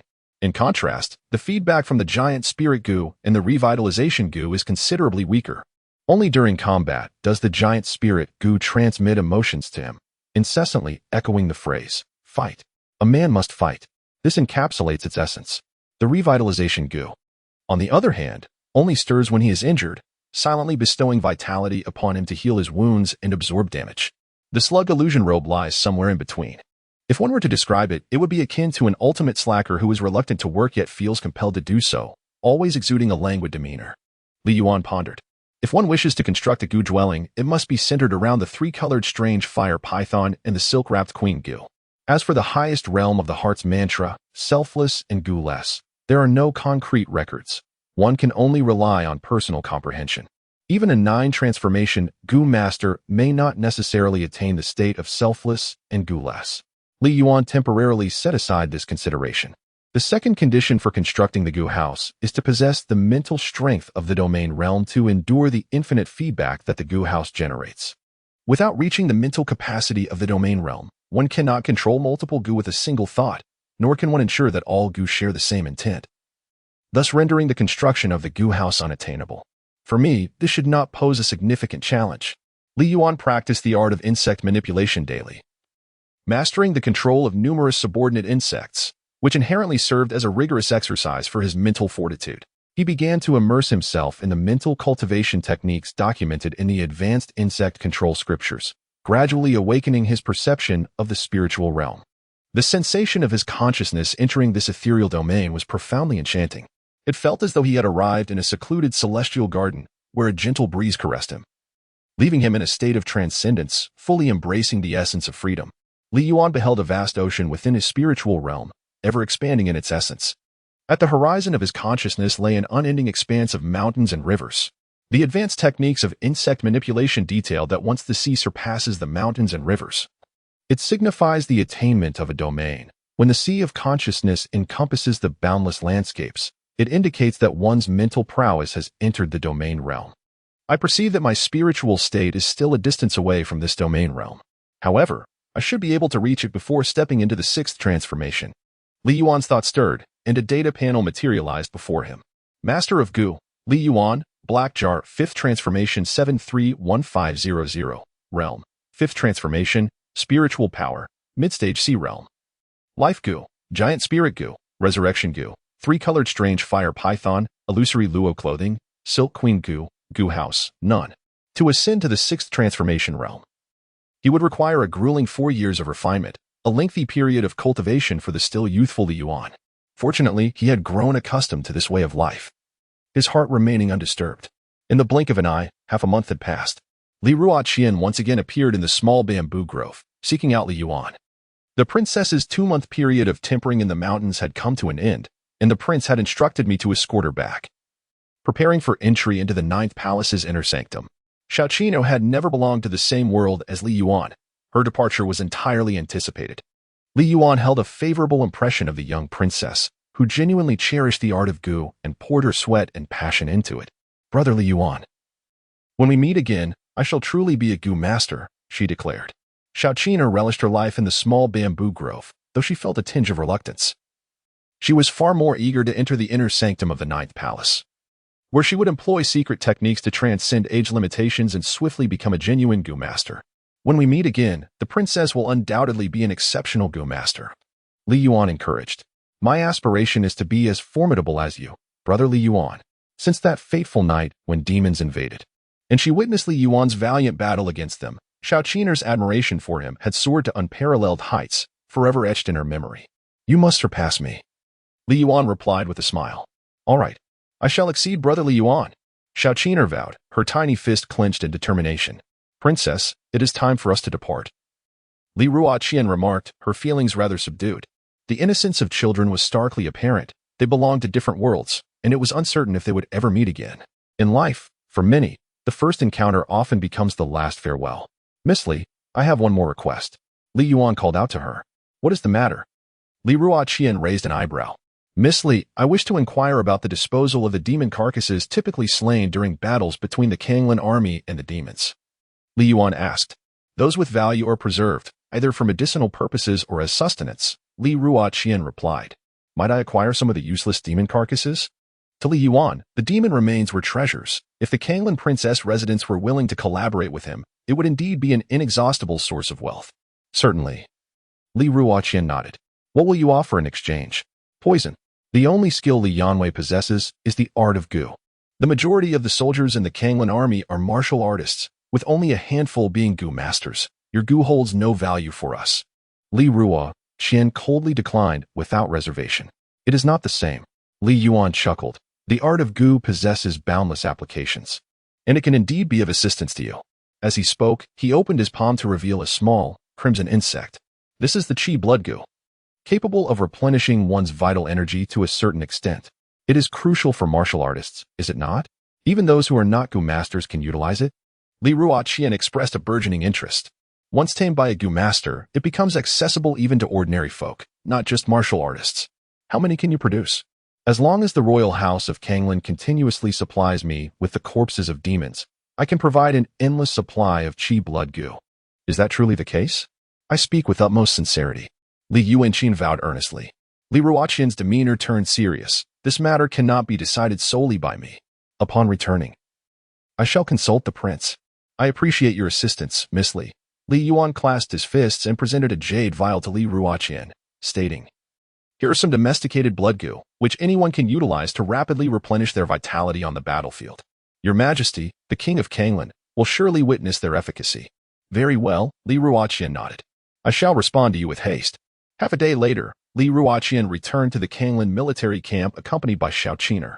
Father, I am back, Xiaoqino exclaimed joyfully, dancing with delight. Father, I have completed the test. You will send me to the Ninth Palace now, won't you? Sighing, Xiao Yuan gazed at his innocent daughter, a torrent of emotions washing over him. What is this sigh for, father? Are you having second thoughts again? Xiaoqino retorted, puffing up her cheeks in indignation. No, Xiao Yuan shook his head repeatedly. As a father, I simply find it hard to part with you on such a journey. Do not worry, father. Once I become the most formidable gu master, I will return to aid you in conquering the world and vanquishing all demons, Xiaoqino declared proudly. Indeed, Qino shall undoubtedly become the greatest gu master. As he spoke, Xiao Yuan retrieved a gourd, crouched down, and solemnly handed it to his daughter. Qino, this is the treasured gourd left by your mother. Keep it close, and remember, only open it when you reach the Ninth Palace. A treasured gourd left by mother? Xiaoqino exclaimed in surprise. Father, what is inside it? I do not know, Xiao Yuan replied, shaking his head.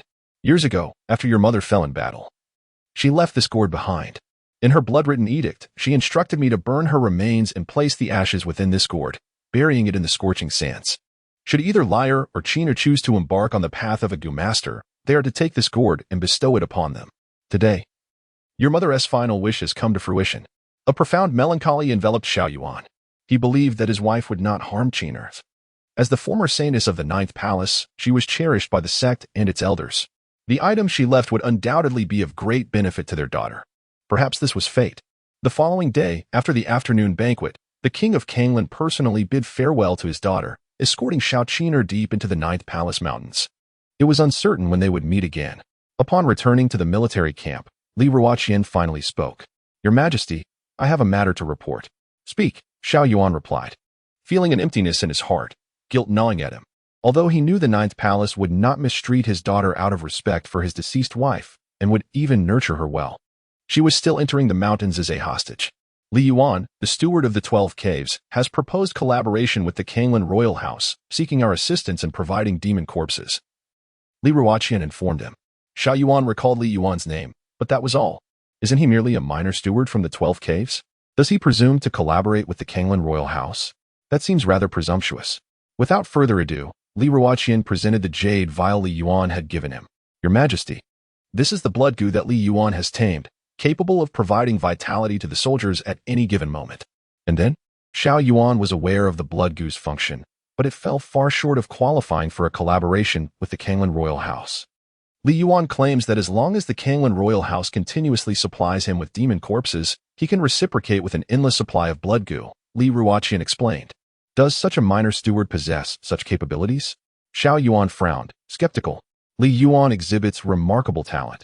At merely 20 years of age, he has already become a 5th-tier goo master and was recently taken as a direct disciple by Elder Yehengquan of the Ninth Palace's inner sect. Even Elder Yehengquan admires his aptitude greatly. He appears to possess an innate spiritual prowess, capable of controlling a vast array of subordinate goo, and has cultivated a rare goo that has not emerged for a millennium. He may very well ascend to a high position within the Ninth Palace in the future. Recently, when demons and a band of traitorous warriors launched an attack on the 12 Caves, 2 5th-tier demons and a 5th-grade warrior simultaneously charged into the small bamboo grove where Li Yuan was situated. The result was that all the demons perished, while Li Yuan emerged with merely a soiled garment. Li Ruoqian reported all the intelligence regarding Li Yuan faithfully. Is Li Yuan truly this extraordinary? Xiao Yuan's eyes brightened. No longer underestimating him. Such a promising goo master, coupled with his teacher, Elder Yehengquan, being a person of significance, indeed qualifies for collaboration with the Kanglan royal house. We shall commence a preliminary partnership with him, providing a portion of demon corpses. Should it prove beneficial to the Kanglan army, we may deepen our collaboration later. Xiao Yuan nodded in agreement. Ruoqian, you shall be responsible for this matter. Understood, Li Ruoqian replied with a bow. Additionally, I require you to investigate a matter concerning the direct bloodline of the Dian royal family. Some leads have recently emerged, Xiao Yuan added. Li Ruoqian was taken aback. Is it true that a direct descendant of the royal family still lives? I had always believed that was merely a ruse by the Night Owl Guard to stabilize the situation. Truth and falsehood are often intertwined. Who can truly ascertain? Xiao Yuan sighed lightly. Even if it is false, concerning the martial god as treasure and the unification of the realm, it would undoubtedly influence the dynamics across the lands. Li Ruoqian inquired, Your Majesty, does the rumor indicate which prince or princess has survived? It is said to be the young prince born of Nguefei from the extreme northern Ice Plains tribe, known as the Little Shimming, Xiao Yuan replied, frowning. During the bloodbath that engulfed the Dian royal family, the Night Owl's forces arrived too late, managing to rescue only the young prince. They were subsequently ambushed by demons, and the Night Owl guards escorting the young prince perished, leaving him concealed and lost among the populace ever since. In the depths of the mountains, within the 12 Caves residual goo tower, 2 months swiftly passed. Li Yuan reclined in the rocking chair, basking in the sunlight, relishing a rare moment of leisure. On his shoulders, Xiao Kai and Wu Mei nestled against him with remarkable affection. He referred to this process as nurturing the bond with the soul insect, preparing for the future construction of the insect dwelling. Li Yuan recalled a film he had watched in his previous life, where the gambling saint cultivated a bond with Mahjong by sleeping beside it each night. Wasn't Xiao Kai and Wu Mei far more spirited than Mahjong? Indeed, it seemed quite reasonable. Now, even in slumber, Xiao Kai and Wu Mei would join him, each claiming a side of the pillow. Suddenly, Li Yuan furrowed his brow, sensing an arrival. Senior Brother Pei is here. Xiao Kai Wu Mei quickly hid. With a swift motion, the three-colored and the pan-silk queen immediately dove into the black jar, concealing their presence. Li Yuan found it somewhat amusing. How did it come to resemble petty thievery?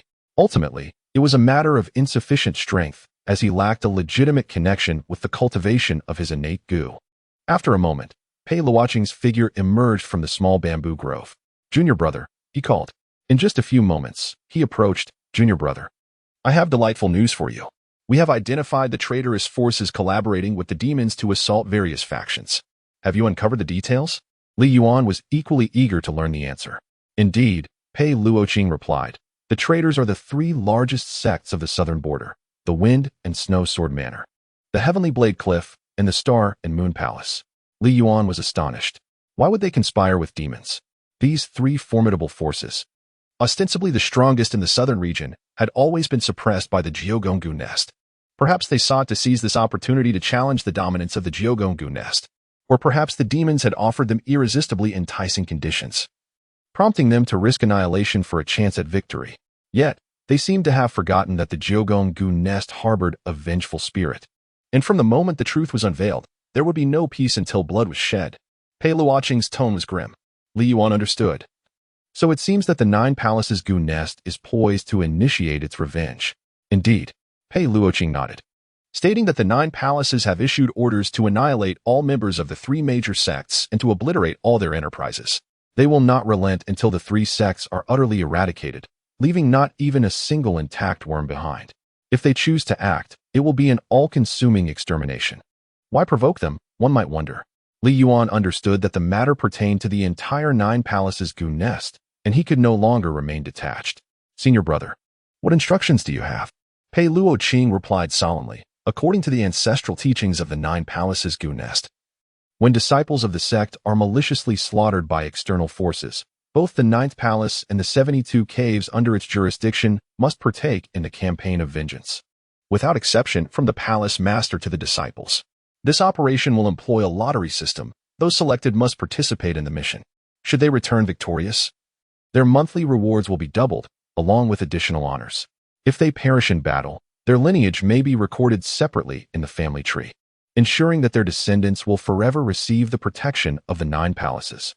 Li Yuan is an outsider, yet he possesses a profound understanding of the myriad customs associated with the Jiugong mountain range. The Jiugongu nest traces its origins to an illustrious family bearing the surname Qi.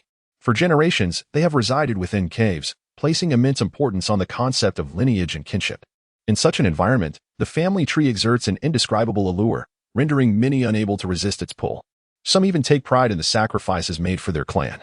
It is precisely for this reason that the Jiugongu nest has endured for thousands of years, remaining resilient through the vicissitudes of dynastic changes. Steadfastly standing tall in the world with formidable strength, Li Yuan did not feel deeply about this matter. However, one can imagine the terrifying lethality and resolute will of such a cohesive team in action. Pei Luoqing chuckled and said, "We are both outsiders, according to the rules. If there are not enough volunteers from the same clan, we must draw lots." Indeed, Li Yuan nodded. He was not entirely devoid of emotion. Having received the grace of the 12 caves, he held a certain affection for this land. When the time came to act, he would not hesitate. The drawing of lots will take place at the Beishitang tomorrow, so remember to bring Xiao Zhao along, Pei Luoqing reminded. The following day, Li Yuan and Wang Zhaozhao rose early from their slumber. This marked Li Yuan's second departure from the ruins of the Zayas Helen, the first having been for old Wang. While this time it was for the sake of his fellow disciples who had met a tragic end at the hands of demons and traitors. Upon arriving at the mountain where the Baishir Hall was situated, he found the area outside the hall already teeming with people. Li Yuan quietly stood in line among the crowd. Few were acquainted with him within the 12 caves. Only a handful of disciples who frequently visited the remnant insect pavilion to offer insects were aware of his presence. Shortly thereafter, Pei Luoqing made her appearance, personally presiding over the drawing ceremony. Esteemed disciples of the 12 caves, I express my heartfelt gratitude for your timely arrival at the Baishir Hall to commemorate our departed brothers and sisters. Pei Luoqing, her arm draped in white mourning cloth, bowed deeply. Today's drawing ceremony comprises two categories: the life lots, which remain within the sect, and the death lots, which summon one to leave the sect and avenge our fallen brethren, to bring back their noble souls. Now, I invite the leaders and stewards of each hall to lead their disciples forward as the drawing commences. The first to step forward is the Battle Guard Hall. As the primary combat hall among the 12 caves, it naturally takes the initiative. The atmosphere grew tense among the onlookers. The first to draw was the hall master of the Battle Guard Hall, He reached into the wooden box and retrieved a slip of paper, presenting it to Pei Luoqing. "Qi Huan, death lot," Pei Luoqing announced. "Ha ha ha. I cannot escape my fate." Qi Huan laughed heartily, seemingly unconcerned about the outcome. Subsequently, the three vice hall masters approached in turn. Two drew death lots while one drew a life lot, the latter exhaling a sigh of relief. Half an hour later, all 300 members of the Battle Guard Hall had completed their draws, resulting in 100 death lots and 200 life lots. After the drawings, the members of the Battle Guard Hall gathered at the back, and someone greeted Li Yuan. "Li Yuan, it has been a long time." Li Yuan turned his gaze and recognized the person before him, Qi Lin. It had been quite some time since their last meeting. When he first arrived at Jiugong Mountain, it was Qi Lin who had guided him through the trials of the Gu Master examination. In those days, Qi Lin appeared to him as an enigmatic and formidable figure. But now he seemed rather ordinary. "I drew the death token. I wonder how your fortune will fare," Qi Lin remarked casually. "I can handle anything," Li Yuan replied. Li Yuan remained indifferent. "Are you still working at the residual curse tower?" Qi Lin inquired. "Yes," came the reply. Li Yuan nodded. Qi Lin smiled faintly. "You seem quite adept at enduring solitude. I see your vitality is quite abundant. Have you not yet changed your life-bound Gu? You must have already entered the realm of a third transformation Gu Master. Haven to you? The vitality Gu is indeed quite commendable." Li Yuan smiled in agreement, suddenly beset by a profound sense of the passage of time and the inevitability of change. After a brief conversation, Qi Lin departed alongside Zhang Weitang, with Li Yuan wishing him good fortune as they parted ways. The drawing ceremony continued, with each faction completing their draws in succession, revealing an approximate ratio of 70% living lots to 30% dead lots. Next was the turn of the Tsanggu building. After what felt like an eternity, it was finally Li Yuan's moment. In stark contrast to the other factions, the Tsanggu building was represented solely by Li Yuan and Wang Zhaozhao, rendering their presence rather pitifully sparse. Li Yuan reached into the wooden box and casually pulled out a slip of paper. Wang Zhaozhao, waiting behind him, felt even more anxious than Li Yuan. Pei Luoqing announced, "Li Yuan, a life token." Having spoken, the master of Baishir Hall made a mark on the roster of the 12 caves, drawing a check. Then it was Wang Zhaozhao's turn. Her heart raced with trepidation as her small hands trembled slightly while retrieving a slip from the box, which she handed to Pei Luoqing. Wang Zhaozhao. "A death token." "A death token?" Wang Zhaozhao murmured, not out of fear of death, but because a death token signified a long separation from her brother Yuan. A sense of melancholy inevitably overcame her. After all, since entering the mountains, she had never left the small bamboo grove, never spent a night elsewhere. Always by her brother Yuan's side. The sudden prospect of parting today filled her with a profound reluctance and unsettling feeling. "It's all right, Xiaozhao." Li Yuan gently patted the young girl on the back. The tasks assigned by the Outer Sect's 72 caves are not particularly complex. The adversaries are merely the industries and affiliated forces of the three major sects scattered across various regions. Given your strength, it poses no challenge. "Indeed," Wang Zhaozhao nodded. "I shall return promptly. If Brother Yuan finds it inconvenient to wash and cook, he might consider hiring a clever young lady to assist him in the Xiaozhulin." Throughout the long years, she had always been by Brother Yuan's side. How could one not be aware of Brother Yuan's charm?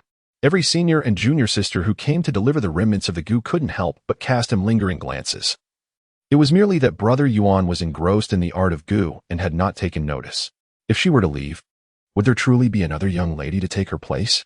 To stay by Brother Yuan's side, sharing the days and seasons together? Contemplating this, she couldn't help but feel a pang of sorrow. Li Yuan's lips curled into a subtle smile. He could discern the young lady's hidden troubles with a mere glance. The sense of grievance woven into her words was almost palpable. TSK, TSK, and she still expected him to summon other young maidens to the mountains? "I am a person who cherishes the past." Li Yuan chuckled. "It's rather uncomfortable to dine on someone else's cooking, especially with unfamiliar faces. Do return early." "Very well." Wang Zhaozhao replied, her heart blooming with joy at the rare warmth in Li Yuan's words. "There is also another matter." Li Yuan pondered for a moment and decided to prepare some self-defense measures for Wang Zhaozhao. The girl possessed considerable strength, yet her practical experience was undeniably lacking, making her susceptible to unforeseen mishaps. "Xiaozhao, tonight I shall bestow upon you a gift." "What kind of gift?" Wang Zhaozhao mused with anticipation. "A secret." "What else can Li Yuan offer?" "Certainly, it is the cursed insects." After the lottery ceremony concluded, dusk had already descended. Upon returning to the small bamboo grove, Li Yuan promptly delved into the remnants of the goo tower, setting about the delicate task of taming some extraordinary goo insects for Wang Zhaozhao. In her chamber, Wang Zhaozhao sat before the mirror, carefully unveiling the black satin blindfold that had shrouded her eyes. With utmost caution, she retrieved a wooden box concealed within her cabinet. The contents were not remarkable artifacts, but rather the rouge and powder that every woman employs.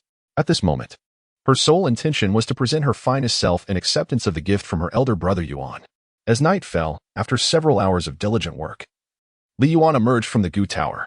The luminous moonlight worm gathered the silvery rays, casting a gentle glow upon the vicinity of the chamber, akin to a grand lantern illuminating the small bamboo grove with a tender brightness.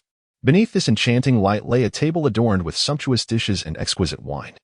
Complemented by the graceful presence of a young maiden, her head bowed in modesty, resembling a bashful flower on the verge of blooming. In this splendid hour, amidst the beautiful scenery, stood a captivating figure illuminated by the moonlight. Li Yuan was taken aback for a moment. Had the young lady misunderstood something? Xiao, when did you purchase this attire? I have never seen you wear it before. Throughout the long passage of time, Li Yuan and Wang Zhaozhao had donned the unremarkable standard 12-hole uniforms, exchanging them back and forth. Li Yuan seldom concerned himself with material possessions. Today, upon a sudden glance, he realized with astonishment that the girl had transformed significantly. Xiao Zhao was no longer the naive young girl who first ascended the mountain 4 years ago. With her features having matured, she had become strikingly beautiful. As her living conditions improved, her body developed rapidly. She was no longer pallid and emaciated, but rather became plump and fair, her demeanor undergoing a remarkable transformation. The only drawback was her eyes, which could only be fully opened in the throes of battle, rendering her somewhat less vivacious. Brother Yuan, Wang Zhaozhao sensed Li Yuan's gaze upon her, feeling even more bashful. I bought this dress long ago but never had the chance to wear it. It's quite lovely, Li Yuan praised. Really? Wang Zhao was pleasantly surprised. Does Brother Yuan like her? With such a beautiful sister, who wouldn't be fond of her?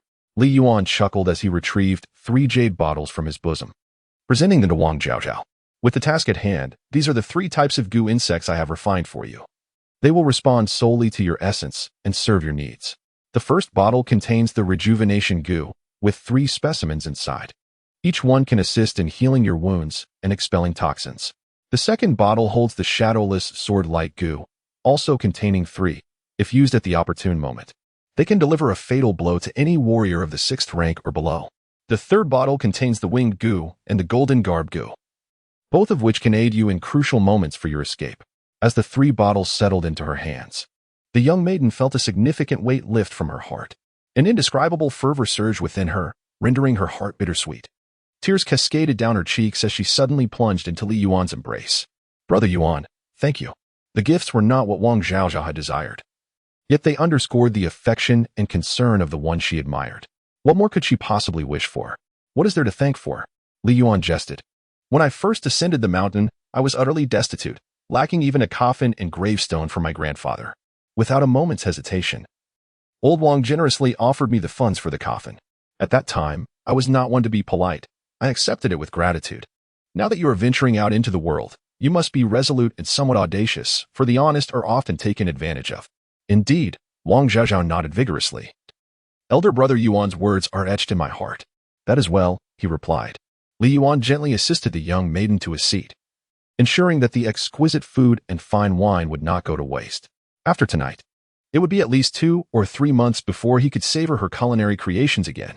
The following morning, Wang Zhaozhao knelt before the grave of old Wang on the back mountain, offering 3 respectful bows. With tears in her eyes, she bid farewell to Li Yuan and embarked on the path beyond the Jiugong mountain range. Those who had sought refuge here from the ravages of war were now compelled to leave once more, a poignant reminder to Li Yuan that in a chaotic world, there is no eternal sanctuary. The only steadfast path is to continually enhance one's own strength. Half a month later, Qi Xian, the master of the Baishir Hall, hurried up the mountain, presenting Li Yuan with a list. This document bore the names of disciples who had perished in the line of duty during an expedition beyond the 12 caves. Li Yuan's heart stirred with tumult. He found the list somewhat burdensome. Over the past fortnight, he had grown unaccustomed to the absence of someone who shared meals with him, washed his clothes, and alleviated his boredom, leaving him with a hollow feeling. Lifting the roster, Li Yuan focused intently, scrutinizing each name. After a prolonged moment, he exhaled in relief. Fortunately, Xiao Zhao's name was not among them, yet he did notice another familiar name, Qi Lin. This individual, who had once guided him into the mountains to partake in the Gu Master trials, had perished during a mission to eliminate a faction of the Wind and Snow Sword sect. There was no profound sorrow, only a tinge of reflection. Another fortnight passed. The second batch of death lists arrived. Again, Xiao Zhao's name was absent, which brought Li Yuan joy, barring unforeseen circumstances. The skills he had imparted to Xiao Zhao should suffice for any tasks assigned to outer disciples. On this day, a distinguished guest arrived at the small bamboo grove. A substantial number of demon corpses, totaling over 100, were transported to the grove. Li Yuan, the blood qi gu you cultivated proves to be exceptionally useful. The prince has consented to collaborate with you. Here are 120 demon corpses in exchange for 600 blood qi gu. Is that acceptable? Li Ruoqian personally led the escort of demon corpses up the mountain to negotiate with Li Yuan. That is perfectly acceptable. Li Yuan readily agreed. With the remains of a demon and a handful of inconsequential bloodworms, he could produce an abundance of vitality puppets, with the rest being pure profit. For him, aside from investing some time, it was essentially a no-risk venture. You don't even bargain? Li Ruo asked in astonishment. Cultivating such high-quality vitality puppets should not be an easy task, right? Li Yuan miscalculated. It turns out that the Kanglin Wangfu also feels they have made a significant profit. Had I known earlier, I would have negotiated a better price. The Kanglin army's resistance against the demons is to safeguard the southern frontier, from which I have also benefited. Since the prince has set this price, let us finalize it accordingly. Li Yuanjing spoke with a serious demeanor. Such courage. Rarely does Li Ruoqian reveal her smile. Yet, in this moment, a delicate dimple graced her cheeks, adding a touch of femininity to her spirited visage. In the future, I shall ensure that the logistics team of the Kanglin army selects high-quality and well-preserved demon corpses specifically for you. Thank you. Miss Li, Li Yuan clasped his fists. No need to thank me. Li Ruoqian remarked, this is merely business. Since you have treated us with sincerity, the Wangfu of Kanglin will certainly not neglect you. Ah, indeed. Indeed. Li Yuan felt a touch of embarrassment. Prepare yourself, Li Ruoqian continued. Recently, the conflicts have intensified, and the battles are escalating. A considerable number of demon corpses will be sent your way, and we hope you can continuously provide us with blood qi gu. The situation has escalated again? Li Yuan exclaimed in astonishment. What has happened? Because of one person, Li Ruoqian replied, her expression grave. Who? Li Yuan was filled with curiosity. The world was engulfed in turmoil, with the master of demons, various noble lords, and martial heroes of the rivers and lakes all involved, yet none dared to claim supremacy. Who possessed such profound influence? Could a single individual truly escalate the conflict? It was none other than the legendary last surviving scion of the Dian royal lineage. Long thought lost to time.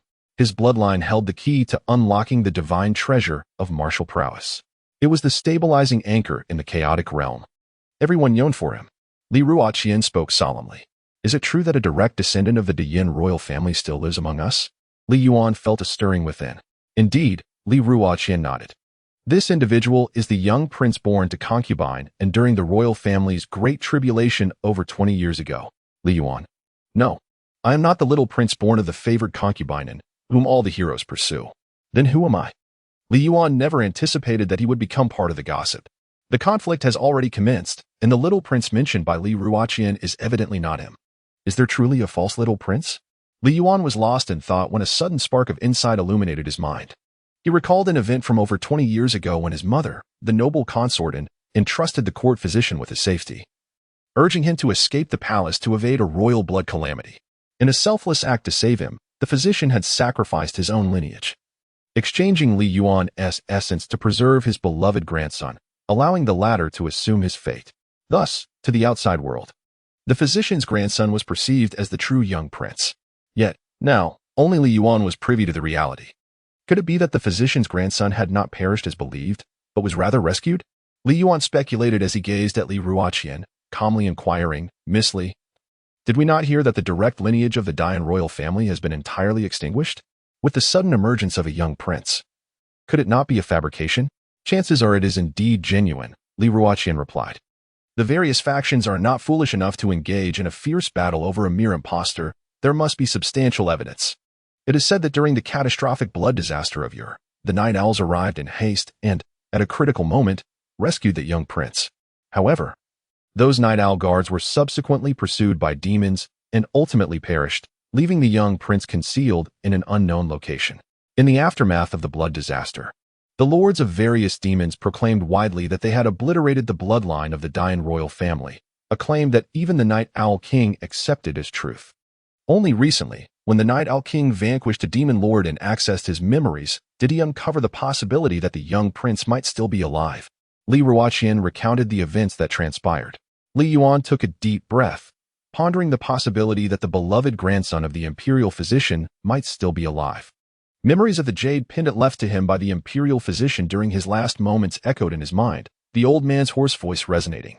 Yuan, remember, you are not my grandson. Your true identity is that of the crown prince of Dian. Your mother is the revered priestess of the Arctic tribes, the noble consort, and from 16 years ago, you must survive. This jade pendant contains a drop of the blood of the founding emperor. When combined with potent elixirs, it may grant you the potential to awaken the divine roots of a martial god. Yuan, you must vanquish the demons and restore Dian, avenging your mother. After joining the 12 caves, Li Yuan immersed himself in the art of sorcery, never contemplating the activation of the jade pendant, nor the refinement of the founding emperor's blood. He wondered whether his bloodline still held significance after undergoing the blood exchange with the imperial physician's true grandson.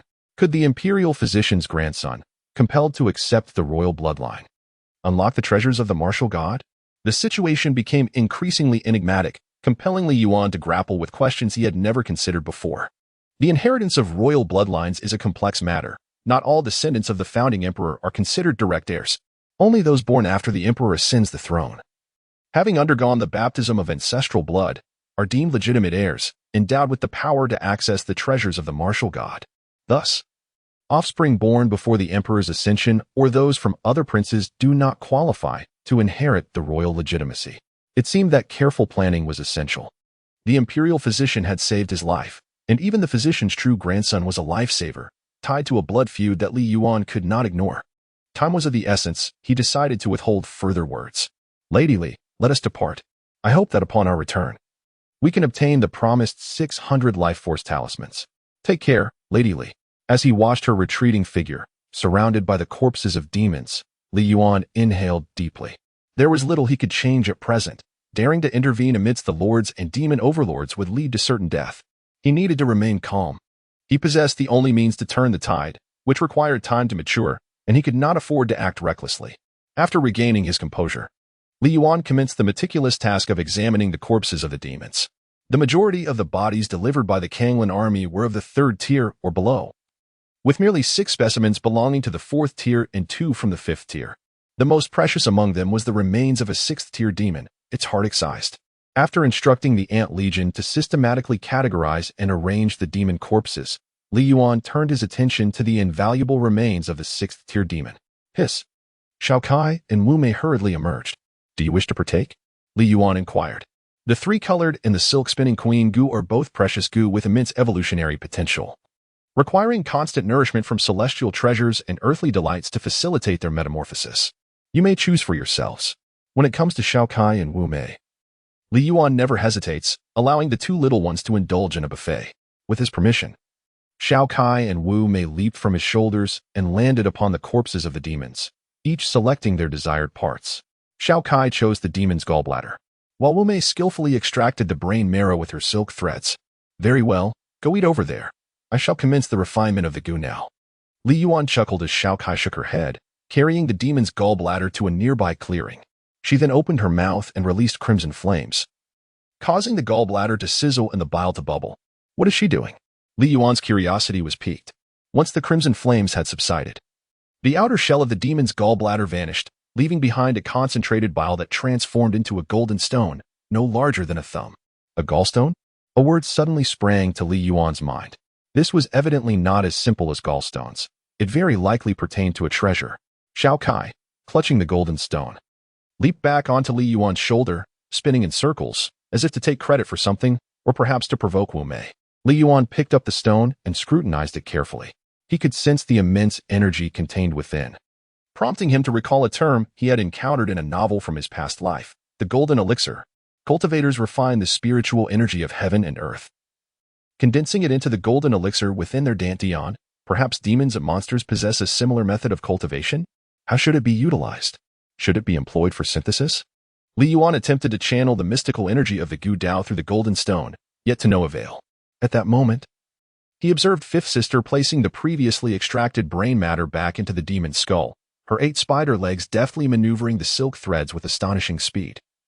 Akin to performing a delicate operation, Fifth Sister first stitched the demon's brain with the silk, then crafted a bionic heart, ultimately mending the demon's corpse completely. Indeed, the Pan-Sea Queen Gu is a versatile type of Gu worm, caught up in Fifth Sister's overwhelming attachment. Li Yuan nearly overlooked the true nature of the Pan-Sea Queen Gu, whose silk can emulate any life characteristic. Boom. The resurrected demon rose to its feet.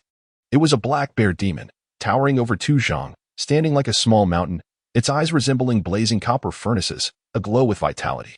At first glance, it bore no resemblance to a corpse.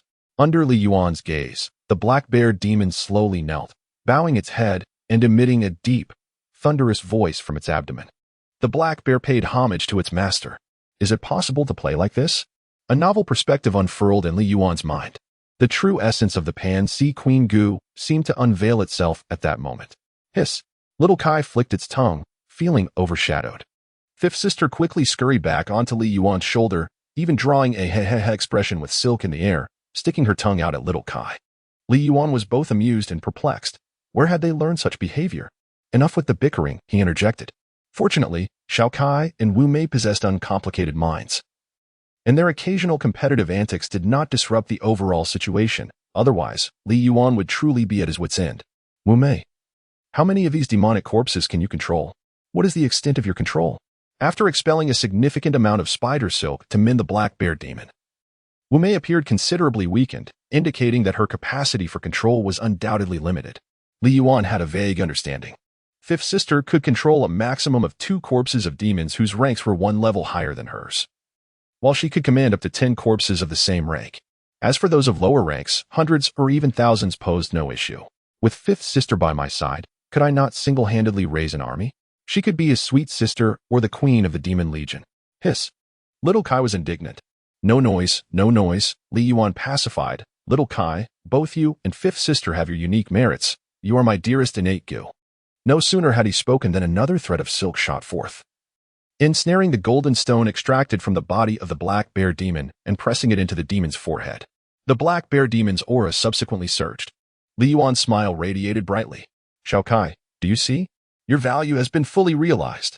In the future, your collaboration with Wu Mei will undoubtedly forge the most formidable demon army.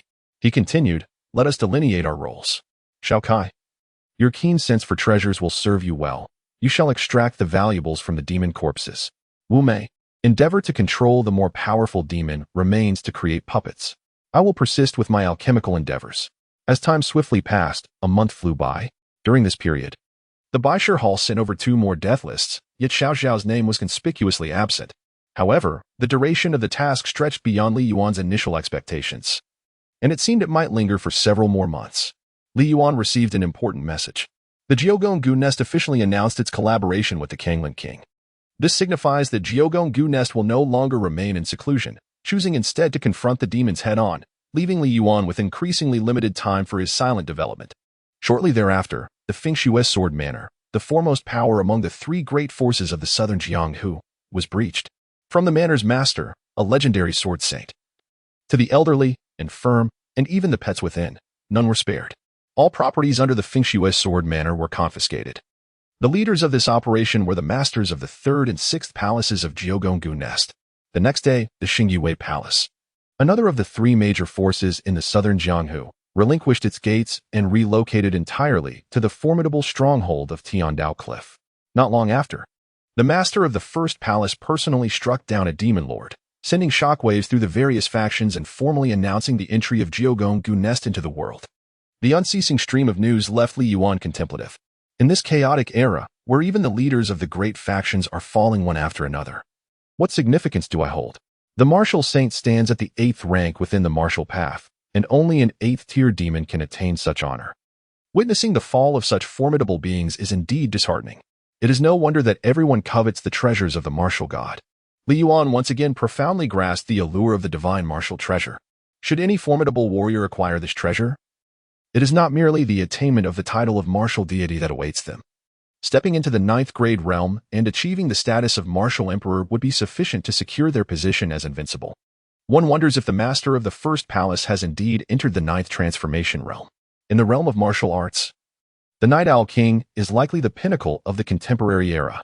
While the demons appear to lack a common sovereign, the existence of a ninth-grade demon is undeniable, as it was capable of ensnaring the Night Owl King and subsequently decimating the royal family. Each domain, poison path, martial path, and demonic path, has its own zenith. Li Yuan gazed up from the foot of the mountain, contemplating the principle that to travel 100 miles is only to have completed 90 at best. Indeed, he could merely be deemed to have just embarked on his journey. 3 more months passed. Li Yuan received news from the Beishitang, stating that the campaign against Tiandaoya and the various enterprises of Xingyue Palace had reached a conclusion, and the missions of the outer sect 72 caves were now complete. Subsequently, the inner sect of the 9 palaces would launch a full-scale assault on Tiandaoya and Xingyue Palace. It seems that Xiao Zhao will soon return. During this period, Li Yuan has forged a formidable army of demonic corpses led by 2 6th-tier demons, accompanied by 10 5th-tier demons and 300 4th-tier demons, creating an extraordinarily opulent lineup. Li Yuan personally experimented with the combat capabilities of the Corpse Puppet Legion. The strength of the puppets is approximately 70% of that of their original forms. They lack agility and adaptability, acting solely on instinct. However, they are impervious to pain and fearlessness in the face of death. The overwhelming number of demonic corpses, however, rendered the small bamboo grove rather cramped and constrained. Li Yuan contemplated whether he should petition Brother Pei for the expansion of the small bamboo grove. After much deliberation, he resolved to wait until the disciples returned from their mission before making his request, lest he appear overly detached. As Li Yuan anticipated, 3 days later he received intelligence from the Baishir Hall. The 12 disciples who had been away on the battlefield were set to return the following day, and all hall masters and stewards were summoned to descend the mountain to welcome the returning disciples and pay respects to the last batch of fallen comrades, ensuring they were given a proper burial. Junior brother, it has been quite some time since I assumed the position of cave master, and apart from the last occasion when we drew the life and death lot, I have not seen you leave the small bamboo grove. You truly possess remarkable patience for solitude. I thought that with Xiao Zhao absent these past few months, you might seek some amusement outside, but it appears I have underestimated you. Teased Pei Luo Qing on their descent. With Xiao Zhao gone, you have the company of the insects, I suppose. Initially, Li Yuan found it quite difficult to adjust, particularly during the first few days following Xiao Zhao's departure, when he felt an overwhelming sense of emptiness and discomfort. However, as time passed, he gradually acclimated to the situation. TSK. Pei Luo Qing chuckled and remarked, Junior brother, your words remind me of the master of the 7th palace. Why is that? He, much like yourself, spent his days in solitude, accompanied solely by his poison. Yet one day, he undertook a momentous deed that astonished both heaven and earth. What was it? He wetted his fated poison. Goodness, how sensational. Li Yuan was astonished. Such an occurrence was indeed unheard of. Pei Luo Qing laughed heartily, remarking that if it weren't for the presence of Xiao Zhao beside you, dear senior brother, I would genuinely fear that one day you might commit a similar folly. Li Yuan was filled with curiosity about what the lifebound goo of the 7th palace master was. Was it a human-shaped corpse goo? If that were the case, it could be somewhat understood. Pei Luo Qing murmured softly, yet his lifebound goo was a snake. Li Yuan blinked, pondering whether the palace master bore the surnames Su or Xiao. Pei Luo Qing was taken aback. Did you perhaps come across this in the notes provided by your teacher? Indeed, the surname of the 7th palace master is Su. Li Yuan is not mentioned in the notes of his teacher, Yu Hengchuan. The tale of Su, involving the serpent, was once widely known and deeply resonated in the past. Senior brother, do you think it is conceivable that a native goo could evolve to a certain realm and, under the influence of its goo master, transform into a human form? Li Yuan inquired. Pei Luo Qing narrowed his eyes and cast a meaningful glance at Li Yuan. Junior brother, your thoughts are rather perilous. Elder brother, do not misinterpret my words, Li Yuan teased. I am merely curious about the tale of the 7th palace master. Theoretically, it is plausible. Pei Luo Qing chuckled softly. When the second goo immortal emerges in the Tianyuan continent, this theory may indeed be validated. Li Yuan was rendered speechless. Listening to your words was akin to receiving an enlightening discourse. Amidst their idle chatter, the group had already arrived at the foot of the mountain. Gazing into the distance, not a single figure could be seen. It seemed they would have to wait for quite some time. Pei Luoqing settled down on the ground and turned to her junior disciple. Have you heard about the matter concerning the little princess of Kanglan? No, I have not. Li Yuan shook his head, wondering if the young princess had not been sent into the inner gates of the ninth palace to study the art of Gu. Could something have gone awry? Indeed, it was an unexpected turn of events. Pei Luoqing explained that the reason the king of Kanglan was able to forge an alliance with the ninth palace's Gu nest was largely due to the contributions of that young princess. Is the young princess truly so capable? Li Yuan mused. Xiao Qiner is merely a girl of around 10 years. While she does possess some innate talent for the Gu arts, she is still far too young to even refine her own life Gu. What impact could she possibly have on the ninth palace's Gu nest? This tale is one I recently learned, revealed to me by my senior sister, Pei Luoqing replied. It seems my yet-to-be-met senior sister has extensive connections and is well-informed. To this day, Li Yuan had never encountered his senior sister. Indeed, Pei Luoqing smiled softly. My senior sister shared with me some secrets from the past. It turns out that the previous saintess of the ninth palace was none other than the princess of Kanglan. Li Yuan was taken aback when he first heard from King Kanglan that Qiner's mother was a Gu master. He surmised that the princess must have deep ties to the ninth palace's Gu nest.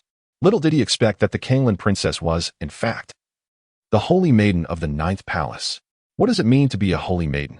It is a title bestowed only upon those destined to inherit the position of palace master. It is said that the previous holy maiden was extraordinarily talented, a prodigy in the art of Gu, emerging once in a millennium, yet she fell deeply in love with King Kanglan at first sight and pledged her life to him. During her time with King Kanglan, she witnessed the suffering of the people in the southern wilderness and vowed to eradicate the demons and save the populace from their plight. In pursuit of this noble cause, she petitioned the ninth palace's Gu nest to intervene, but to no avail. Ultimately, she departed due to ideological differences. In retrospect, it seems the Kanglan princess was indeed correct. Had the ninth palace's Gu nest emerged sooner, perhaps the situation in the southern wilderness would not have deteriorated to such an extent. But only when disaster struck did they finally begin to rally and raise their banners. Pei Luoqing sighed repeatedly. Li Yuan suddenly realized and inquired, what connection does all of this have with the young princess? Not long ago, the young princess inherited the fateful Gu of the Kanglan princess, which ranks third on the list of exotic Gu. Pei Luoqing remarked, the third-ranked exotic Gu is the heart-questioning Gu, isn't it? Li Yuan recalled that the conditions for refining the heart-questioning Gu are exceedingly stringent. Setting aside the realm of cultivation for the moment, the most crucial aspect is that the Gu master must conduct themselves throughout their life with a clear conscience. Perhaps it is precisely this that forged the Kanglan princess into a figure who loves fervently and hates passionately, who detests evil with a vengeance, and who bravely contends against adversity, living without regret. Indeed, Pei Luoqing's eyes gleamed with admiration, for it seems that the moment the Kanglan princess refined the heart-questioning Gu, her fate was sealed. She would not allow her true self to be tarnished by anyone or anything. Li Yuanjing solemnly remarked, does this imply that the young princess has embarked on the path of the newly appointed saintess? If that were not the case, the nine-palace Gu nest may not readily yield, and our collaboration with King Kanglan could be significantly delayed. Pei Luoqing sighed. Senior brother, I have yet another question. Li Yuan pondered, questioning why the heart query Gu could persist indefinitely. Should it not have vanished along with the consort of Kanglan? This remained a mystery.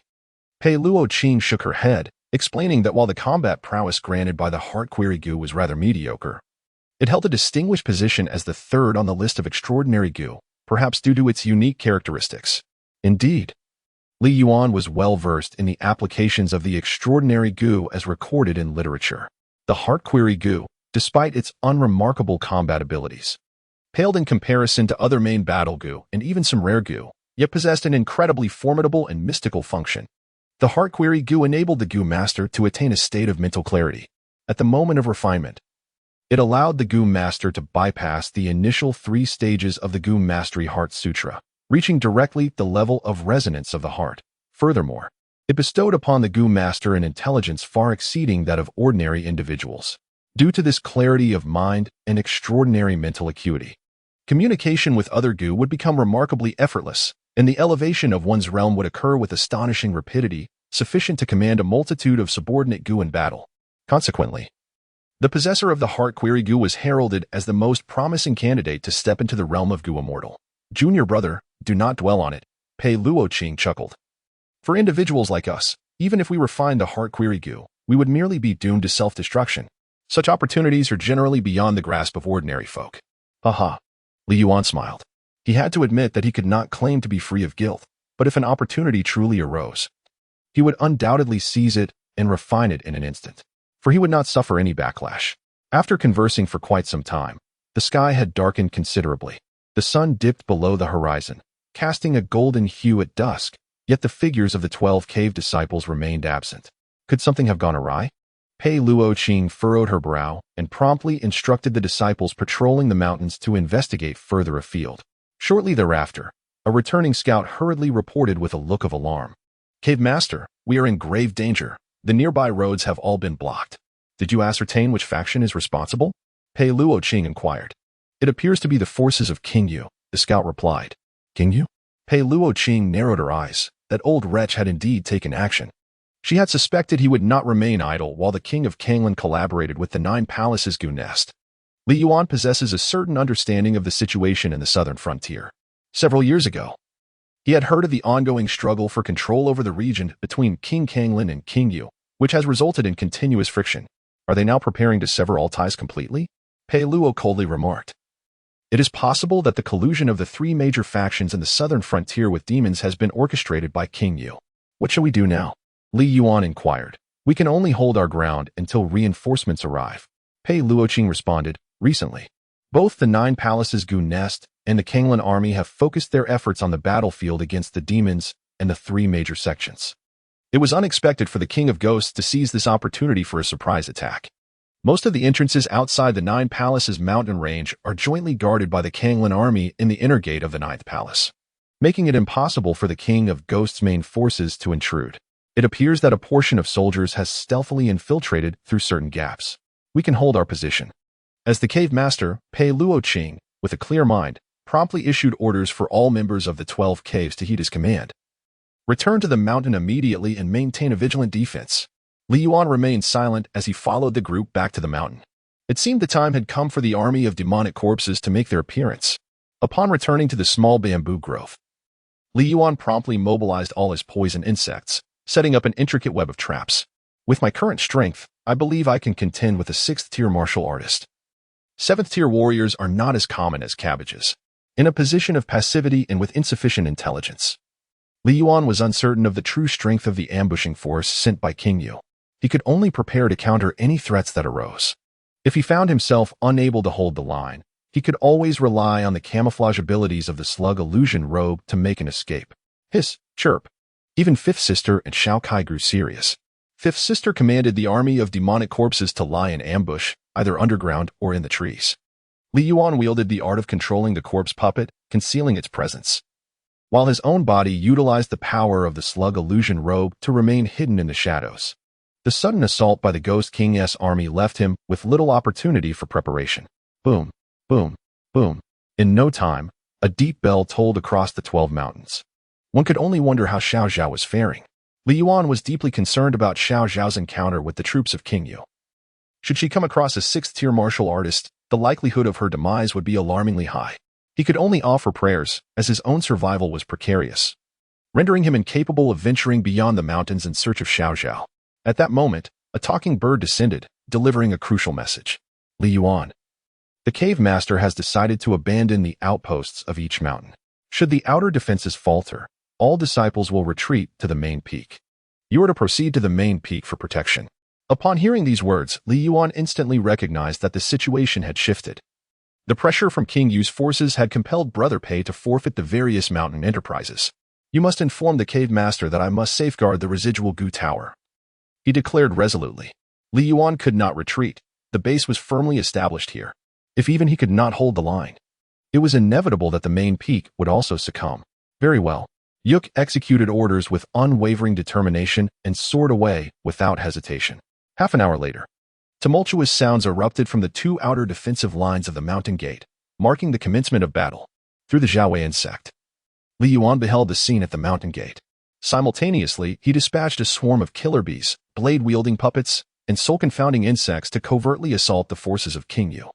However, the adversary proved formidable. A battalion of martial artists, their vitality surging like a tempest, obliterated the ordinary insects before they could even approach. Each soldier was a seasoned veteran, rigorously trained, far surpassing the troops led by the 12 Caves battle hall. The defenses crumbled in less than a tease time, but fortunately, Li Yuan seized the opportunity to gather intelligence. The situation was dire. The strongest among King Yu's forces was perilously close to the 7th grade realm, perhaps already poised at the threshold of becoming a Grand Master. Accompanying him were 3 6th grade minor masters. This was indeed an elite battalion, which explained how they had circumvented the defenses of the Kanglan army to penetrate this region. Kill. The battle was on the verge of erupting, the cries of slaughter resonating like thunder atop the main peak. Li Yuan once again beheld Pei Luoqing's lifebound Gu, an imposing entity shrouded in white mist, resembling a colossal infant. The ginseng infant Gu. He yearned to admire such a marvelous plant-based Gu up close, yet reality did not permit it. As a small squad from the Yuan army was approaching the bamboo grove, I shall do my utmost to draw their fire away from my senior brother. The principle of mutual dependence was firmly etched in Li Yuan's mind. Should the peak be breached, he would be forced to abandon the bamboo grove and flee like a lost dog. The hunt had commenced. Li Yuan's thoughts stirred, and the hidden Gu worms lying in ambush along the mountain path suddenly sprang into action. The first to emerge were the self-destructive 5 poisons Gu, which detonated in large numbers, forcing the ascending soldiers to cover their noses and shield their eyes. What in the world? How could there be so many poisonous insects exploding at once? There must be numerous Gu masters concealed within this mountain. Quickly summon Lord Baihu. The soldiers immediately realized the gravity of the situation, but it was too late. With Li Yuan's current capabilities, slaughtering a squad of soldiers lacking a 6th grade martial artist in command was as effortless as butchering chickens and ducks. A minor distraction was insufficient. He needed to lure 1 or 2 6th grade martial artists to alleviate some pressure from the main peak. Given the total number of subordinate Gu I had arranged in the small bamboo forest, combined with the corpse puppet army, even if 1,000 or 2,000 came without a 6th grade or higher martial artist leading them, I could eliminate them all. This was Li Yuan's confidence. And it was also the reason he was unwilling to abandon the small bamboo forest. If he left, he would be unable to take many of the Gu worms with him, effectively crippling his own strength. Soon, another small team arrived at the foot of the small bamboo forest, which included 2 6th grade martial artists. This clearly indicated the dire situation at the main peak, as it had not exerted much pressure on the Yuan army, enabling the immediate dispatch of 2 6th grade minor masters. This must be my first direct confrontation with a martial arts minor master, right? Li Yuan felt a profound sense of unease within. In the face of an opponent who had grasped the essence of a grandmaster's realm, the ambush from the lowly subordinate Gu seemed utterly futile and nearly impossible to succeed. Their only recourse was to delay the other soldiers. 2 6th-tier minor grandmasters joined forces, their momentum relentless, exuding an aura of lethal intent as they effortlessly advanced into the small bamboo grove. Indeed, it was as expected. Li Yuan was not particularly surprised. After all, he was merely a 5th-tier Gu master, and his Gu powers were limited. To defeat a 6th-tier minor master, he had to rely on his life Gu.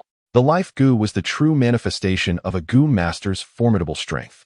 Concealed in the shadows, the slug illusion robe enveloped him like a swirling stream of air, rendering him undetectable even to his 6th-tier minor master. What is going on? The 2 6th-tier minor masters, who had ascended the mountain with the intent to kill, were bewildered. Scanning the surroundings, they found not a single figure on the mountain, yet the path upward was teeming with Gu insects. Even 5th-tier warriors had been ambushed and slain. Be careful, Big Hammer. The 2 minor masters stood back to back, adopting a defensive posture. These Gu masters were adept at deception. A direct confrontation would shatter them easily. The minor master known as Big Hammer, Ding Taizan, snorted coldly, "Old Sheen, cover me. Watch as I use my sonic techniques to unravel his tricks." Understood. The man known as Qin Shu had experienced countless battles, rarely encountering such bizarre phenomena. He dared not underestimate his adversaries and felt a tinge of fear. How could so many Gu masters conceal their presence from him? Given the sheer number of Gu insects below, there must be at least 100 Gu masters hidden in this vicinity. Why, then, was there not a single soul in sight upon reaching the mountain? Lioness Roar Hammer. In contrast, Ding Taizan was much more robust, brandishing a pair of hammers weighing several thousand pounds. He leapt high into the air and brought them crashing down onto the ground. Boom. An invisible shockwave raised clouds of dust, swirling leaves into the air. and sent ripples across the ground. At that moment, a massive black bear demon descended from above, its paw poised to strike mercilessly at Ding Tieshan's head. Just as Qin Shu was about to lend assistance, he was repelled by a large rock. The assailant was a monkey demon. Black Bear Commander! Brother Ape! Ding Taizan exclaimed in shock. Had they been slain by the Kanglan army? How could they possibly appear here? They must have been transformed into corpse puppets. Qin Shu's face darkened. Our intelligence was gravely flawed. There is certainly more than one 6th-tier Gu master in the 12 caves. Prepare to fight for our lives. Li Yuan seemed to have stumbled upon an extraordinary secret. The Black Bear Commander? Brother Ape? It appears that the true architect behind the scenes is King Yu. While the three major sects are merely scapegoats thrust into the limelight, in their relentless pursuit of control over the southern frontier, they resort to every conceivable tactic. Perhaps King Yu had meticulously devised this plan long ago. First, covertly orchestrating the alliance of the three sects with demons to massacre the disciples of the outer 72 caves, and then framing King Kanglan for the treachery, thereby severing ties with the 9 palaces Gu nest. Should the framing fail, they could still join forces with the demons to maintain their competitive edge. Li Yuan felt that his conjecture was highly likely to be correct. It seemed that someone like King Yu would hardly concern himself with the immediate outcome. After all, victory and defeat dictate the narrative of history, written solely by the victors.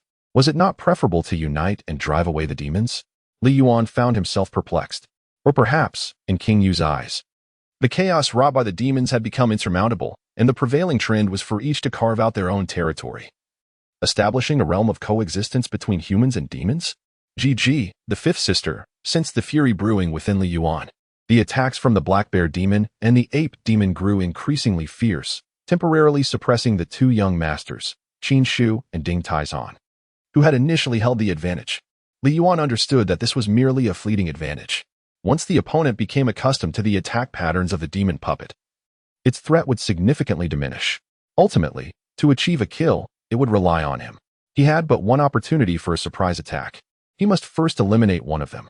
Li Yuan's gaze fell upon the large hammer-wielding figure. The dullard's vigilance was evidently inferior to that of his companion, heightening the likelihood of a successful ambush. Concealed beneath the guise of the slug illusionary garb, Li Yuan held his breath, focusing intently as he stealthily approached. The small on his shoulder, aware of his intentions, began to gather energy. Simultaneously, the fifth sister exerted her strength, deliberately allowing the black bear demon to display a weakness. Black bear leader, your corpse has been desecrated. I come to liberate you. Ding Tieshan's eyes gleamed with determination as he seized the opportunity. Wielding his twin hammers with the essence of a grandmaster, akin to the roar of dragons and tigers, striking forcefully against the black bear demon's body. Bang! He anticipated that this blow would scatter the demon's remains, but to his astonishment, the body was ensnared with a dense network of white silk threads. As the impact occurred, the threads erupted forth, entangling his hammers. A profound sense of danger surged from the ground to the crown of Ding Tieshan's head, sending a chill through his entire being, causing his heart to quiver in fear. From the shadows emerged two flames, one crimson and one emerald, intertwining and spinning towards him. With a thunderous sound, Ding Taizan reacted swiftly, opening his mouth to unleash a series of air circles, attempting to extinguish the flames, but it proved futile. The dual-colored flames licked at his arms, akin to a malignant growth, impervious to extinguishment. Ah, ah, ah.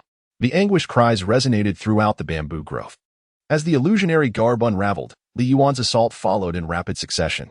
With the might of the giant spirit Gu coursing through him, he delivered a punch that not only expanded his muscles, but also sent his hair standing on end, enveloped in a fiery aura, causing his garments to shred at the seams. Thud.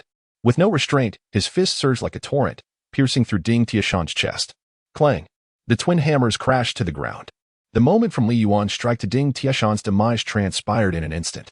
Qin Shu, realizing the situation, found it too late to intervene, not to mention being entangled with a 6th-tier ape demon's corpse. The hammer. Qin Shu's complexion turned ashen. It is your turn. Li Yuan's gaze was icy. Qin Shu understood that his fate was dire and could not help but let out a bitter laugh. To think there are two 6th-turn Gu masters lying in wait here. Did you anticipate King Yu's movements all along? 2. Li Yuan was taken aback for a moment, but soon understood. In the eyes of his opponent, they probably believed that another Gu master controlling the corpse puppet was lurking in the shadows.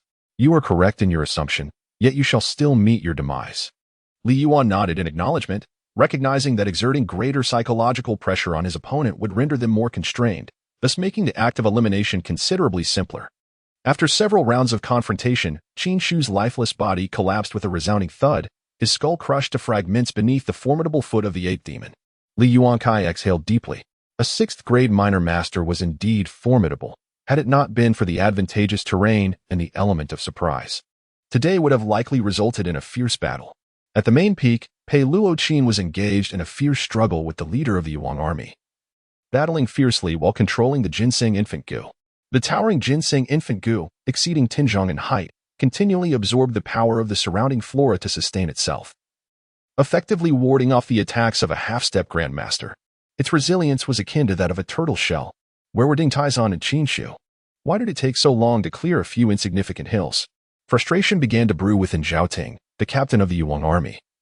As the prolonged engagement was perilous in this outer region of the Jiugonggu nest, perhaps they encountered a particularly tenacious foe, one of his subordinates suggested.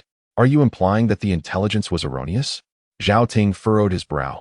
Even with another sixth-grade Gu master, their combined strength should have sufficed to handle the situation. Could a mere 12th cave possibly conceal an army? Suddenly, a soldier rushed in, breathless. Captain Zhao, it's dire. Both Lord Qin and Lord Ding have fallen in battle. How could this be? Zhao Ting's countenance changed dramatically. What transpired? While we were searching a bamboo peak, we encountered resistance. A junior officer leading the ascent was besieged by a swarm of Gu insects. Upon receiving a distress signal, both Lords Qin and Ding rushed to the small bamboo growth. Soon after, the fighting ceased, yet the two commanders did not descend. They have likely been ambushed by the enemy. The soldier recounted the sequence of events. The intelligence was indeed flawed. Zhao Ting's expression darkened ominously. The 12th cave must still harbor two 6th-grade Gu masters, deliberately stalling our main force to pick us off one by one. We have a traitor among us.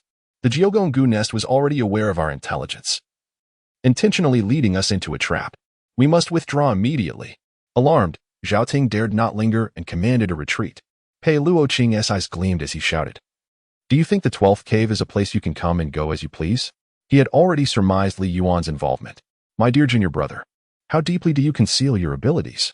Two 6th-grade minor masters fell so easily to your ambush?" The other Gu masters of the 12th cave were expressions of bewilderment. Aside from the cave master, who possessed such prowess to eliminate two minor masters so effortlessly, could it be that the inner sanctum of Jiugong had long made arrangements? With this thought, the morale of the 12th cave surged. Onward. Under Pei Luoqing's leadership, the clarion call for counterattack resounded. While the Ginseng infant Gu's offensive capabilities were lacking, its defensive and entangling prowess was unparalleled.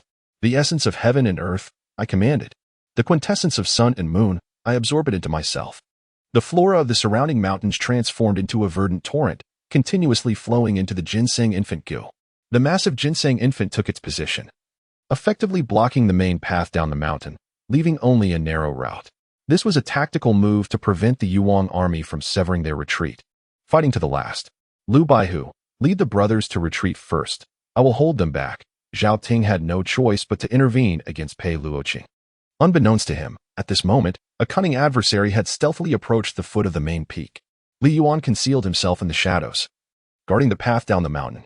Among the 1,000-strong army of King Yu, only a half-step grandmaster and a minor grandmaster remained. The rest posed little threat to him. Li Yuan would certainly not let such a splendid opportunity slip away. The only lamentation lies in the fact that the arrivals are all humans rather than demons. Otherwise, he would have truly reaped a bountiful harvest. Before long, he beheld a procession descending the mountain, comprising approximately 400 individuals. Li Yuan's gaze was fixated on the remaining 6th-grade master among the crowd, the one who had evaded capture. This individual was indeed cunning, concealing himself amidst the throng, denying me the opportunity for a surprise attack. I could only allow the Demon Puppet Legion to disrupt their formation first. Li Yuan did not unleash the entire army of the undead. He only dispatched two 6th-tier corpse puppets, the Black Bear and the Ape Demon. Fifth sister, take action. With a thunderous roar, the sealing curse was lifted, and the two demons surged forth from the earth. The formidable claws of the Black Bear swept across, instantly claiming the lives of 7 or 8 men. Meanwhile, the Ape Demon lunged directly at the remaining small master. Black Bear Commander? Brother Ape? Lu Baihu's eyes widened in disbelief. You have been transformed into corpse puppets? Ultimately, As a small master, his keen perception soon revealed the truth. It seemed that Ding Taizhan and Qin Shu had also met their demise at their hands. Autumn wind intent. Lu Baihu bellowed, brandishing his blade, attempting to discern the hidden Gu master controlling the puppets, yet he sensed nothing. His anxiety intensified, as if invisible eyes were fixated upon him. The other members of the Yuan army were mercilessly swept away by the black bear and devoured by the countless Gu worms, their anguished cries echoing in the air. Hiding in the shadows is no skill. Come forth and engage in conversation, Lu Baihu shouted. No one answered him.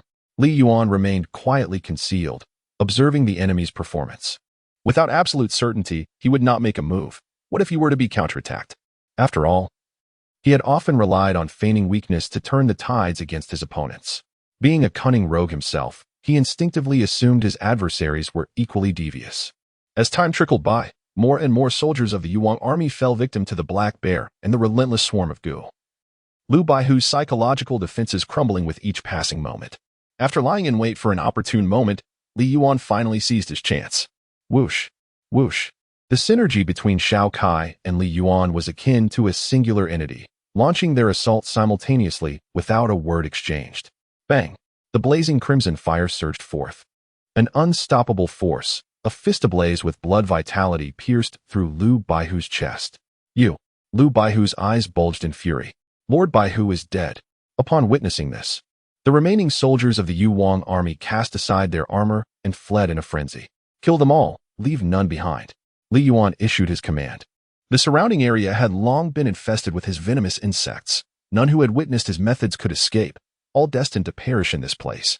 After a considerable time, the mountains and forests fell into silence. Li Yuan raised his head to gaze at the towering mountains, yet he had not ascended to the main peak. A half-step grandmaster is not easily vanquished, and there was a significant risk of suffering a loss without gain. Moreover, it was likely that the opponent would depart without being detained. An hour later, Pei Luoqing arrived at the small bamboo grove. The others from the 12 caves presumed that the 9th palace had already made arrangements, which led to their victorious battle. However, as the cave master, he understood all too well that this was a genuinely perilous ambush. Without Li Yuan, the 12 caves would have likely faced annihilation. Junior brother, you have concealed yourself remarkably well, he thought, surveying the largely undamaged bamboo grove, filled with astonishment. Just how formidable is my junior brother? Is it truly as simple as plucking a flower to slay martial artists who exceed 1's rank? Senior brother, you overestimate me. I am merely someone who fears death. I enjoy setting a few traps in the small bamboo grove from time to time, and I never expected them to come in handy. Li Yuan neither denied nor could he deny it. Pei Luoqing's lips twitched slightly. Are you certain it is merely a trivial matter? Do not concern yourself with such details. Li Yuan retorted. Has the commander of the Yuan army been retained? No, Pei Luoqing shook his head. I cannot stop a half-step grandmaster from departing. Li Yuan furrowed his brow, pondering whether this was merely an ordinary army. Indeed, Pei Luoqing nodded. It is the elite force known as the Qingyou Guards under the command of King Yu. I failed to recognize it at first, nearly leading to a grave mistake. No wonder. Li Yuan was enlightened. He remarked that it was quite reasonable for a casual 1,000-man team to be led by a half-step grandmaster, as they were the direct royal guards of King Yu. Pei Luoqing sighed, expressing that their fortune lay in having him around, as they narrowly escaped a calamity. The brothers in the other caves, however, faced dire circumstances and likely suffered significant casualties. Consequently, the rift between King Kanglin and King Yu had reached a point of no return. At this juncture, the situation in the southern frontier had become utterly clear. Yet it remained uncertain who would ultimately prevail. Junior brother, I must attend to sect affairs. You should take the time to rest well. Noticing that Li Yuan was fine, Pei Luoqing refrained from further inquiries. Safe travels, senior brother. Li Yuan appreciates individuals who possess a sense of boundaries. Incessant inquiries can be rather presumptuous and discourteous. The following day, the prohibition was lifted. Li Yuan was summoned to Beishitang to mourn for his fallen comrades. Even the master of Beishitang, Qi Xian, perished in this recent conflict. They have all departed. Li Yuan was filled with emotion as he reflected on the few individuals he had come to know in the 12 caves. The 3 he initially encountered, Qi Lin, Qi Xian, and Old Wang, had all perished. Upon his arrival, he had believed that the mountain offered a serene existence, yet he soon realized the capriciousness of life, that fate is inescapable. In the afternoon, following the period of mourning, Li Yuan chose not to return to the bamboo grove, instead making his way towards the outer defenses of the 12 caves. To this day, Xiao Xiao had yet to return, indicating that she had likely encountered some irresistible force. If she had fallen victim to the Qingyu guards, surely a corpse would remain. Countless reconnaissance insects, under Li Yuan's mental command, soared in all directions. He perched atop a mountain, gazing into the distance. What might the world beyond be like? It felt as though I was on the brink of forgetting. A data panel materialized. Gu Master. Li Yuan Black Jar. 5th Transformation 2. 571. 500. Realm. 5th Transformation Mental Strength. Late Stage C Realm Innate Insects. Giant Spirit Insect. Revival Insect. Tricolor Strange Fire Python. Illusory Garment. Queen of Silkworms Insect House. None his mental strength had now reached the late stage of the Sea Realm, placing him on par with the majority of 7th Transformation Gu Masters, capable of controlling reconnaissance insects to probe vast distances. Time passed until dusk. Li Yuan, feeling somewhat fatigued, finally made a significant discovery. He sensed the presence of the Gu worm, specifically the rejuvenating Gu he had specially reserved for Xiao Xiao's healing. Following the trail of this energy, the reconnaissance Gu navigated through the dim thicket, ultimately leading to a damp pit where Xiao Xiao lay. At that moment, she was barely clinging to life, her body drenched in blood, with one of her arms severed, unconscious and unresponsive. The rejuvenating Gu was exerting its feeble strength to sustain the young girl's life. Am I dead? She pondered. It seems one must perish to return to the little wooden house, to be by Brother Yuan's side. Upon regaining consciousness, a familiar and warm sensation enveloped Wang Xiao, leaving her momentarily entranced. Yet, why did it feel so tangible? No, perhaps Brother Yuan has rescued me? With this thought, she raised her arm and pinched herself with vigor. Ah, that hurts. Was this supposed to be a dream on the verge of death? However, she soon found herself in disbelief. Was my arm severed? How is it healed? The girl chuckled to herself. Indeed, it must be a dream. How curious that one can feel pain even in dreams. Suddenly, the creaking sound of a door being pushed open reached her ears. Wang Zhao caught a whiff of a familiar scent, and as she attempted to open her bloodshot eyes to see, a voice halted her. You are not fully recovered yet. Do not use the blood Gu's abilities to spy. Rest well. Brother Yuan? Wang Zhao paused, her heart leaping with joy. I'm not dreaming. I'm not dead. I found you in a pit. Fortunately, your willpower held strong. Otherwise, I would have had to join my grandfather and yours for a game of cards. Li Yuan chuckled. What is Dodiju? Wang Zhao inquired. It's a 3-player game from my hometown, Li Yuan replied with utmost seriousness. I don't believe I've ever heard you mention your hometown, Brother Yuan, Wang Zhao suddenly realized. There's not much to say. If the opportunity arises, I shall take you to visit, Li Yuan said as he approached the bedside, opening his mouth. Upon hearing that Brother Yuan intended to take her back to his hometown, Wang Zhao's heart leaped with joy, and she willingly opened her mouth. A few drops of a liquid, infused with a metallic taste, fell into her mouth, flowing down her throat and gradually warming her previously chilly body. Brother Yuan, what is it that you have fed me? She asked. A secret elixir. Li Yuan fed on blood, having refined the resurrection Gu. His blood possessed restorative and nourishing properties. Oh, Wang Zhao inquired again. Brother Yuan, wasn't my arm broken? Who mended it? A distant cousin of mine, replied Li Yuan. A cousin? Where is she? Wang Zhao asked in surprise. Speak less, rest more, he advised. Li Yuan ceased to respond. Very well. The young girl, feeling aggrieved, fell silent. Life continued as usual. Wang Zhao's return merely restored the status quo, providing Li Yuan with company for meals, conversation, and distraction from monotony. Following the incident involving the surprise attack by the Qingyu Guard, the Jiogong Gu Nest and the Kanglan army intensified their patrols, denying the demons and the King of Shadows any opportunity to infiltrate. Time flowed gently. The 12 caves welcomed many new faces once again. Li Yuan collaborated with the Kanglan Wangfu, witnessing a flourishing business that amassed numerous high-quality demon corpses, thus embarking on a fervent synthesis journey. By incorporating the eyes of a toad demon, he successfully synthesized the 5th Turn Xian Gu bloodthirsty toad, adding the gallbladder of a dog demon. He crafted the 5th Turn Xian Gu Pactingo gallbladder Gu. With the crystal core of a stone demon, he produced the 5th Turn Xian Gu mountain rock Gu. Day by day, he engaged in synthesis, continuously exploring the path of evolution and metamorphosis of the Gu insects. Li Yuan gradually replaced all the low-tier Gu worms under his command with high-ranking substitutes, resulting in a significant enhancement of his combat prowess. During this period, He sought the approval of Pei Luoqing to modify and expand the small bamboo growth. Pei Luoqing readily consented to his request. Seizing this opportunity, Li Yuan constructed a private breeding garden for his unique insects, embarking on the cultivation of higher-tier goo worms and the additional synthesis materials he would require in the future. Under Li Yuan's guidance, Wang Zhaozhao also ascended to the realm of a fourth-tier goo master, mastering the blood goo with exceptional skill. Their tranquil and beautiful life continued uninterrupted until 2 years later, when Yu Hengchuan paid another visit. Upon reuniting with this esteemed mentor, Li Yuan noticed the signs of aging etched upon his face. "Master," he began, though their encounters had been few. Li Yuan felt a deep sense of gratitude for the teachings he had received, maintaining the respect that was due. "I have been exceedingly busy these past years, and regrettably, I have not had the opportunity to instruct you. I hope you harbor no grievances against your teacher," Yu Hengchuan sighed. "The kindness of my master is forever etched in my heart. I bear no complaints," Li Yuan replied earnestly. "Have you thoroughly studied the notes I bestowed upon you?" Yu Hengchuan inquired. "I have completed them," Li Yuan affirmed. "Li Yuan Dao, not only have I completed the reading, but I have also conducted cultivation experiments.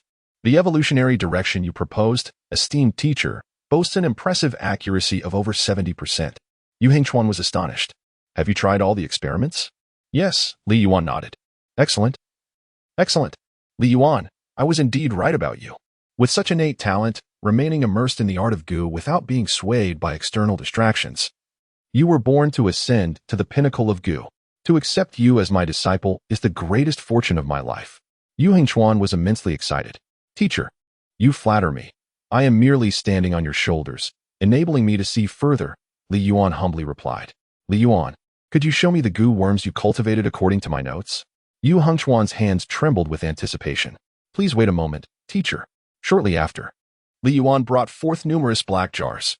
Each jar contained the goo worms he had synthesized based on Yu Hengchuan's insights, untouched by the process of refining into subordinate goo. Ensuring no clues would be discovered, Yu Hengchuan opened each black jar one by one. Upon seeing the cultivated goo worms, he felt as though a path to the pinnacle of his dreams had unfolded before him. He had once laid bricks and tiles, yearning to glimpse the landscapes upon the alien goo rankings, yet was blinded by a single leaf, losing himself and rolling down that path, forever left to sigh at the mountains from afar. "Li Yuan, have you ever considered cultivating an alien goo?" Yu Hengchuan suddenly inquired. "Certainly," Li Yuan smiled. Cultivating a foreign goo was the aspiration of every goo master.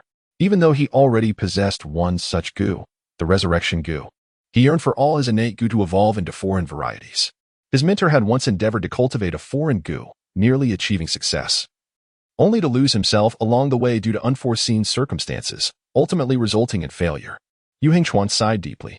In truth, the notes and insights he provided Li Yuan were deliberately altered, subtly guiding him in a different direction. Should Li Yuan lack critical thinking, flexibility, and perseverance, merely adhering to the written notes in his attempts to cultivate goo would lead only to failure. If that were the case, he would not qualify to nurture a foreign goo, nor would he utter such words today. Yet Li Yuan had succeeded, diligently studying all his notes, incorporating his own understanding, and achieving results far beyond Yu Hengchuan's expectations, indeed, 100 times more remarkable than his own past efforts, truly dazzling. "Li Yuan, from this moment forth, I shall impart to you the essence of true knowledge. I will teach you how to cultivate a foreign goo." Yu Hengchuan had awaited this day for far too long, his anticipation eclipsing even that of Li Yuan. "Do you know? In the realm of goo masters, there exists a saying, to enter the 9 transformations realm, one must possess a foreign goo. To become a goo immortal, one must rank among the top 3 on the foreign goo list." The vigor and spirit of Yu Hengchuan had markedly increased since their initial encounter, resonating with authority. This made Li Yuan somewhat uneasy, as if he sensed the elder was entrusting him with a solemn legacy. "Master, are you in good health?" Li Yuan's visit brought a tremor to Yu Hengchuan's body, leaving him somewhat astonished.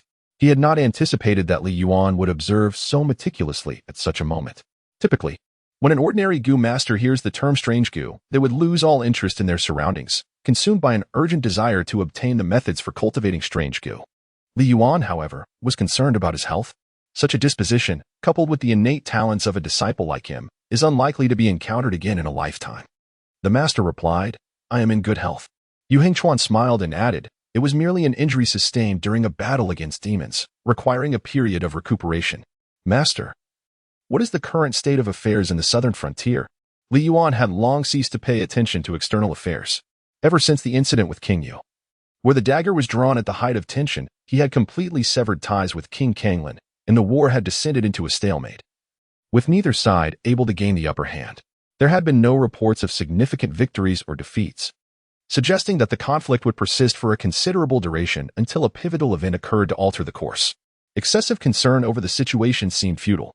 Although the battles had been fierce, after the initial bloodshed, large-scale confrontations had become rare, with only minor skirmishes occurring along the borders of both territories.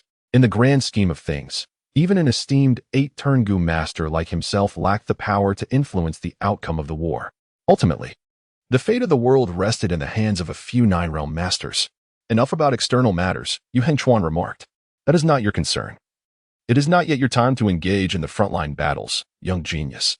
In his heart, he had already regarded Li Yuan as a future pillar of the 9 Palaces Gu nest. Yes, master. Li Yuan, tell me, what is the Gu insect ranked 9th on the foreign Gu list, and what abilities does it possess? Yu Hengchuan inquired. It is the dream silkworm. Li Yuan spoke with eloquence, transforming the dream silkworm into his lifebound Gu. This enabled the Gu master to manipulate his dreams and alter the memories of others through the silken cocoon. Indeed, Yu Hengchuan nodded, revealing that what he intended to teach was precisely the dream silkworm. Typically, once a Gu master ascends to the 4th transformation of the profound realm, it becomes exceedingly difficult to replace their lifebound Gu. However, this limitation does not apply to the exotic Gu. The exotic Gu is not only the lifelong pursuit of countless Gu masters, but also exerts an unimaginable suppressive effect on all Gu creatures. The disciple remains ever grateful for the teacher's kindness. Attempting to synthesize an exotic Gu independently is akin to climbing to the heavens. Years of arduous training have made Li Yuan acutely aware of this truth.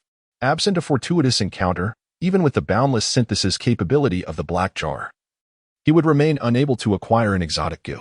The emergence of the revival Gu was purely accidental, depleting all his luck. However, with guidance, the situation becomes entirely different. Li Yuan possesses the remarkable ability to bypass lengthy processes and attain results directly, significantly reducing the time that ordinary Gu masters typically squander on cultivation. Some Gu insects require months, years, or even decades to nurture. How many years does one have in a lifetime? The vast majority of Gu masters lack the opportunity to experiment and learn through trial and error. Yet, Li Yuan is afforded countless chances. Cultivating any extraordinary Gu demands immense patience, an extraordinary perseverance, and an indispensable talent. Even with these attributes, one cannot afford the slightest mistake. Any minor error could lead to a catastrophic failure, resulting in total defeat. Yu Hengchuan's tone became profoundly grave. The disciple must remember this. Li Yuan adjusted his attitude and listened attentively. His master lamented that youthful arrogance had led to his failure during the crucial stages of cultivating the dream silkworm, leaving behind an indelible scar. This misstep had irrevocably severed his chances of attaining the realm of the 9 transformations Gu master. Yu Hengchuan spoke bitterly, recounting an incident in which, driven by impatience, he had hastened the transformation of the silkworm pupa using secret techniques, only to suffer a backlash. The unformed silk of the dream silkworm had seeped into his mind, injuring his sea of consciousness, and from that moment, his mental fortitude stagnated, obstructing his path to the 9th transformation. What a pity, Li Yuan sighed, contemplating that had his master exercised greater patience, perhaps success would have followed. Indeed, Yu Hengchuan reflected. In his youthful folly, he had believed himself invincible, ultimately paying the price for his arrogance and ignorance. The mistakes of his youth had crystallized into an obsession within him. It was precisely because of this that he recognized how rare it was for a young talent like Li Yuan to exhibit such composure, as if he were born for the path of Gu. The path of Gu differs from martial arts, while martial arts emphasize an indomitable will, requiring boldness and the courage to confront formidable foes. The path of Gu demands a methodical and steady approach. Bring me pen and paper. I shall now impart all my insights on cultivating the dream silkworm to you. Originally, Yu Hengchuan intended to observe Li Yuan for a longer period. But this injury made him realize that if he did not share his true teachings now, his lifelong efforts would be buried, leaving him unable to find peace in death. Li Yuan had already achieved remarkable success, consistently surpassing his own expectations. Among his 3 disciples, he was the only one with the potential to cultivate a dream silkworm. Eager for knowledge, he urged his master to impart wisdom. At this moment, Li Yuan was resolute, taking up pen and paper, prepared to absorb every word. Yu Hengchuan, seated with an air of solemnity, began to elucidate. The ancient methods for cultivating the dream silkworm had long been lost to time. The master had scoured countless ancient texts, piecing together fragments of knowledge, and after 30 years of diligent practice, he had gleaned a few genuine insights. First and foremost, the foundational insect for nurturing the dream silkworm was the phantom soul bug.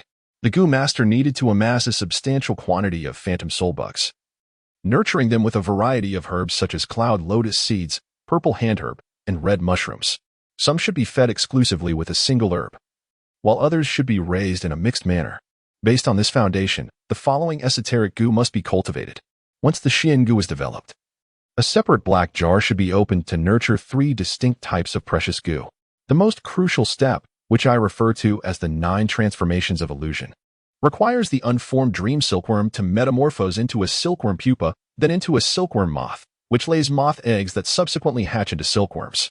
This process must be repeated for at least 9 cycles, with each cycle spanning 3 years. In other words, this particular step takes a staggering 27 years to truly take shape, resulting in the cultivation of a dream silkworm worthy of being called an extraordinary goo. Yu Hengchuan devoted an entire day and night to narrate the entire process, and Li Yuan listened, entranced, for the first time truly grasping the arduous nature of cultivating an extraordinary goo. It would not be an exaggeration to say it was as difficult as ascending to the heavens. It is no wonder that throughout the long history of goo masters, only 33 types of extraordinary goo have ever been born, most of which remain merely names without any known methods of cultivation. Perhaps some extraordinary goo only flickered briefly in history, never to be cultivated again. In the past, the master had been overly eager for results, unaware of the necessity for multiple transformations. He had prematurely attempted to refine the unformed dream silkworm after the 6th transformation. It was only during the true endeavor that I realized how far I fell short. Surmising that at least 9 transformations were required to connect the dream silkworm with the goo master essence, Yu Hengchuan imparted his life as teachings to Li Yuan without reservation, and the disciple vowed to live up to his master's expectations. Li Yuan felt the weight of the legacy he was inheriting. It was a profound burden indeed. Yu Hengchuan, relieved yet smiling, remarked that this was merely their 3rd meeting, and there was little emotional bond between them as master and disciple. The master had not bestowed much upon him, nor did he seek recompense. Instead, there was a sense of reluctance, a fear that his lifelong dedication might be buried in obscurity. Thus he urged Li Yuan not to feel overwhelmed by pressure. Human effort shapes plans, but success lies beyond, he said. If in the future you succeed, come to my grave with the dream silkworm, and I shall have no regrets in either realm. Master, there is no need for such pessimism. Li Yuan replied with a smile. Before you depart this world, I assure you I will nurture the dream silkworm. He continued, where the rare worm is located. Simply point the way, the rest shall be paved with diligence and a touch of skill. Your intentions alone suffice to fulfill me. Yu Hengchuan thought Li Yuan's words were but a jest and paid them little heed. Master, do you have any remaining materials for cultivating the dream silkworm? Li Yuan inquired. None. Yu Hengchuan shook his head. Following a past failure, he had, in a fit of anger, destroyed all the materials necessary for cultivating the dream silkworm and had not touched them since. It took him a long time to emerge from that gloom, unwilling to see his life's work vanish, and thus he began to accept disciples, hoping to see his lifelong aspirations blossom in the youth. Gathering materials can be done gradually. There is ample time, Yu Hengchuan smiled. Indeed, Li Yuan felt it prudent to say no more. Master, I must take my leave. Yu Hengchuan sighed softly. Should I not return from this battle, remember to seek your senior sister at the inner gate of the 9th palace once you enter the 6th transformation realm. She will guide you into the immortal goo secret realm, which offers a chance to alter one's fate. Make sure to seize this opportunity. Li Yuan had always remembered the matter of the immortal goo secret realm, yet, as he was not yet inclined to approach the 9th palace's inner gate, he refrained from mentioning it. This matter required caution. Should he venture into the 9th palace's inner gate, it might reveal that he had refined the multiple life source goo. Li Yuan intends to venture into the 9th palace's inner gate and enter the secret realm of immortal worms only after his mental strength reaches the domain realm. Teacher, are there unusual worms within the secret realm of immortal worms? Li Yuan inquired. Yu Hengchuan replied with a smile. A millennium ago, there was a goo master who, within the mystical realm of immortal goo, acquired an extraordinary goo. From that moment on, he soared to unprecedented heights. Li Yuan sighed, pondering the rarity of such an occurrence, which seemed akin to a probability bordering on 0. The existence of extraordinary goo was inherently difficult to manifest in nature. It was only due to the fact that the immortal goo master had attained enlightenment in the secret realm of goo that these exceptional and numerous precious goo could come into being. Yuan elucidated. A bold thought emerged in Li Yuan's mind. What would transpire if one were to engage in the mass synthesis of precious goo from the mystical realm of immortal goo? He had long contemplated the idea of using exclusively precious goo as the foundational material for synthesis, yet the lack of resources had rendered such aspirations unfeasible. The disciple understood. Li Yuan refrained from further inquiries, choosing instead to harbor his expectations within his heart, preparing to pour his passion and toil into the enigmatic realm of Stin Goo. Merely a few days after Yuan's departure, individuals from the Kanglan royal manor delivered yet another batch of demon corpses. Li Yuan, however, did not encounter Li Ruoqian. He sought out the centurion responsible for escorting the corpses of the demons. "Brother, may I inquire why Miss Li has not arrived today?" The centurion replied. "General Li has accompanied the prince on a campaign. Is there some significant event occurring recently?" Li Yuan pressed on. "A few days ago, Master Yuan arrived here injured, imparting the secret techniques of cultivating the dream silkworm, which bore the weight of a dying man's entrustment." At that moment, Li Yuan sensed that a major event was imminent. The absence of Li Ruoqian further solidified his suspicions. In the past, she had always personally led the escort of demon corpses up the mountain. And now that she had been reassigned, it seemed the situation had grown exceedingly urgent. "I have heard that the last surviving young prince of the Dian has revealed some clues regarding the divine warrior's treasure." Prompting all the heroes of the realm to vie for it, the centurion added, "Has the young prince truly appeared?" This was undoubtedly one of the few matters capable of stirring Li Yuan's heart. "Who knows?"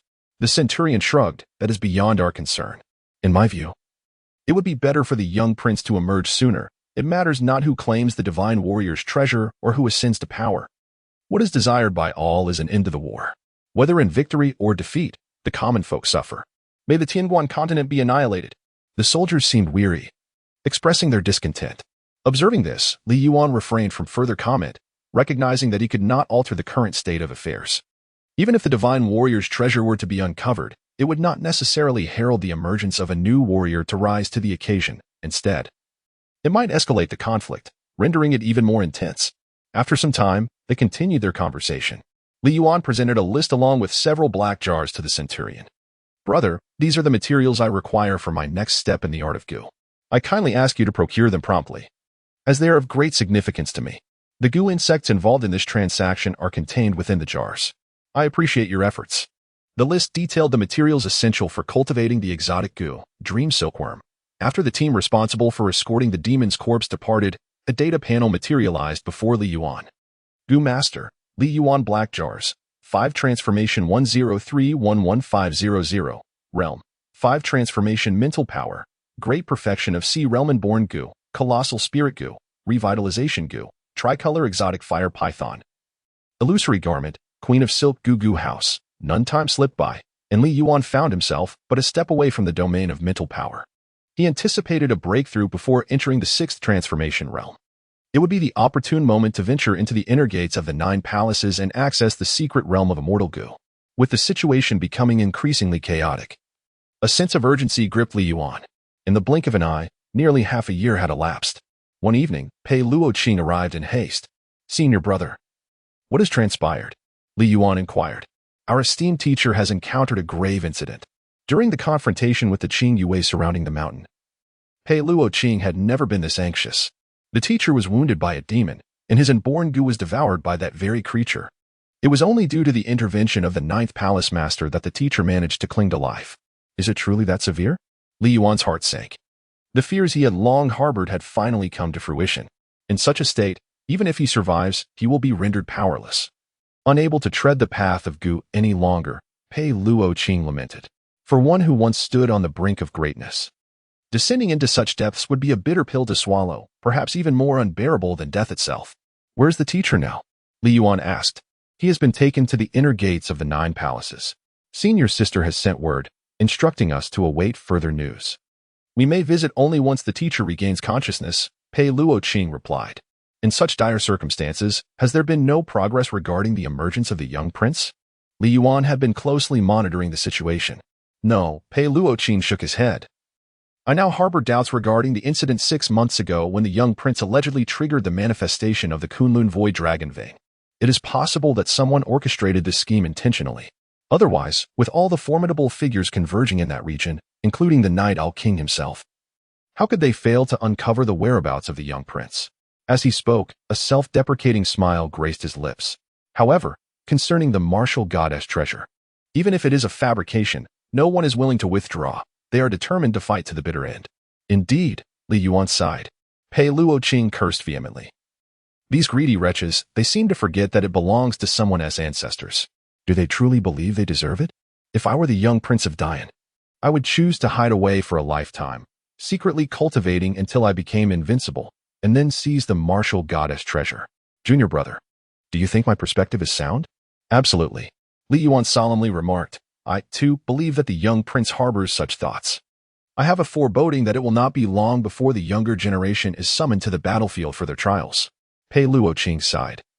Once the conflict escalates to a certain degree, the method of warfare will no longer be a mere lottery of life and death, but rather a universal conscription. Junior brother, you must diligently cultivate your skills. Pei Luoqing patted Li Yuan on the shoulder, urging him to strive to reach the sixth transformation before the Great War commences, so that he may possess a measure of self-preservation in these chaotic times. Indeed, Li Yuan nodded in agreement. He, too, believed that only those who had attained the sixth transformation could be considered elite among the foremost factions, rather than mere cannon fodder. In the blink of an eye, 3 months had passed. The Kanglan army sent another batch of demon corpses, along with some materials that Li Yuan needed to cultivate the dream silkworm. Shao Kai, fifth sister, it's time to get to work. During this period, Shao Kai had extracted numerous treasures from the demon corpses. Fifth sister utilized spider silk to bind several demon corpses with considerable combat prowess, sealing them in an underground storage. Once Li Yuan ascended to the sixth transformation, fifth sister's potential would also rise accordingly. At that time, these preserved demons could be activated to form a more powerful army of corpses. Hiss hiss. Shao Kai leaped onto the largest demon corpse. It was a serpent demon with 3 heads, yet all the heads were pierced with holes, having been penetrated by sharp weapons. And the most valuable crystal core had already been excavated. In this predicament, where one had to rely on others, Li Yuan realized that to acquire treasures, he could only depend on refining waste. Shao Kai swiftly burrowed into the serpent demon's body, and after a flurry of activity, she emerged with a gallbladder. Another gallbladder? Li Yuan chuckled. Is it truly the case that such treasures lie within the gallstones of demons? The gallbladder, a tricolored orb, dripped with murky bile, possessing a potent corrosive and toxic nature, capable of eroding even the ground beneath it. Shao Kai opened her mouth and exhaled, refining the tricolored gallbladder. As the flame subsided, a peculiar stone, roughly the size of an egg, was revealed. Hissing, Shao Kai circled around the stone incessantly, her eyes wide with longing, yet hesitant to touch it. Do you wish to consume it? Li Yuan discerned Shao Kai's intent, yet he instinctively sensed a tinge of fear. Hissing, Shao Kai nodded fervently. This is quite simple. Li Yuan chuckled softly, seizing Shao Kai and casting her into the black jar, along with the peculiar stone he had extracted. Selecting the primal materials, the fateful goo, the 3-colored ethereal fire python, he added the hellish tricolor stone and commenced the synthesis. Typically, Li Yuan favored allowing Shao Kai to consume rare treasures for her evolution. Yet this approach harbored certain risks. Utilizing the black jar expedited the process, rendering it far safer. After a considerable duration, your fateful goo, the 3-colored ethereal fire python, has undergone a transformation, evolving into the 5-colored ethereal fire python. Li Yuan fixed his gaze intently. Shao Kai emerged from the black jar, appearing largely unchanged, save for a few scales of an unusual hue adorning its body and a slight prominence of the 2 small horns atop its head. Previously resembling a tender sprout yet to break the soil, it had now emerged, revealing a small portion akin to a diminutive dragon. Indeed, it had evolved. The years of nurturing had not been in vain. Shao Kai's evolution was not an instantaneous event. It had previously consumed numerous treasures, making this transformation a natural progression. With a hiss, Shao Kai crawled back onto Li Yuan's shoulder and opened its mouth to expel a ball of black flame. The flames landed upon a distant tree, and in an observable manner, the leaves swiftly turned a withered yellow, as if it were late autumn, and in the blink of an eye, they fell away completely, with the trunk soon following suit in its decay. Could it truly infuse deathly energy into living beings? Li Yuan experienced the effects of the black fire. Hiss. The little colorful creature proudly lifted its head and unleashed a burst of white flames, which struck a flying insect. In an instant, the insect emitted a buzzing sound, and began to frantically collide with the trees. Moments later, it succumbed to its fate. Was it capable of driving beings into madness and plunging them into a frenzy? Li Yuan quickly comprehended. Shao Kai truly lives up to her reputation as an offensive beast Gu. Aside from the minor feedback to the Gu master and the drawback of requiring a build-up for her attacks, her other offensive capabilities are nothing short of exemplary. Quite impressive indeed. Li Yuan was exceedingly pleased, for the most crucial aspect was that Shao Kai possessed the potential for evolution, capable of continuously providing him with substantial assistance. During Shao Kai's performance, Wu Mei was also diligently working on the creation of demonic mummies. It seemed imperative to seek an opportunity to acquire some 7th-tier demonic corpses. Li Yuan harbored a scheme within his heart. Once he ascended to the 6th transformation realm, the Queen of the Silk Spiders would be able to control the corpses of 7th-tier demons, marking a monumental enhancement in his combat capabilities. However, acquiring the corpses of 7th-tier demons proved to be exceedingly challenging. The last time he brazenly broached the subject with Li Ruoqian, he was met with a cold refusal. Demons, by their very nature, place immense emphasis on the evolution of their physical forms, and upon reaching the 7th tier, they undergo a transformation into an entirely new echelon. It would not be an exaggeration to say that they are treasures in their own right. A 7th-tier demon is tantamount to a 7th-grade Grandmaster martial artist. Such martial Grandmasters possess the ability to condense the indestructible blood of masters, enabling them to regenerate from severed limbs and engage in countless battles without fatigue. The 7th-tier demons exhibit similar capabilities. The flesh and blood of demons at this level are considered strategic resources, and even an ordinary martial artist would gain significant benefits from partaking of them. Relying on purchase seems futile, as high-tier insect puppets hold no value for martial artists. And I possess no other treasures to exchange for the corpses of demons. Li Yuan was engulfed in worry. With no means to acquire what he desired and unable to confront his challenges, he could only hope for a miracle. Suppressing his distracting thoughts, he redirected his focus towards nurturing the materials essential for cultivating the dream silkworm. Here we go. Teacher, after 30 years of your dedication, it is now up to your disciple to absorb this knowledge. Selecting the raw material, common phantom soul insect 10086. Commencing synthesis. You have obtained a first-order common Gu, phantom soul Gu 3362.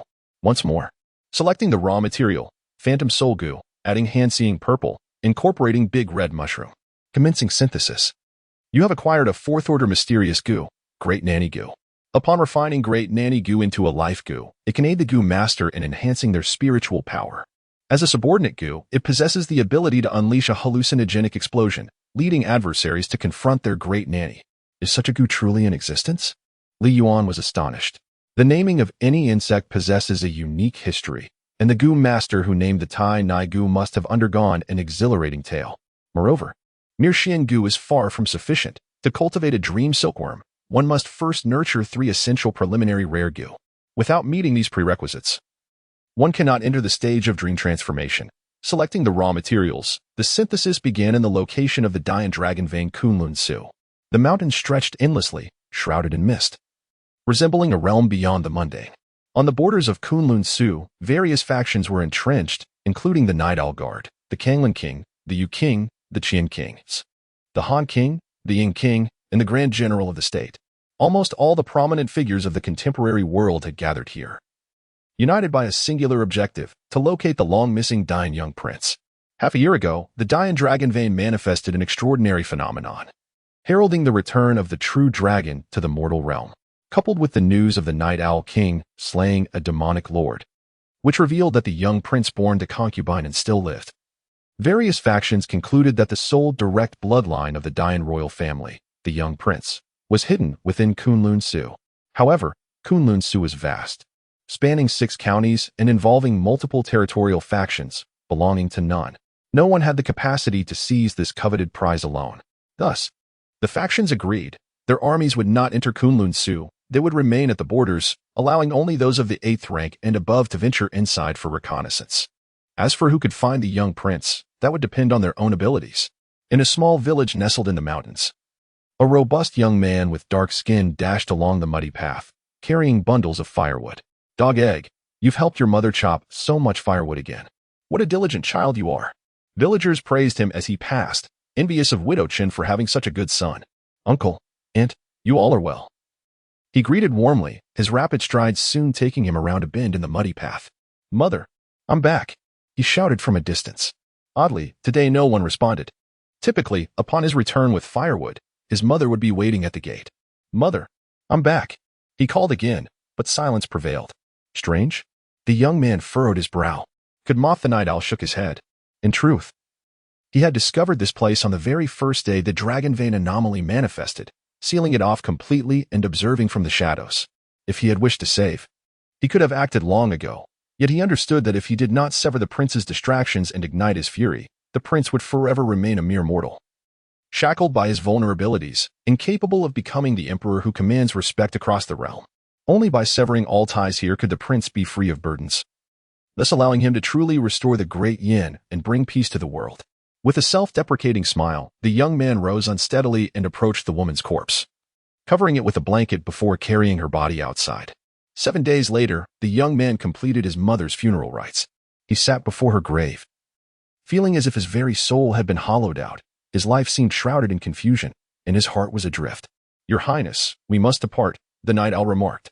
As long as you do not ascend the throne, the world will remain divided, and the demons will persist, leading to ceaseless calamities. No, the young man replied, shaking his head. I can do nothing. I couldn't even protect my own mother. How can I stabilize the realm? Because you are the only direct bloodline of the great Yin royal family, the Night Owl replied gravely. Only by ascending the throne can you rightfully command the allegiance of the various lords. I am unworthy, the young man countered. You would make a better emperor than I. Or you could simply find someone to claim the royal legitimacy. Why cling to a mere insignificant creature like me? Ascend? What a joke. How presumptuous. What am I? A dog of an emperor? Ha ha. He dismissed the notion of such an unattainable dream. Boom. In an instant, a terrifying aura surged forth. The young man's expression shifted dramatically as he felt the weight of 2 mountains pressing upon his shoulders. In years past, the founding emperor, clad in simple garments, wielded a 3-foot sword, rising amid chaos to establish the dragon vein in Kunlun and laying the foundation of the great Yin for a millennium. The second emperor, through his civil and military achievements, enacted benevolent governance, ensuring the populace thrived and the dynasty flourished. Every successive emperor had dedicated themselves to securing the nation's stability. Yet here was a prince, mired in personal entanglements, indifferent to the world's stability and the plight of the common folk. What face did he have to meet the ancestors of the great Yin? The Night Owl admonished coldly. Unexpectedly, the young man shrugged and scoffed. You see, lacking strength is just like this. You profess fealty and call me your highness, and then what? If you, too, do not acknowledge me, how can the people of the realm submit to me? Absurd. What of the royal ancestors? What of a peaceful world? The young man was indifferent. He had never enjoyed even a fraction of the royal family's favor. He only knew the helplessness of watching his mother suffer a tragic death. Should he ascend, it would only bring more suffering to the people. I will teach you martial skills, your highness, the Night Owl offered. You bear the bloodline of the martial god. Even if you have missed the optimal cultivation age, you can still break the shackles and reach the pinnacle of martial arts. You merely wish for me to be a puppet, the young man replied, never believing that an ordinary person could command the willing submission of divine-like martial saints and emperors. The Night Owl's request for him to ascend was merely self-serving. Your Highness, the Night Owl has served the royal family for generations, inheriting the will of the founding emperor. With no ulterior motives, the Night Owl asserted earnestly.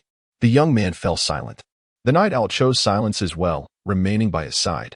He sat atop the mountain, gazing at the sparsely populated village below, his true home, where his beloved mother resided, where he cherished the girl he liked, and where kind neighbors often lent a helping hand, along with many adorable children. He did not wish to guard the entire realm, but rather to preserve this remaining beauty. After a long while, the young man suddenly asked, if I refuse you, blood will flow like rivers in the village, correct? It will not only be here, but across the entire great Yin, every inch of land laid down by the ancestors of the Li family, the Night Owl replied. The young man inquired again. What was my original name? Li Qingxiu, the Night Owl answered. The young man murmured softly. Can you tell me the meaning of this name? The Night Owl replied. Qing signifies inheritance and responsibility, while Su embodies the warmth of spring sunlight. May your highness inherit the great rule and govern with benevolence, bringing warmth and blessings to the people. But I have accomplished nothing, the young man said, his expression bitter. Achievement begins in the present. As long as your highness raises your voice, it is not too late. The Night Owl's tone softened slightly. You agree to one request, and I will follow you. the young man said, turning to the figure cloaked in a robe, whose face was concealed by a bronze mask. At that moment, he found himself unafraid, realizing that the divine being was not so formidable after all. "Please proceed, Your Highness," the night owl maintained his calm demeanor. From the moment the young prince was born, fate was sealed. He was destined to bear the responsibility of restoring the great Yin, an inescapable duty. "Please help me protect this village, ensuring that no one here suffers harm. My mother has endured too much in her life. My lifelong wish is for her to sleep peacefully. Is that possible?" the young man implored. The night owl nodded, stating, "I pledge that from this moment forth, no one in this village shall suffer at the hands of demons or be affected by the chaos of the world. Protecting one village is manageable, but safeguarding the entire realm is a task only you can undertake." With that, both rose in unison. "All right." The young man took a deep breath. "From today onward, I am no longer Qin Godin of Xiaofeng village. I am Li Qingxiu, the one required by this world." The night owl knelt on one knee, bowing deeply, his voice resonating like thunder. "I, the night owl, humbly welcome Your Highness back. Where shall we go next?" Li Qingxiu inquired about visiting the various lords. The night owl rose, positioning himself behind Li Qingxiu. Though Li Qingxiu's stature was already imposing, the night owl was considerably taller and more robust, resembling an indomitable titan. The two departed from Xiaofeng village, one following the other.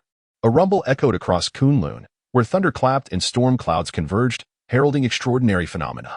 The numerous lords, engaged in the pursuit of the little prince, exchanged glances of alarm, sensing that something was amiss, and hastened their return. Upon their arrival, they beheld an unfamiliar figure before the grand army of the Night Owl Guards, which bore the Yin banner. A weary yet resolute young man, never seen before, sat astride a dragon steed clad in armor, personally attended to by the Night Owl King, recognized as the pinnacle of martial prowess in the realm. The identity of this youth was unmistakable, the sole scion of the Dian royal lineage, the little prince born to concubine in 23 years prior, Li Qingxiu. Could it truly be that he had been found? At this moment, the expressions of the lords were a tapestry of complexity, caught between joy and trepidation. The return of the royal bloodline signified the potential unification of the realm, a cessation of turmoil, and the quelling of the demonic scourge. Yet, it also meant a return to servitude, bowing low in submission. Where was the liberating life of a carefree prince? While the chaos was indeed dire, what impact did it truly have on them? They could even prosper amidst the turmoil, relishing in their gains. Now, all of that would be shattered. "Behold, you shall meet His Highness. Why do you not bow?" The Night Owl King surveyed the assembled lords, his voice resonating with authority. "We pay our respects to Your Highness." The lords intoned, cowed by the formidable presence of the Night Owl King, reluctant to oppose him, eager to avoid being the first to draw ire. "Your Highness, now that you have returned, we beseech you to manifest the extraordinary phenomena of the Kunlun dragon vein, to proclaim it to the world and instill fear in the demons," spoke General Bai Chen, the defender of the nation.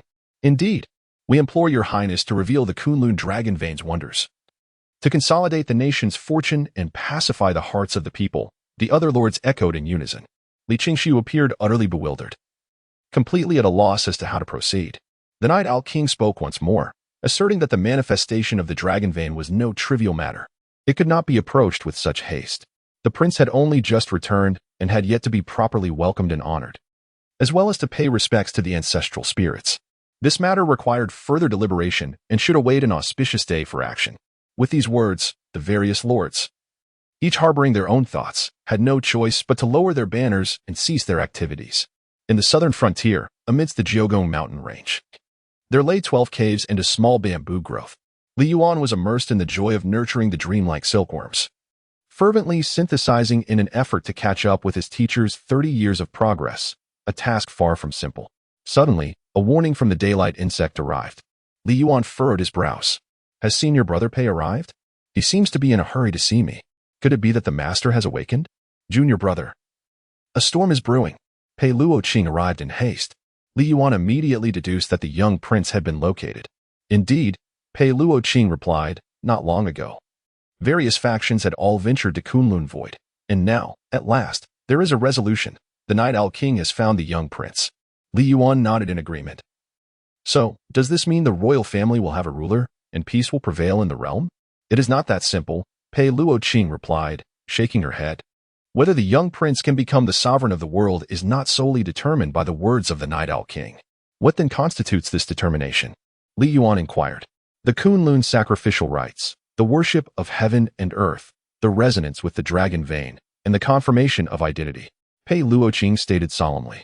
Only by gaining the recognition of the great yin dragon vein can one be honored as the legitimate ruler. Otherwise, how can we ascertain that the young prince is not merely an impostor set forth by the Night Owl King? That makes sense. Li Yuan nodded.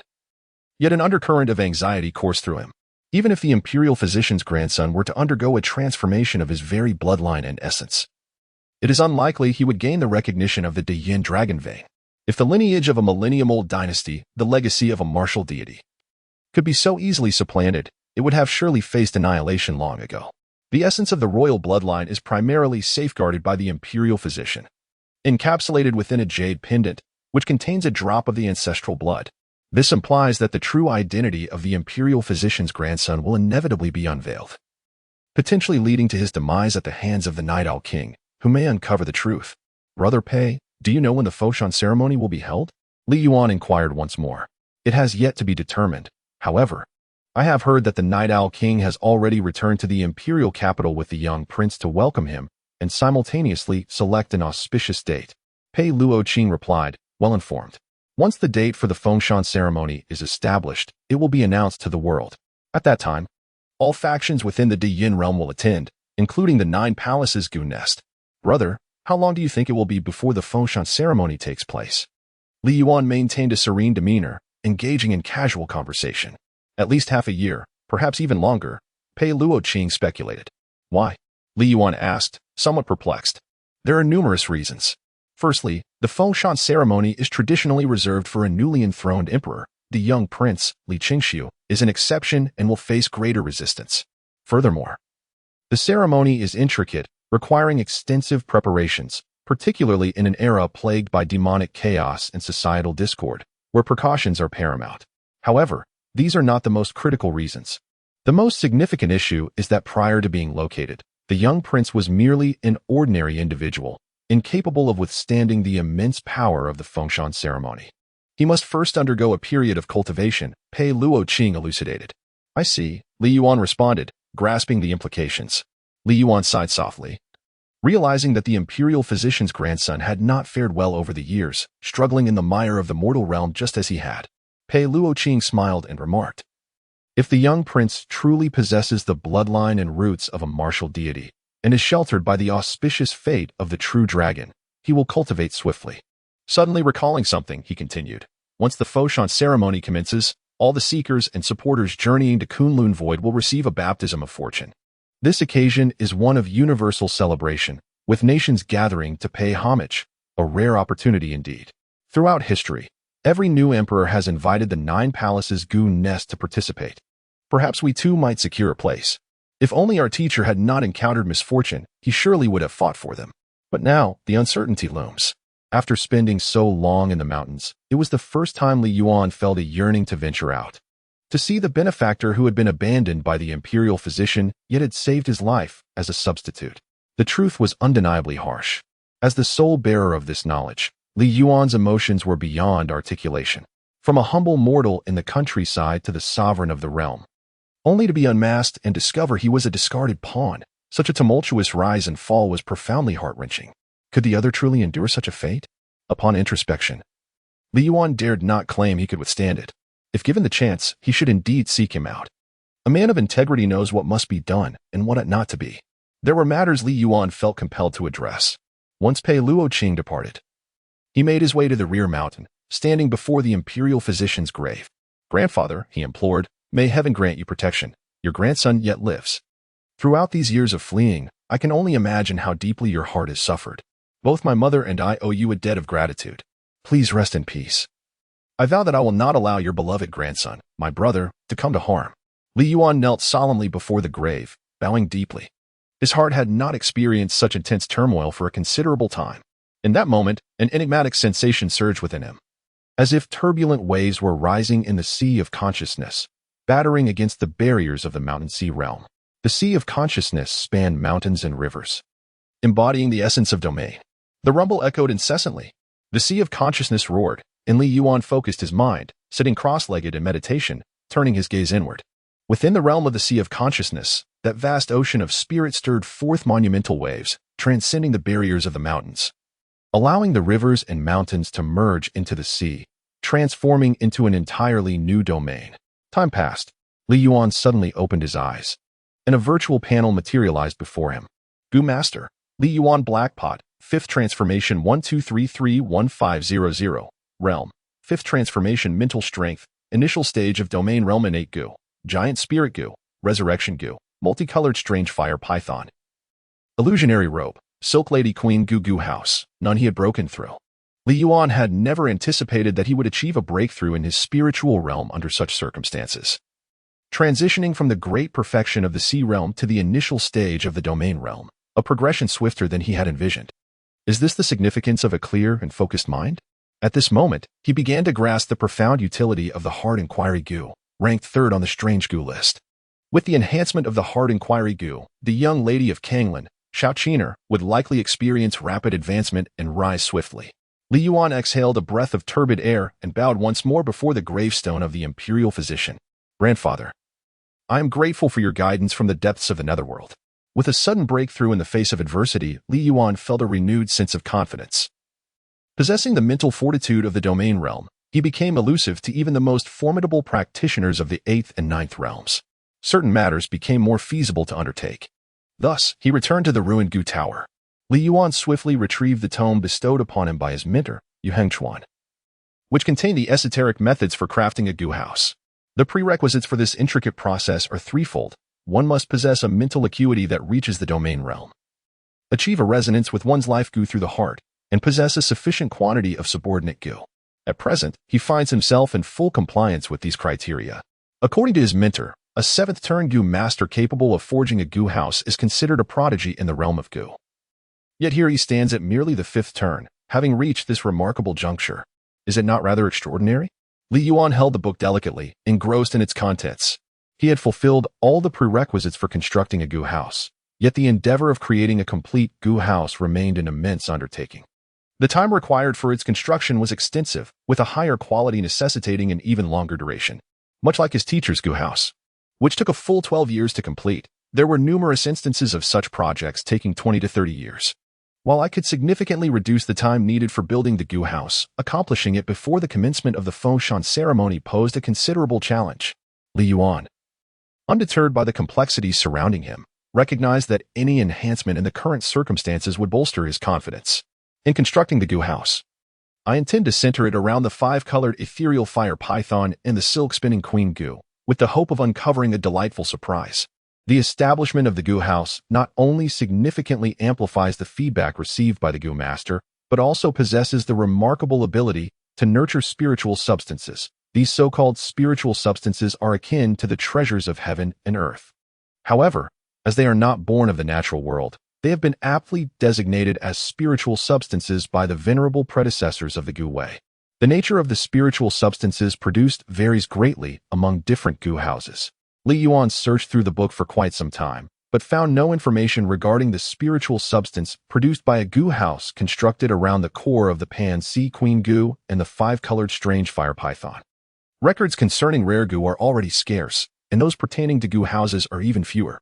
He hoped to yield some valuable spiritual substances, which he could sell for money to acquire higher-tier demon corpses.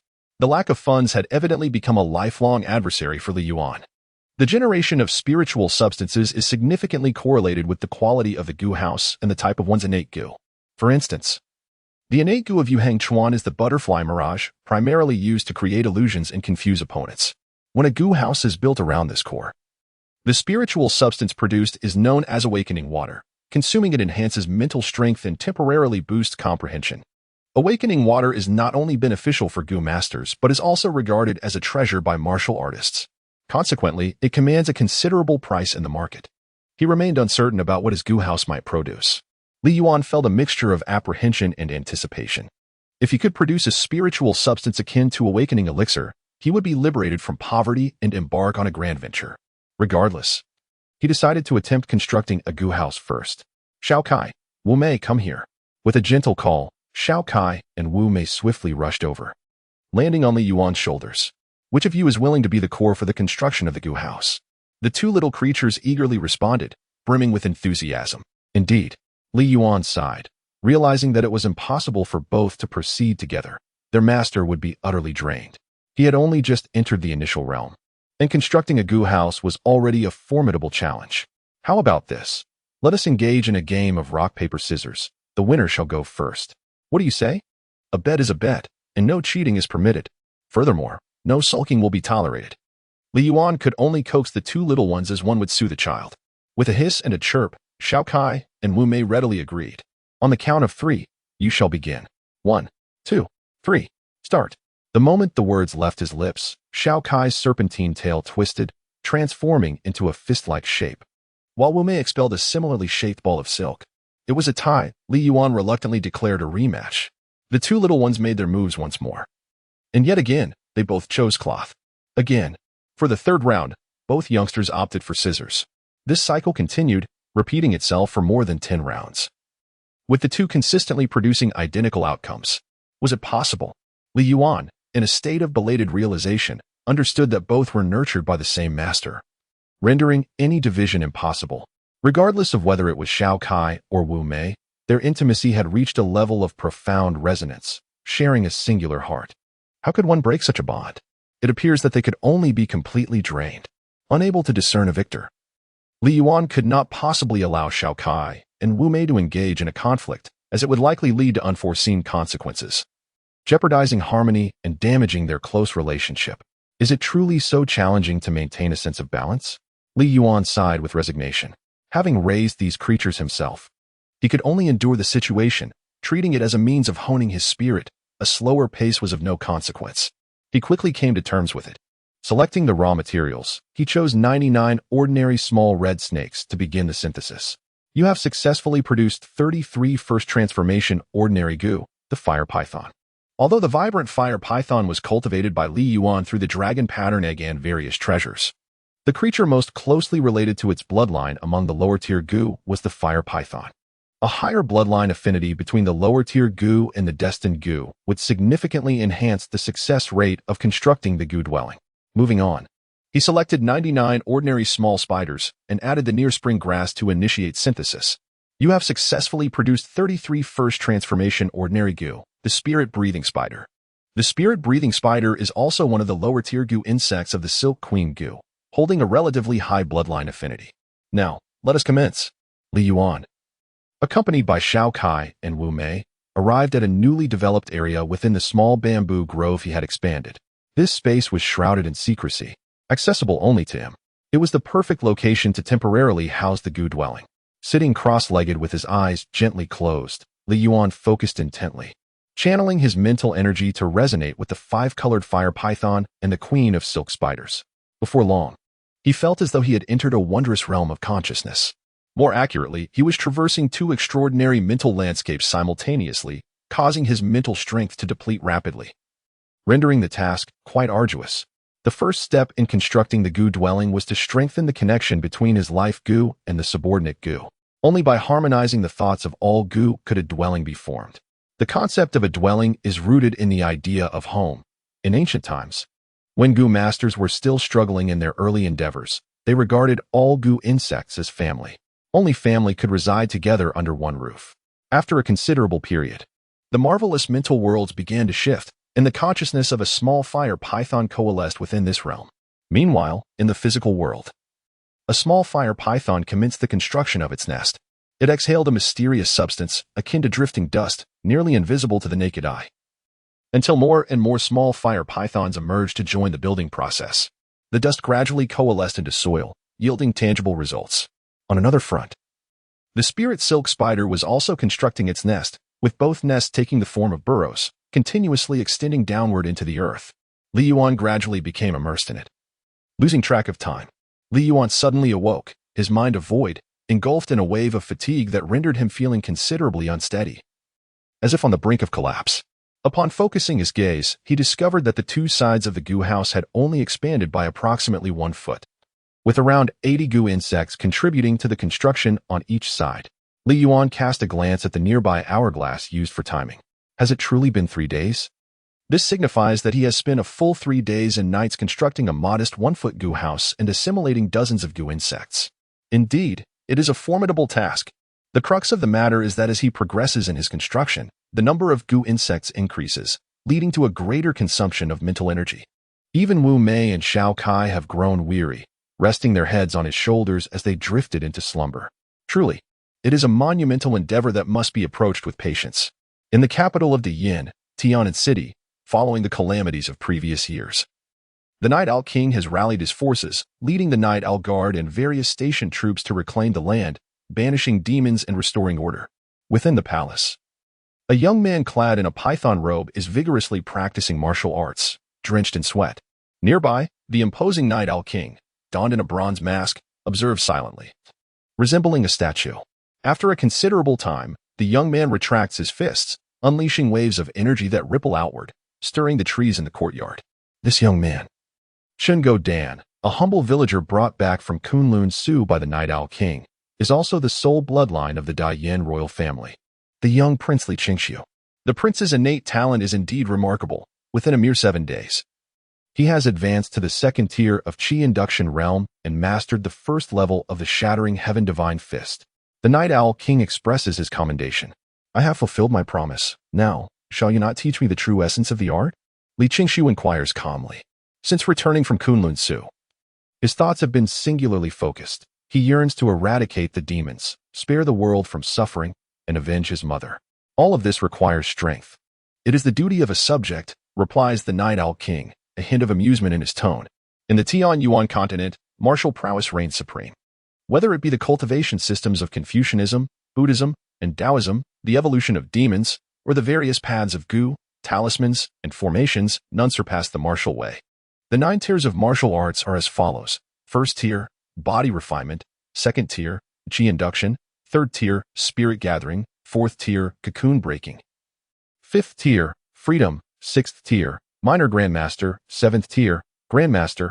Eighth tier, martial sage. And ninth tier, martial emperor. Beyond the 9th tier lies the realm of the martial god. In ancient times, the founding emperor ascended to the status of martial god, sweeping across the realms, commanding respect from all nations and driving demons beyond the borders, where they dared not enter for a millennium. The Night Owl King patiently elucidates the history and foundational knowledge of martial arts to Li Qingxiu. The founding emperor established 3 divine martial arts, the Shattering Heaven Divine Fist, the Tian Yin Myriad Sword, and the Tian Long Fortune Technique. The Shattering Heaven Divine Fist is the simplest to learn, with a lineage preserved within the Night Owl Guard to prevent unforeseen circumstances. The Tian Yin Myriad Sword is reserved for emperors of each generation. The prince must personally seek the inheritance in the depths of the ancestral grounds after his coronation. As for the Tian Long Fortune Technique, it is an ethereal art that gathers and suppresses the fortune of the dynasty, beyond the comprehension of ordinary martial artists. Yet it is essential for the resurgence of the Yin. The Night Owl King elaborates extensively, demonstrating the Shattering Heaven Divine Fist several times for Li Qingxiu. I understand now. Li Qingxiu appeared deep in thought. The Night Owl chuckled and said, Your Highness, with your remarkable intellect, it is surely only a matter of time before you ascend to the 4th rank of the Breaking the Cocoon realm. At that point, you may once again enter Kunlun Void to hold the Fengshan ceremony and manifest the Dragon Vein. Indeed, Li Qingxiu nodded, his expression heavy. Every time he recalled the despair of his mother being devoured by demons and thought of the countless others suffering similar fates, his heart ached profoundly. His mindset shifted from initial blame, rebellion, and self-destruction to a realization that he ought to take action. Yet, he found it somewhat absurd. How could he, unable to even protect a small mountain village or save his own mother, dare to dream of safeguarding vast lands, the empire, and countless lives after merely a few days of martial training? It was utterly ludicrous. Conflicted within, the young man continued to practice his martial arts, his mind swirling with evolving techniques. The Night Owl King departed quietly. Soon, he arrived at a tower where a veiled woman clad in a blue robe sat in an elegant chamber. Her skin as delicate as jade and her aura cool and ethereal. Little Simi, have you discerned the truth?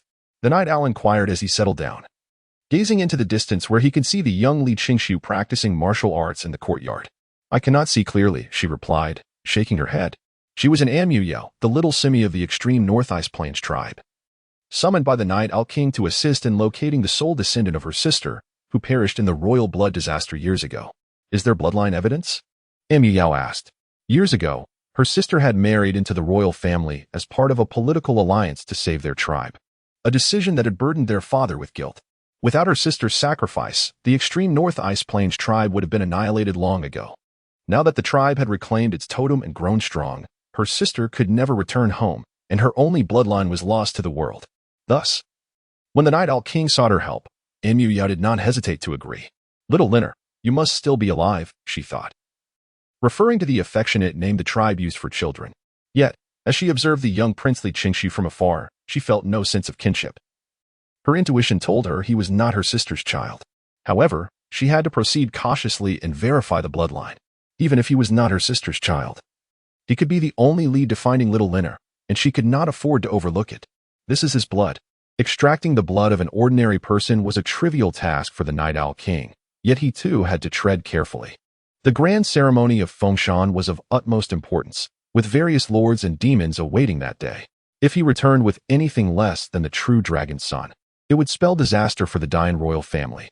Yao took the transparent jade vial containing the blood and examined it closely.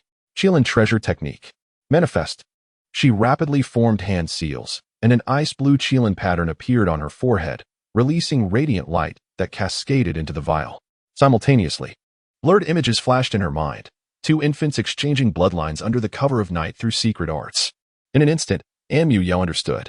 During the royal blood disaster, her sister had sought a substitute to save Little Linner, transferring his bloodline to conceal the truth from the demons. This meant that although the young prince before her was a falsehood, Little Linner had escaped that calamity and must still be alive. Fate had dealt cruelly, and Little Linner had suffered greatly. "I will surely find you," she vowed.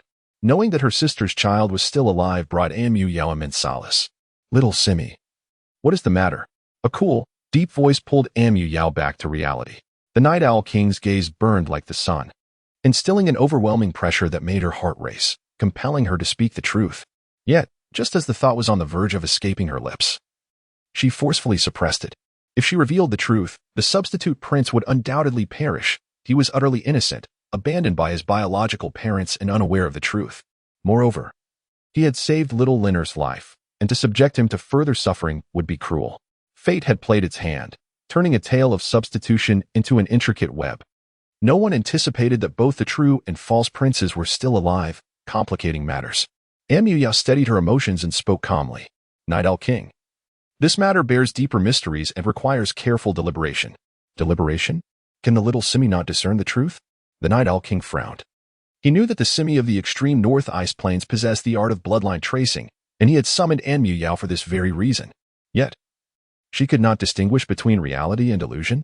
"The young prince's bloodline is unusual. I cannot make a definitive judgment. Let him mature a bit longer." Yao deliberately obscured her words, unwilling to declare a clear yes or no. Since the Night Owl King had called upon her, he must have already sensed the underlying issues and suspected that the young prince was not the true Linner, but lacked the means to verify it. "The ceremony is imminent. Critical for the realm. We cannot afford to delay," the Night Owl King stated solemnly. "I do have a plan that may alleviate our immediate concerns."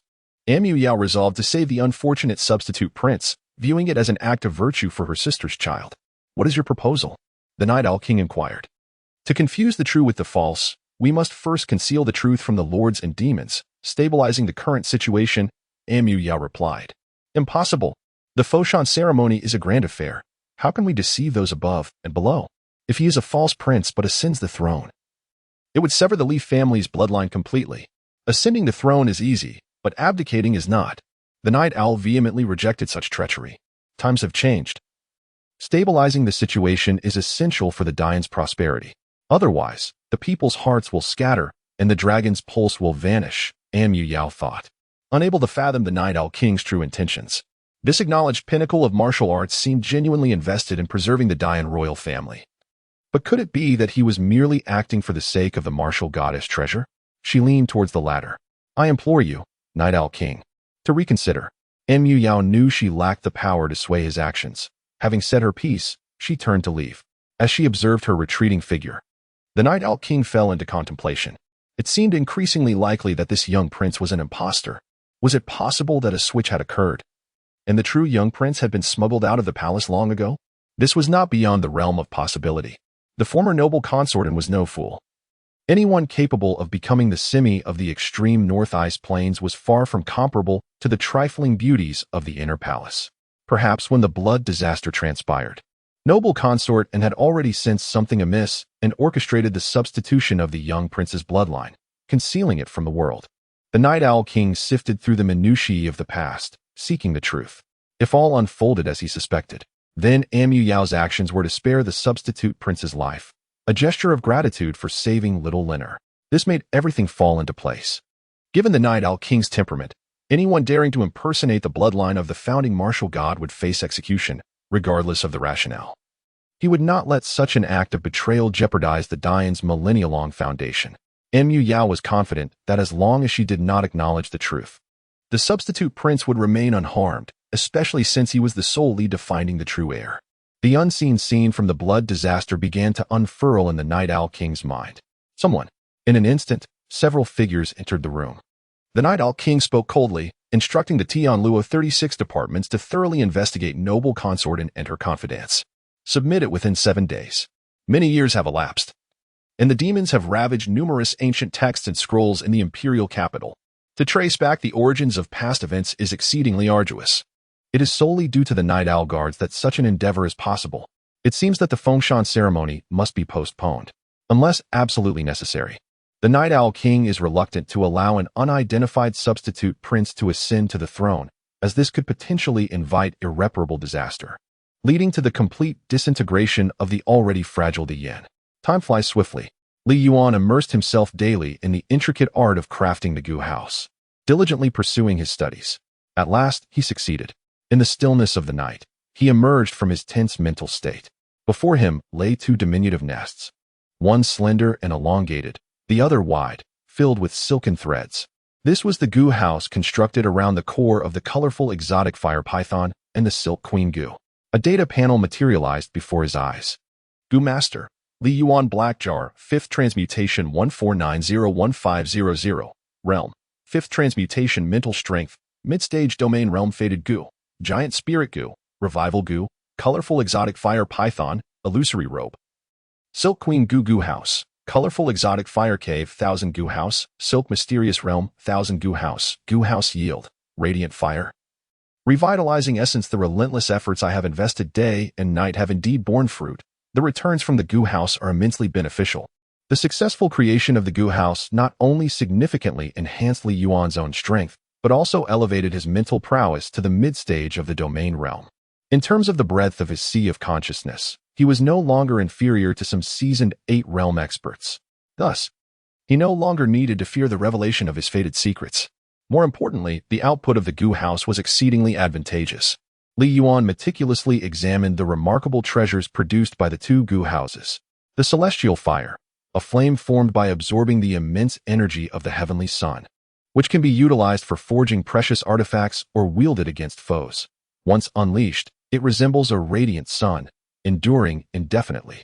The revitalizing essence, a confluence of the world's spiritual energies intricately woven with the essence of living creatures, possessing the extraordinary ability to revive the deceased. The treasures generated by these 2 Gu Houses are far from ordinary. Their sole drawback lies in their meager production. It requires a full month to yield a single strand of celestial fire and a solitary drop of revitalizing essence. This is the utmost limit of Li Yuan's capabilities.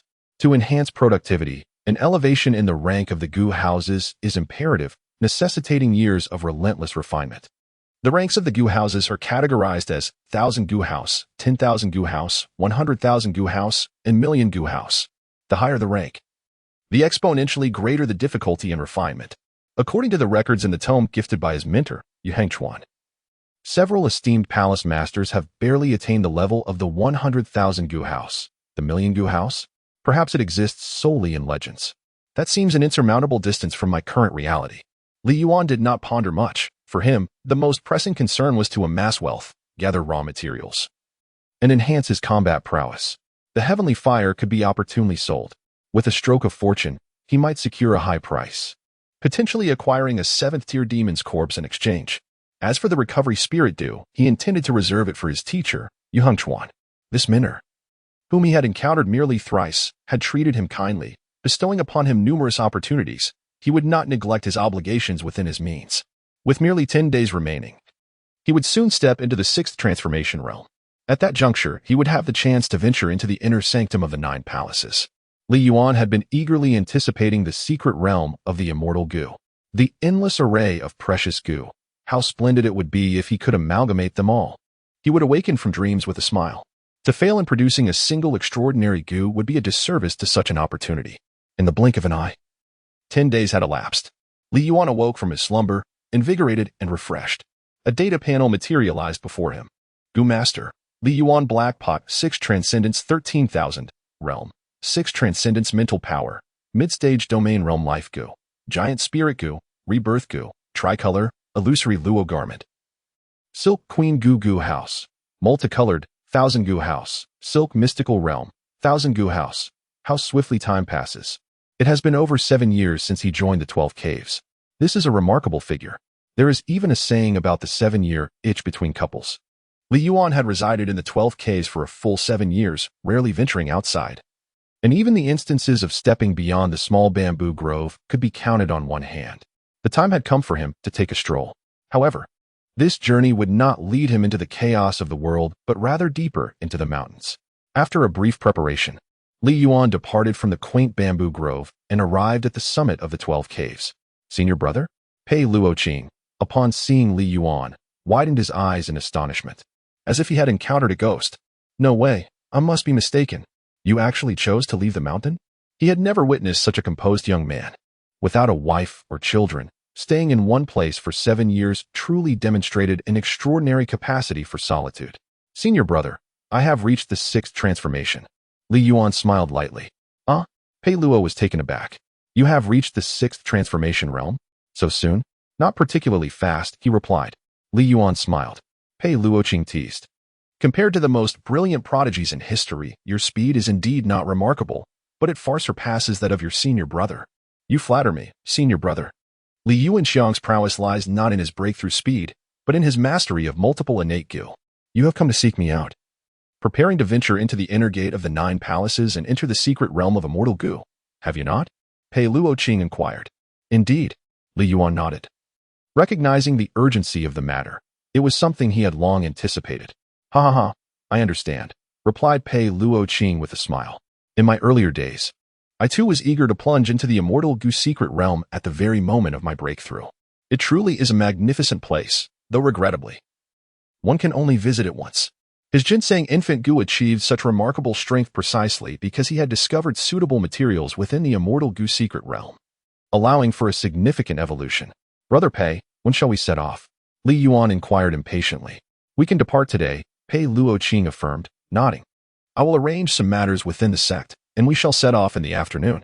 Very well, the two brothers agreed enthusiastically. Upon returning to the small bamboo grove, Li Yuan shared a meal with Wang Zhaozhao. Zhaozhao, I must step out for a while. Over the years, the two had spent every day together, only parting during the tumultuous times in southern Jiang when the 12 Caves drew life and death lots. This marked their second separation. Li Yuan spoke calmly. I am going to the inner gate of the 9 palaces. Brother Yuan, have you entered the 6th transformation realm?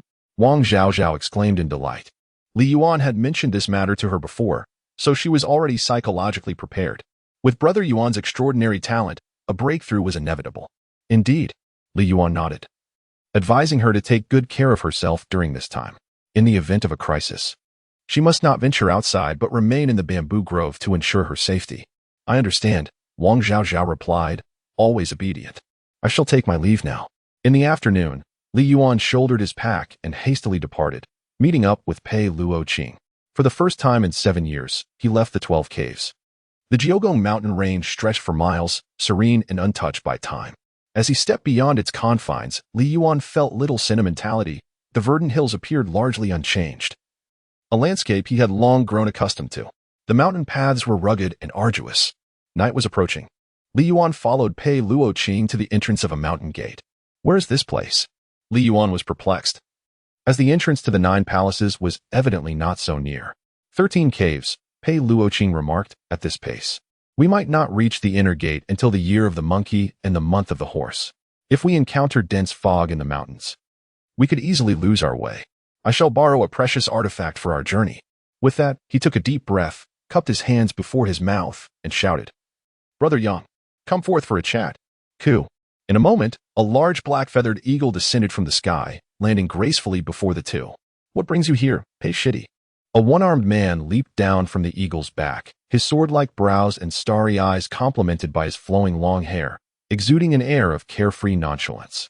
"Brother Yang, allow me to introduce to you my teacher's newly accepted disciple, Li Yuan. Today, he has achieved a breakthrough into the 6th transformation, and I intend to escort him to the inner gate of the 9 palaces," Pei Luoqing said with a smile. "Thus, I hope to borrow your magnificent eagle for our journey." "Of course," the one-armed man, Yang Chong, replied amiably. "Junior brother Li Yuan appears so youthful. It is surprising that he has already become a 6th transformation Gu master. Truly, we are envious. Thanks to the guidance of my esteemed master, I was fortunate enough to achieve this breakthrough." Li Yuan clasped his fists and humbly replied, "It is rather late today.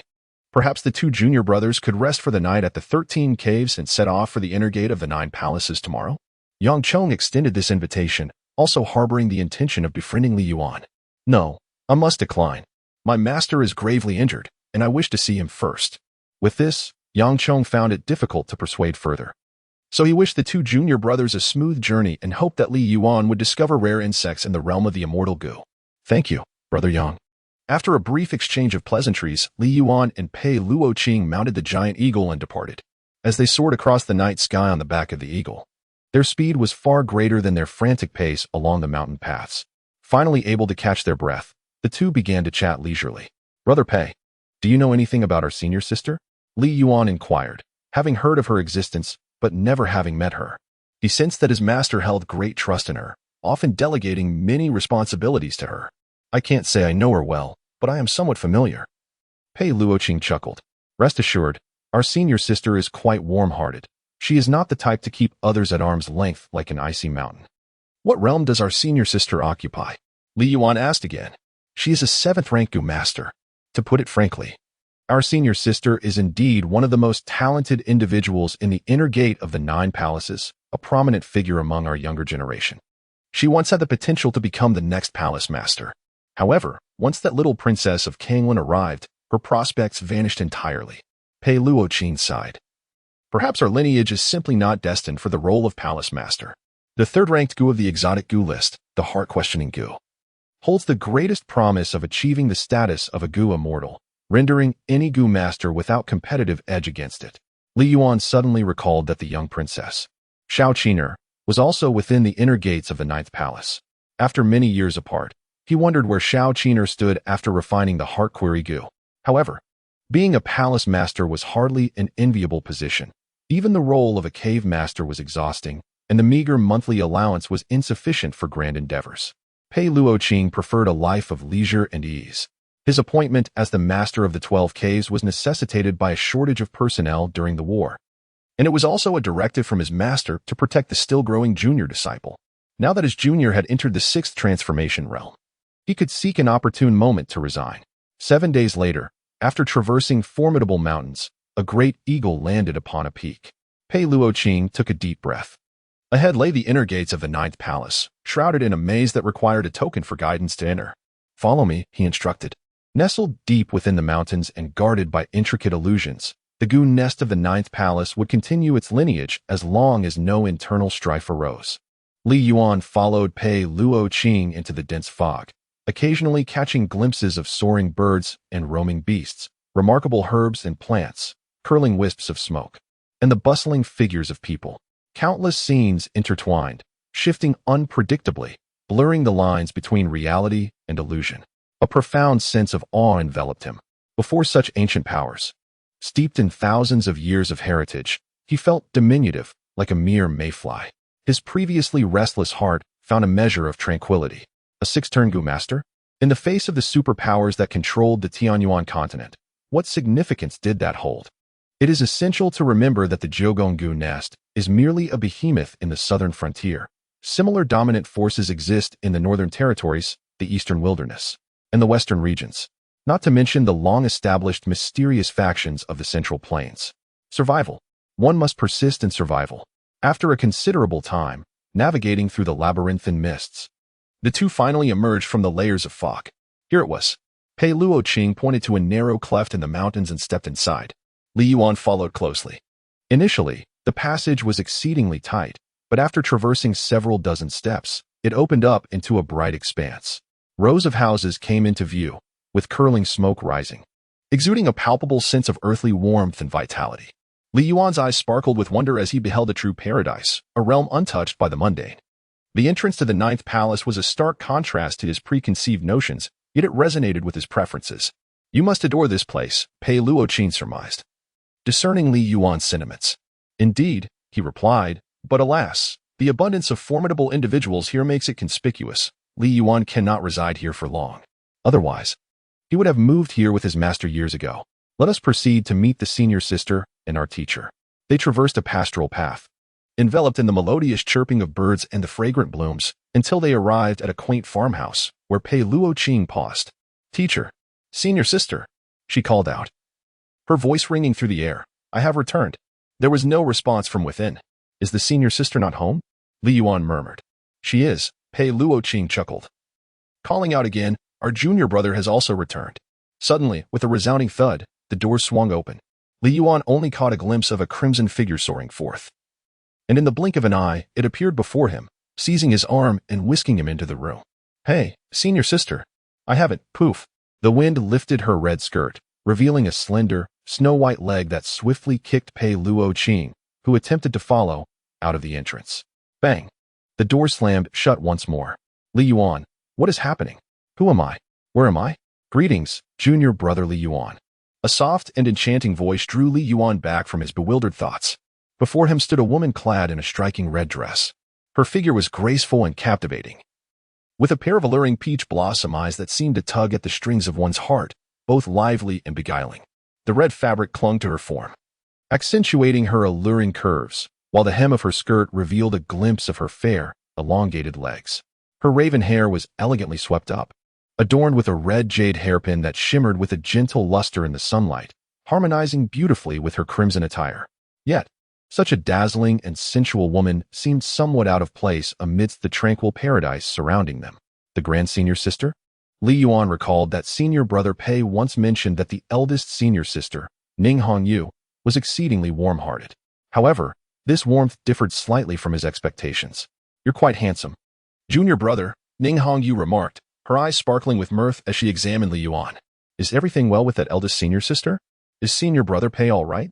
Li Yuan asked awkwardly, momentarily perplexed by Ning Hongyu's meaning. You won't die.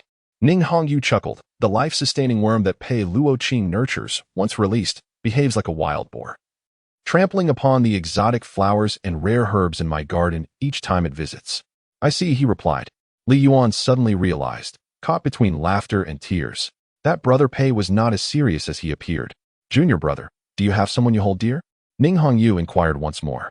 Li Yuan, compared to brother Pei, it seems that senior sister is even less serious.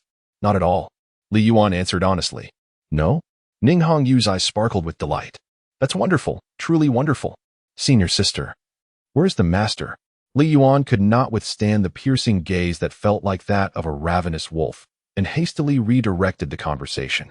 Inside the room, a state of unconsciousness prevailed, with only a faint glimmer of life remaining. Ning Hongyu turned and said, Follow me. All right. As he followed the senior sister into the room, Li Yuan beheld Yu Hengchuan lying on the bed. Upon their reunion, Li Yuan noticed that Yu Hengchuan's hair had completely turned gray, resembling the withered tendrils of a tree, and his face bore no trace of color. Master. Li Yuan approached the bedside and called out softly. Yu Hengchuan's fingers trembled slightly, indicating that he still possessed a degree of self-awareness, yet was unable to command his own body. Ning Hongyu remarked, after being brought back, the master consumed several restorative elixirs, but to no avail. The more precious healing elixirs are exceedingly rare, and in these tumultuous times of war, it is challenging to procure them for the master's use.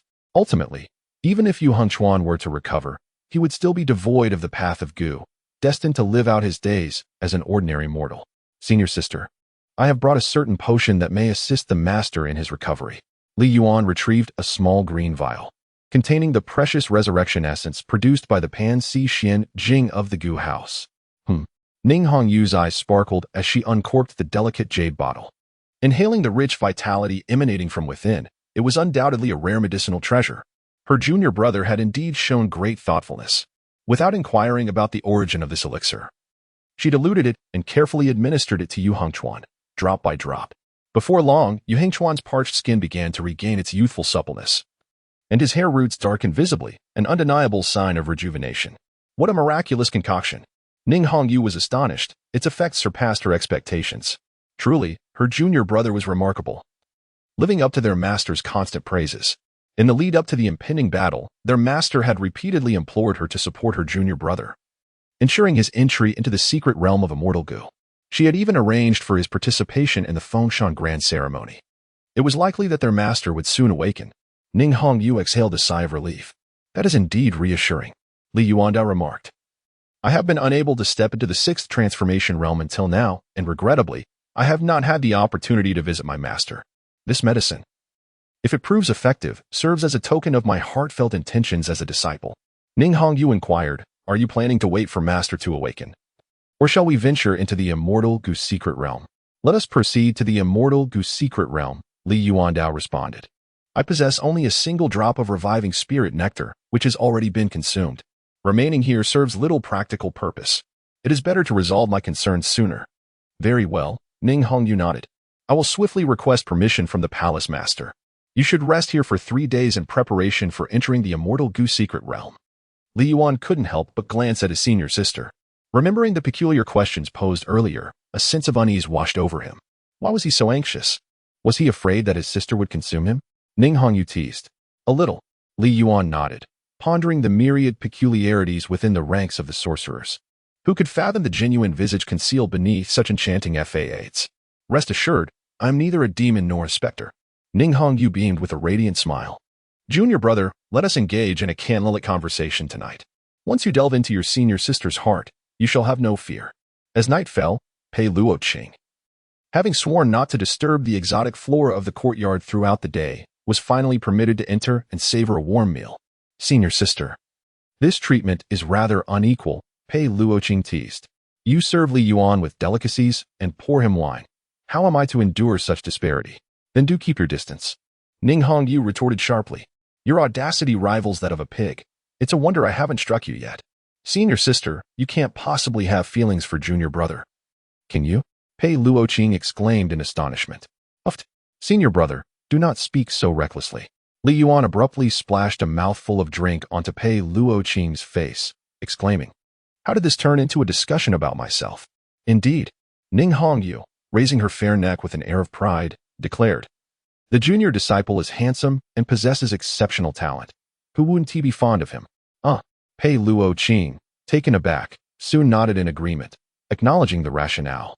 It makes sense. Good fortune should not be squandered on outsiders. I wholeheartedly support this marriage. Li Yuan, what is this? Is it really so simple? Has his lifelong commitment been settled with just a few casual words? Senior sister, second brother, please do not jest. Li Yuan has no thoughts of marriage or children for the time being, burdened as he is with a blood feud and entangled in too many matters. It is far too early to speak of love and romance before everything is settled. I am not joking. Pei Luoqing blinked her eyes and said, do you think the senior sister looks like someone who is joking? Li Yuanjin was bewildered. It couldn't possibly be true, could it? Well, I won't tease you any longer. Ning Hongyu said, actually, this is related to my lifebound goo. What is your lifebound goo, senior sister? Countless names of parasitic insects flitted through Li Yuan's mind. Yet he struggled to recall which one aligned with his senior sister's current ailment. The true feelings goo, Ning Hongyu articulated the answer. The name of this particular goo resonated with great renown, and Li Yuan was certainly aware of it. This goo is celebrated as one of the exceedingly rare and exceptional varieties that closely resemble foreign goo, possessing two distinct evolutionary paths. It can evolve into the third-ranked Heart of Inquiry goo or ascend to the 11th-ranked Dust of Mortality goo on the foreign goo list. The true feelings goo endows the goo master with unparalleled focus, although it does not enhance mental strength as swiftly as the Heart of Inquiry goo. It possesses a unique quality, the ability to draw feedback from a partner to elevate its own capabilities. I understand now. Li Yuan finally comprehended the gravity of the situation. Ning Hongyu sighed, acknowledging how difficult it is to find a truly loving partner.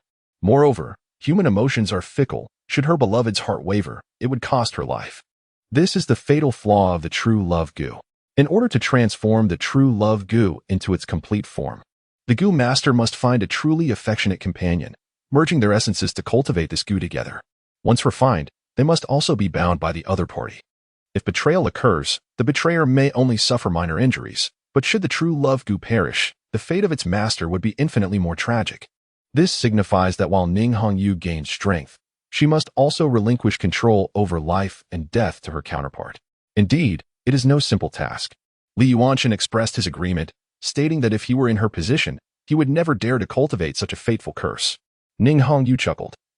I often hear my teacher extolling you, my junior brother, with endless compliments that resonate in my ears. Indeed, I have entertained certain thoughts in my heart, she boldly confessed. Although she hesitated to frame it as love at first sight, she acknowledged that her junior brother's qualities aligned perfectly with her desires. He is the first man to stir her heart. If you are willing, we might explore the possibility of spending time together. Her unexpected declaration nearly caused Li Yuan to stumble. It was not that he was averse to such directness. Rather, he was genuinely disinterested in the matter. As fellow disciples, there would be ample opportunities for interaction in the future. I am one who values destiny and prefers to act according to my heart, Li Yuan replied. Haha. That is indeed a reasonable perspective, Ning Hongyu responded, undeterred by any embarrassment. To her, expressing her intentions to someone she finds appealing was not a matter of shame. Li Yuan was unfazed. As a goo master, he was acutely aware of the profound influence that one's life goo could exert on a practitioner.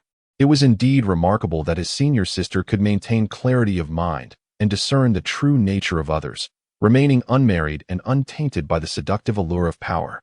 Even he, while employing the giant spirit goo, found his thoughts clouded by the intense vitality, often uttering grandiose and arrogant remarks. Thus, he held a deep admiration for his senior sister.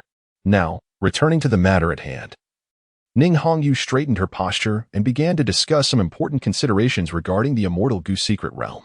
Li Yuan straightened his posture, attuning his ears to listen intently. Whether he could procure another rare goo was contingent upon this moment. 3 millennia ago, the singular goo immortal of the Tianyuan continent attained enlightenment deep within the Jiogong mountain range, using the art of goo to open the celestial gate.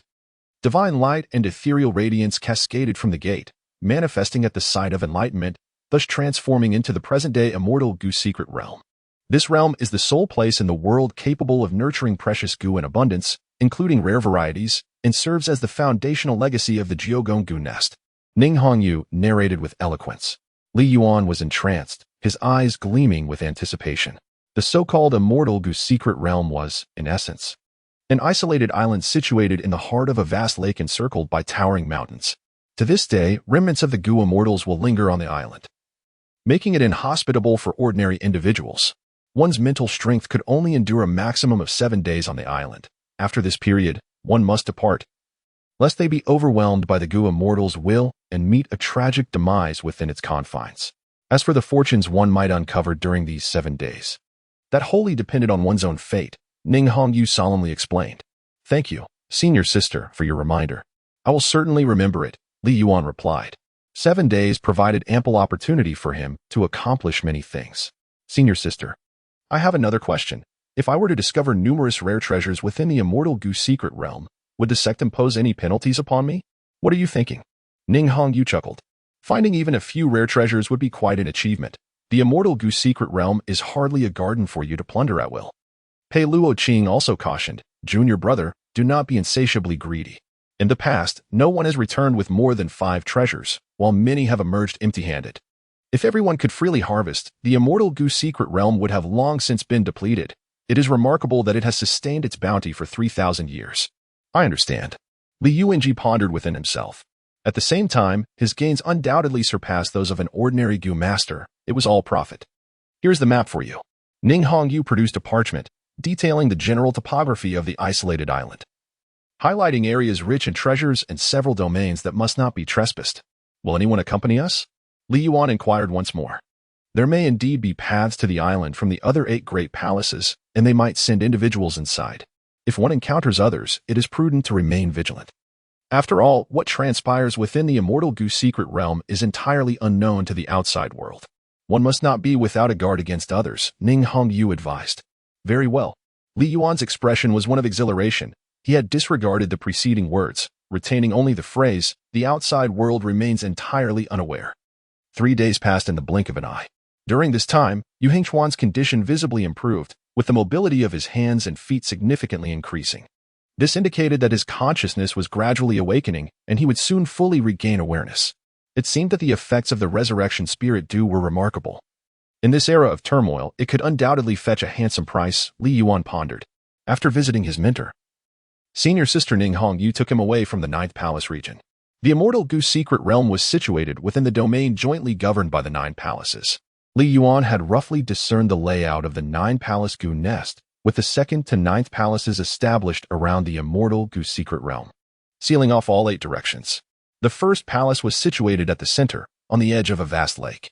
This arrangement ensured that the immortal Gu secret realm, a sacred site for Gu Master's inheritance, would remain unperturbed by external forces.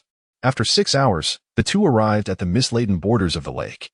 The thick fog obscured the view, rendering it difficult to discern reality from illusion as they gazed out, apart from the solid ground beneath them.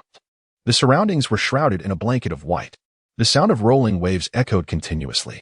"Junior brother, do you not find it magnificent and awe-inspiring?" Ning Hongyu inquired with a smile.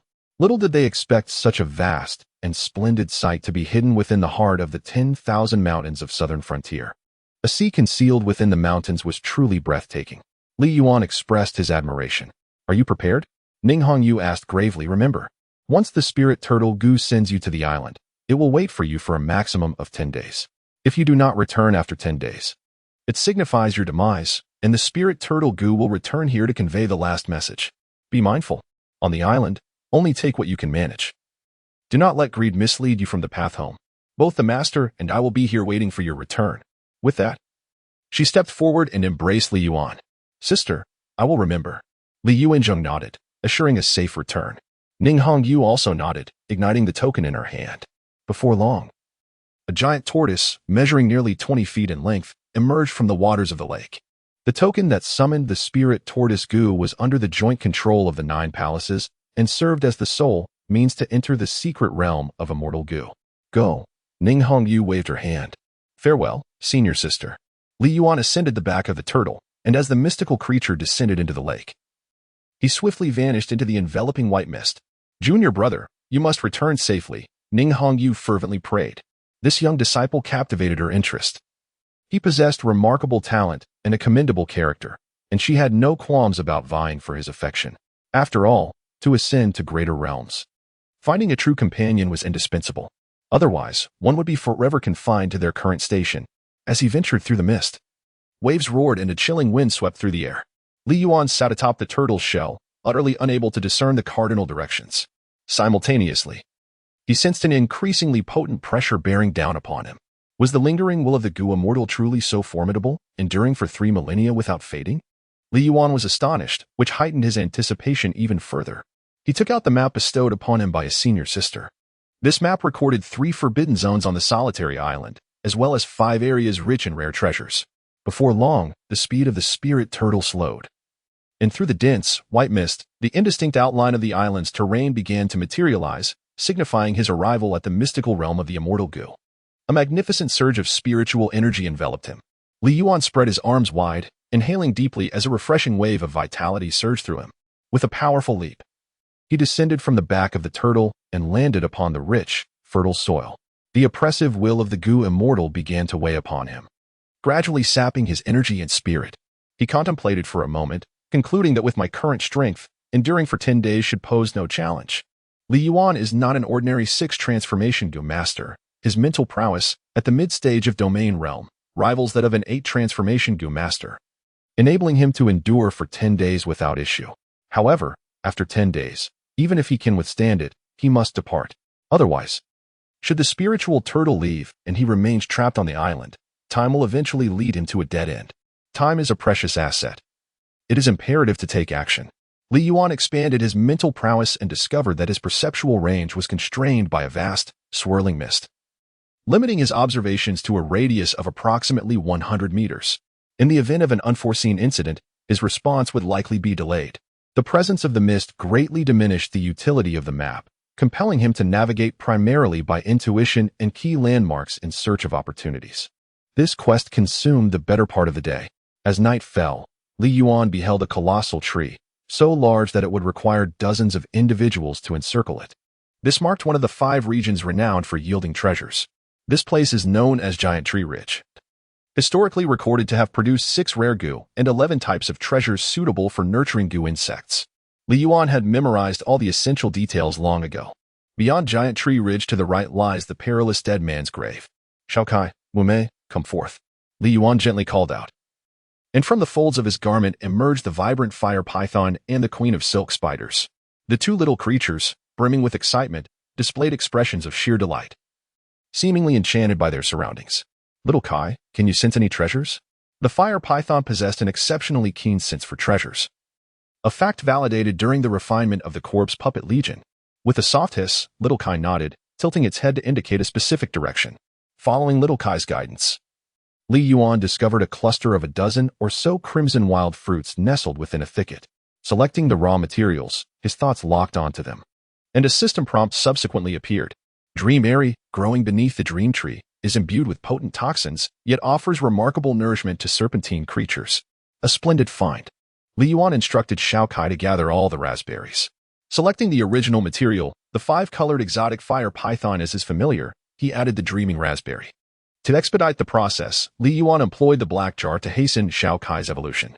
Your familiar, the 5-colored exotic fire python, underwent a remarkable spiritual transformation, becoming imbued with greater sentience. Although Xiao Kai still could not articulate human speech, communication with Li Yuan became markedly more straightforward, allowing him to easily comprehend her thoughts. She expressed, Master, I am so delighted. Please feel free to command Xiao Kai. Given the potency of the dreaming raspberry, could I perhaps refine the dreaming tree as well? Li Yuan raised his head, his gaze tracing the trunk that resembled a celestial pillar, reaching upwards where branches and leaves were still obscured even at 100 meters. One can only imagine the towering height of the dream tree. If one could refine it, it might well ascend to the heavens. With an inexplicable sense of anticipation, he focused his thoughts. Selecting the primal materials, these were entities of ownership, impervious to scrutiny and synthesis. Li Yuan was taken aback. Who is the master of the dream tree? The lingering will of the goo immortal? Never mind. One should not force what is not destined. Li Yuan consoled himself. Xiao Kai, continue the search. Thus, the 2 of them embarked on a meticulous exploration of the Giant Tree Ridge area, persistently gathering and refining the treasures of the island. After an entire day and night, they unexpectedly detected the presence of a rare goo. Has it arrived? Li Yuan's eyes shimmered with brilliance. This was indeed the purpose of his visit, to determine whether 3 rare goo, combined with a multitude of peculiar treasures sharing similar traits, could synthesize a new and extraordinary goo. The long-anticipated enigma was on the verge of revelation. Li Yuan encountered a rare insect, a cicada, adorned in resplendent gold and possessing 4 delicate wings. The 4-winged golden cicada is unmistakably a product of evolutionary advancement. The common variant is the day cicada, while the mysterious variant is the 2-winged golden cicada, and the rare variant is the 4-winged golden cicada. Further evolution could lead to the extraordinary 6-winged golden cicada, presenting a nearly linear evolutionary pathway with stringent and singular conditions for advancement. Regardless of the circumstances, the imperative remains, capture it first. With a swift motion, Li Yuan seized the 4-winged golden cicada goo, effortlessly suppressing it. The untamed goo insects before him were akin to fish on a chopping board, entirely at his mercy. He continued his search, placing the 4-winged golden cicada goo into a black jar. Accompanied by Xiao Kai and Wu Mei, Li Yuan pressed onward. After another night passed, the trio discovered a second rare goo at the edge of the Giant Tree Ridge. This peculiar plant goo, known as the vitality goo, was derived from the tendrils of the dreaming tree. Once separated from its parent tree, it transformed under the influence of the immortal goo secret realm and the will of the goo immortal, taking on the form of an extraordinary plant goo. Its name was inspired by its striking resemblance to human meridians. Once refined into a life-bound goo, it could enhance the strength of the human meridians, granting the goo master a more nuanced control over their bodily channels. Without uttering a word, Li Yuan inserted the lively goo into the black jar. Only one more remained.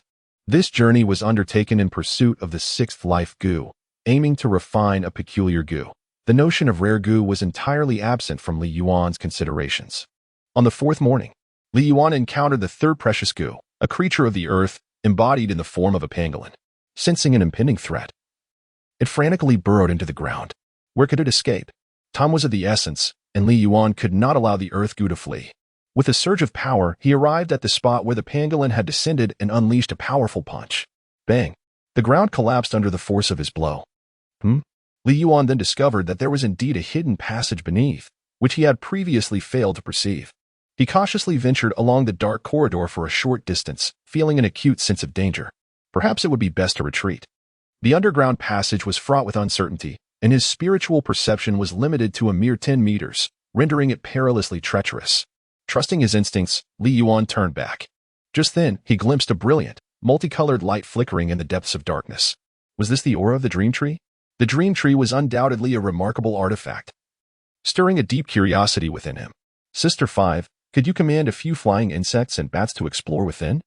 His cautious nature compelled him to remain vigilant even when faced with treasures that rivaled otherworldly charms, preferring to forego personal involvement if the risks were deemed too great.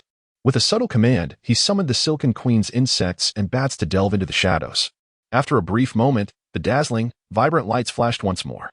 Through the resonance of thoughts shared with Sister 5, Li Yuan was able to discern the scene deep within the passage. Countless intertwining roots, resembling intricately woven fairy lights, twinkled with ethereal colors. Even more astonishing to Li Yuan was the sight of a massive coffin nestled among the convoluted roots, appearing ominous and eerie beneath the flickering glow, as though something unseen were watching from the shadows. To proceed or to retreat? Li Yuan found himself in a state of deep turmoil. The air was charged with a peculiar energy, and the bats and insects controlled by Wu Mei could no longer venture further. To uncover the truth, he had no choice but to proceed himself. This was the sacred ground of the Gu Immortal's enlightenment. Could it possibly be the final resting place for others? Were those interred here the friends and kin of the Gu Immortal? Li Yuan speculated. Entering could very well ensnare him in strange phenomena, reminiscent of ominous events from years past. Just as he was on the verge of giving up, a commotion arose at the entrance of the hidden passage. Were others approaching? Li Yuan recalled his senior sister mentioning that individuals from the other 8 palaces occasionally ventured into the secret realm of immortal Gu in search of opportunities. But he did not expect to encounter them in person. Senior brother, is what our master said credible? Is it true that the corpse of that sword immortal is buried here? A melodious voice echoed through the dim passage. Would our master deceive us? Replied another deep voice. Suddenly, as they walked, the two sensed Li Yuan standing at the edge of the passage, startling them so much that they nearly took action. Are you a junior disciple of the 9th palace? One of the men asked, regaining his composure. Yes. Li Yuan nodded.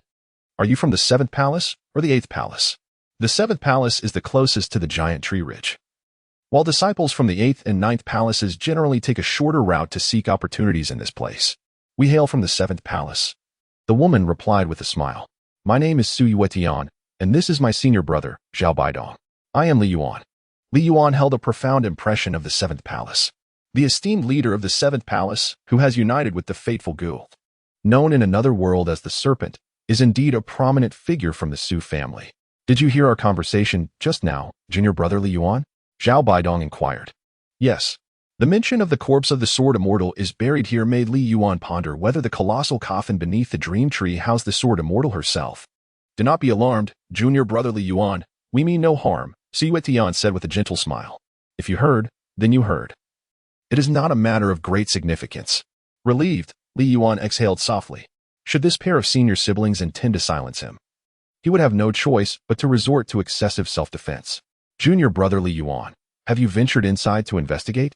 Zhao Baidong asked. I merely cast a glance from afar. What did you see within? Many luminescent tree tendrils and a gigantic coffin. Li Yuan concealed Xiao Kai and Wu Mei once more within his garments, refraining from disclosing the means of his investigation. Indeed, Zhao Baidong's countenance was alight with excitement. The corpse of the sword fairy lay within. Junior sister, let us depart. Senior brother, could there be danger? Xiu Lian quavered. If junior brother Li Yuan can emerge unscathed, what is there for us to fear when we join forces? Besides, we possess the methods bestowed upon us by our master.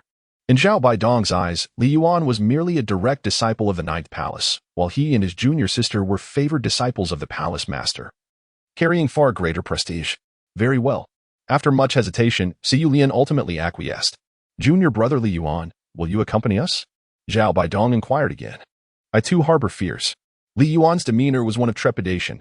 His expression was feigned, yet his fear was genuine. You may follow behind us. We shall ensure your safety, they assured him. Zhao Baidong believed that in critical moments, it might be necessary for someone to lift the coffin lid. And Li Yuan seemed quite suitable for this exploratory task. Very well then, he conceded. With someone to lead the way. Li Yuan felt a surge of confidence and was inclined to give it a try. Once consensus was reached, the trio set forth. Senior Sister Yulian, may I inquire about the sword immortal you mentioned? Could you enlighten me? Li Yuan asked, filled with curiosity. Do you not know, junior brother Li Yuan? Have you not been in the 9 palaces intersect for long? Xu Lian questioned. Indeed, Li Yuan nodded. This revelation further reassured the leading Zhao Baidong. A newly initiated Gu master who had just entered the 6th transformation realm, and an outsider at that, was just the right fit. Allow me to recount the tale. Xu Lian said with a sweet smile. The legend of the sword immortal has endured for 3,000 years. 3,000 years? Li Yuan was astonished. Was the Gu immortal a figure from the same era? Indeed. Xu Tian explained, the sword immortal we speak of is the daughter of the Gu immortal. Though she passed away before her father attained enlightenment, Li Yuan was taken aback to discover such a tale buried within the depths of the Guxian secret realm. Over 3,000 years ago, the Guxian was merely a young boy emerging from the mountains, who by chance forged a bond with a woman afflicted by lewd poison. After a fleeting romance, the woman quietly departed, leaving an indelible mark upon the boy's heart. The young Guxian spent many fruitless years in search of his beloved. In the passage of time, 2 decades flowed like water, until the boy earned the title of a 9-turn Gu master and was invited to the central plains to partake in a bloody battle against a malevolent fiend. There, he beheld a familiar figure whose features bore a striking resemblance to his lost love. It was then that he learned of his beloved's tragic demise at the hands of the fiend, with only her daughter surviving in this world. He yearned for a reunion with the daughter, yet was met with harsh rebuke. The Guxian, burdened with unspoken sorrow, could only silently protect her. In the ensuing chaos, the second great war between humanity and demons erupted across the Tianyuan continent, with the sword fairy falling in battle at the frontier. Before her demise, misunderstandings were resolved, allowing her to recognize the Guxian. On that fateful day, the bloodstained sword fairy, with tears in her eyes, called out Father, summoning the first Guxian in the annals of Tianyuan. Xu Yulian recounted the tale with vivid emotion, sharing in the sorrow of the characters within the story. Li Yuan could not help but sigh. A grain of sand from the era, when it falls upon an individual, becomes a mountain. Talented individuals like the sword fairy, endowed with the potential of a sword immortal, are ultimately stifled by malevolent forces. History is replete with such prodigies, possessing the potential to reach the pinnacle yet failing to traverse the final path. The Gu immortal, cradling his daughter's lifeless form, retreated into the mountains, his aura steadily rising, ultimately pausing to forge a celestial gateway through the path of Gu. Thus, the secret realm of the Gu immortal was born. The remains of the sword fairy were also interred within this sacred ground. Xu Yuelian recounted the conclusion of the tale. Li Yuan inhaled deeply, his expression one of terror. Surely, you do not intend to transform the corpse of the sword fairy into a corpse puppet? The leader ahead, Zhao Baidong, shuddered abruptly. Junior brotherly. One may indulge in erratic consumption, but one must refrain from speaking recklessly. None of the esteemed palace masters possess such capabilities. How could we dare? Then what purpose do you serve in seeking the sword fairy's remains?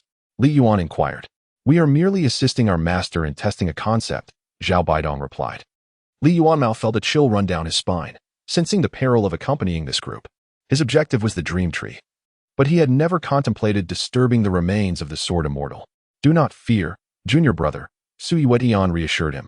We would never dare to offend or desecrate the esteemed sword immortal. Our actions are solely in accordance with the will of the Gu immortal. Li Yuan furrowed his brows, questioning their intentions. This matter would ultimately influence the unfolding narrative. Xu Yuelian spoke, after the demise of the sword fairy. The Gu immortal could not bear to let her daughter rest in eternal slumber. In a futile attempt to defy fate, she planted the dream tree in this very place to sustain the sword fairy's essence. However, once life has departed, can it truly be restored? Even with the extraordinary resurrection Gu, reviving someone is bound by conditions. The sword fairy has experienced a definitive death, leaving no possibility for resurrection. Years later, the Gu immortal was summoned by the heavenly gate, shattering through the void to depart. Before her departure, she forcefully severed her own will and sealed it within a solitary island, dedicating her obsession to protect the sword fairy's remains. The Gu immortal proclaimed that the sword fairy would surely awaken, for this was the echo of destiny. The echo of destiny? At this point, Li Yuan began to grasp the implications. All is determined by fate, and not a fraction is left to chance. Su Yuelian sighed, noting that the Gu Immortal, who ranked second on the extraordinary Gu list with the Great Destiny Gu, achieved supreme status yet lived a life fraught with hardship and peculiarity, tirelessly seeking and pining for her beloved, only to be toyed with by destiny throughout her existence. It is said that this is the price of fate. Perhaps. Amidst the throngs of humanity, she encountered her true love numerous times, yet they always passed each other by. At the moment of refining the Great Destiny Gu, fate had already assigned a price to every aspect of the Gu Immortal's life. Zhao Baidong interjected. It is precisely because of the wonders of the Great Destiny Gu that later generations of Gu masters believe the Sword Fairy may yet awaken. Successive palace masters have tirelessly sought a solution. So you have found it? Li Yuan remained skeptical. To be precise, it was the master of the seventh palace, our teacher, who discovered it, Zhao Baidong replied. Upon hearing this, Li Yuan felt an inexplicable flicker of hope. The master of the seventh palace was a formidable individual, bold enough to publicly unite with her fate Gu, hosting banquets for all, unafraid of societal judgment. Such a feat would require considerable skill and resolve. Nonetheless, he still doubted that this individual could rouse a corpse that had lain dormant for 3 millennia. At most, she might be able to grant the Sword Fairy a semblance of mobility akin to that of a corpse Gu. However, such an endeavor would likely provoke vehement denunciations from numerous Gu masters, leading to a concerted backlash against her. As they spoke, the trio ventured deeper into the hidden passage. The dense tree vines shimmered once more, casting a surreal, colorful glow that briefly illuminated the surroundings. They all beheld the enormous coffin. Zhao Baidong's breath quickened. Indeed, the Sword Fairy rests within. We must awaken her. Su Yuelian shared his excitement. Li Yuan was filled with trepidation. Indeed, the seventh palace was populated by deviants. They were so exhilarated by the awakening of a corpse, yet they seemed unconcerned about the possibility of an ancient zombie emerging to devour them all. Junior brother Li Yuan, could you assist me? Zhao Baidong inquired once more. I cannot, came the response. Li Yuan responded swiftly. Zhao Baidong was taken aback. How could this person deviate from the norm? Junior brother, this matter pertains to the grand undertaking of the 9 palaces Gu nest. Should we succeed, it will benefit the southern frontier, and you too shall be renowned throughout history. I refuse. Li Yuan was utterly unconvinced. If this matter truly involved the collective deliberation of the 9 palaces, how could they possibly send merely 2 insignificant Karami? It was evidently the selfish intent of the 7th palace master. Junior brother Li Yuan, now that you are aware of our plan, you are one of us. I advise you to cooperate with us obediently. Zhao Baidong ceased his pretense, tearing away the facade. From the moment Li Yuan heard his voice, he became as good as dead. Su Yuetian's demeanor also shifted. Her previous sweetness, gentleness, and patience evaporated, replaced by icy coldness, a stark contrast to her earlier charming self. Junior brother Li Yuan, even the 9 palace masters have no authority in the Gu Immortal secret realm. Should you perish here, none would care. She quietly stepped back, blocking any escape. If you comply and later consume the oath Gu, we may grant you a chance for survival. This is our utmost concession, Zhao Baidong sighed. Do you truly wish to leave no room for mercy? Li Yuan appeared to be quite agitated, his expression fraught with anxiety and his body trembling. The path to survival has been offered to you. If you do not choose it, we are powerless, Zhao Baidong remarked. Li Yuan initially wished to avoid bloodshed, fearing the potential for unforeseen consequences. Yet, circumstances left him with no other choice. His expression was one of trepidation as he stumbled backward, ultimately collapsing onto the ground with a thud. I promise you, he stammered. Junior brother, consume it. Su Yuetian smiled, stepping forward to present an oathworm. At that very moment, a surge of terrifying vitality erupted from Li Yuan, and as Su Yuetian instinctively recoiled, a massive hand, clutching a heart, pierced through her chest. You. Su Yuetian's eyes widened in shock as she fell to the ground.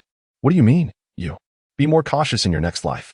Simultaneously, on Li Yuan's shoulder, the colorful fire python materialized. The intertwining azure and emerald flames surged toward the suddenly pale Zhao Baidong. He could scarcely believe that the seemingly harmless youth, who had asked innocuous questions, would unleash such a venomous assault. Zhao Baidong reacted swiftly, summoning his shadowless worm to narrowly evade the blue flames. Though his arm was grazed in the process, to his dismay, an overwhelming chill rapidly enveloped him, freezing his arm in an instant. How was this possible? Zhao Baidong was bewildered, unable to discern the nature of his opponent's worm, while Li Yuan, his hair standing on end and vitality ablaze, charged forth. Was this truly an unremarkable 4- and 6-turn worm master? Regardless of his speed, the confined space hampered his abilities. Within a mere few exchanges, Li Yuan seized Zhao Baidong by the throat. Indeed, you are a disciple of the palace master. In this realm, few can withstand my strikes. You should feel proud of this accomplishment, worthy of boasting in the underworld. At that moment, Li Yuan exuded unbridled arrogance. His eyes ablaze with contempt as he uttered his haughty declarations. Spare my life. Zhao Baidong struggled desperately. I can consume the oathworm. I will not reveal a single word of your secrets. I do not trust the oathworm. Only the dead can keep silent. Li Yuanda exerted a powerful twist. Crack. Zhao Baidong's neck subsequently shattered, his unwilling eyes filled with blood, as if they were about to spill from their sockets, extinguished of all life. The giant spirit goo immediately relinquished its possession. Unexpectedly, it had come to this point. Indeed, there are many perverse individuals among the goo masters, utterly terrifying. Li Yuan let out a sigh. Fortunately, he was even more formidable than his opponent. Otherwise, he would have faced dire consequences today. It was unwise to linger in this place, so departing was the wisest choice. Upon learning that the slumbering figure within the colossal coffin was the daughter of the Goo Immortal, Li Yuan abandoned any thoughts of investigation. The Goo Immortal's methods were boundless, and the lingering power of 3,000 years still held sway. Thus, it was not worth the risk. With this thought in mind, he turned to leave. At that moment, the ethereal tendrils of the trees flickered once more, radiating a resplendent array of colors. Li Yuan was suddenly taken aback. The two corpses on the ground vanished in a fleeting moment. Thunderous roars echoed as the entire dark passage began to tremble violently, rocks shattered and dust billowed, while the distant exit collapsed. Sword Fairy, I have not wronged you. Please do not harm the innocent. Li Yuan, on the verge of tears, found himself once again possessed by the immense spirit of the giant. With a relentless barrage of fists, he endeavored to carve a path through the ever-collapsing earth. Not far away, the branches of a tree flickered once more. With a fleeting glimpse, Li Yuan perceived the coffin lid beneath the tree being lifted. How astonishing! Li Yuan instinctively felt the urge to curse, but restrained himself and quickly changed his words. Sword Fairy, I never intended to desecrate you. I have eliminated the villains. Please do not mistakenly harm the innocent. His explanation seemed so feeble and powerless. Suddenly, a resonant sound of a sword echoed from within the coffin. In an instant, the countless underground roots illuminated brilliantly, no longer flickering, casting a radiant light along the dark passageway as they entwined towards Li Yuan. Zhao Baidong, Su Yuelian, 7th Palace. I shall grind you to dust. Li Yuan could no longer contain his frustration and shouted vehemently. Xiao Kai, 5th sister, take action. Let us allow the Sword Fairy to rest in peace. At this moment, Li Yuan could no longer uphold his respect for the elder. 5th sister opened her mouth and unleashed countless strands of spider silk, resembling a torrent of white, clashing incessantly with the surging, colorful tendrils. Li Yuanjia ascended the current with Xiao Kai. Now, escape was no longer a feasible option. He could only sever the source. Under the cover of Wu Mei, Li Yuan and Xiao Kai approached the roots of the tree, while Xiao Kai's long-prepared was finally ready. With a roar, the crimson flames soared forth. The roots, immobile, would be utterly consumed by even a mere touch of the red fire. Suddenly, a second sound of a sword echoed. An invisible sword aura spread forth, extinguishing the crimson flames in an instant. How terrifying!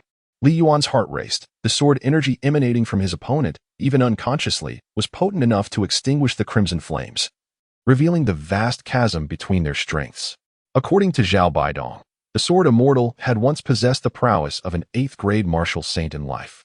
If he were to truly resurrect, not even a single strike from me could withstand him. However, if he were merely a corpse, there might still be a glimmer of hope. As this thought took root, Li Yuan suddenly felt an emptiness in his right arm. The formless sword energy had arrived unannounced, and in an instant, his right hand was gone. The force was overwhelming. Li Yuan activated the resurrection worm, and a new arm rapidly emerged. Whoosh, whoosh, whoosh.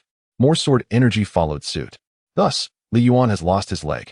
Li Yuan has lost his left hand. Li Yuan has a hole in his stomach. Li Yuan has been reduced to a bald head. Is there no end to this? Were it not for the regenerative abilities bestowed by the resurrection goo and the immense vitality provided by the giant spirit goo, he would have perished over 100 times. It is fortunate that the sword energy of the Sword Fairy is emitted unconsciously. Were he to face a true sword saint, a few targeted strikes would be sufficient to obliterate him. Continuing in this manner is untenable. He must seek a way to break the deadlock. Li Yuan surveyed his surroundings and soon discerned the anomalies. The sword energy was not solely directed at him. The other small creatures in the hidden passage were also affected. In places devoid of life, the sword energy roamed freely. Was it only targeting the living? Contemplating this, Li Yuan fell to the ground with a thud. Opting to feign death, while covering Shao Kai and Wu Mei to stifle all signs of life. In the next instant, the passage fell silent. Indeed, it was as he suspected. Li Yuan secretly rejoiced in his accurate deduction, yet a pressing dilemma loomed before him. How to escape? Remaining here would undoubtedly lead to his demise at the hands of the Gu Immortal's will. He lamented his arrogance, realizing that he should have spared Zhao Baidong's life and sought clarity instead. However, once the giant spirit Gu possessed him, the overwhelming surge of vitality clouded his judgment, and he failed to contemplate the consequences. In retrospect, it was likely that some artifact brought by Zhao Baidong and Su Yuelyin had disturbed the long-slumbering sword fairy. Their arrival was clearly intentional, suggesting they were well prepared. To uncover the truth, he had no choice but to enter the coffin himself. Li Yuan suddenly leaped up, charging towards the enormous coffin. Whoosh, whoosh, whoosh. The sword energy surged forth once more. I lay there. Li Yuan once again flung himself onto the ground, feigning death to evade danger. Once the sword intent subsided, he sprang back to his feet. The sword energy surged forth. Alas, I have perished once more. Though this is merely a simulation, it embodies the utmost difficulty. Had it been another individual, they would have likely met their demise countless times. Li Yuan reflected. He must not act impulsively next time. Not even a hint of desire should stir within him. Alas, he is but a human. After countless attempts, relying on the ruse of feigned death, Li Yuan finally reached the edge of the coffin, lying upon the open coffin lid. This was the final time. Li Yuan's heart may have ceased to beat, yet his mind was taut with tension. Esteemed sword immortal, I beg your pardon. I only wish to survive.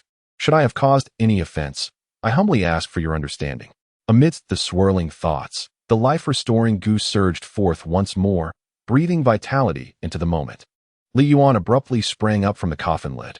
The closer he drew, the more intense the sword aura emitted by the sword fairy became, almost washing over him like a torrent. He shouted for himself to evade. Gathering all his strength, he desperately dodged the fatal strikes, his form fracturing into 4 or 5 pieces that fell into the coffin. It was only at this moment that he beheld the true visage of the sword fairy. Her long hair cascaded like a waterfall, each strand delicately spread over her snow-white gown, shimmering with a silvery luminescence as if infused with the ethereal light of the moon. Her features were exquisite. Her brows arched like distant mountains, elegantly elongated, and her tightly closed eyes framed by long lashes.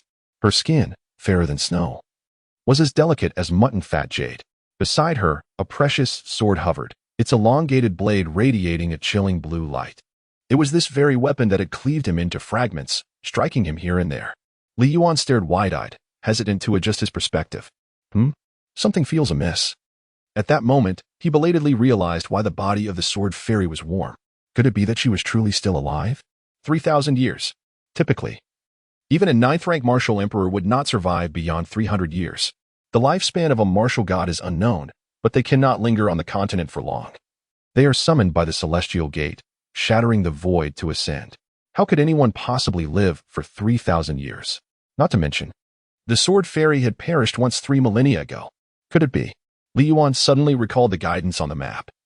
Beside the giant tree ridge lay one of the Forsaken Isles, the tomb of the living dead. Is the tomb of the living dead referring to this place? What should I do? Countless thoughts swirled in Li Yuan's mind. The path to escape had already been sealed, and time was running out. To depart, he must ensure that the sword immortal descends into slumber once more. Remain calm. Stay composed. Li Yuan pondered deeply, reflecting once more on the words spoken by Zhao Baidong and Su Yuelyin. To untie the bell, one must be the one who tied it. The crux of the matter lay within their utterances. Could it be that I am truly to refine the sword fairy? Gazing upon the slumbering, resplendent sword fairy, her beauty unparalleled, he thought, there is no greater sight. There was no time for hesitation.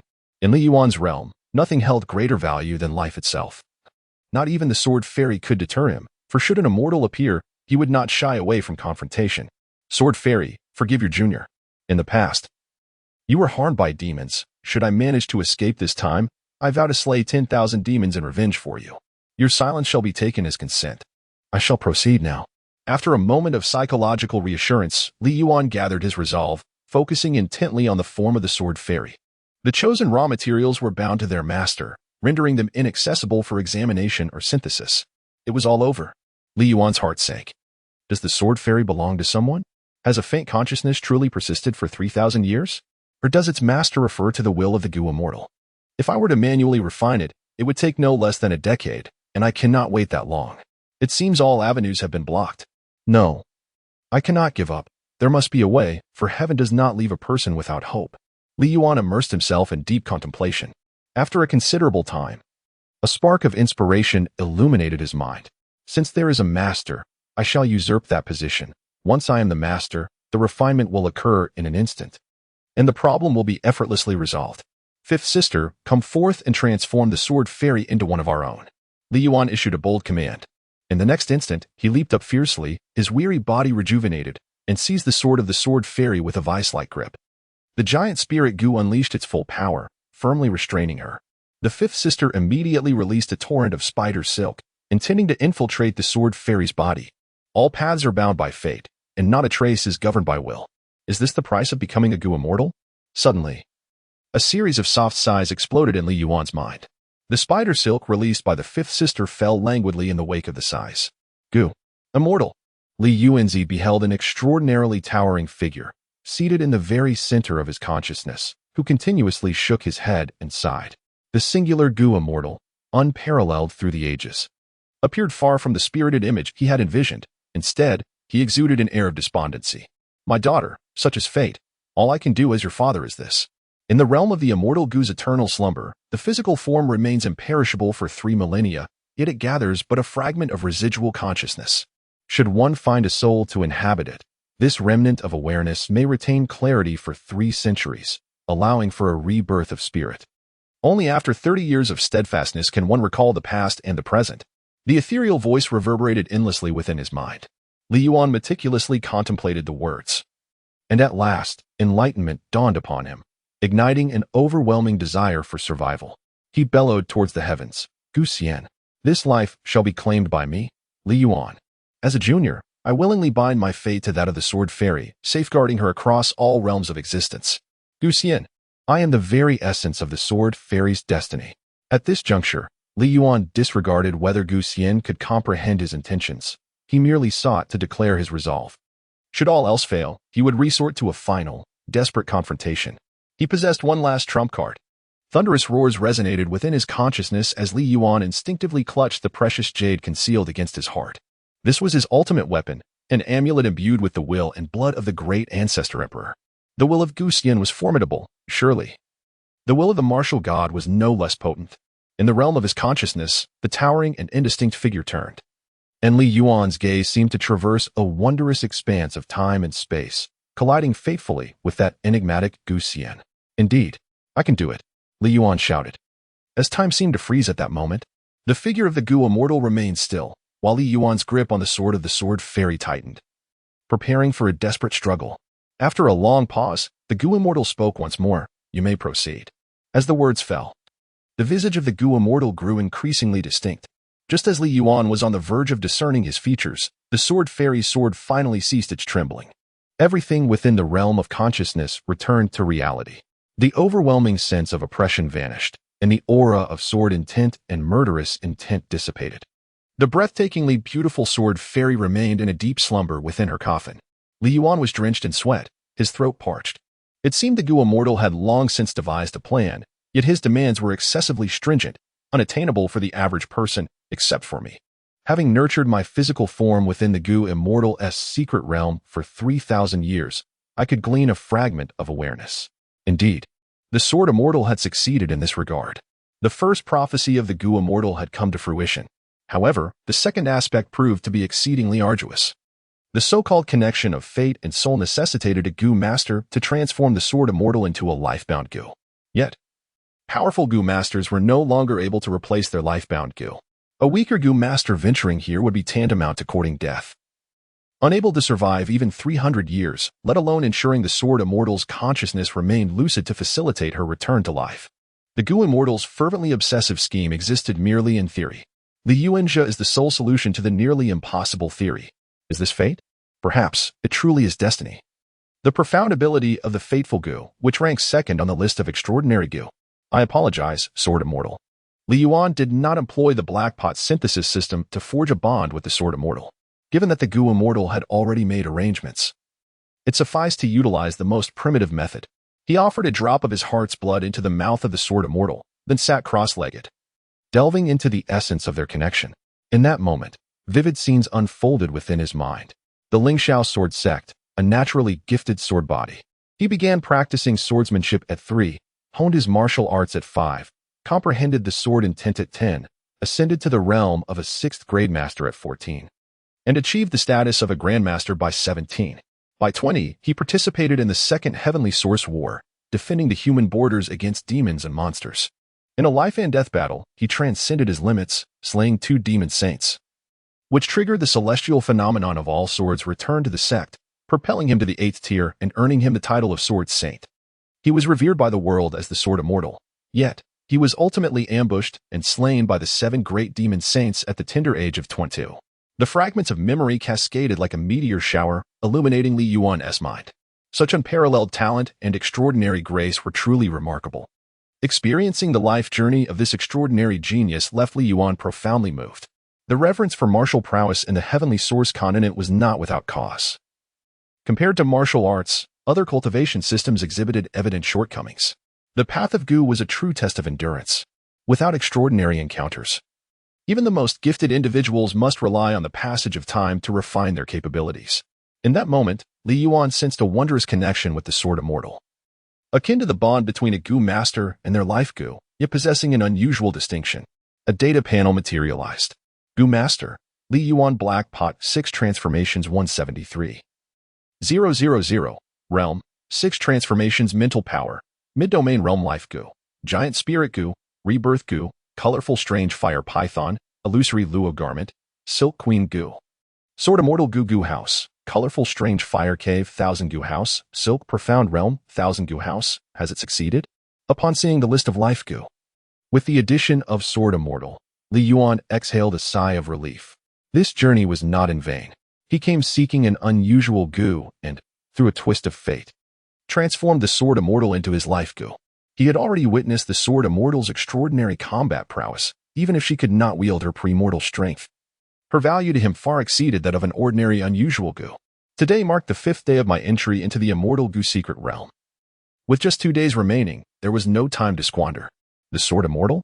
Li Yuan concentrated his thoughts and softly called out. The white-clad sword fairy, who had slumbered for 3 millennia, slightly fluttered her eyelashes. Under Li Yuan's anxious gaze, she gradually sat up.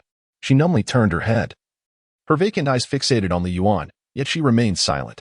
Sword Fairy, it is time for us to depart. Li Yuan rose to his feet. The Sword Fairy followed suit, existing solely as a remnant of consciousness, residing within Li Yuan's soul, devoid of significant intellect and unable to articulate her thoughts. As they emerged from the coffin, a sudden concern struck Li Yuan. Would their departure go unnoticed by the ancient beings of the 9 Palace Goo Nest? If the 9 Palace Masters were to uncover the truth, they would undoubtedly subject him to dissection for research. He pondered whether the illusionary Luo robe could conceal the Sword Fairy's presence. Li Yuan contemplated as he stepped outside. At that moment, a burst of colorful light flashed and vanished once more. Of course, the Dream Tree. Previously, he had attempted to refine the Dream Tree, but it had indicated that it was already claimed by another, thus rendering synthesis impossible. The owner of the Dream Tree was most likely the Sword Fairy. Now that even the Sword Fairy had become mine, how reasonable it would be to refine the Dream Tree. With this thought, Li Yuan immediately focused his intent. He selected the primary material, the Dream Tree, a wondrous tree nurtured by the celestial radiance and divine dew that cascaded down when the heavenly gate opened. It possesses the ability to purify all things, granting immortality to the mundane, embodying the dreams of the mortal realm. Is it truly feasible? Li Yuan's eyes sparkled with excitement. However, the Dream Tree was far too immense to transport. It was more feasible to synthesize it on-site. Otherwise, how delightful it would be to bring it back and place it in the small bamboo grove. Just as Li Yuan was lost in thought, the slugged illusionary garment emerged. Would you like to eat? Each of the innate insects possessed a spirit, expressing desires unique to their nature. The giant spirit insect was combative. The resurrection insect stood guard silently, while the slug illusionary garment exuded a languorous demeanor, epitomizing the essence of a slothful worker. The multicolored ethereal fire python exhibited a strong sense of possessiveness, and the silk thread queen insect was an endearing, clingy presence. Instances where the slug illusionary garment took the initiative to express its wishes were rare. Then it's yours. Shao Kai and Wu Mei showed little interest in the dream tree, making it just right for the slug illusionary garment. Selecting the raw material, the innate insect, illusionary garment, was the first step, followed by integrating it with the dream tree to commence synthesis. Little lazy insect, you must strive to show your worth.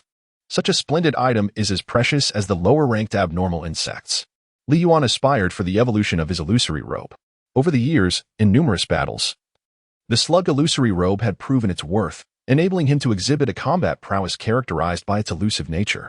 It consistently afforded him the advantage of striking preemptively. Thunderous rumbles echoed.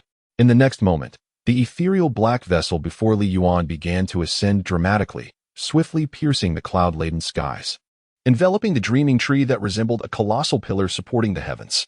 This was Li Yuan's first endeavor utilizing such an extraordinary material for concocting his sorcery. Without the enhancement of the black vessel, it would have been impossible to refine the dreaming tree into sorcery within a century or two. Shortly thereafter, the black vessel began to sway violently. Li Yuan was filled with anticipation. After a full 5 hours, the commotion from the black jar gradually subsided. In the past, the synthesis of the goo worms rarely took longer than the time it takes to brew tea. This was the longest occurrence yet. Finally, the system notification resonated. Your lifebound goo, the illusory robe, has undergone a transformation, evolving into the extraordinary goo, the myriad forms of the forest. This myriad forms goo grants the goo master the ability to alter the celestial environment within a certain area, using the mind as a canvas to encompass all phenomena and embrace the universe. In battle, it constructs a domain entirely advantageous to oneself, capable of cloaking and modifying the essence of all things. An extraordinary goo, ranked 8th on the extraordinary goo leaderboard, the myriad forms of the forest, the dream tree, a divine entity that has endured for 3 millennia, was personally cultivated by the goo immortal, and naturally, Li Yuan harbored expectations for the illusory robe to evolve into an extraordinary goo. Yet, when the true success of the evolution was realized, he could scarcely contain his joy. Altering the environment, constructing a domain, cloaking the essence. The 3 abilities bestowed by the myriad forms of the forest were nothing short of miraculous, enabling both offense and defense, as well as stealthy strikes. Boom, boom. At that moment, the earth trembled once more. This is not good. Li Yuan's expression subtly shifted. The illusory dream tree had been refined by me, leaving this land barren, which could potentially incite unforeseen changes. The formidable beings of the 9 Palaces goo nest would undoubtedly come to investigate the truth of the matter. It was time to depart. With a thought, the myriad manifestations of the forest of all things began to reveal their power, carving out a stable passage through the ever-collapsing terrain. This exemplifies the ability to alter one's environment, basking in sunlight amidst torrential downpours, embracing wind and snow beneath a blazing sun. This is the essence of the extraordinary goo. Once emerging from the earth, Li Yuan further utilized the capabilities of the forest of all things to dispel the mist, making his way directly to the island where the spirit turtle resided. The land of Giant Tree Ridge continued to crumble incessantly. Li Yuan appeared as a child who had committed a grave misdeed, his heart racing with anxiety. No, why am I so flustered? This is merely the creation of the goo immortal. It is not unreasonable for me to assist the goo immortal in caring for his daughter and to receive a modest remuneration in return. As he sought to soothe his troubled mind, he did not falter in his pace, swiftly weaving through the jungle. Before long, he arrived at the riverbank. Slugs. Guard the sword fairy. Let not the mundane world disturb her ethereal beauty. The myriad manifestations of the goo settled upon the sword fairy's garments, continually shifting, until she seamlessly melded into the air, as though she had never existed at all. Li Yuan exhaled in relief. Such a disguise was so masterfully crafted that even an advanced goo master would be unable to discern it. It was settled. The spirit turtle ascended the shore, and Li Yuan leapt onto its back, followed by the sword fairy, who also boarded without the spirit turtle detecting any anomaly. By the lakeside, Ning Hongyu was in quiet meditation, waiting, when she suddenly sensed something amiss and abruptly opened her eyes. What was happening? She gazed towards the center of the lake, where vibrant colors flickered, piercing through the mist, affecting even the shoreline. Could there be a disturbance in the immortal goo secret realm? Would her junior disciple be in danger? Ning Hongyu was filled with concern, yet she could only watch helplessly from the shore. The waves in the lake roared with far greater ferocity than usual, akin to a ferocious beast in a fury. An elder approached swiftly from the distance. "Master Uncle." Upon seeing the old man, Ning Hongyu clasped her hands in greeting. This was Qi Yan, the vice master of the Ninth Palace and a formidable 8-transformation Gu master. "Master Uncle, has there been a disturbance in the immortal Gu secret realm?" she inquired. "I do not know," Qi Yan replied, shaking his head. It was evident that one of the disciples undergoing trials on the island had triggered chaos. Such occurrences had not manifested in the secret realm for a long time, leaving the outcome uncertain. "I shall go and investigate." As one of the guardians of the immortal Gu secret realm, he possessed the authority to enter the isolated island under special circumstances to ascertain the situation. "Master Uncle, my junior disciple Li Yuan is also on the island. If a disturbance truly has occurred, I implore you to rescue him," Ning Hongyu pleaded. "Oh," Qi Yan raised an eyebrow. "Is he the disciple of junior sister Yu?" "Indeed," Ning Hongyu confirmed with a nod. "Very well," Qi Yan acknowledged. "If I encounter him, I shall ensure his safe return." No sooner had he spoken than a commotion erupted from the shore, revealing a spirit turtle emerging from the lake, upon which stood a tall and handsome young man. "Junior brother." Upon seeing the returning figure, Ning Hongyu's heart soared with joy as she rushed forward. "It is a relief to see you unharmed. What transpired on the island?" "I do not know," he replied. Li Yuan shook his head, stating that he was in the midst of a treasure hunt when suddenly a tremor shook the ground, startling him into a hurried retreat towards the shore, calling upon the spirit turtle to carry him back. "You are indeed cautious and entirely devoid of greed. No wonder junior brother you praises your exceptional character. Foreseeing great achievements in your future," Qi Yan remarked with a smile. "Disciple pays respects to the master uncle." Li Yuan clasped his hands and bowed, feeling a sense of trepidation within. The sword fairy stood shrouded in the ethereal mist by the shore, concealed by the myriad of illusions. This individual was the senior disciple of his master, Yu Chuan, and was presumably an 8th-tier Gu master. If any hint of his unease were to be detected, it would spell disaster for him. "There is no need for excessive formalities." Qi Yan waved his hand dismissively. "You may return. Do not linger here. I shall investigate the island to discern what has transpired." "Understood," Ning Hongyu nodded, swiftly pulling Li Yuan away.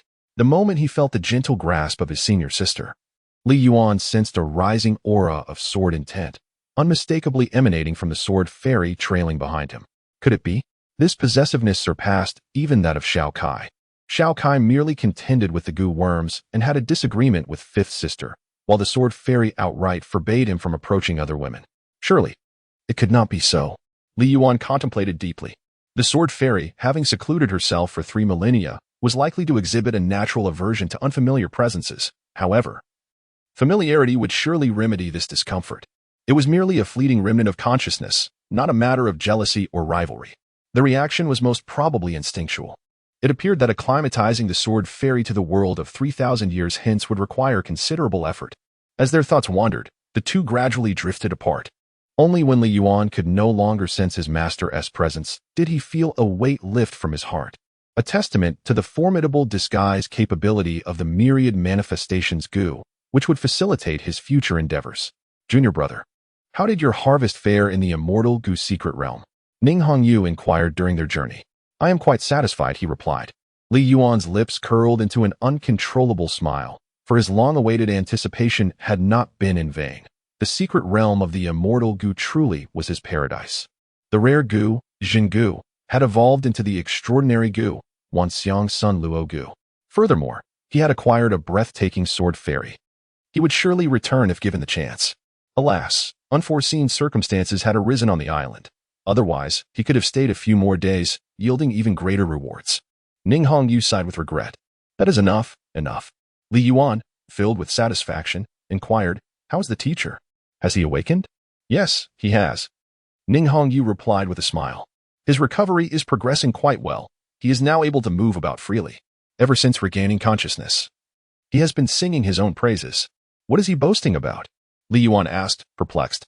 What else could he possibly commend? He is extolling his discerning eye, claiming that discovering a talent such as yours in a place like the 12 caves of the Outer Gate is a divine reward for him, Ning Hongyu teased.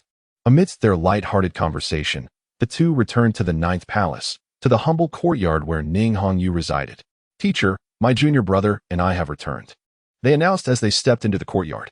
Li Yuan quickly spotted the elderly man with white hair tending to the plants and walked over briskly. Teacher, you have endured much during this time. Not at all, Yu Hengchuan replied with a smile, waving his hand dismissively.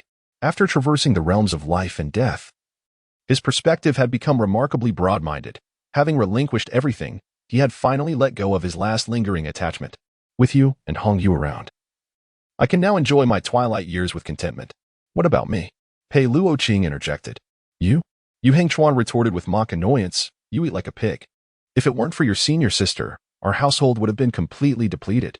Pei Luoqing protested. It's merely the nature of my innate worm. Can you blame me? Besides, I have resorted to a vegetarian diet.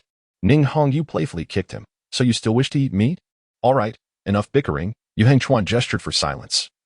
With the royal enfeoffment ceremony approaching, let us discuss the allocation of quotas now that we are all gathered.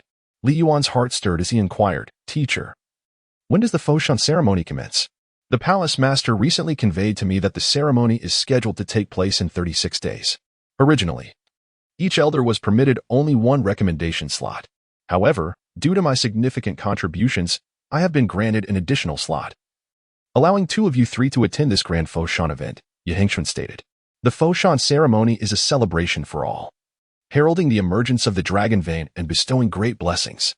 Those who journey to Kunlun to partake in the ceremony will receive the baptism of the dragon vein's fortune, a rare opportunity that countless individuals seek fervently. I shall not attend. I will relinquish my chance to Pei Zhu and my junior brother, Ning Hongyu, the senior sister, offered willingly. Among the 3 of us, my talents are the least remarkable, and this rare opportunity should be bestowed upon my senior sister and junior brother, Pei Luoqing added with a smile. Li Yuan, no, you are making me appear rather foolish. He genuinely wishes to go. This matter pertains to familial grievances and is related to the beloved grandson of the esteemed physician, involving his mother. He possesses compelling reasons to partake in this endeavor. Furthermore, he has acquired the Wanqiang Saluogu, which provides him with considerable assurance. As long as he does not expose himself, no one will discern his peculiarities. You certainly wish to go. Ning Hongyu chuckled as she embraced Li Yuan's shoulders. Junior brother, there is no need to feel embarrassed. If you wish to go, simply express it. We will all understand. Indeed, Li Yuan nodded, acknowledging that he owed a favor to his elder sister and second brother. It's merely a trivial matter, he remarked. Pei Luoqing waved her hand dismissively. Sister, it would be best if you accompanied junior brother. The upcoming Foshan ceremony is rather precarious, and your formidable strength would ensure that you can safeguard him should any unforeseen circumstances arise. Ning Hongyu raised an eyebrow. Are you truly willing? Siblings should be straightforward in their dealings. Do not feign otherwise. Not feigning at all, Pei Luoqing chuckled lightly. As long as sister permits me to indulge in a feast at the cottage for 3 days, I shall consider it a fair compensation. Go away. Ning Hongyu rolled her eyes. At most, you may have 1 day. In 3 days, the heavenly palace would be stripped bare by your insatiable appetite. Agreed. Pei Luoqing grinned mischievously. Are you setting a trap for me to fall into? Ning Hongyu arched her brows in suspicion. Hee. Pei Luoqing reveled in her cunning scheme. As the saying goes, to seek the higher is to attain the middle, to seek the middle is to fall short. And to seek the lower and be denied is to embrace stratagem. Both the master and junior brother shall bear witness. Allow me a day of indulgence. And do not renege on this promise. As she spoke, Pei Luoqing licked her lips in anticipation. Look at you, resembling a glutton. I shall let this slide for now. Ning Hongyu relented, exasperated. And then, Li Yuan beheld the imposing figure of his second senior brother, Pei Luoqing, who had metamorphosed into a corpulent man with a round face and large ears, burrowing into the vegetable patch and indulging in a hearty feast. This sight evoked memories of the towering ginseng infant, reaching heights of Tinjiang, resembling a small mountain. Was it truly the result of his senior brother's gluttony? Master, you might want to worry about whether your second disciple will ever find a wife, Ning Hongyu jested. As for the young women, they ought to marry soon, and you should seize the opportunity as well. Yu Hengchuan shot her a glance. The junior disciple is quite commendable. He aligns with my ideals. Ning Hongyu winked playfully. Master, good fortune should not be squandered on outsiders. Why not bless the union between me and the junior disciple? Yu Hengchuan chuckled. You certainly have a discerning eye. Li Yuan swiftly waved his hand, saying, Senior sister, it is premature to discuss such matters now. Once I have attained mastery in my cultivation, we may speak of romantic entanglements. I will be waiting for you. Teased Ning Hongyu. She was well aware that feelings do not blossom overnight. Yet in the realm of destiny, one party must take the initiative. A young prodigy like junior brother is certainly someone she would be eager to pursue. If he is reluctant, she would not press the issue. Letting fate take its course may lead to unforeseen outcomes. The following day, the four of them enjoyed lunch together. Li Yuan was about to depart. The journey from the Jiogong mountain range in the southern frontier to the Kunlun void would require a full 15 days.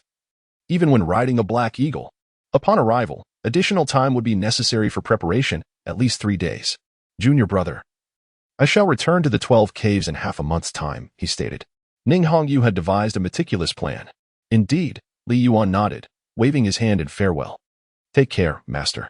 I shall visit you again when time permits. The teacher had entrusted his lifelong efforts to him.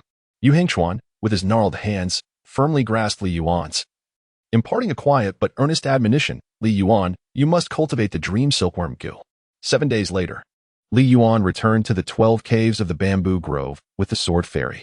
Brother Yuan, you've come back.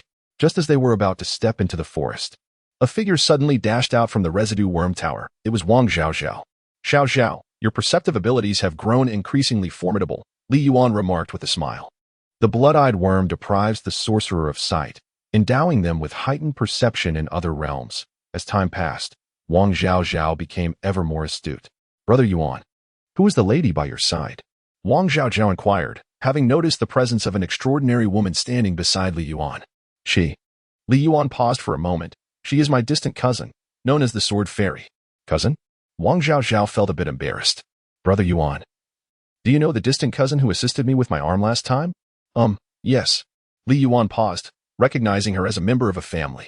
It is indeed accurate to refer to her as belonging to a family of his fated goo. Oh, Sword Fairy sister, greetings, Wang Zhaozhao greeted with trepidation. Sensing that this sister possessed formidable strength, far surpassing that of her elder brother Yuan. She cannot speak. She is mute, Li Yuan explained. A mute? Wang Zhaozhao felt a surge of sympathy and could not help but reflect on her elder brother's kindness in taking in this blind younger sister, along with the responsibility of caring for a mute sister. Elder brother, I shall prepare the meal. You take some time to help the Sword Fairy sister acclimate. She recalled how difficult it was for her to navigate the world when she first lost her sight. The Sword Fairy sister, despite her formidable prowess, must have endured some cruel and suppressive fate to end up in such a condition. You have worked hard, little Zhao, she added. This girl is so understanding it tugs at one's heartstrings. It is no trouble at all. The joy of having elder brother back home is beyond words, Wang Zhaozhao replied, swiftly moving into the kitchen to begin her tasks. Li Yuanjia led the Sword Fairy to the chamber. Sword Fairy, from now on, you shall rest here. To awaken a fragment of the Sword Fairy's consciousness, it would require nurturing for 3 centuries, gradually instilling the intricacies of this world, including the essential essence of mortal existence. Sword Fairy, that young lady is named Xiao Zhao. Henceforth, we shall be one family, and you must not harbor any animosity towards her. Li Yuan imparted the concept of friend and foe to the Sword Fairy. Otherwise, apart from him, everyone would instinctively be regarded as an enemy by her. The Sword Fairy gave a slight nod. Do you understand? This simple gesture filled Li Yuan with delight. It seemed that after forming a bond with his soul, the Sword Fairy had cultivated a rudimentary consciousness. In his eyes, the Sword Fairy had transformed into a vibrant life form, one capable of continual metamorphosis and evolution. In the future, she might even unleash a power surpassing that of 3 millennia ago, becoming his extraordinary ally. Subsequently, he conveyed to the Sword Fairy a few basic instructions, such as drinking water, sleeping, undressing, and dressing. Elder brother Yuan, sister Sword Fairy, it's time to eat. Soon, a voice from outside the room called out, let us go. Li Yuan walked outside, with the Sword Fairy trailing closely behind him. Sword Fairy, please take a seat here. Li Yuan gestured towards a chair, and the Sword Fairy, though somewhat dazed and clumsy, took a seat, yet remained oblivious to the proper use of chopsticks. Is Sister Sword Fairy's mind not quite right, Brother Yuan? Wang Zhaozhao inquired. Indeed. Li Yuan nodded. She had lost all her memories, resembling a newborn infant, compelled to relearn everything anew. How pitiful. Wang Zhaozhao fetched a wooden spoon, lifted the bowl, and said, Sister Sword Fairy, allow me to feed you. With her mouth open, Xiao Zhao exhibited remarkable patience. Tending to the Sword Fairy. Nightfall. Li Yuan instructed Xiao Zhao to teach the Sword Fairy the art of bathing and changing attire. Within the bathhouse, Xiao Zhao's exclamations echoed. Wow, Sword Fairy sister, your skin is so smooth and tender. It feels truly delightful to the touch. Your figure is also remarkable, far more alluring than mine. As she delicately attended to the sword fairy's body, Wang Zhaozhao could not help but feel a pang of envy, despite not seeing her true visage. She was convinced that this must be an extraordinary beauty, a celestial being descended to the mortal realm. Time flowed like water, and in the blink of an eye, half a month had passed. After this period of adaptation, the sword fairy exhibited a touch more ethereal grace, capable of feeding herself and bathing independently. However, in the absence of careful guidance, she would occasionally find herself in amusing predicaments. For instance, she might dash up a tree mid-meal to catch birds, or unexpectedly intrude upon Li Yuan's room while bathing, and at times, she would venture into the bamboo grove at midnight to swing. Such antics left Li Yuan in a state of bemused exasperation. There remained a considerable journey ahead before the sword fairy could truly graduate from her tutelage. With a fortnight gone by, it was time for the senior sister to arrive. Xiao Xiao, the grand ceremony of Fengshan is about to commence, and I must make a trip to Kunlun-Su. This is a lingering concern of my life, one I cannot avoid. Wang Zhaozhao voiced her apprehensions. She had long been aware of the significance of the Fengshan ceremony, where myriad forces and feudal lords would gather, and it was likely that demons might seize the opportunity to sow chaos. Even if Brother Yuan were exceptionally powerful amid such dire circumstances, he would merely be like a rootless reed adrift in the storm.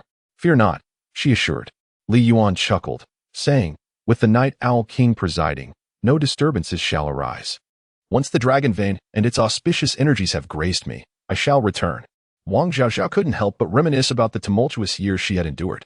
Her father had departed, her mother had vanished, leaving her in a state of hunger, resorting to consuming putrid rats and gnawing on tree bark, all while being pursued by wild dogs. It was only upon meeting her grandfather, who brought her here and introduced her to Yuan Gij, that she began to comprehend the essence of home. How she yearned for this to be the final chapter of her arduous journey, to lead a simple, tranquil life with Yuan Gij in a serene little mountain for all eternity. Though her heart was heavy with reluctance, she understood this was a rare opportunity, one that must not jeopardize Yuan Gij's future. Then I shall take my leave. Li Yuan turned around, suddenly feeling a tightness at her back. Brother Yuan. Wang Zhaozhao embraced her from behind, tears streaming down her face like rain on pear blossoms. You must return, Xiao Zhao will always be here, waiting for Brother Yuan to come home. Li Yuan let out a helpless smile, gently caressing Xiao Zhao's hair. Silly girl, when I say I won't come back, do you truly believe I would deceive you? He surmised that Xiao Zhao was reminded of their days of fleeing, stirring a sense of dread within her. Having emerged from a similar hell on earth, he could empathize with her feelings of uncertainty and fear of separation. And then he departed, releasing Xiao Zhao's hand. Li Yuan left with the sword fairy, swiftly vanishing at the edge of the small bamboo grove. On the descent, Ning Hongyu, adorned in a flowing crimson gown, clasped her hands before her chest, arching an eyebrow. No wonder even the senior sister disregards him. It turns out he has hidden treasures, and not just one, but two. Junior brother, I underestimated you. The senior sister jests, this is my cousin, and the one on the mountain is my younger sister. Li Yuan replied earnestly, is that so? Ning Hongyu rolled her eyes, remarking, a man's words are nothing but deceptive ghosts. Let us depart. Li Yuan shifted the topic. Ning Hongyu pursed her lips, summoning the black eagle Gu, and inquired, are you certain you wish to take your little cousin to Kunlun-Su? Rest assured, senior sister, I have my own arrangements. The sword fairy was undoubtedly Li Yuan's strongest asset at that moment, and he intended to keep her close. Very well, Ning Hongyu replied. But do not say I didn't warn you. Kunlun-Su is currently under stringent defense from various factions. Not even a fly could infiltrate. That is of no concern. Li Yuan replied nonchalantly. With the Wuxiang Saluogu in his possession, the so-called defenses appeared as mere illusions in his eyes, were it not for the purpose of allowing the sword fairy to experience the mundane world, to savor its myriad forms and engage with others in order to stimulate her fragmented consciousness. He would not have allowed his senior sister to see the sword fairy at all. Miss, are you truly her cousin? The sword fairy, clad in flowing white, appeared ethereal and otherworldly, as if she had descended from the heavens. 3,000 years prior, she was a remarkable beauty, and her seclusion and slumber over the centuries had only enhanced her transcendent aura, resembling that of a celestial being. Ning Hongyu, who prided herself on her own beauty and had garnered the admiration of numerous young talents, found herself starkly aware of the disparity when compared to the sword fairy. The difference in their essence was monumental. The only area where she could compete with the sword fairy was in that singular aspect of pride. Reflecting on this, she couldn't help but straighten her posture. What of the fairy? At least we have our points of comparison. It's not about the bonds, but rather about pride. Li Yuan noticed his senior sister's subtle actions and couldn't help but chuckle, unexpectedly finding this boisterous senior sister to possess her own charm. He marveled at her, affirming her status as the esteemed senior sister. Miss, why are you silent? Observing the sword fairy lost in thought, gazing into the distant sky, Ning Hongyu sensed something amiss. My cousin has lost her memory. Her consciousness has been damaged, rendering her unable to speak. Li Yuan explained. Ah? Ning Hongyu was taken aback and promptly bowed in apology. I am truly sorry, my lady. I did not intend to speak ill of you. I beg your forgiveness. So she really is your cousin? A flicker of belief crossed her face. With Li Yuan's appearance and talent, it would be entirely feasible for him to seek a partner endowed with ample bosom, long legs, and a well-formed figure, rather than feigning a relationship with an amnesiac sister and a blind younger sibling. In that case, it seems I still have a bit of a chance, she chuckled heartily. Dear senior sister, please refrain from teasing me. Li Yuan smiled, his generous and warm character proving to be advantageous, demonstrating a remarkable ability for self-comfort without needing much explanation. By the way, there's something I forgot to mention. Ning Hongyu slapped her forehead, recalling an important matter. What is it? Recently, when you were undergoing trials in the mystic realm of immortal goo, didn't a crisis arise on the solitary island? The sect has uncovered the reason. What is the reason? A sense of urgency gripped Li Yuan's heart. After the combined efforts of the 9 palace elders to investigate, it was discovered that the towering ancient tree within the mystic realm of immortal goo had vanished. A legendary artifact said to have been planted by the goo immortal 3,000 years ago. Ning Hongyu lamented. Have they identified the instigator behind this chaos? Li Yuan pressed for clarification. It seems to be the doing of the people from the 7th palace. Ning Hongyu explained, the 2 personal disciples of the 7th palace master. One named Su Yuetian and the other Zhao Baidong, recklessly infiltrated the tomb of the living dead. Do you know what that place is, junior brother? I do not. Li Yuan vigorously shook his head. The tomb of the living dead is the eternal resting place of the goo immortal's daughter. After the elders of the 9 palaces visited, they discovered not only had the great trees vanished, but even the coffin of the goo immortal's daughter had been disturbed, and her remains had inexplicably disappeared. Those who lie in eternal slumber must not see the light. Perhaps the remains of the goo immortal's daughter have long since turned to dust. Following a thorough investigation, the elders pinpointed Su Yuetian and Zhao Baidong as the culprits, yet these 2 have vanished without a trace, leaving the matter shrouded in mystery. Initially, the palace master intended to summon you for questioning, but fortunately, with the testimony of Master Qi Yin, you were spared from an unnecessary trip. Ning Hongyu spoke with fervor. Now I understand, Li Yuan replied. Li Yuan felt a profound sense of gratitude towards Su Yuelian and Zhao Baidong. Had it not been for their willingness to take the blame, unforeseen complications might have arisen. However, this matter would not be resolved easily. Ning Hongyu sighed, stating, the elder of the 9 palaces has declared that even if the instigators flee to the ends of the earth, those scoundrels will inevitably be apprehended. Senior sister spoke wisely. Li Yuan wiped the sweat from his brow, for that scoundrel still owed him 2 days to seek opportunities. Once found, he must make amends. With the grand ceremony of Fengshan approaching, the 9 palace masters were overwhelmed, and there would undoubtedly be inquiries afterward. Ning Hongyu also expressed her indignation. At Kunlun Su, atop the majestic peaks, on the Tianyan platform, Li Chengxiu, adorned in a yellow robe, stood with hands clasped behind his back. After nearly a year of refinement, the once humble youth from the countryside now exuded a certain imperial aura. It is said that this place, aside from the imperial capital, is where the fortune of the world is most concentrated. Yet, I cannot shake off a profound sense of solitude. Gazing down upon the realm, I behold the diminutive mountains beneath me. Various lords, masters of the rivers and lakes, and heroes of the land await at the foot of the mountain. While he stands at the pinnacle, in a moment that calls for grand ambition, Li Qingxiu inexplicably feels that this place does not belong to him. Is it because I cannot bear to part with Xiaofeng village, nor with my mother? Perhaps I am simply not suited to be an emperor after all. Li Qingxiu's emotions were a tangled web of complexity. At this juncture, he found himself bereft of any choices. Whether he was to tread the path towards becoming the sovereign of all or merely exist as a puppet, his fate was no longer his to dictate. Unbeknownst to him, 2 figures in the distance were observing him intently. Shall we proceed, lesser god of death? Inquired the Night Owl King, cloaked and adorned with a bronze mask, his voice resonating with authority. All preparations are flawless, replied to Muyao, the lesser god of death from the extreme north ice plains, nodding. With the protection of our clan's totemic sorcery, we can obscure the manifestation of the dragon vein and deceive the masses when the time comes. When the demons launch their assault, we will seize the opportunity to disrupt the ceremony, thus fooling everyone. This will allow us to temporarily stabilize the situation, rally the various factions, drive the demons from our lands, and gradually unveil the truth. This was the stratagem that Muyo had devised for the Night Owl King. Very well, he mused, recognizing that the young prince standing upon the Tianyan platform was merely a decoy. Yet, as the sole entity capable of confirming the truth, the lesser god of death from the extreme north ice plains was determined to safeguard this stand-in.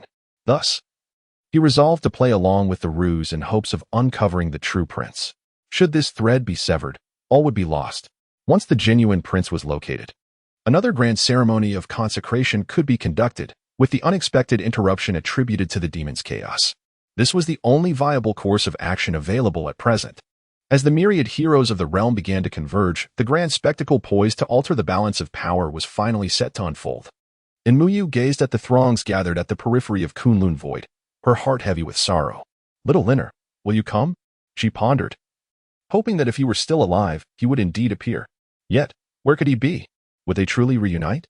On the outskirts of Kunlun Void, after a week-long journey, Ning Hongyu and Li Yuan had at last arrived at this gathering of heroes. Despite the clear blue skies, an inexplicable sense of oppression lingered in the air. "Junior brother, we can only advance this far. From here, we must proceed on foot. Beyond lies the sacred ground. No one from the central plains, southern border, eastern wilds, northern lands, or western regions may enter without the blessing of fortune. Even the foremost factions must walk in." The pilgrims were earnest and sincere, demonstrating their respect for the dragon vein, or perhaps their reverence for the martial god. "Sister, you go ahead. I will tend to my cousin and join you shortly," Li Yuan said. "Very well," Ning Hongyu replied, unsure why Li Yuan insisted on bringing along an amnesiac cousin but refraining from questioning him further. Perhaps it was for ease of care. Once Ning Hongyu departed, Li Yuan slipped away to a nearby grove. "Sword Fairy, follow me and remain at the back of the group. Do not approach those formidable individuals and refrain from acting recklessly. Do you understand?" Li Yuan offered his gentle admonition, and the Sword Fairy nodded slightly in acknowledgement. Li Yuan unleashed the myriad manifestations of the soul-devouring goo, which settled upon the white gown of the Sword Fairy, swiftly enveloping her figure and merging into the very air.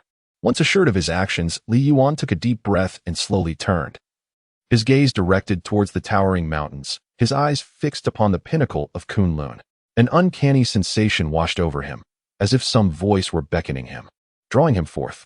Even though his bloodline had been severed and bestowed upon the beloved grandson of the esteemed physician, and despite the fact that he had yet to merge with the blood of the revered Emperor Taizu, an inexplicable bond lingered, akin to an unbreakable shackle. It was as if destiny had decreed his presence here, irreplaceable. "Ancestors, do not hinder me. The heavens have yet to perish. When the moment arrives, the great change shall be reinstated." Li Yuanqi suppressed the tumult within his heart. He had come merely to observe, to check on his grandfather, the esteemed physician who had endured 16 years of hardship to protect him. Nothing more. The allure of the divine martial treasure or the enticement of the dragon vein's fortune held no sway over him for the time being. One day, he would tread through the snow to the mountain's summit, reclaiming all that was lost and bringing closure to the past. He took a step forward, emerging from the thicket and into the throng of people. Presently, the entire Kunlun Void was divided into 4 tiers. The outermost layer was guarded by the armies of various powerful factions, all of whom watched with keen eyes, prepared to fend off both demons and rival alliances, ready to ignite a conflict at any moment. The middle layer comprised the elites of these formidable forces. Li Yuan can indeed be considered one. At a deeper level, it is occupied by representatives and rulers of various powerful factions, such as the Lord of the 9 Palaces and numerous princes. At the summit, one can find the members of the Dian Imperial family and the Night Owl Guard. "Junior brother, you have returned," Ning Hongyu remarked upon seeing Li Yuan, gesturing towards the peak of the mountain. "Do you see that nearly cloud-kissed golden platform?" "Indeed," Li Yuan nodded. "That is the Tianyan Terrace, the site where emperors of successive dynasties conducted the grand ceremony of Fengshan, paying homage to heaven and earth," Ning Hongyu elucidated. "How magnificent it is." Li Yuan narrowed his eyes. Even though his mental prowess had reached the mid-stage of the domain realm, allowing his vision to surpass that of ordinary individuals, All he could discern through the layers of mist was merely a dark speck. Is that him? The beloved grandson of the Grand Physician, my savior. Li Yuan's breathing grew heavy, desperately suppressing the turmoil within. Junior brother, are you not eagerly yearning for the baptism of fortune? Ning Hongyu inquired with a smile. Indeed. Li Yuan nodded. We must wait another 3 days. Ning Hongyu remarked. Many martial artists and Gu masters who are currently at an impasse are eagerly anticipating this opportunity. Even some martial saints and 8th rank Gu masters are awaiting it. Li Yuan Gij. Li Yuan Gij.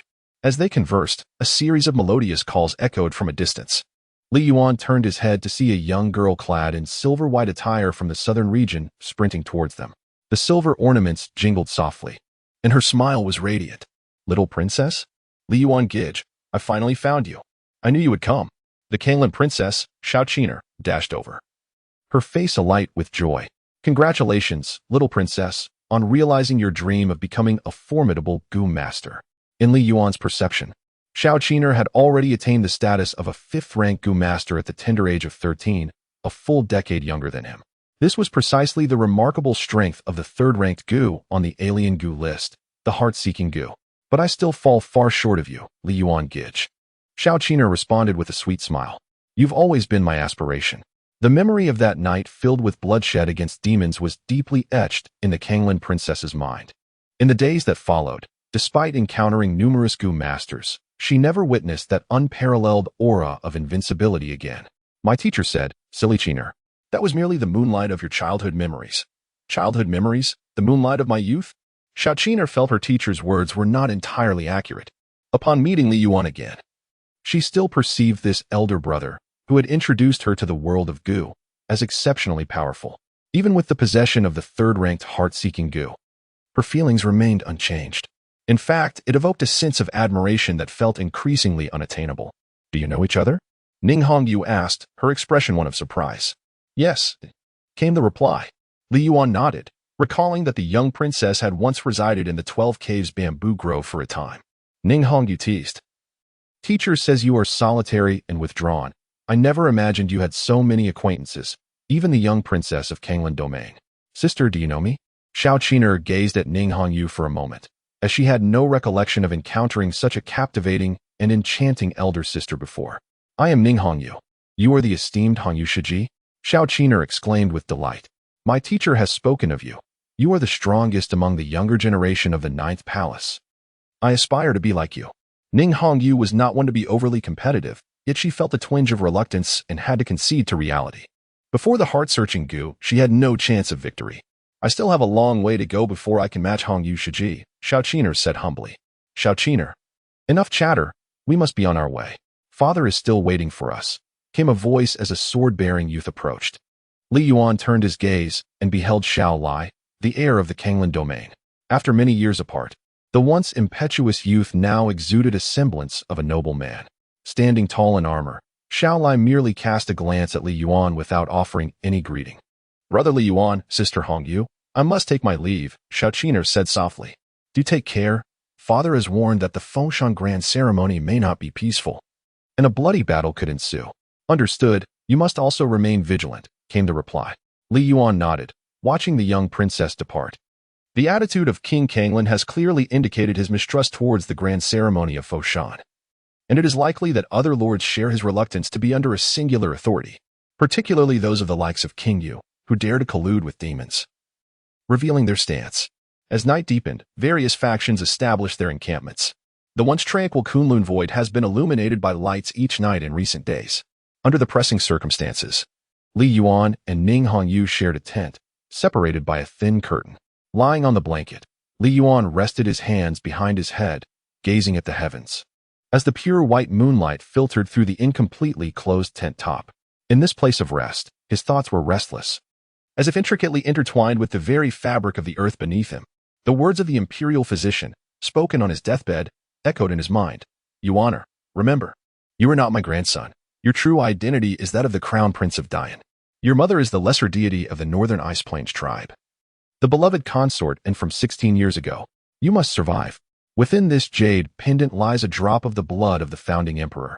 If combined with potent medicine, it may grant you the divine roots of a martial god. Yuaner, you must vanquish the demons and restore Dian, avenging your mother. Li Yuan felt a subtle heat emanating from his chest. He reached out to grasp the jade pendant that contained the blood of the founding emperor. After years of dormancy, the ancient blood stirred at that moment, as if yearning to merge with him. The grand dragon vein of Kunlun Su might very well be the most potent remedy. Patience. It will come soon. Li Yuan murmured to himself, everything that belongs to me, I shall reclaim. I will not allow it to be tarnished. But I require the right moment. Chaos is the optimal opportunity. Various factions were still speculating about the current situation. Yet only Li Yuan understood that there would undoubtedly be turmoil during the upcoming Foshan ceremony in 3 days. For the dragon vein could never truly manifest. Just how chaotic it would become remained uncertain to Li Yuan. Should a chance present itself, he would intervene to save the imperial physician's grandson. If not, he would have to bide his time, settling both new grievances and old scores in the years to come. Bang, bang, bang. Li Yuan's heart thumped heavily. Beneath Kunlun, there was always something resonating with him. The bloodline of the martial god is indeed miraculous. Even after the extraction of blood and the exchange of bones, some aspects remain irreplaceable, inscribed within the soul and affirmed by destiny. It is fortunate that it is so. Li Yuan pondered, if one could be easily replaced. The divine treasures of the founding emperor would have long been seized by the ambitious forces from all quarters. As he contemplated this, the tense curtain was stirred by the wind, and beside him lay a warm figure. Sleeping on her side, her star-like eyes gazed intently at him. A delicate fragrance wafting through the air. How could I have forgotten this? Li Yuan smacked his forehead, caught in a mix of laughter and tears. The moment his thoughts wandered, the residual consciousness of the sword immortal could no longer maintain its independent action, inevitably gravitating towards him. Just moments ago, as he was drawn by the power of the grand evolution dragon vein of Kunlun Su, the sword immortal slipped into the tent. Nevertheless, it was truly a sight to behold. Li Yuan admired the enchanting beauty of the sword fairy. Her ethereal demeanor, cultivated over 3 millennia of seclusion from the world, exuded a celestial grace that never ceased to astonish, no matter how many times one beheld it. Very well, you may rest here. Li Yuan, feeling helpless, allowed the sword fairy to lean against him, lest he become distracted and inadvertently cause further chaos. To him, Kunlun was shrouded in mystery. There was a significant chance he would lose focus again, especially on the day of the Fengshan Grand Ceremony, when unforeseen events were certain to unfold. The sword fairy nodded, her eyes still wide open, gazing blankly at Li Yuan. Do not look at me. Rest now. Li Yuan communicated through thought, returning to a reclining position. Only then did the sword fairy mimic his posture, lying back and closing her eyes. She appeared somewhat obedient, a tad foolish, and undeniably adorable, with occasional hints of rebellion. It felt akin to nurturing a small kitten. That night, Li Yuan experienced a dream. In his vision, he beheld the founding emperor, who rose amidst the chaos of the world, wielding a 3-foot-long blade to carve out a realm of clarity and order, transforming the void of Kunlun into the grand dragon vein. He dreamt of his mother, the noble consort, and, bidding him farewell with tearful eyes, he envisioned the steps leading to the dragon throne, where the ancestors of the Li family, alongside emperors of past generations, cradled the infant version of himself. Ascending step by step, as dawn broke, Li Yuan was roused from his slumber by a cacophony of sounds. Do you see that? Those are the people from the Northern Ice Plains tribe. It is said that the women of the Northern Ice Plains possess ethereal beauty, as if sculpted from ice and jade. The one leading them, adorned with a veil, is none other than the esteemed maiden of the Northern Ice Plains tribe, and Miao. In the past, consorting captivated the De Yin royal family, outshining all others in the imperial court, leaving the ladies of the 6 palaces pale in comparison. Her sister must surely be just as exceptional. Whispers of discussion reached his ears. The Northern Ice Plains tribe, the Maiden of Fate, and Miao? These names stirred a tempest within Li Yuan's heart. Has family from his mother's side arrived? Is it his own beloved aunt? With this thought, Li Yuan abruptly sat up, hastily donned his garments, and exited the tent. Ning Hongyu stood just outside, a smile gracing her features as she regarded him. Junior brother, it seems you had a splendid sleep last night, only roused by the presence of a great beauty passing by. Sister, you speak truthfully. Resting in Kunlun Su indeed feels remarkably different. Li Yuan replied with a smile, your mindset is commendable. Ning Hongyu praised, unlike me, who was terrified of death. Fearing that I might have my throat slit in the dead of night, I can only afford a brief nap. But there is a senior sister to guard us. She continued. As she spoke, Li Yuan glanced into the distance. where a group of individuals was approaching from the foot of Kunlun Su's Tunyan Peak. Leading the group was a woman clad in an ice blue robe, adorned with a hood made of white fox fur. Draped over her outer robe was a snow-white shawl, from which dangled several delicate ice bells, crafted from pure jadeite and inlaid with tiny ice diamonds. Around her alabaster ankles were two anklets fashioned from ice chains intertwined with gemstones. This attire was distinctive to the lesser deity of the extreme North's Icefield tribe. She moved gracefully, her steps light and ethereal. Even though her face was partially veiled, it could not obscure the captivating aura of the Icefield beauty, drawing the admiration of all in Kunlun Su. "Hey, junior brother, don't get lost in your gaze," Ning Hongyu teased, noticing Li Yuan's rapt attention. "That is a woman you cannot possess. Better to admire senior sister, who is no less remarkable. Not to mention, at least your children won't go hungry." "Li Yuan, what kind of outrageous words are these?" "Senior sister, do not speak carelessly. I am merely curious. After all, the people of the extreme North Icefield tribe are separated from us by polar opposites, and it is rare to meet them. I find it hard to believe." Ning Hongyu rolled her eyes. Under the watchful eyes of various factions, the group from the extreme North Icefield arrived at an open space where they quickly gathered, gesturing animatedly while reciting ancient incantations. Ultimately, it was Xiao Siming and Muyo who planted a chess piece into the ground. "What are they doing?" Li Yuan inquired. "They are likely performing some sort of ritual, probably related to the dragon vein," Ning Hongyu replied. "Speaking of which, this Xiao Siming is considered the young prince's maternal aunt, sharing a portion of the same lineage. It is fortunate that the extreme North Icefield tribe excels in totemic and bloodline sorcery. Hence, the Night Owl King would invite her. Few in the world possess the ability to verify the young prince's bloodline authenticity, and Xiao Siming and Muyao is one of them. As the strongest among the younger generation of the Ninth Palace, Ning Hongyu is well informed." Li Yuan was taken aback. If Muyao could authenticate the authenticity of the young prince's lineage, she must already be aware that the currently Qingxiu is merely a substitute. Then, does King Yeshio know? Most likely, he does. If everything unfolds as I surmise, then the Fengchong Grand Ceremony is nothing but a farce.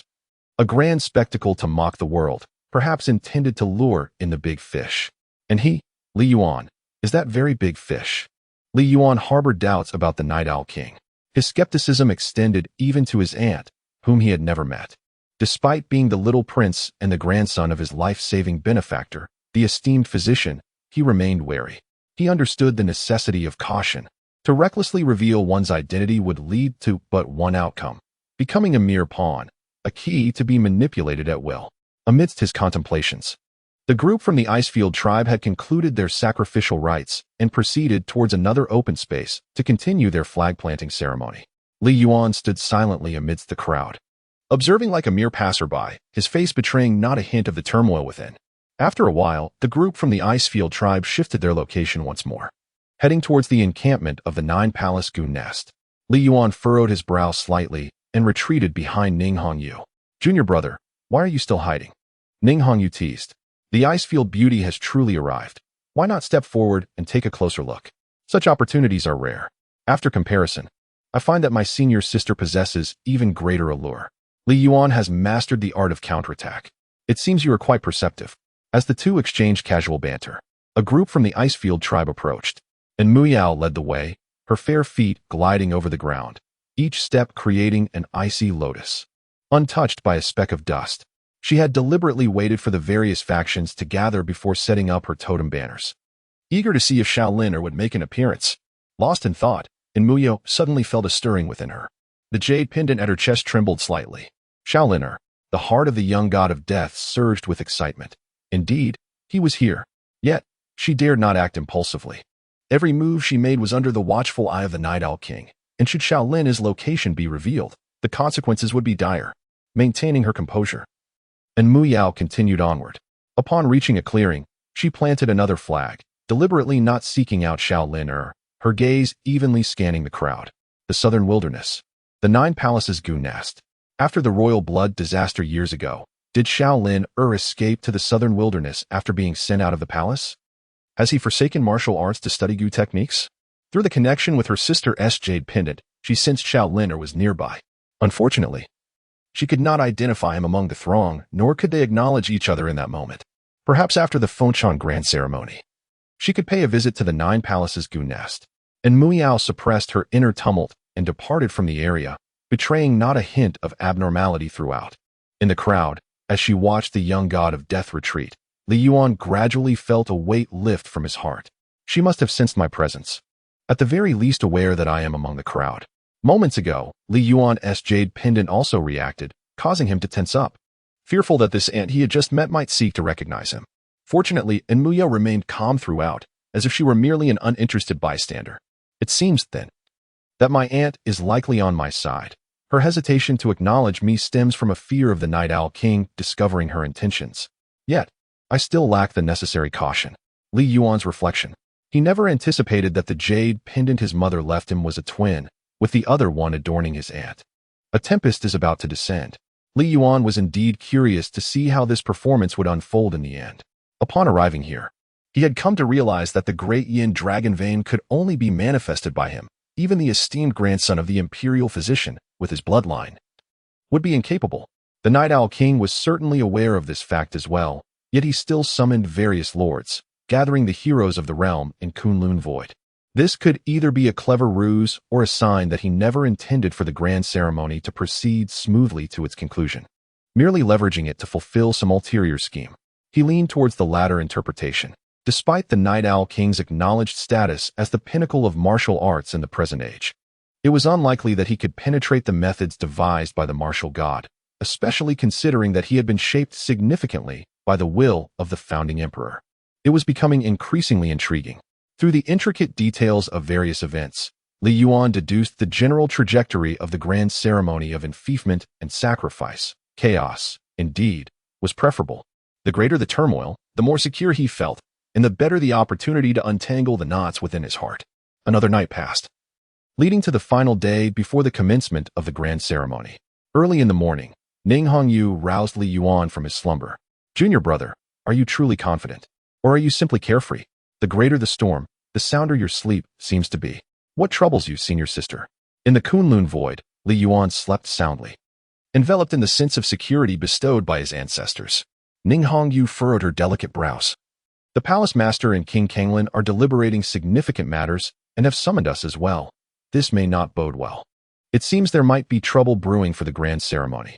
Accompanying Ning Hongyu to the headquarters of the Kanglin army, Li Yuan encountered numerous unfamiliar faces, each exuding an extraordinary aura. Talented practitioners of the Gu Dao and martial arts prodigies were gathered here in abundance. Li Yuan cast a glance around, noting that a considerable number of elite disciples from the 9 palaces had gathered, though he remained uncertain about the presence of the palace masters. Shortly thereafter, King Kanglin, Xiao Yuan, emerged from the tent, accompanied by an elderly matron. "We pay our respects to King Kanglin and to the 9th palace master." The assembly intoned as they bowed in reverence. This marked Li Yuan's inaugural encounter with the 9th palace master. In terms of lineage, she was the mentor of the king's consort, thus belonging to an older generation than King Kanglin himself. "Ladies and gentlemen, I have summoned you today for a matter of great significance," King Kanglin began, his hands clasped behind his back. "Yesterday, our undercover agents reported sightings of demonic entities. Various fiends are certain to launch an assault on Kunlun Su, disrupting the grand ceremony of Fengshan. This concerns the resurgence of the Dian royal family in the peace of the realm. Tomorrow's ceremony must proceed without a hitch. It should be a simple task for the lords to defend Kunlun Su, yet discord among the hearts of men breeds treachery. There are those who harbor malicious intentions, seeking to betray us. Thus, we must anticipate vulnerabilities in our defenses tomorrow, and your mission is to safeguard these gaps." The target of the king's admonition was unmistakably the King of Yu. Previously, in his quest for dominion over the southern territories, he had audaciously colluded with the demons. The current chaos in the realm had prevented the Night Owl Guard from holding him accountable. Perhaps, there were others who harbored treasonous intentions beyond just the King of Yu. "Understood," the assembly responded, bowing in unison. Subsequently, King Kanglin's subordinates unfurled a map, displaying it prominently for all to see. Xiao Yuan indicated several strategic points, assigning the defense responsibilities among the gathered individuals. Li Yuan and Ning Hongyu were assigned together, along with a portion of the Kanglin army, to guard a road leading to Tianan Peak. "Sister, did only one palace master come from our 9 palaces Gu Nest?" Li Yuan inquired with curiosity. "I have heard that the 6th palace master has also arrived." Ning Hongyu replied, however, the sixth palace master never reveals his true form. His life-sustaining goo is the thousand faces goo, allowing him to blend into the mortal realm, making it difficult for many to recognize him. Is that so? Li Yuan couldn't help but exclaim. Among the 9 great palace masters, many were extraordinary and quite peculiar. He had not slept a wink all night. Li Yuan awoke early. As dawn broke, a brilliant flame ignited atop the Tianyin platform, resembling a great sun that illuminated the entirety of Kunlun-Su. The banners of the northernmost tribes, previously arranged across various locales, began to shimmer with light. The flags of different regions, interconnected by an invisible force, appeared as a cohesive whole. Cascading waves of luminescence that enveloped the vast expanse of Kunlun-Su. Is it finally about to commence? As a true descendant of the Yin bloodline, Li Yuan's sensations became increasingly vivid. The dragon vein energy concealed beneath Kunlun-Su was stirred by an ancient ritual. Yet, it lacked a central figure to guide it. Remaining elusive, that central figure could only be him. Thus, it was destined that this grand ceremony of Fengshan would meet with failure. Li Yuan gazed at the mountain's peak. Under the illumination of the blazing flames, a figure emerged, gradually ascending the Tianyin platform, a resonant voice echoing between the mountains. Today, the Yin royal family held a grand ceremony at Kunlun-Su to honor heaven and earth and to manifest the dragon's vein.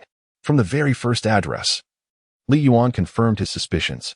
The Night Owl King must be aware that the young prince was merely a substitute, not the true dragon, which is why he permitted the ceremony to proceed under the royal name rather than the title of emperor. In that fleeting moment, he sensed the ominous winds gathering. As he surveyed the crowd, he noted that the vast majority remained filled with anticipation, oblivious to the gravity of the situation, their eyes shimmering with longing, awaiting the baptism of the true dragon's fortune. The truth could not be concealed from the heavens, nor could it traverse the seas, should the ceremony falter. The people's hearts would be lost, leading to the collapse of the last vestiges of the Yin royal family's dignity.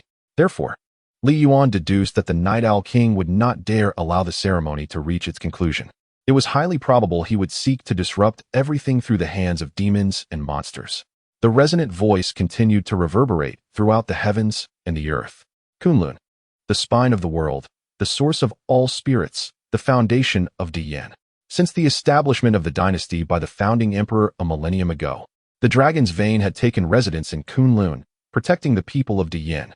Now, as the nation's fortune flourished and the populace returned to their roots, it was indeed the time for the dragon's vein to manifest.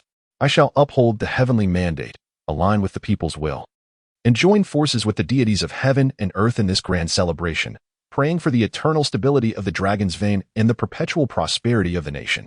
May Yin endure for millennia, ever flourishing. With the conclusion of his words, a resounding dragon's roar echoed through the cosmos. Over the vast expanse of Kunlun-Su, auspicious light shimmered, surging among the mountains.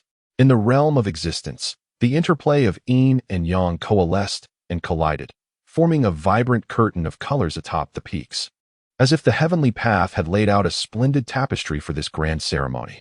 The ancient trees in the mountains swayed in unison, and the spiritual birds soared high, their melodious cries ringing clear and harmonious. It was as though a dragon's roar had awakened the spirits of all creation. May Yin endure for millennia, ever flourishing. At the foot of the mountain, various lords and heroes from across the realm beheld this spectacle, bowing their heads in reverence, hoping to partake in a fragment of the fortuitous baptism. Such an opportunity was exceedingly rare. Were it not for the formidable presence of the Night Owl King, they would have rushed up the mountain, eager to claim the most magnificent celestial blessing for themselves.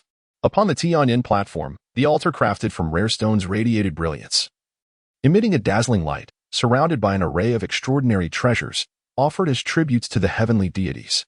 At the center of the altar, the Yin national jade seal connected heaven and earth. The royal fortune manifested as a substantial pillar of destiny, 3 feet wide, piercing through the clouds and reaching into the sky. Compared to the grand ceremony held during the ascension of the previous emperor, the disparity in the pillar of fortune was stark. This time, it appeared minuscule, like a silver needle. Among the crowd, an elder, a relic from the era of the previous emperor, lamented. He vaguely recalled the time of the last emperor's ascension, when the pillar of fortune stood like a mountain, visible across the seas and lands. It was almost unimaginable how prosperous the Yin dynasty must have been during the reign of the founding emperor.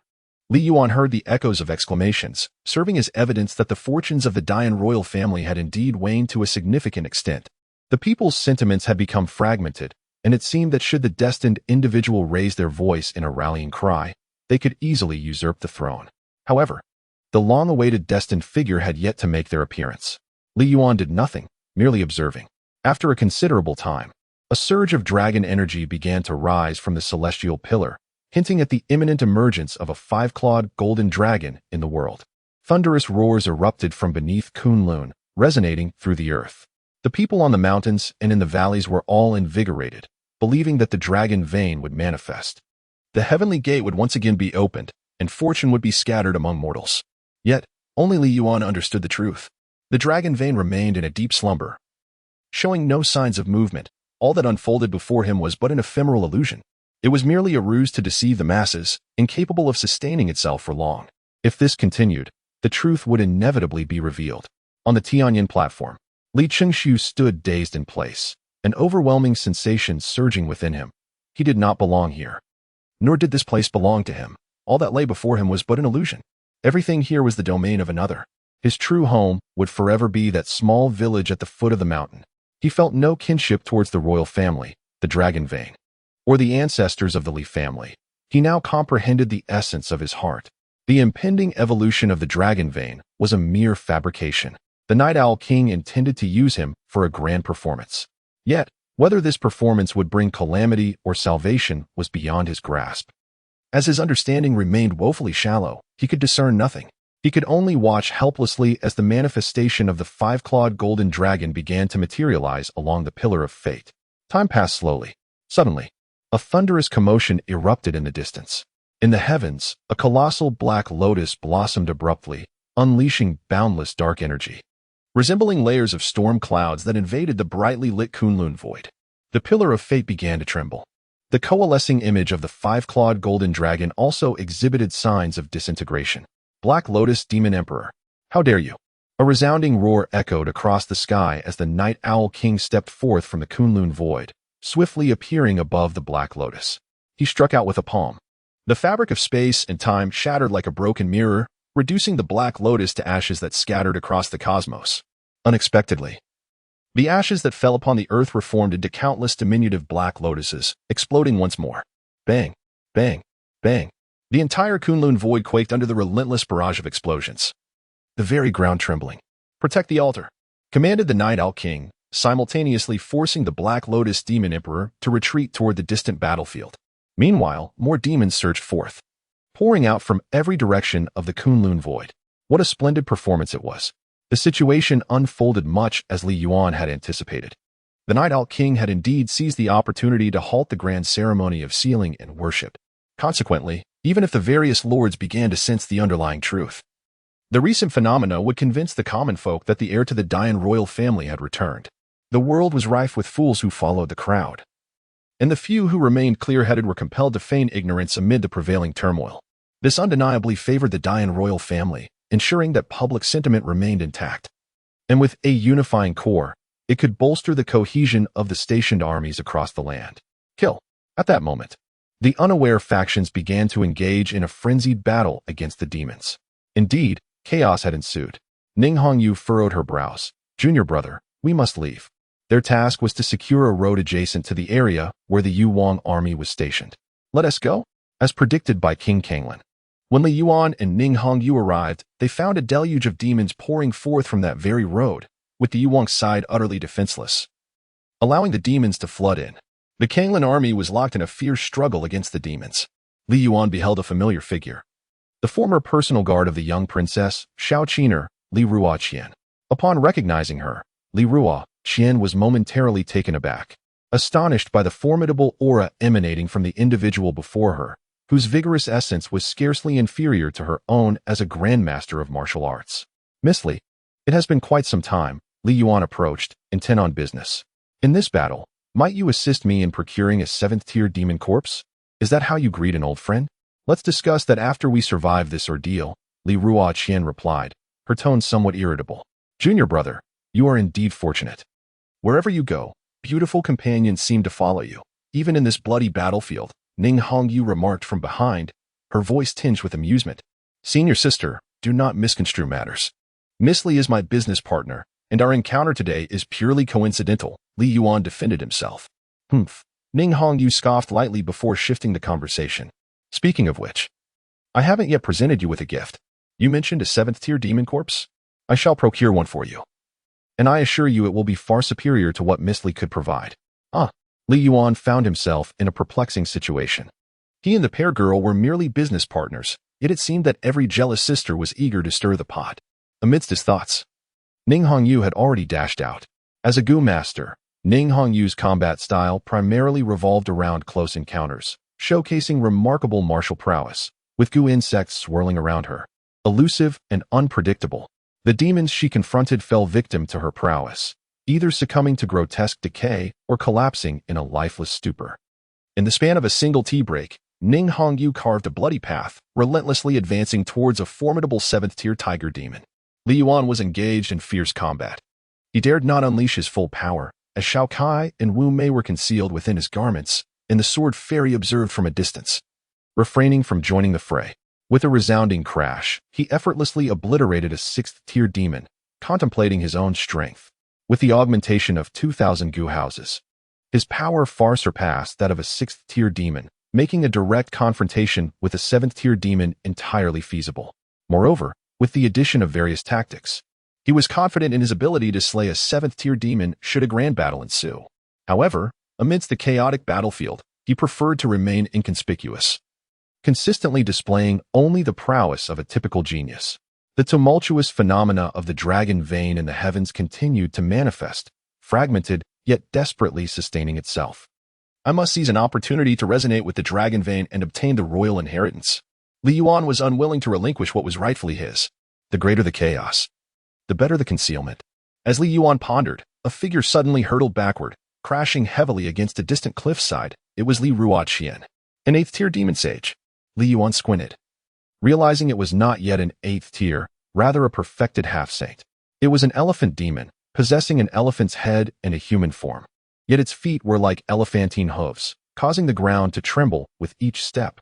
Ordinary blades and swords were ineffective against its formidable hide. Li Yuan, retreat. Li Ruoqian gripped her blade and charged forth once more. As a grandmaster, she could conjure indestructible blood, and her recovery was rapid. Being one of the younger elites of the Kanglan army, she showed no fear in the face of a half-saint. The two sides clashed again. Yet the situation was evidently dire. Having only recently stepped into the 7th-grade grandmaster realm, Li Ruoqian was no match for the elephant demon. The human genius was merely a shadow of true prowess. The elephant demon spoke with human words, its attacks seemingly clumsy but capable of shattering myriad techniques. A single kick from its elephantine leg could obliterate mountains, rendering Li Ruoqian's exquisite sword techniques insufficient to withstand its might. A top-tier demon puppet indeed. Li Yuan was filled with envy. A half-step demon saint is considered to be of the 7th rank, well within the controllable range of his 5th sister. If he could manage to control one, his combat power would soar. Unfortunately, the prospect seemed bleak, unless the sword fairy were to join the fray. Li Yuan felt a sense of trepidation. The sword fairy was far too ethereal. Should she step into the public eye, word would undoubtedly spread, leading to an endless array of troubles. Moreover, the members of the Lingxiao sword sect, her ancestral clan from 3 millennia ago, were also present in the Kunlun void. If the Lingxiao sword sect were to discover that he had transformed their revered ancestor into a life-bound puppet, using her merely for warmth, they would surely seek to end his life. Just then, a shift occurred on another battlefield. Li Yuan's gaze fell upon Ning Hongyu, adorned in a resplendent crimson gown, perched upon the neck of the tiger demon. With a burst of golden light emanating from her legs, she exerted a powerful twist. In an instant, the tiger demon's neck was brutally snapped. The golden garment Gu and the strength Gu had been wielded by the senior sister to such a devastating effect. At that moment, Ning Hongyu turned her gaze towards Li Yuan, brandishing the carcass of the tiger demon as she approached, her red gown fluttering in the wind, her snow-white legs racing through the sanguine hue. So, junior brother, are you pleased with this gift? Most certainly. Li Yuan was taken aback, expressing his gratitude to his senior sister. The formidable master sister Ning Hongyu exceeded his expectations, exhibiting exceptional prowess not only in her mastery of the Gu technique but also in her own formidable strength. Such a rare opportunity should be seized for rigorous training.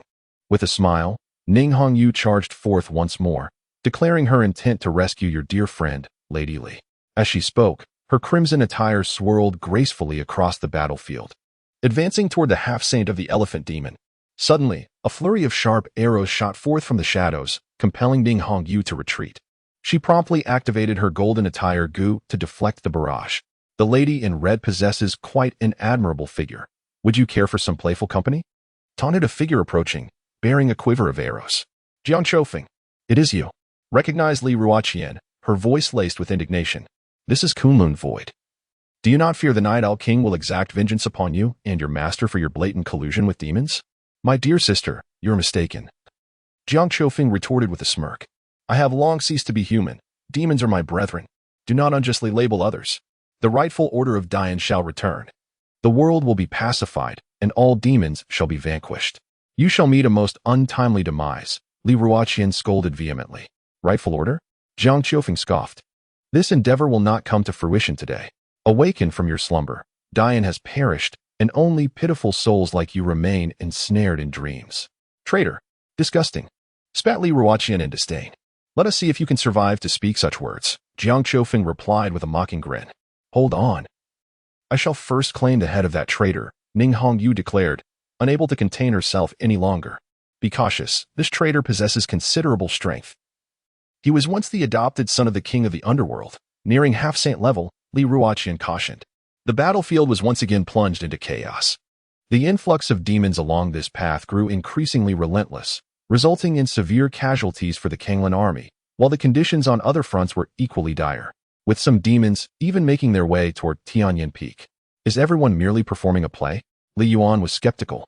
With the convergence of numerous formidable leaders and the formidable organization of the Night Owl Guard, even the mightiest could not impede the onslaught of demons. It was evident that certain forces sought to thwart the ascension of the little prince, deliberately employing the demons as instruments against the royal family. Perhaps only the Kanglan army truly fought with fervor, and among the nobles, it was solely the Kanglan king, Xiao Yuan, who genuinely wished to see the royal family restored. Bang! After hundreds of exchanges, Li Ruoqian was struck by the demon-like figure, nearly incapacitated, her recovery growing increasingly sluggish, and she had completely succumbed to a disadvantageous position. Upon witnessing the unfolding scene, Li Yuan had no choice but to charge towards that direction.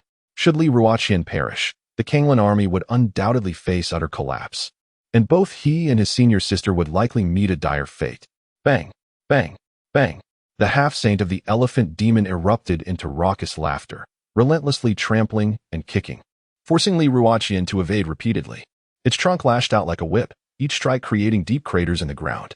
In a moment of carelessness, Li Ruoqian was struck again, her saber sent flying, and the elephant's hoof descended, threatening to reduce her to a mere pulp. At the crucial moment, Li Yuan finally carved a bloody path to her side. The giant spirit Gu was fully activated. Blood and energy surged like flames, blazing around him. His long hair standing on end, resembling crimson waves in the glow of the bloodfire. Boom! He unleashed a powerful punch, clashing directly with the descending hoof. The half-saint of the elephant demon was forced to recoil a step, while Li Yuan was pushed back several paces, leaving Li Ruoqian behind him utterly astounded. Li Yuan, are you even human? She stammered in disbelief. The elephant demon was inherently endowed with immense strength, and as a half-saint, its physical prowess could easily crush 99% of its peers. Not to mention that Gu masters were typically deficient in the realm of physical strength and blood energy. Stop dawdling. Li Yuan offered no further explanation.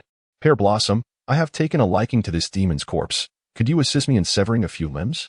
Very well. Li Ruoqian felt a sense of unease. Li Yuan seemed transformed, exuding a newfound arrogance that starkly contrasted with his former humility and caution. He audaciously referred to the living demon, a semi-saint, as merely a corpse. You little rascal, you shall pay dearly. The semi-saint of the demon race was thoroughly incensed. He was still very much alive, yet here he was, being coveted for his flesh, treated as if he were already dead. Such an affront was utterly unforgivable. After all, in the realm of demons, mere size does not equate to worth. Li Yuan's long hair danced wildly, exuding an unparalleled ferocity. I declared, if you are a corpse, then indeed you are but a lifeless body. Perish. The hoof of the half-saint-like demon swept towards me with a menacing force. Li Yuan's muscular arms bulged prominently, his clothing torn as he suddenly dropped into a horse stance, seamlessly merging his waist and horse. With both fists thrust forward in unison, an immense force collided. Blood and energy surging like a torrent. The revitalizing goo. Li Yuan did not rely on retreating to conserve his strength. Instead, he forcefully held his breath and harnessed the power of the resurrection goo to mend his injuries. Even though his internal organs were wounded, he could recover in an instant. Li Yuan, have you lost your mind? Are you forsaking your life? Li Rua's heart raced with fear. This individual, who once appeared as elegant and cautious as jade, now resembled a desperate outlaw, employing a reckless approach to combat. Most astonishingly, was Li Yuan not a sixth transformation goo master? How could he exhibit fierceness surpassing that of a seventh-rank grandmaster in martial arts? Do not concern yourself with that. Just help me cut him down, relentlessly. Li Yuan, in a fit of rage, charged forward with reckless abandon. Even the semi-saint of the elephant demon was struck with trepidation by this desperate onslaught, feeling his insides churn violently. As he struggled to dissipate the overwhelming force, could a mere human possess greater resilience? It was a fight to the death, faced with such dire circumstances. Li Rua, Qian had no choice but to join in the frenzy. With Li Yuan's assistance in restraining their adversary, her exquisite swordsmanship could finally be unleashed. Unimpeded by sheer brute strength. Within Li Yuan's embrace, the petite Kai was brewing, a swirling orb of white flames rising incessantly within her abdomen. The elephant demon, a semi-saint, was compelled to retreat step by step, despite not sustaining any tangible injuries. An overwhelming sense of frustration engulfed him, driving him to the brink of endurance. Get away from me, you elephant, he bellowed. No longer holding back, he braced himself against the recoil of their physical clash, letting his internal organs churn violently as he relentlessly pursued the opportunity to strike again. At that moment, he beheld a small python adorned with vibrant scales emerge from Kai's grasp. With a roar, the colorful fire python opened its mouth, unleashing a torrent of white flames in an instant.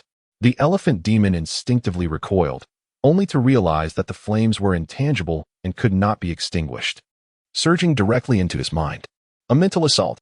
He had not anticipated that what appeared to be a tangible flame was, in fact, a purely psychological attack, leaving him momentarily disoriented. Seizing the opportunity presented by the elephant demon's days, Li Yuan and Li Ruaqian struck once more, one attacking from above and the other from below. Accompanied by a resounding cry, Li Ruaqian's long blade plunged forcefully into the giant head of the elephant demon. Li Yuan, more ferocious still, delivered a devastating kick aimed directly at the demon's vulnerable region. Aghast, the elephant demon emitted a wretched howl, and within his body erupted an even more terrifying force, as a colossal phantom, towering over 10 zhong, suddenly materialized, only to vanish in the blink of an eye. Li Yuan and Li Ruaqian were simultaneously thrown backwards by the shockwave. The demonic technique, celestial phenomenon. This was a power only an esteemed demon saint could wield.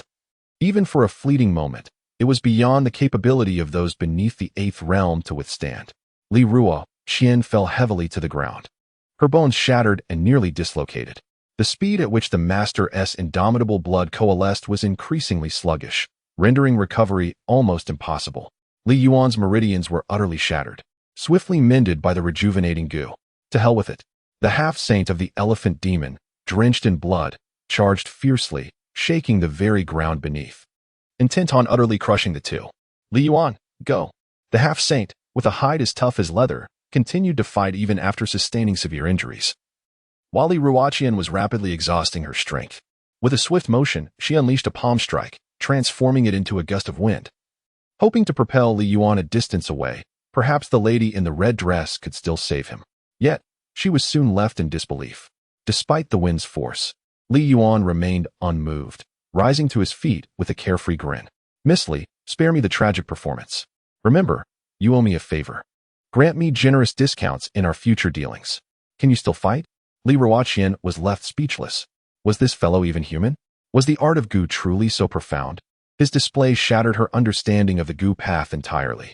Boom, boom, boom. The half-saint of the elephant demon stomped forward, again charging with reckless abandon. Entirely oblivious to the 7th-tier tiger demon's corpse lying on the ground, now accompanied by a small spider, its body resembling glass, flowing with dreamlike colors. Die.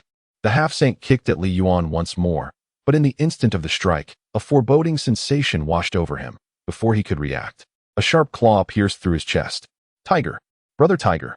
His eyes widened in disbelief as he turned, confronting the headless corpse of the tiger demon. Li Ruoqian was equally stunned. Was this the goo that controlled corpses, turning them into puppets? Bang! The half-saint's heart was crushed by the tiger's claw.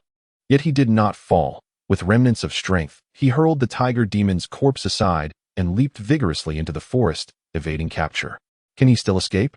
Truly, the tenacity of life is remarkable. Li Yuan would certainly not let such a remarkable corpse puppet slip away, and he immediately gave chase. Do not pursue a desperate foe. The mountains are fraught with peril, Per Ruoqian shouted. Tend to your injuries. If you are so feeble, do not concern yourself with my affairs. Li Yuan erupted into a boisterous laugh, discarding 2 rejuvenating charms as he dashed into the forest, swiftly disappearing from sight. His demeanor was coarse, his words harsh. Li Ruoqian spat softly, murmuring to herself. Yet there was something undeniably captivating about him. His audacity far outshone the feigned elegance and gentle demeanor of others. In contrast to her previous impression of Li Yuan as cautious and reserved, she found herself drawn to this boisterous figure, with his unrefined speech and wild hair. In the heart of the forest, Li Yuan pursued the elephant demon, racing into a desolate and uninhabited region. This was precisely the outcome Li Yuan desired. By seizing the opportunity to discreetly detach himself from the main force, he could finally attend to his own affairs. Far removed from the chaos of battle, an endeavor he found distasteful. While the feudal lords played their roles, was he not also performing in his own way? If one were to delve into it, Li Yuan was the true star of the show, having indulged in his musings. Li Yuan withdrew from the state of the giant spirit goo. He needed to proceed with caution. The blood and energy flow of the giant spirit goo was too elevated, posing a risk, which was not his preferred style. Suddenly, the fleeing elephant demon sensed something amiss, halting its steps and turning to face Li Yuan. The vitality within it waned. Are you also reaching your limits? With the wind stilled and the rain ceased, the elephant demon felt rejuvenated. Surely, you too are a prodigy of the 9 palaces goo nest. For a 6th-turn goo master to corner me to this extent, it is indeed a source of pride. I shall consume you. Such nourishment. As the elephant demon pivoted towards Li Yuan, it barely took a few steps before abruptly stopping, rooted in place. Cold sweat drenched its fur, and a sense of dread washed over it. Before the human goo master, an unexpected figure materialized, a woman of unparalleled grace. Ethereal as if descended from the heavens. He had never encountered such a transcendent aura. Even as a demon, he found himself mesmerized, unable to tear his gaze away. Please, sword fairy, vanquish the demon. Li Yuan uttered a soft incantation. With a flash, the sword's radiance flickered and vanished. The sword fairy's blade was still poised before Li Yuan. Yet upon its retraction, it had already reached behind the colossal figure of the elephant demon. The creature's visage remained frozen in a state of terror. 3 breaths later, its head toppled from its towering form, and a torrent of crimson gushed from its severed neck. The elephant demon, once a half-saint, lay lifeless. Thud! Li Yuan collapsed onto the ground, his complexion ashen, as though all vitality had been drained from him. His limbs felt weak, and his head was spinning. Throughout the recent fierce battle, he had ceaselessly employed the powers of the resurrection goo and the giant spirit goo. Compounded by Xiaokai's sudden attack and the swift refinement of the tiger demon by Fifth Sister, all of which had siphoned away 90% of his energy and spirit. The strike from the sword fairy had further diminished him by another 30%. Indeed, the greater the power, the more challenging it becomes to wield. Li Yuan reclined upon the verdant grass. Though the sword fairy is alluring, one must not be consumed by avarice. With a single strike, one cultivates vitality, while 2 strikes summon nurturing spirits, and 3 strikes send the soul soaring into the heavens. After a brief respite akin to the time it takes to brew a cup of tea, he gradually rose, regaining a modicum of strength. He gazed skyward. After relentless assaults from the demons, the pillar of fortune on the Tianyan platform had dimmed considerably, and the 5-clawed golden dragon was destined to remain unrealized. It seems this is the outcome the Night Owl King desired, enabling him to shift all blame onto the demons. In the days to come, will he coerce the emperor to command the feudal lords, or will he seek my true form through the bloodline of a substitute? Li Yuan found himself in a predicament. Fortunately, the chaos orchestrated by the Night Owl King was precisely what he required.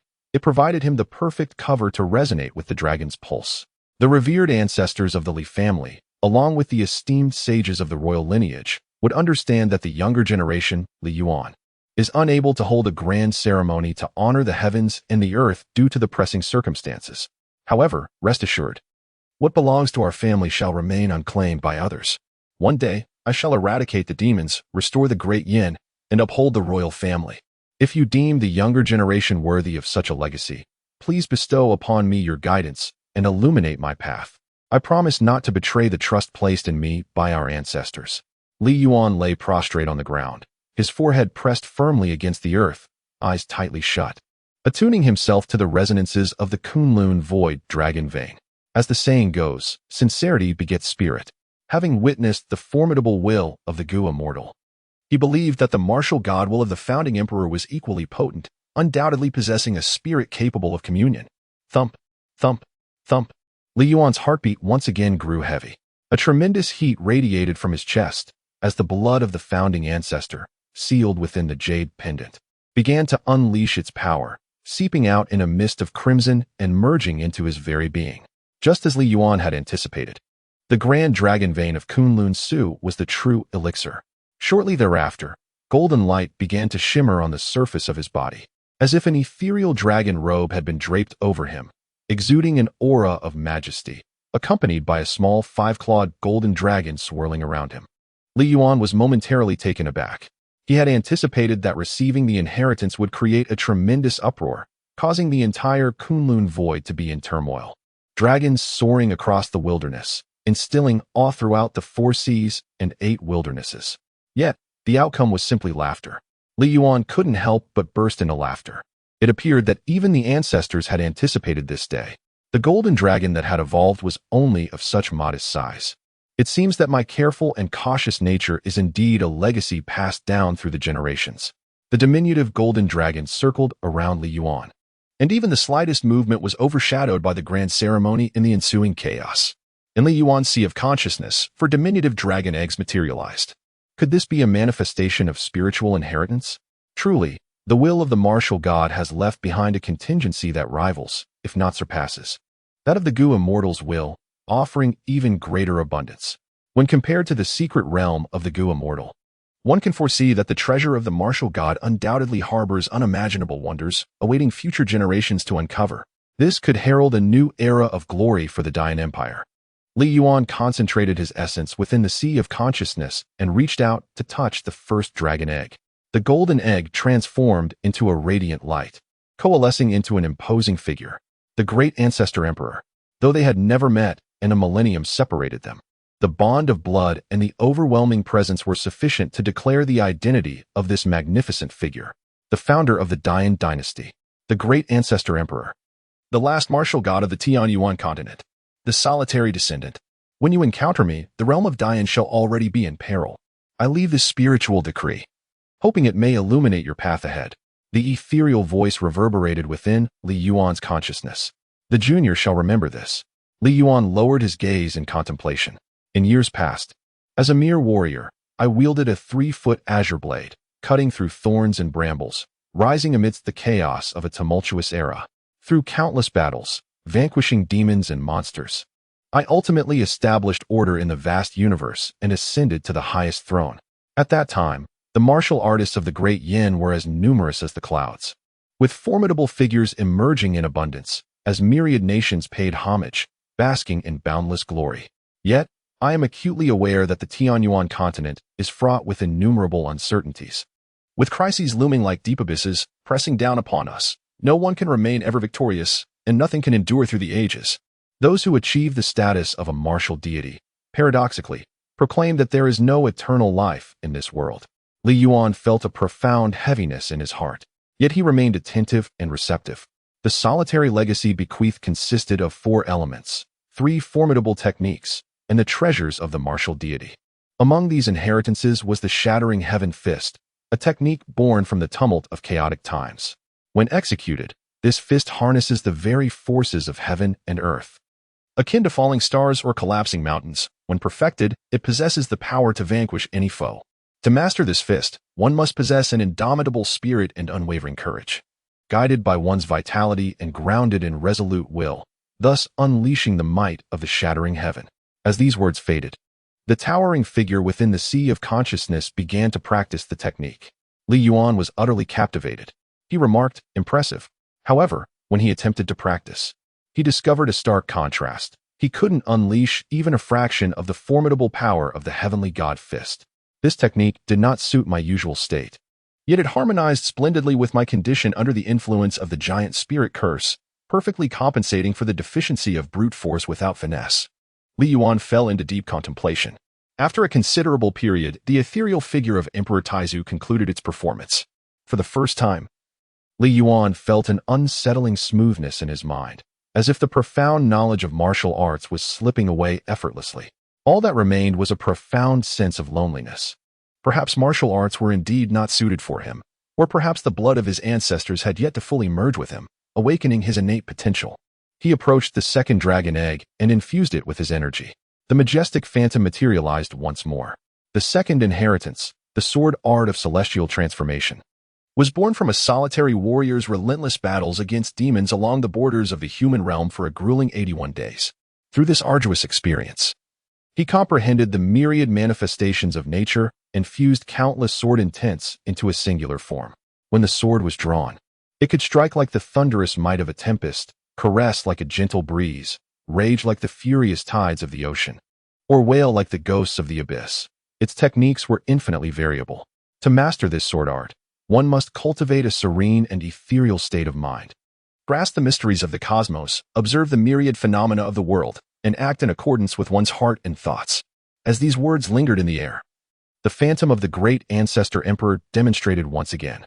Compared to the earth-shattering divine fist, the sword art of celestial transformation was even more arcane and esoteric, rendering a single viewing equivalent to none at all, for Li Yuan had never even held a sword. A peculiar itch enveloped his mind. Li Yuan understood well that good fortune cannot be hastily sought. It must be patiently honed over time. He then proceeded to awaken the third dragon egg, the third inheritance. The celestial dragon's fortuity technique was a creation born from the sovereign's esteemed status, harmonizing the collective will of the myriad subjects of the Dine Empire, while harnessing the power of the Kunlun Voyage dragon vein. Cultivating this technique allows one to consolidate the empire's fortune, enveloped by the celestial dragon's protection, under the aegis of heaven and earth. To grasp the true essence of this art, one must harbor a heart attuned to the world, with the welfare of the populace in mind. This particular technique, however, Li Yuan dismissed outright, as it was far beyond his current capabilities. Approaching the fourth dragon egg, he discovered that he could not awaken it. The egg bore 3 distinct markings, signifying 3 forms of power. It informed him that he must cultivate all 3 inheritances to a certain level before it could be unlocked. The divine warrior's treasure was an object coveted by all powerful beings across the realm. To recklessly unveil it would merely serve to benefit others. There was a reason behind the threshold set by the founding emperor. Li Yuan vowed that he would not betray the trust placed in him by his ancestors. Li Yuan bowed deeply to the towering figure before him. The remnants of solitude could sustain the destiny of the great Yin for another generation. If the great Yin were to endure for eternity, its descendants must strive unceasingly for strength. With a soft sigh, the ethereal image of the founding emperor gradually faded away. Li Yuan found himself momentarily lost in thought, sensing an elusive presence that seemed to slip away without leaving a trace. Even the mighty war god, with his celestial abilities and millennia of schemes, could only achieve so much. Ultimately, the legacy would depend on the capabilities of future generations. Suddenly, a thunderous roar jolted Li Yuan from his introspective realm, bringing his thoughts back to the present as he gazed upwards towards the heavens. There, several 8th-tier demon saints clashed fiercely with the Night Owl Guard. The ensuing chaos caused the pillars of fortune atop the Tianyan platform to collapse, and the illusion of the 5-clawed golden dragon shattered, heralding the imminent conclusion of this grand spectacle. Li Yuan took a deep breath, unleashing the full potential of the myriad manifestations of the goo, effectively concealing his presence. Since the grand ceremony of Fengshan had been led to failure by the Night Owl King, it seems that the beloved grandson of the imperial physician need not face death. He is the sole clue that the Night Owl King possesses to find me. Surely, the Night Owl King would not be foolish enough to sever his own arm. Until we meet again, fate permitting. With the heart's knot untied, this journey concludes perfectly. Li Yuan had reached the limits of his capabilities. Charging forth to reunite with the esteemed physicians and his aunt was an unequivocal act of folly, tantamount to courting death. Sword Fairy, let us depart, he declared. Opting not to rejoin the larger forces, fearing that should the Night Owl King issue a command, they would be trapped and scrutinized. Regardless of how well concealed he might be, Li Yuan could not guarantee that he would escape unnoticed after an encounter with the Night Owl King. Fifth sister. You shall guide the way with the corpse of the elephant demon. The grand ceremony of Fengshan was interrupted. The Black Lotus Demon Emperor, satisfied, led the various demons in retreat as the Night Owl King returned to Kunlun Void. Various factions continued their vigil within Kunlun Void, while Ning Hongyu and Li Ruoqian followed the path Li Yuan had taken to pursue the elephant demon. Ultimately, they discovered nothing but a hastily scrawled note. Senior sister, I have found a treasure within the corpse of the elephant demon. It must be refined immediately, as it holds great utility for the art of refining goo. I shall return to the 12 caves. See you soon. Has he truly slipped away? Ning Hongyu chuckled through her tears. Yet, this was indeed in line with her junior's character. After all, the master had often remarked that the little junior could endure solitude, never straying far from home. In a place fraught with peril, it is wise to leave swiftly, she mused, not pondering further. I still wish to express my gratitude to him. Li Ruoqian lamented. Atop Tianyin Peak, the Night Owl King returned, striding with an imposing presence, rendering his expression behind the bronze mask inscrutable. The esteemed officials of Dian, including King Yu, King Kanglin, King Ying, King Qian, King Han, and the Grand General of the nation, had gathered. They regarded the Night Owl King with solemnity, refraining from speaking freely. Some were guiltless, while others harbored secrets. Yet all understood a singular truth. The demon's assault, though fierce, had not reached a scale sufficient to disrupt the Fengshan ceremony. Yet, the ceremony had indeed been halted. Even the young prince had suffered grievous injuries and remained unconscious. This led them to question whether the Night Owl King had orchestrated it. Was the Fengshan ceremony merely a pretext to rally the populace and stabilize the situation, while secretly seizing real power and manipulating the emperor to command the lords? The expressions of the lords varied. Even if they suspected the Night Owl King's intentions, they dared not openly resist, lest they provide him with an excuse to act against them. You are all useless, the Night Owl King bellowed, directing his ire seemingly at the Night Owl guards. Yet the lords felt the sting of his words acutely, sensing they were the true targets of his scorn. No one anticipated the Black Lotus Demon Emperor would personally attack and breach Kunlun Void.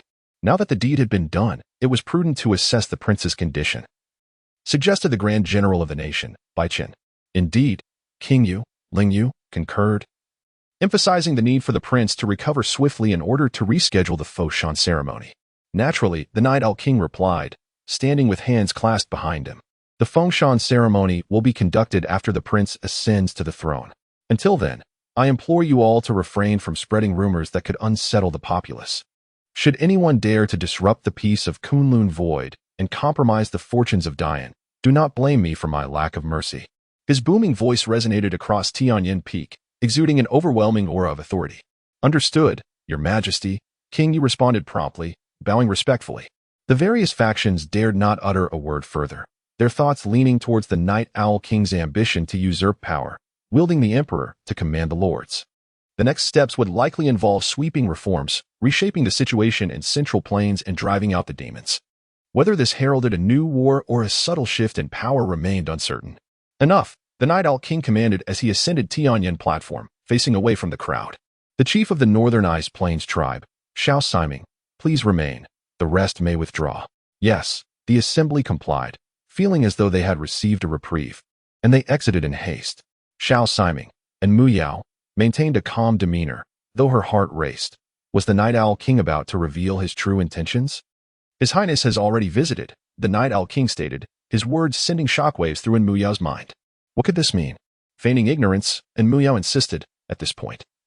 There is no need for pretenses. You know my intentions all too well. The Night Owl King replied evenly, you understand what I mean, Xiao Siming. Do not dissemble. How could a mere girl presume to decipher the Night Owl King's thoughts? And Mu Yao retorted defiantly, if the true prince were here, do you think the Fengshan ceremony would have faltered? Mere demons? I possess ample means to keep them at bay from Kunlun Void. This is the territory of Dian, and it is not for demons to wreak havoc. I have taken your advice into account and can ascertain that the being lying on Tianyin platform is merely a substitute for His Highness. As he spoke, the Night Owl King retrieved the Imperial Jade Seal of Dian from the altar. Your Northern Ice Plains tribe possesses methods to identify the prince's bloodline. We in Dian also have our own adept techniques to match. He approached Mu Yu with the seal in hand. Do you sense it? The Imperial Jade Seal has acquired a new power, It informs me that the true prince has returned, embracing the will of the ancestral spirits of the Dian royal family. Ha! After the blood disaster of the royal family, the Night Owl King had never laughed so freely. With the blessing of our forefather, Dian shall thrive eternally. I should have anticipated that the true prince would not be an ordinary villager. Even amidst chaos, even when surrounded, the prince will undoubtedly exhibit the valor of the Leaf family. Xiao Siming, will you not recognize this? He fixed his gaze on Mu, his eyes behind the mask glowing like spectral flames. After a prolonged silence, Mu nodded. Indeed, the young prince has been here. Yet I cannot discern his true identity or current whereabouts. The Night Owl King's meticulous thoughts and exquisite strategies surpassed Mu Yao's expectations, compelling her to confront reality. I understand that the prince does not trust you or me, nor any individual in this world. He seeks to seize his own fate. Just as our forefather did a millennium ago, the prince possesses this resolve, which brings me great comfort, the Night Owl King remarked, smiling. And Mu Yao found herself unable to fathom the Night Owl King's true intentions. What thoughts occupied the mind of this pinnacle of martial prowess? Were his words genuine or false? She dared not wager. Perhaps the Night Owl King was sincerely loyal to the Dian royal family, committed to upholding the legacy of their forefather by supporting the young prince. Yet, the capriciousness of fate and the unpredictability of human hearts rendered certainty elusive. Setting aside the question of the Night Owl King's sincerity, even if he were genuine at this moment, when the coveted treasure of martial gods lay before him, his resolve might waver. Once the young prince appeared, he could easily become a pawn, a key to untold power. Now that it was established that the young prince was an impostor, what would the Night Owl King do next? And Mu Yao inquired. What do you think, Xiao Siming? The Night Owl King countered. I hope you spare his life. He is innocent, merely a pawn in this game, like a floating reed in water, and Mu Yao pleaded. I shall certainly spare his life. The prince would wish for his safety as well, and it shall be for him to decide his fate in the future. The Night Owl King stated, however, from this day forth, he must not reveal his true identity. Before the world, the young prince shall remain perpetually unwell, unable to engage in governance, until the rightful dragon returns. The world need only to know that His Highness has returned, and the great Yin shall revert to its rightful order. That is more than sufficient. This is the scheme of the Night Owl King. Your actions will render you a traitor in the eyes of the lords and ministers of the great Yin, wielding the emperor to command the vassals. This is not the conduct befitting the Night Owl Guard, and Mu Yao stated solemnly. It matters not. The Night Owl King proclaimed with his head held high, for the sake of the great Yan's realm and the legacy of the Li family. What does it matter if I bear all infamy? The reproaches of the ministers do not concern me. The censure of the world holds no weight. Even if I am misunderstood by His Highness, I remain unfazed. All I desire is for this world to be at peace, for the hearts of the populace to unite, for the common folk to be free from the chaos wrought by demons, to spread the virtues of our great Yin, and for the dynasty to flourish. Such is enough. I shall pave the way for His Highness, and when the true dragon returns, may he uphold the mandate of heaven and secure the throne. Thus, I would gladly endure 1,000 lifetimes of condemnation, even facing death, if it ensures this. From start to finish, the Night Owl King's plans have merely sought a legitimate reason to reconstruct the Central Plains. The displeasure of the lords and the words of the ministers are inconsequential. The well-being of the common people is the foundation of the great Yin's fortunes, and it is what His Highness will most require upon his return. The Night Owl King's diligent efforts and selfless devotion command admiration. And Mu Yu bowed respectfully and took her leave. After a long while, the solitary Night Owl King spoke again. You should rise now. On the Tianyin platform, the severely injured and unconscious youth slowly sat up. Ha ha ha, he chuckled self-deprecatingly. I knew it. The name Li Qingshu is too grand, too burdensome for me to bear. It's far better to be Qin Godin from Little Feng Village. Speaking of which, as the substitute for a true prince, I suppose that makes me his savior? Transforming back from Li Qingshu to Qin Godin, the youth's tone lightened significantly, unburdened by fear of death. The true dragon, under heaven's protection, cannot perish. The Night Owl King remarked indifferently, to intertwine your fate with His Highness is an honor, a gift bestowed upon you by him. Humph. Qin Godin scoffed. You speak with such grandeur, yet I understand little of it. What I wish to know now is how you intend to deal with me. Imprisonment? Or perhaps silencing me for good? I have promised in Mu Yao not to kill you. Once His Highness returns, he shall deal with you personally. With that, the Night Owl King cast aside a mask and placed it upon him, declaring, You are no longer yourself. On the day His Highness returns, your freedom shall be restored. I have a request, Qin Godin said, holding the mask delicately, his brow furrowed in thought. Speak, the Night Owl King nodded. I wish to join the Night Owl Guard. To continue my martial training and guard Kunlun Su, staying in Little Feng Village. Is that acceptable? The Night Owl King paused, rendered momentarily speechless. Few have ever elicited such a reaction from him. After a long silence, he queried, Do you harbor hatred for His Highness? A bit, Qin Godin admitted, upon reflection. My biological parents were likely loyal subjects of the royal family. They sacrificed themselves to save him, making me a scapegoat. Yet, I considered that he too was forced into this, and both our elders acted willingly, so I shall not hold it against him. As long as he can eradicate the demons and restore peace to Kunlun Su, allowing my parents to rest in peace, I will forgive him. You are quite magnanimous. The Night Owl King remarked with a hint of amusement. I hope your words are sincere. It would bode well for you. Human hearts are fickle. I cannot guarantee that. Qin Godin replied, grinning as he stood up, lifting the mask and slowly affixing it to his face. His voice deepened. This mask seems to suit me well. Though it pales in comparison to yours. A matching cloak like yours would make it truly imposing. Boom. A terrifying aura erupted from the Night Owl King. Today is the last time I shall tolerate your nonsense. I trust there will not be a next time. Time flew swiftly. 3 months later, in the Jiogong mountain range. Within the 12 caves, sunlight streamed through the bamboo leaves, casting a dappled pattern upon the ground. A sword fairy clad in white danced with her sword, as though she had wandered from an ethereal realm into the mortal world. As she raised her sword, her movements were as graceful as a soaring swallow. The sword blossoms flitting like morning dew upon the bamboo leaves. Her sword techniques unfolded like flowing water, at times resembling a dragon emerging from the sea, grand and imposing, and at others like a serpent dancing, unpredictable and enchanting. As the sword reached its zenith, a radiant aura enveloped the sword fairy, merging her essence with the blade. The sword intent permeating the air.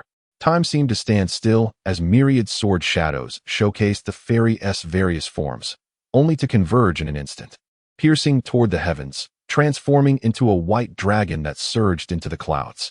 The fairy's sword dance was a sight to behold, exquisite and ineffable.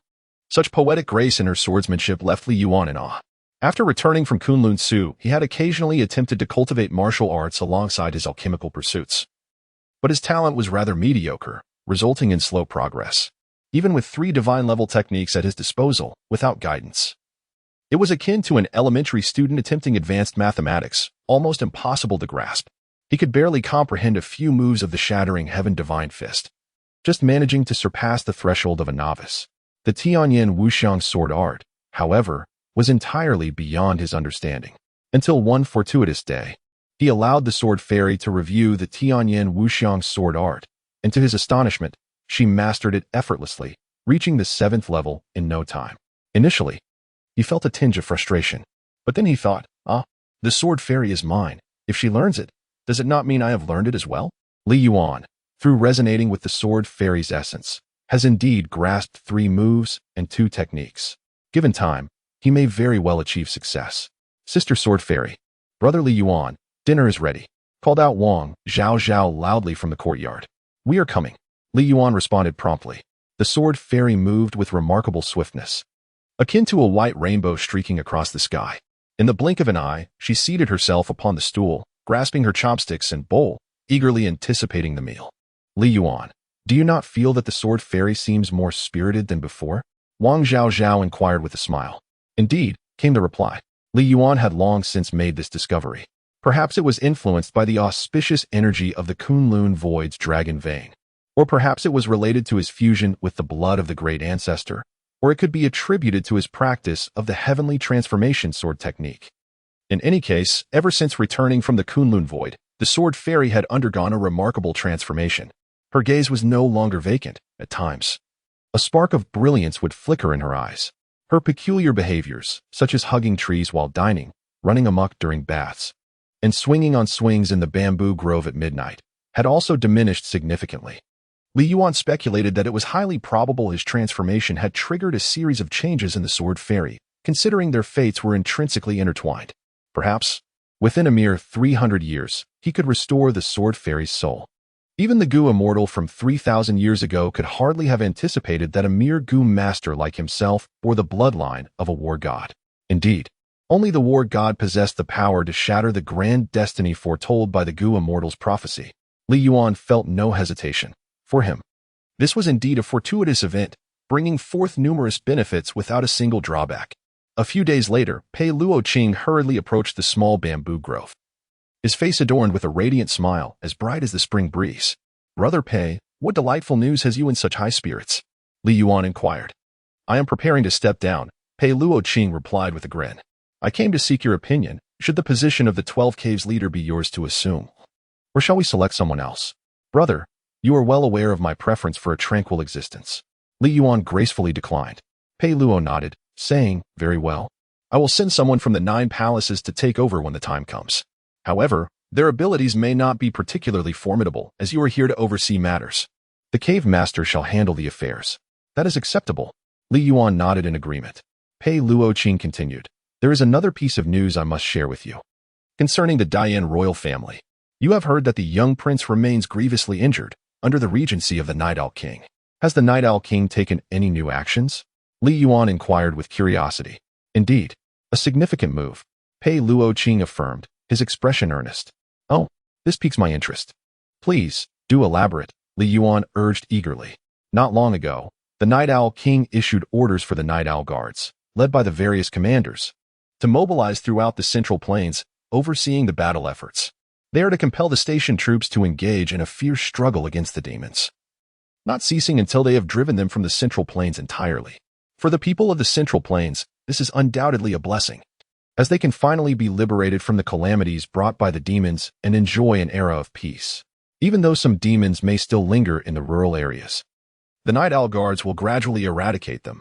I have heard that throughout the Central Plains, people are singing praises for the young prince's virtues, hoping for his swift recovery and subsequent ascension to the throne, restoring the glory of the Dian era." Pei Luoqing lamented. "Thus, peace will return to the Central Plains, allowing the populace to live in safety and prosperity, praising and celebrating the new emperor, thereby reuniting the fragmented fortunes of Dian. However, once this strategy is set in motion, within 3 months to a year, a vast influx of demons will surge into the southern borders, northern lands, western regions, eastern wastelands, and the Kanglan territory. The already struggling border areas will truly become a hell on earth.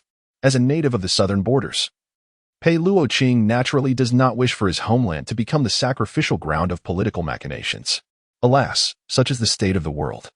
And even the 9-palace Gu nest cannot halt it, let alone a mere individual like myself." Li Yuan. How could he not comprehend that the Night Owl King not only threatens the emperor to command the various lords, but also employs a cunning strategy akin to a tiger devouring a wolf? For over 2 decades, the chaos wrought by demons has been utilized to diminish the power of the regional lords.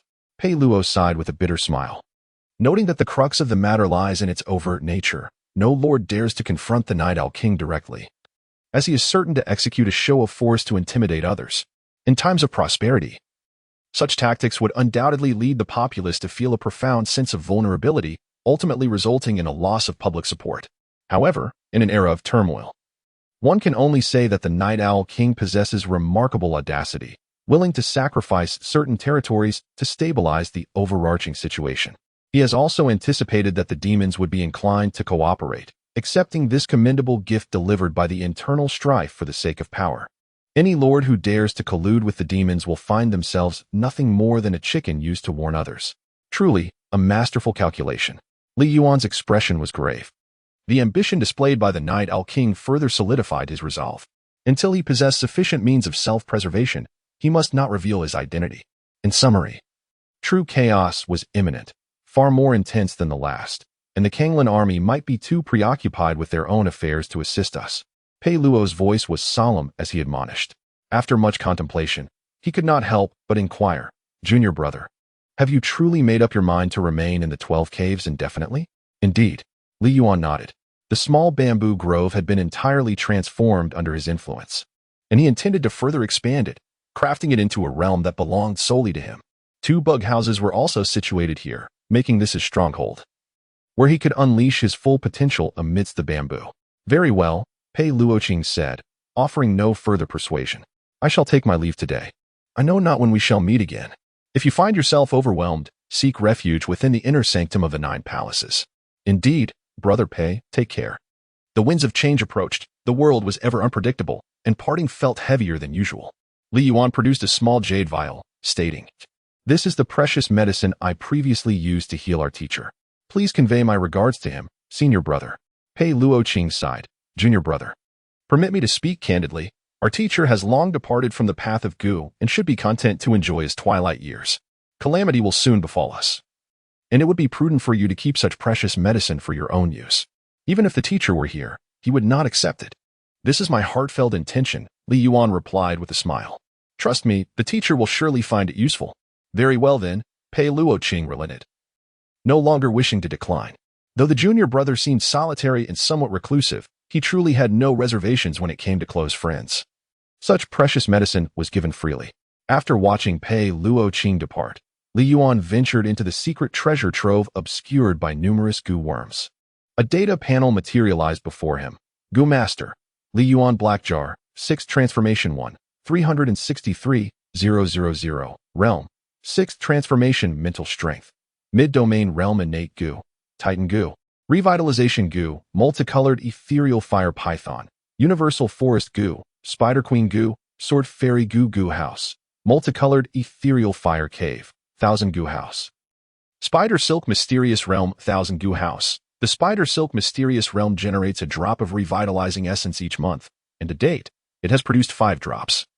4 of which Li Yuan has given to his teacher, Yuhang Chuan. He retained 1 drop for unforeseen circumstances.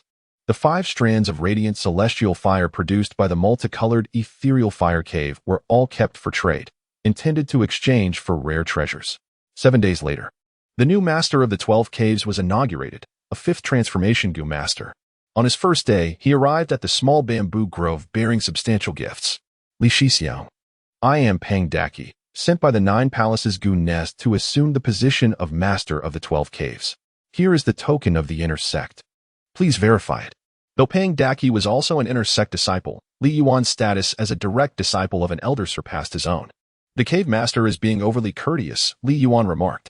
Li Yuan smiled gently and remarked, I shall concern myself solely with the affairs of the bamboo grove and the remnants of the Gu, while the rest is under your purview, esteemed master of the cave. There is no need to seek my counsel. Reflecting on the past, he recalled his arrival at the age of 16, trailing behind old Wang like a mere lackey. Today, the grandiose demeanor of Pang Dachuan left him in a state of nostalgia, acutely aware of the passage of time and the inexorable changes it brings. Indeed, indeed. Pang Dachuan nodded earnestly and continued, Senior Brother Li, I have heard from Senior Brother Pei that you favor tranquility. Would you consider expanding the bamboo grove, incorporating the surrounding peaks to shield your serene retreat from the disturbances of other disciples? Li Yuan was taken aback, not expecting Pang Dachuan to be quite so resourceful. He indeed harbored thoughts of further expanding the small bamboo grove, as the Gu house grew stronger. The need for land to accommodate the expanding corpse puppet army and to nurture more Gu insects became evident. Very well, since Pang Dachuan had brought it up. Li Yuan readily agreed. All right, he said. Pang Dachuan replied with a cheerful smile, Rest assured, Brother Li, I will ensure everything is arranged properly. Thank you for your efforts. Li Yuan extended his hand and summoned a black jar, containing several unrefined 5th-tier Xian Gu, specifically meant to replenish the strength of one's life Gu. This is a gift for you, he said. Thank you, Brother Li. Thank you. Pang Dachuan grinned broadly, repeatedly bowing in gratitude. In the extreme northern ice plains, the wind howled fiercely, and the cold was biting.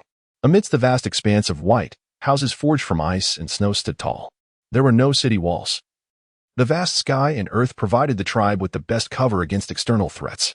Suddenly, the sound of hoofbeats echoed nearby as riders broke through the snowy curtain. The patrolling soldiers, spotting the newcomers, exclaimed in surprise, It is Xiao Siming. Xiao Siming has returned. Quick, notify the king. Inside a grand ice house, the resting Kirin king. Into Yuan abruptly sat up, coughed a few times, and hurriedly made his way to the entrance. Xiao Siming dismounted her steed, her bare feet treading upon the snow. Silver hair dancing in the wind, the little ice bells on her dress jingling softly. Father, she called as she approached the Kirin king. I found it. I found Shaolin-er. I found sister's child. Mu Yao, you found Shaolin-er? A hint of color returned to the pale face of Kirin king and to Yuan. Yes, she affirmed, supporting him. Come, let us go inside and talk slowly. Good, good, he replied with a beaming smile. Once inside, and Mu Yao raised her hand. and an ethereal Kirin apparition manifested, enveloping the entire grand house. She continued, while I was arranging the totem flags in Kunlun Void, the twin jade pendant suddenly reacted. At that moment, Shaolin was definitely nearby. However, due to the threat posed by the Night Owl King, I dared not reveal myself, merely noting the faction Shaolin belonged to at that time. He is in the southern frontier, at the Nine Palace Goon Nest. The Nine Palace Goon Nest? Yuan furrowed his brow. Even though they resided in the extreme north, separated from the southern frontier by vast distances, the name of the Nine Palace Goon Nest was indeed well known. He was aware that it was the origin of the Goon Master lineage, a dominant force in the southern rivers and lakes, with a legacy far more profound than that of the Ice Plain tribe. Father, should we go retrieve sister's child? In Muyao's heart ached. He must have suffered greatly alone over the years. A noble descendant of the martial deity, reduced to obscurity, adopting a different name to learn the art of Gu. Of course, we must bring him back, and Tuan replied, his expression bittersweet. If it were not for Muchio, our Ice Plain tribe would have long since ceased to exist. How could we allow Muchio's child to drift alone in the world? But I feel, and Muyo hesitated, that Shaolin may not wish to acknowledge us. We must understand him, and Tua Yuan sighed. Shaolin has been a fugitive since childhood, constantly displaced and enduring hardship. In such an environment, who could he trust? He had no choice but to rely only on himself. As someone who had walked a similar path, and Tuan deeply comprehended his yet-to-be-met grandson. Caution is not a flaw. It is through carefulness that one may survive for long. He reflected. What then shall we do? And Muchio inquired. The opportunity to locate Shaolin is at hand. Should we merely stand by and not acknowledge him? Acknowledge him, of course, and Tua Yuan responded. Yet, we cannot force him. We have not raised this child, and he has received no kindness from us. It is entirely normal for him to be wary. Our task is to gradually assuage Shaolin's apprehensions, allowing him to slowly trust us and accept us. He is the child of Muchio. Inherently, he cannot be a cold and selfish individual. His apparent indifference is merely a means of self-preservation. Upon hearing the Kirin King's words, and Mu Yao felt a sense of relief. Father, what do you suggest we do? You must conceal your identity and venture to the southern frontier, conduct an undercover investigation. Once you locate Shaolin, do not make a commotion, and refrain from any unnecessary actions, and Tua Yuan instructed. Observe first, then gradually approach him until he exhibits goodwill and is willing to accept us. As he spoke, and Tua Yuan began to cough violently, his disheveled white hair resembling that of a fallen elder lion. Father, and Mu Yao hastily supported him. Your condition seems to be worsening. It is nothing, and Tua Yuan waved his hand. I can hold on for another 10 years or so. I will certainly meet Muchio's child and hear him call me grandfather. Follow me. I have a gift for Shaolin that I need you to deliver. With trembling steps, he rose and opened a door leading underground, and Mu Yao assisted him as they descended the staircase. The origins of the Ice Plain tribe trace back 2,000 years. A group of refugees fled from the central plains to this desolate, frigid land, nearly freezing to death from hunger and cold, until one day, one among them discovered the body of a Kirin within an ice mountain. The Kirin, a symbol of good fortune, had once been revered alongside the true dragon in certain historical times, and the sight of the Kirin's death amidst the ice filled the refugees with dread. At that moment, one man raised his arm and proclaimed, "The Ice Kirin is a benevolent deity, unwilling to see humanity suffer. It has descended to this realm to nourish us with its flesh. We must not betray the compassion and mercy of the Kirin god." Thus, under his leadership, the refugees shared the Kirin's remains, and in doing so, they gained mysterious powers. No longer fearing the bitter cold of the ice plains, the refugees, terrified of retribution, prayed fervently, kneeling in devotion. Eventually, the Kirin god did not punish them. Instead, mysterious runes appeared upon the Kirin's bones, imparting cultivation methods and bestowing the Kirin's sacred arts. Grateful, the people sincerely revered the Kirin as a deity and established a tribe upon the ice plains, adopting the Kirin as their totem. They believed that this was the true deity, an eternal divine being that nourished humanity and alleviated worldly suffering. Thus, the Ice Plain tribe began to flourish in the extreme north, passing down their devotion to the Kirin through generations. All these tales were depicted in mural form along the walls of the underground passage, which Mu Yao had visited with the Kirin king several times, each time filled with awe. At the end of the underground corridor, a vast ceremonial platform revealed itself, measuring 1,000 feet wide and several hundred feet high. At the center of the platform lay a skeletal remains, its bones resembling exquisitely carved jade. listening with the subtle yellow hue born of time. The contours were robust yet graceful, with the bases of its horns thick and sturdy, tapering to sharp, fierce points. Along the elegantly elongated neck, the vertebrae were tightly interlocked, with runes faintly visible upon them. The Kirin's chest cavity was broad, its ribs arching like resilient beams, while its limbs retained the stance of a galloping creature. Great Kirin God, your faithful subjects, and Tuan and Mu Yao, humbly bow before you. The two knelt before the remains of the Kirin, bowing 3 times in reverence. We are grateful for your benevolence, and may your grace endure forever. After paying their respects, Yuan approached a recess in the platform, retrieving a shimmering bead radiating an ice-blue glow, which he handed to Mu Yao. Mu Yao, this is the Kirin treasure pearl, capable of catalyzing the bloodlines of all things and enhancing their spirituality. There have been Gu masters from the southern frontier who traversed great distances to seek this pearl, offering numerous rare treasures in exchange. This item will surely be of great benefit to Gu masters. Upon locating the young Liner, you shall present him with the treasured pearl, which he is sure to cherish. This is one of the few valuable gifts that Tuan can bestow upon his grandson. Very well, and Mu Yao nodded. Father, rest assured. I shall ensure that Liner learns to trust us and welcomes us, allowing us to bring him back to pay homage to sister together. Do not be hasty, and be cautious not to attract the attention of those with ill intentions, Yuan cautioned. He sighed softly. Mu Chio, may you watch over Liner from the heavens. And I hope that in my lifetime, I can make amends for the shortcomings I have had as a grandfather. The expansion of the 12 caves is progressing fervently amidst the serene bamboo growth. Every day, Li Yuan practiced swordsmanship with the sword fairy, while collaborating with Xiao Kai and Wu Mei to construct a Gu dwelling. Whenever time permitted, they would concoct new Gu insects, leading a carefree and joyous life. However, he was acutely aware that such blissful moments would not last long. One day, a familiar guest arrived at the small bamboo forest. Miss Li, it has been a while, greeted the visitor, none other than Li Ruoqian from the Kanglan army. After a prolonged absence, I see that your little bamboo grove has flourished impressively, nearly establishing its own domain, Li Ruoqian remarked with a smile. The abundance of Gu requires a spacious territory, Li Yuan replied. Thank you for rescuing me that day, Li Ruoqian said, lowering her gaze and bowing slightly. It was but a trivial matter, he responded modestly. Li Yuan waved his hand, stating that both he and Miss Li were seasoned business partners. Without your mediation, how could a mere insignificant figure like myself ever hope to board the grand vessel of the Kanglan army? Aware of your penchant for dissecting demons to nurture your Gu, I have brought you a corpse of a 7th-tier demon. Miss Li Ruoqian instructed the soldiers to bring forth the body. It was a butterfly demon, adorned with a beautiful human visage, possessing a graceful figure and wings that shimmered with fantastical hues. A splendid treasure indeed. Li Yuan's eyes sparkled with excitement.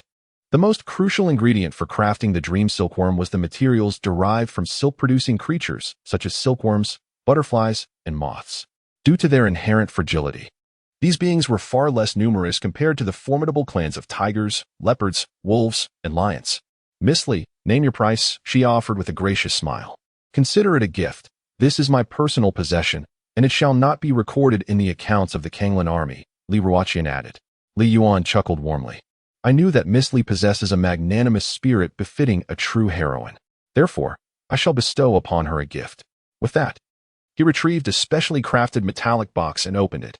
Inside flickered a vibrant flame. This treasure, known as the celestial fire, is a potent essence distilled from the energy of the sun itself, capable of both vanquishing foes and forging exquisite artifacts. To forge exquisite artifacts? Li Ruoqian gasped, taken aback. Such rare fire born of the heavens is indeed a rarity, one she had sought after diligently. Now, having officially ascended to the realm of the 7th-rank Grandmaster, she was in dire need of crafting her destined sword, and this extraordinary flame was precisely what she required. I shall accept it. Li Yuan closed the iron box and handed it to Li Ruoqian. I owe you another favor. Li Ruoqian did not decline, accepting the Zhaodian fire. Next time I ascend the mountain, I shall bring several demon corpses as a token of my gratitude. Let us not dwell on favors. The more demon corpses, the better. In conducting business with an old acquaintance, Li Yuan was straightforward. Miss Li, I can procure more Zhaodian fire. If there are any high-tier demon corpses in the military, be they incomplete or intact, I desire them all. The more, the better, and the higher the rank, the greater the value. Understood, Li Ruoqian nodded. I will assist you in contacting other generals to acquire surplus demon corpses for you. I appreciate your help, Miss Li. Li Yuan clasped his hands together in a gesture of politeness. You are most welcome. Li Ruo smiled faintly. Recalling that day at Kunlun Su when your valiant display did not go unnoticed by numerous soldiers of the Kanglan army, I believe everyone would be quite eager to collaborate with a prodigy like you. As a 6th-tier Gu master who dares to confront the semi-saint demons, such remarkable talent is undoubtedly among the most resplendent in any superpower. In the future, you may very well become the helmsman of a formidable force. Who wouldn't wish to forge an alliance? There is one more matter I must convey to you. Li Ruo's expression grew solemn. Is it regarding the turmoil caused by the demons? Li Yuan discerned the situation. Indeed, Père Ruo Qian remarked. Ever since King Night Owl issued the edict for the commanders from all directions to oversee the defense of the Central Plains, the malevolent beings have been largely expelled from the region, spilling into the territories of various lords. Currently, the situation is such that the Central Plains remain aloof, indifferent to the struggles of the borderlands. The demons are taking advantage of this, wreaking havoc with even greater ferocity than before, leaving the various lords at a loss. And the Kanglan army is compelled to fortify their defenses. You must prepare yourself for the impending confrontation. Although the 12 caves are nestled within the mountains, they are not as deeply entrenched as the inner sanctum of the 9 palaces, and they may still be affected by the turmoil. Thank you for the reminder, Miss Pear. Li Yuan replied, clasping his fist in gratitude. Before the power of the feudal lords is sufficiently diminished and the imperial authority is reinstated, King Night Owl will not relent. No one can predict how long this chaos at the borders will endure. However, there is some good news. At this, Père Ruo Qian paused once more, fixing her gaze upon Li Yuan. You must have heard of the saying regarding the Central Plains, 1 pinnacle, 1 summit, 2 supreme sects, and 3 mountains severing the red dust of the world, correct? I have heard of it, though my understanding is limited. Li Yuan was only aware that this statement referred to the 7 dominant forces of the Central Plains martial world. According to popular opinion, these 7 powers could rival the 9 palaces Gu Nest. He found this somewhat exaggerated. The 9 palaces Gu Nest boasted nearly 28th turn Gu masters, representing the pinnacle of Gu Dao, encompassing 90% of the strongest practitioners in the craft. Any one of the 7 dominant forces of the Central Plains, when considered individually, would likely fall short of the 9 palaces Gu Nest. You truly are singularly devoted to the art of Gu, oblivious to worldly matters, remarked Li Ruo Qian, astonished. It was astonishing that someone had merely heard of the 7 dominant forces of the Central Plains.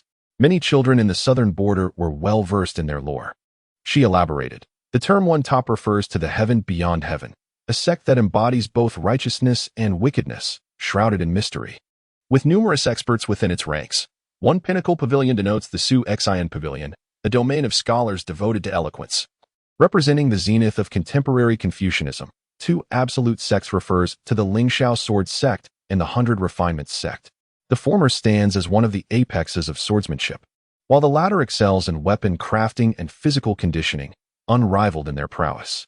The 3 mountains signify another pinnacle of sword mastery, encompassing the benevolent Shushan, known for its altruism. Alongside the Taoist Longhu Mountain and Qiqing Mountain, these 3 powerful entities prioritize the cultivation of the heart, eschewing worldly interests. In times of peace, they retreat from the world to focus on their training. When chaos descends, they emerge from their secluded abodes to vanquish evil and restore order. Hence, the saying that the 3 mountains enter the world to sever the ties of mortal desires. Li Ruo Qian patiently elucidated. Li Yuan finally understood that the good news mentioned by Miss Li was indeed related to them. Indeed, Li Ruo Qian reflected, the emperor may be heartless, yet the martial world possesses its own sense of righteousness.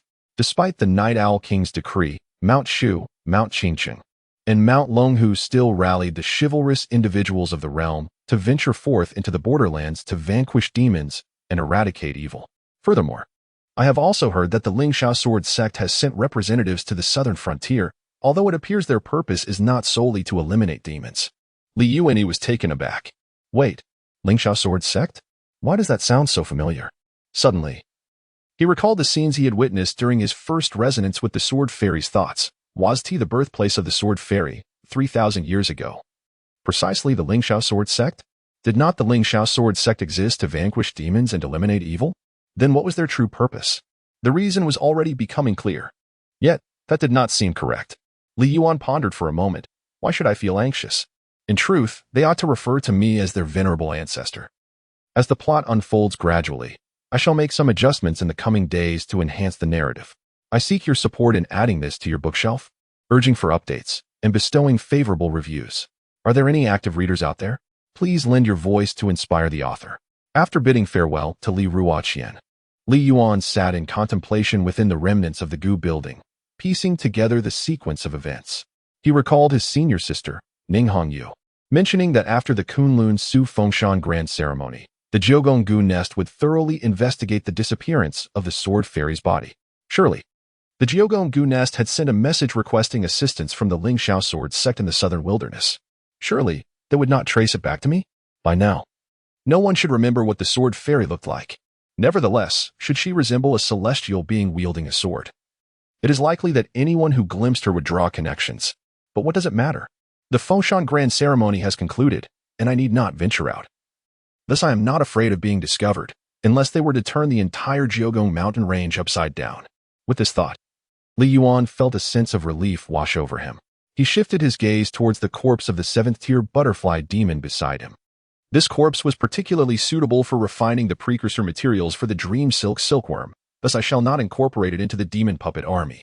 Currently, under the command of my 5th sister, the demon puppet legion consists of one 7th-tier demon overlord, the half-saint elephant demon I brought back from Kunlun Su, 10 6th-tier demons, 100 5th-tier demons, and over 1,000 4th-tier demons. The ability to command such a multitude of demon puppets is greatly attributed to the successful refinement within the Gu house, enhanced by the Pan-Si Xianjing of the Gu house, enabling my 5th sister to thrive and ascend as a true queen. In the grand scheme of the world, I alone cannot bear the weight. Hence, I must retreat into the quietude of the mountains, nurturing my strength through conflict, and carve out a realm uniquely my own. Li Yuan, in a state of elation, commenced the dissection of the butterfly demon's corpse. A 7th-tier demon is replete with treasures: the illusion butterfly's blood, the metamorphic powder, the reverse life egg, the celestial demon wings, and the molted demon core. Upon completing the dissection, Li Yuan meticulously categorized and organized the precious materials. Thus began the process. He selected the raw components, 3 5-turn mystic Gu illusion soul insects, added the illusion butterfly's blood, and incorporated the metamorphic powder to initiate the synthesis. You have successfully crafted a 6-turn mystic Gu colorful feather butterfly. To concoct the dream silkworm, 3 prerequisite rare Gu are required. The first is the butterfly's mirage, which is also the life Gu of the Jade Balance River. The second is the reverse thought silkworm, possessing the capacity to obliterate the memories of living beings and forcibly alter their will. The third is the spring and autumn pupa, allowing the Gu master to self-seal in a state of near death, undergoing rebirth through the cycles of spring and autumn. Each rebirth enhances their strength, but demands more time. With increasing difficulty, only these 3 types of Gu can potentially metamorphose into the dream silkworm's cocoon and enter the phase of the 9 transformations of illusion. Once more, Li Yuan concentrated his thoughts, selecting the raw materials: 3 5-turn mystic Gu illusion soul insects, adding the illusion butterfly's blood, and incorporating the reverse life egg to commence synthesis. You have obtained a 6-turn mystic Gu spring breath silkworm. Yet, it resulted in failure once again. The synthetic pathways employed by Li Yuan strictly adhere to the standards documented by his mentor, Yu Hengchuan. However, the outcomes of the synthesis remain dissimilar. As his mentor aptly stated, even when identical materials are utilized under the same conditions, subtle variances can lead to the cultivation of distinct Gu worms. The higher the grade of the Gu worms, the more pronounced the discrepancies become. Proceed. Li Yuan had long grown accustomed to repeated failures, regarding them merely as a form of preparation. He selected the raw materials: 3 5-transformation soul-transforming insects, added fragments of the celestial demon wing, and incorporated the powder of metamorphic demon Dan. The synthesis commenced, resulting in the acquisition of the 6-transformation profound Gu, the scarlet 5 poison Gu. Onward, Li Yuan tirelessly persevered, continuously synthesizing. You have acquired the 6-transformation profound Gu, the devouring life Gu. You have obtained the 6-transformation profound Gu, the night illusion butterfly. In the blink of an eye, another month has slipped away. Li Yuan sat before the black cauldron, contemplating the dwindling materials at his disposal. He increasingly empathized with his teacher's difficulties and regrets. He added all the materials into the cauldron, commencing the synthesis. Have you succeeded in obtaining the sixth transformation rare goo, the reverse thought silkworm? Is it truly a success? Li Yuan's eyes sparkled with excitement. After much preparation, he had finally cultivated a rare primordial goo specifically designed for nurturing otherworldly creatures like the dream silkworm. The price paid was a complete 7th-tier demon corpse, specifically that of a butterfly demon, which matched the necessary attributes. Nonetheless, he still required more high-tier demon corpses. For this matter, he could only place his hopes on Li Ruoqian and the Kanglan army. Brother Yuan, are you there? At that moment, a knock echoed from outside the door. What is it, Xiao Zhao? Li Yuan inquired. Brother Yuan. The cave master Pang Dachuan has reported that a significant number of refugees have fled to the territories under our 12 caves jurisdiction. He has sent a message seeking your counsel. Wang Zhaozhao remarked. Refugees?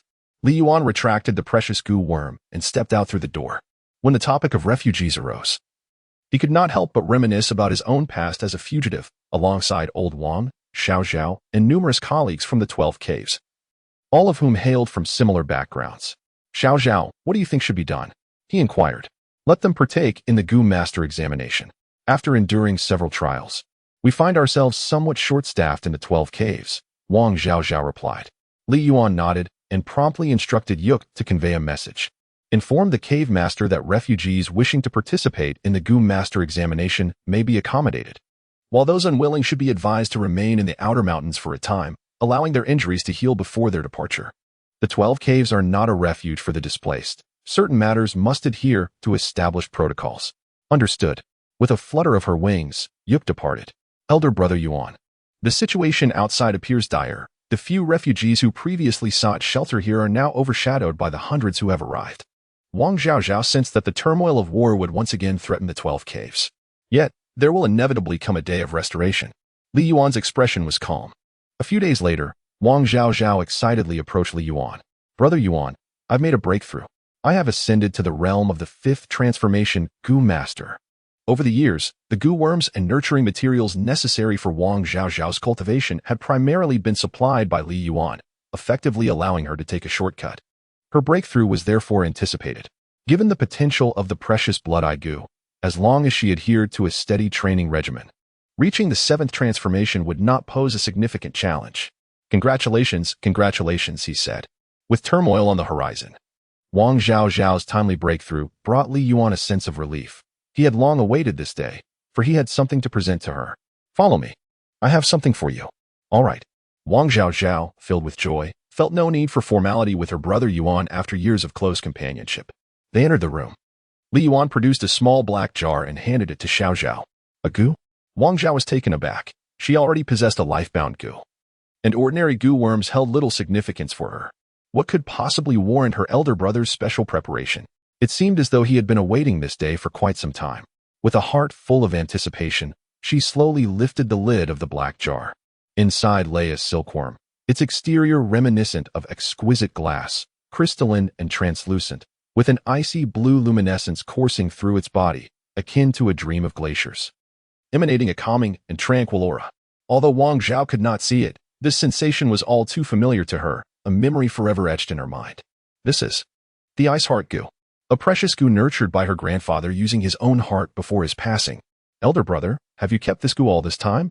For reasons unknown, tears began to flow from Wang Zhao's eyes uncontrollably. The old Wang had but 2 treasures in his life, both cherished dearly. Li Yuan chuckled, saying, firstly, it is your precious granddaughter, and secondly, it is the ice heart goo, which he nurtured with his life, and which became his legacy after his demise. I shall not covet what belongs to others.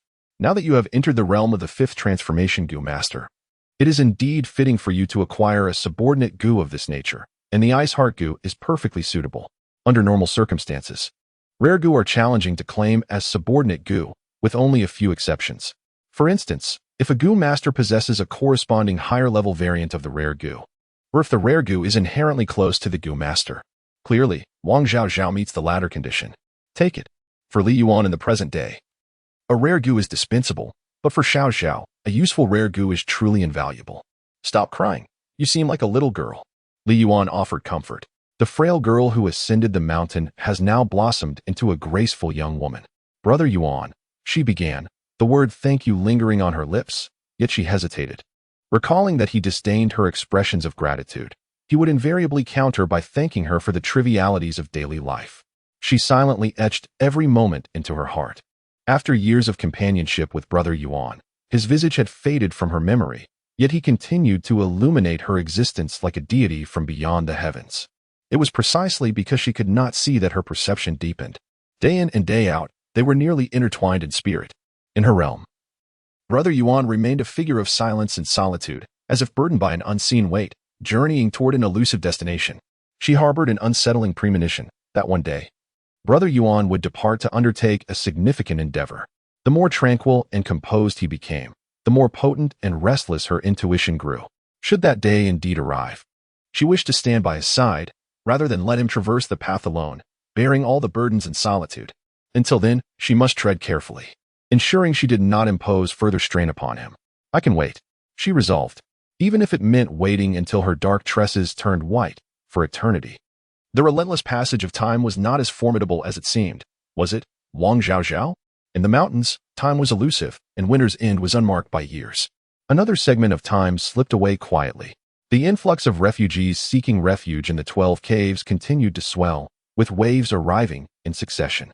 Some passed the trials of the sorcerers and integrated into the 12 caves, while others perished during the tests, and some left in silent despair. Li Yuan observed everything in silence. To many disciples, he had become a reclusive sage, ageless thanks to the effect of the resurrection goo. Returning after many years, still appearing youthful, which only added to his air of mystery. Occasionally, through the reconnaissance goo, he would overhear the disciples' discussions about him, their tales transforming him into a legendary figure akin to a monk sweeping the temple grounds. The various rumors left Li Yuan both amused and exasperated. The cave master, Pang Dachuan, would periodically gather and organize intelligence from outside the mountains, delivering it to the small bamboo grove for Li Yuan's perusal. The state of the world was as anticipated. The Night Owl King had commanded the various commanders to engage in battle, driving away the demons. And the situation in the Central Plains was looking exceptionally bright, with the great fortunes rising like a tidal wave. However, the border regions were a different story, where the populace suffered immensely. Various lords, under relentless demon assaults, were repeatedly forced to retreat their defenses, conceding territory and cities.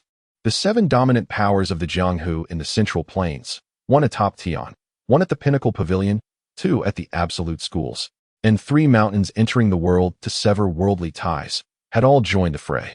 Waves of chivalrous individuals traveled from the Central Plains to the borders, bravely sacrificing themselves. Particularly from Shushan, Longhushan, and Qingchengshan. They truly embodied the titles bestowed upon them, the 3 mountains entering the world to sever worldly ties, earning profound respect. In the depths of Kunlun, amidst dark and dense forests, a woman clutched a flower basket, her face etched with terror as she stumbled along the mountain path. Behind her, a snarling wolf demon ambled leisurely, a mocking expression on its face. "Little beauty, you cannot escape. To be a good girl and stay to serve me," it taunted. Despite its seemingly slow pace, each step covered several yards, drawing closer to the woman. With a sudden thud, the weight of her fear caused her to stumble over a stone, falling to the ground and injuring her leg, unable to rise. "Little beauty, I'm coming." The wolf demon grinned, licking its lips in anticipation. Just as it prepared to strike, a shadow darted between the trees, swiftly approaching. "Night Owl Guard," the wolf demon gasped. In an instant, a figure clad in a mask and cloak appeared before it. A flash of steel glinted as the wolf demon's head rolled away. The blade was sheathed with practiced precision. "Are you all right?" the Night Owl Guard asked, helping the woman to her feet. I am fine," she stammered. Taken aback. Just recently at the grand ceremony, she had seen the Night Owl Guards, a ruthless group, cold and unfeeling like emotionless puppets. Why did this one before her seem so compassionate? "Can you walk?" the Night Owl Guard inquired. "I think I twisted my ankle," she replied softly. "Let me take a look." The guard knelt, producing a small vial, carefully sprinkling some powder onto her wound and gently rubbing it in. "The medicine will take some time to work. We cannot linger here. I will carry you." "Huh? You? Carry me?" She blinked in disbelief. "Yes," he nodded. "Come on." Dazed, she climbed onto his back. The man carried her in silence as they made their way out. As dusk fell, the setting sun cast a silhouette over a small village named Xiaofeng, resting against the Night Owl Guard's shoulder. The woman was suddenly reminded of a day long ago under a similar sunset when a young boy had fought off a pack of wolves, bloodied but valiantly carrying her home. Later, That boy, who had promised to save up for a betrothal gift, vanished after burying his mother, never to return. She would never forget that heartless scoundrel's name. Chen Godin. We've arrived. A gravelly voice pulled her from her reverie. You can walk the rest of the way. Don't go to such dangerous places alone again. Before she could utter her thanks, she realized the Night Owl Guard had already departed. Perhaps there were indeed kind-hearted individuals among the Night Owl Guards.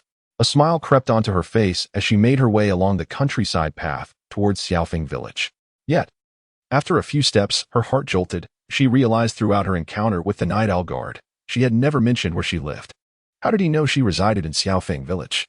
Turning back, she saw the figure in the sunset growing increasingly distant, yet it became clearer in her mind. Reminiscent of that long-lost youth.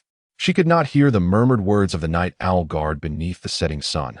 There is no longer a Chen Godin. Leeching she was not my true name. From now on, I am solely the Night Owl Guard, codename Caged Sparrow, in the stillness of the night. In a canyon outside the Jiogong mountain range in the southern region, shadows swirled.